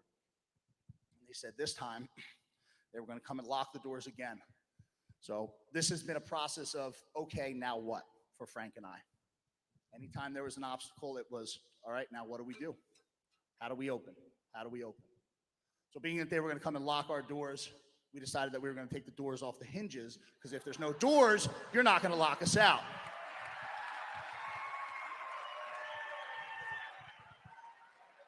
We stayed inside the gym for 47 days, going home a total of 5 times between the two of us. The gym was open 24 hours a day, 7 days a week, and the gym stayed open.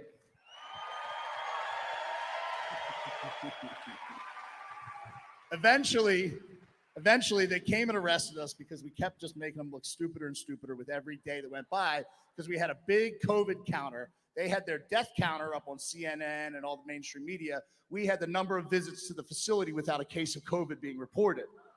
And it was just ringing up, ringing up, and ringing up. And today, we're at 353,000 visits to our facility, and we are still waiting on a case of COVID. Funny how that works. So they arrested us. The township of Belmar that our gym is located in then held a special council meeting. They took our business license. And we said, okay, the gym's free. And the gym stayed open.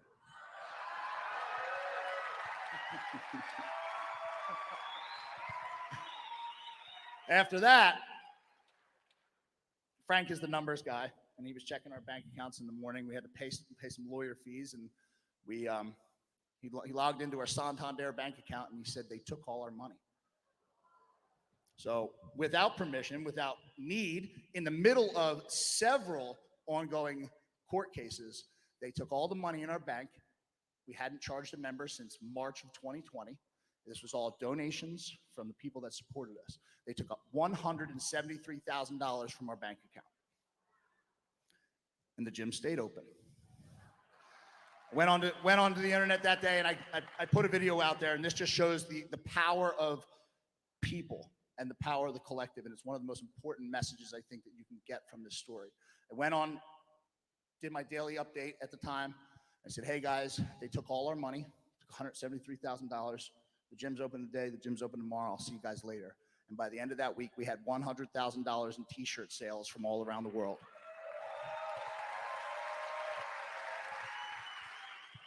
And we are still at it. We are in 4 different courts now. We have 7 criminal citations. They're looking to lock us up for a couple years.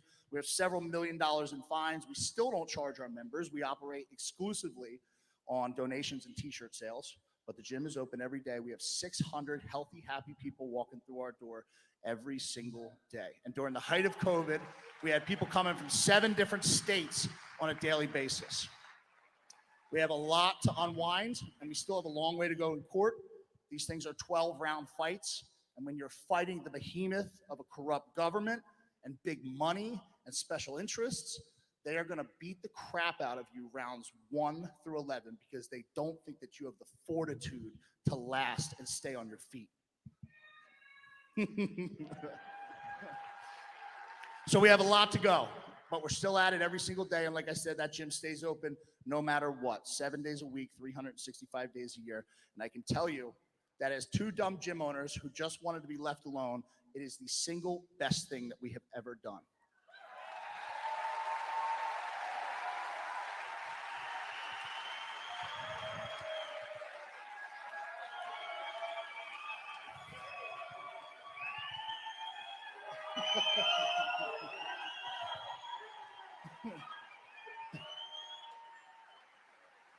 Now, I would be lying to you if I told you that it was easy.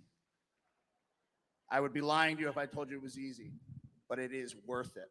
It is worth it. And there is something that all of us can do. And if you would have asked me 2 years ago if 2 dumb gym owners from nowhere, New Jersey, could have made an impact that we could have, and I would have laughed. I said, nah, we're just 2 people. But here I am today showing you that it's possible. So I want you guys to take the message home and make sure that you're listening to all these speakers here. There's so much good information. And never, ever, ever doubt the power that you have.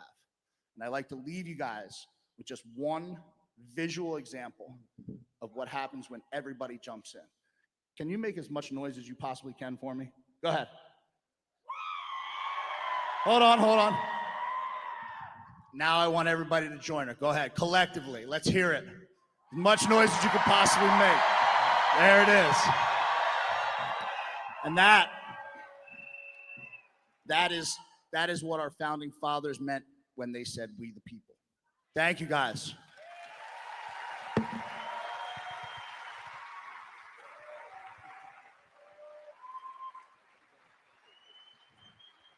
Hey, Ian, before you leave real quick here. So you'll be here tomorrow to sell shirts and meet everybody? Is that tomorrow? Right outside, we're over here by the food stand. And how many days did you lock yourself in the gym, sir?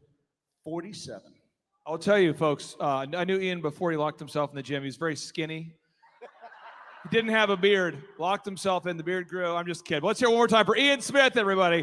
One more time. Let's hear for Ian Smith. Fitness tip. Lock yourself in a gym for 45 days. Okay.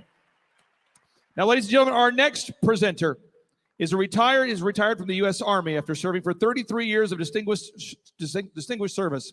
He now serves as the chairman of America's Future, one of the nation's oldest 501c3 nonprofit organizations. His military career culminated as the director of the Defense Intelligence Agency and as the nation's highest serving military intelligence officer. Ladies and gentlemen, he's my friend and yours. Please stand to your feet and greet General Michael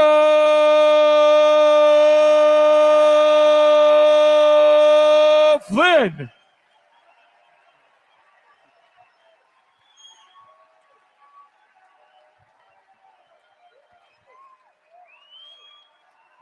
All right, stay on your feet. Stay on your feet.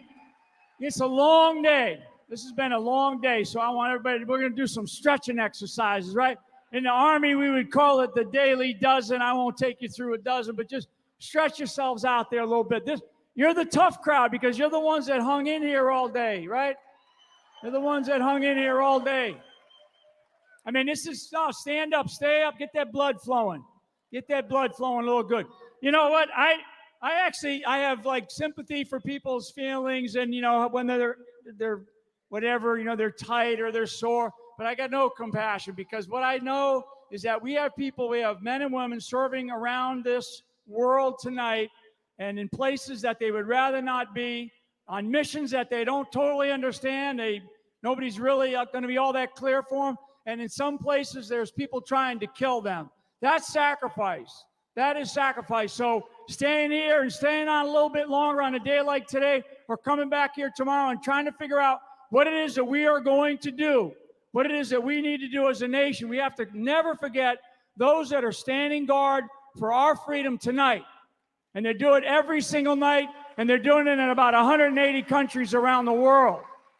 So give them a big round of applause. Stretch those arms out a little bit. Shake it out, right? So there's a couple of young ladies who I met early on at the Tulsa event, and they're great. Kimberly and Emily, and they are the mama bears, right? They're the mama bears, and they're a great story about what they did to fight in their state, the state of Iowa, on school boards and mask mandates to get the governor of Iowa to sign off on a law. They did it in about 30 days. Amazing couple of young ladies, young moms, and they're always trying to raise money because they run an organization. They're out there selling T-shirts. I'm wearing one of them today. They're out there selling T-shirts. Over the course of tomorrow, if you're here tomorrow, go spend a few bucks and buy a few of their T-shirts because these gals, they are working their rear ends off. And now their next effort is to create legislation in the state of Iowa. I mean, if you haven't heard their stories, they got a tribe of children, each of them. So we have to help organizations like this. And as you have heard today, this is what you have to do. This is how you are going to serve for many of you, because many of you don't know what to do. And that's probably the biggest question that I get. What do I do? How do I get involved? What is it that I can do? And in some cases, it might be nothing more than going and paying a few bucks for a T-shirt to help these couple of moms up in the state of Iowa, because what they did. Yeah, there they go, right here. Yeah. They just have absolutely beautiful children. What they did in Iowa, we're taking that and we're putting it, that sort of model, we're putting it into other states. And that's how it works.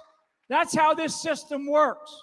Thank God that our founders, they gave us this beautiful phrase, life, liberty, and the pursuit of happiness, right? Life, liberty, and the pursuit of happiness. And the last part of it, the pursuit of happiness, is the part that they argued over most of the time. Because you can't have that without the first, which is life, right? Life. That's what we are all given, and we're given it by God. And then the second thing is liberty, right? Every single human being that is born today, I don't care what country they're in, I don't care where they are, when you're born as a child, you're so uninhibited, and you seek nothing but, you want to trust whoever it is that is your parent, whoever it is that's taking care of you. The most free, loving person is a child. That's the liberty. That's what our founders saw. And then this idea of the pursuit of happiness. We do these things. We do these things not to have cheerleading sessions. This is not a cheerleading session. None of these are. This is an education. And what I try to do is to respect. When I'm here, I try to respect all of these speakers because I want to learn. I learn something every time. This is the 8th one that we've had, and we're going to have a bunch more. We're going to drive this thing all the way into November of 2022.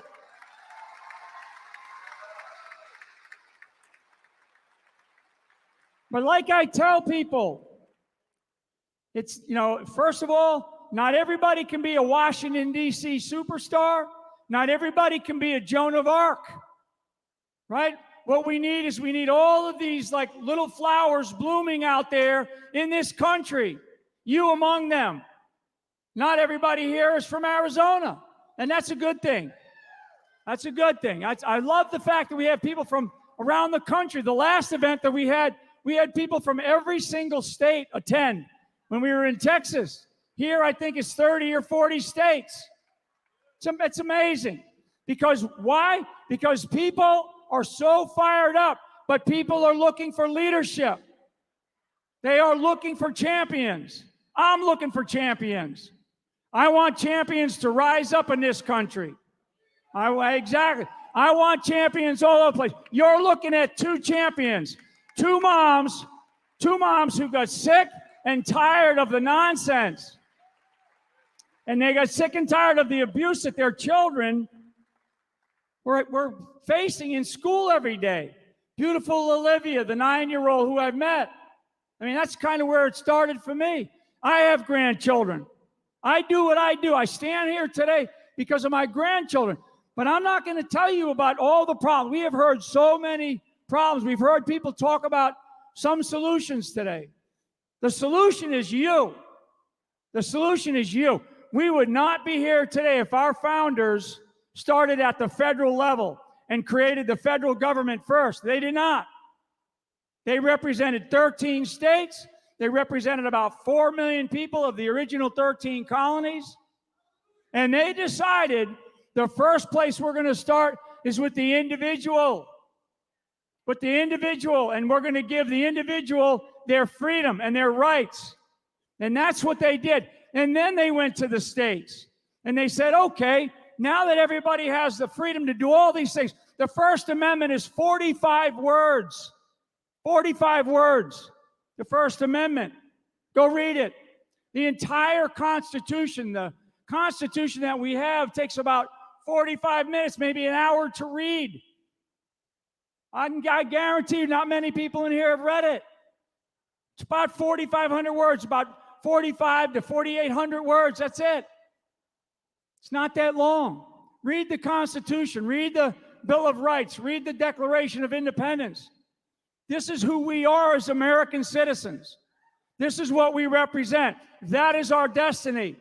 Our destiny we will only achieve that destiny if we get on the path where we believe, and like you have heard said today, about courage and accountability. If our founders, if they demonstrated two things, they demonstrated personal courage and they demonstrated personal accountability. They held themselves accountable.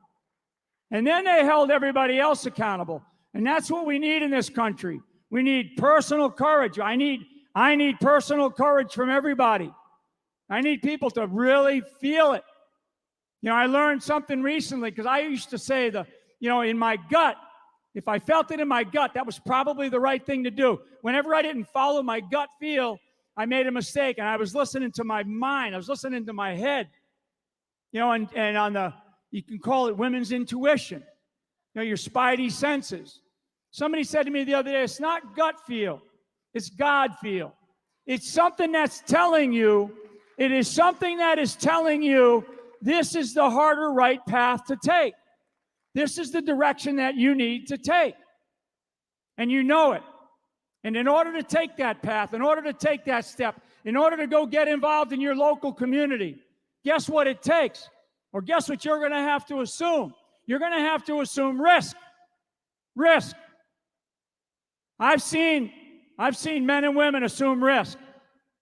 And they've given their lives for our country because of the risk that they assumed for themselves and for their friends and their fellow soldiers. And I know what that feeling's like. That feeling of fear. Fear sets in, and fear comes right here. It starts in your head when you start to overthink something, and you know in your gut, you know in your heart, you know what the harder right path is to take. And that's what we need to do today. Whether you come back here tomorrow, whether you stay here for the whole weekend, my charge to you, to every single person, to every single one of you, when you leave here and you go back to wherever you are in Arizona or whatever state you came from, you have to start thinking about, how am I going to serve? And maybe there's someone here that served in the military. Fine. I applaud you for that. Maybe there's some that have served in our law enforcement community or as our first responders. That's great. Today, starting today, and as we go out, we have to start to think about how we are going to serve this country again, differently. We are in a moment of crisis. This is no kidding, folks. This is a moment of crisis. This is an unprecedented time. We have never been here before. We've never been here before. We've had fraudulent elections for over 100 years. Our election system, as we all now know, we've all sort of awoken to it. We all agree our election system is totally broken. You've had some great ideas about how to fix it. Don't wait on the federal government to fix it. Fix it at the county level. Sheriffs, I don't know if there's any sheriffs in here, anybody that's working in a sheriff's department, any deputies in here. Sheriffs have some of the most power, the most authority because they're elected officials. Counties, people in the county level have the ability to change this country. People at the county level have the ability to change this country. A county, by the Constitution, a county can say, we're not going to have any of those machines. We're only going to do paper ballot. We're only going to allow absentee ballots. We'll allow them for our military. We're allowing for the invalids in nursing homes. Make a decision about the criteria for them. A county can do that. That's why we elect county commissioners. That's why we have election commissioners at the county level. That's what the founders were so visionary and they gave us. When you leave here and you walk away, and I use this phrase, local action has a national impact. Local action, national impact. Local action, national impact. Not everybody can get to Washington, D.C., and frankly, you don't want to go there today. Hell, all they're doing is they're building walls there, right? So get involved in your communities. Get involved in your school systems. Get involved in these school boards. Get involved in your towns and your, whatever's happening. And when you have these politicians, and frankly, the word politician is a four-letter word. It's a four-letter word because our founders never wanted to have a political class. They never wanted a political class. They said, serve, do the best that you can, and get out. Let others come in. Bring those fresh ideas. And we have people in Congress. Frankly, we have people right here in this state, in these states' legislatures. They're in for 15, 20, 25. I mean, we have people in Congress that have been in for 50 years. 50. That's insane. It's insane. It's insane. That's why I say when we say the political class, we were never designed as a nation to have a political class. We were not designed that way. A constitutional republic is represented by the people. And what we do is we elect people to go into office to then represent us. And when they come back to whatever town that you're from, and they put their hand out to shake your hand, they're looking for some skin. They want your money. And then they're going to go and they're going to make decisions that are completely opposite to what they're promising you. And they've been doing that for years. So part of what I'm telling you, this is our fault. Okay, this is our fault. Don't point the finger at them. Point the finger at me or at yourself. We have allowed this, my generation. Okay, my generation, not their generation. These are children. These are my children right here. Their children are my grandchildren. It is my generation. My father is a retired, both my mom and dad are deceased. My father's a retired Master Sergeant out of the United States Army, World War II, and a Korea vet. I'm one of 9 children. When my parents handed over, when they kind of, as they waned in life, and they handed over this country to my brothers and sisters, they gave us this country on a silver platter. World War II era, right? They gave us a beautiful experiment in democracy called the United States of America. It was on a silver platter. My generation. I'm looking around this room and I'm trying to see, and I snuck around up there earlier. You know, my generation, okay? We're the ones that we are potentially, we could potentially turn this country over to our children and our grandchildren as a socialist nation. A fact of life is that nation states rise and fall. So where is the United States of America? Are we waxing like a full moon, rising at night, or are we waning like a new moon, going away? I don't know the answer to that. I just know that while I have a breath in my body, while I have blood flowing through my veins, and for all the things that I've experienced and I've seen in my life, I will refuse the line, right? I will stand here and I will fight for this country. And so won't you.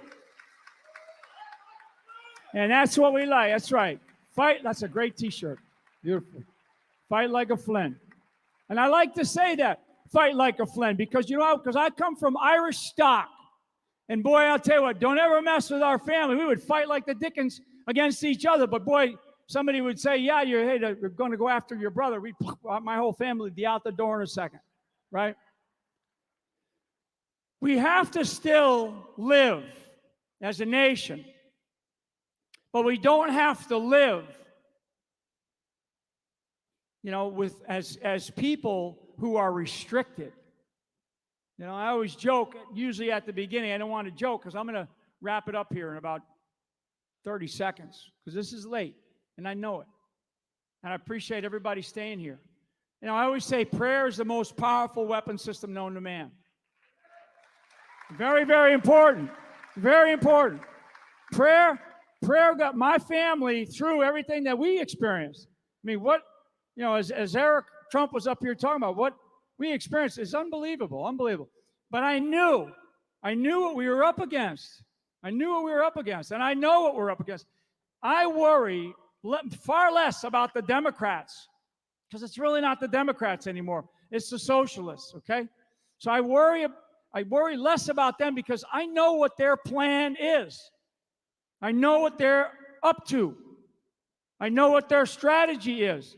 What I worry about is our own establishment politicians, you know, the rhinos or whomever. I mean, this is not politics as usual. This is a different time for this country. So for us to be ready, we have to be ready at the individual level. We have to be ready at the family unit level. We have to get involved in our communities like we've never been involved in it before. As I said about my generation, you know, people come up to me and go, I don't do that political stuff.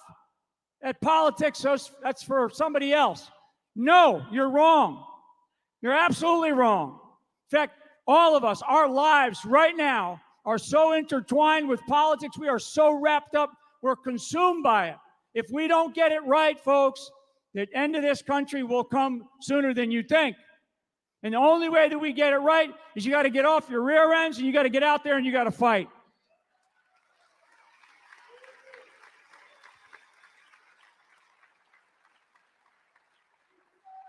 I want to say to wrap it up, I want to say again for Clay Clark, Vanessa, his beautiful wife, and the team that put these things on. These are not easy. We're going to continue to do these, though, and we're going to drive ourselves crazy doing them. And we have to. These aren't happening all over the country. Every so often you see different things that are here and there. This is a movement, and we must have, and we must create this movement and move it forward. Because you have to overwhelm the polls. You have to overwhelm the voting booths in November. That's how we won in Virginia. We won in Virginia. We didn't win in Virginia because there was great campaigns. We won in Virginia because we got into the grassroots and we overwhelmed them at the polls. We overwhelmed them at the voting booth. We've got to do that every single place. This November, the turnout has got to be like a presidential election. You're going to hear Trump talk about that, and you're going to see more of him come this summer where he's going to drive, kind of like we're doing here. He's going to drive the country into the elections here because we have to. We have to save this country. God bless you all, and God bless America. Thank you very much.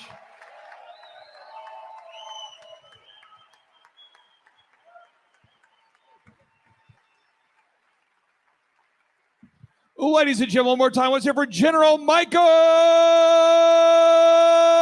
Flynn. Couple quick housekeeping notes, and I'll let you guys go. Oh, look at that. Choose freedom right there, folks. Freedom over fear. Couple quick housekeeping notes here for you. Jesus is king. Trump is our president. General Flynn is the general.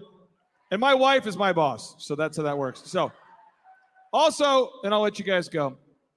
As you're in this fight, if you join the fight, however you join the fight, just be asking tonight on the way home. Be asking God how he can use your time, treasure, and talents to save this nation. Just be asking that question. That's what this whole weekend is about, is activation, okay? Because vision without execution is just hallucination. We all have to implement, okay? So, ladies and gentlemen, again, thank you for being here. We'll see you guys tomorrow. I like to end with a boom because boom stands for big, overwhelming, optimistic momentum.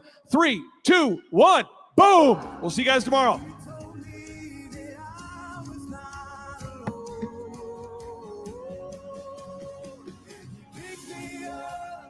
Turn me around, place my feet on solid ground. I thank the Master, I thank the Savior, because he healed my heart, changed my name, forever free. I'm not the same. I thank the Master, I thank the Savior, I thank God.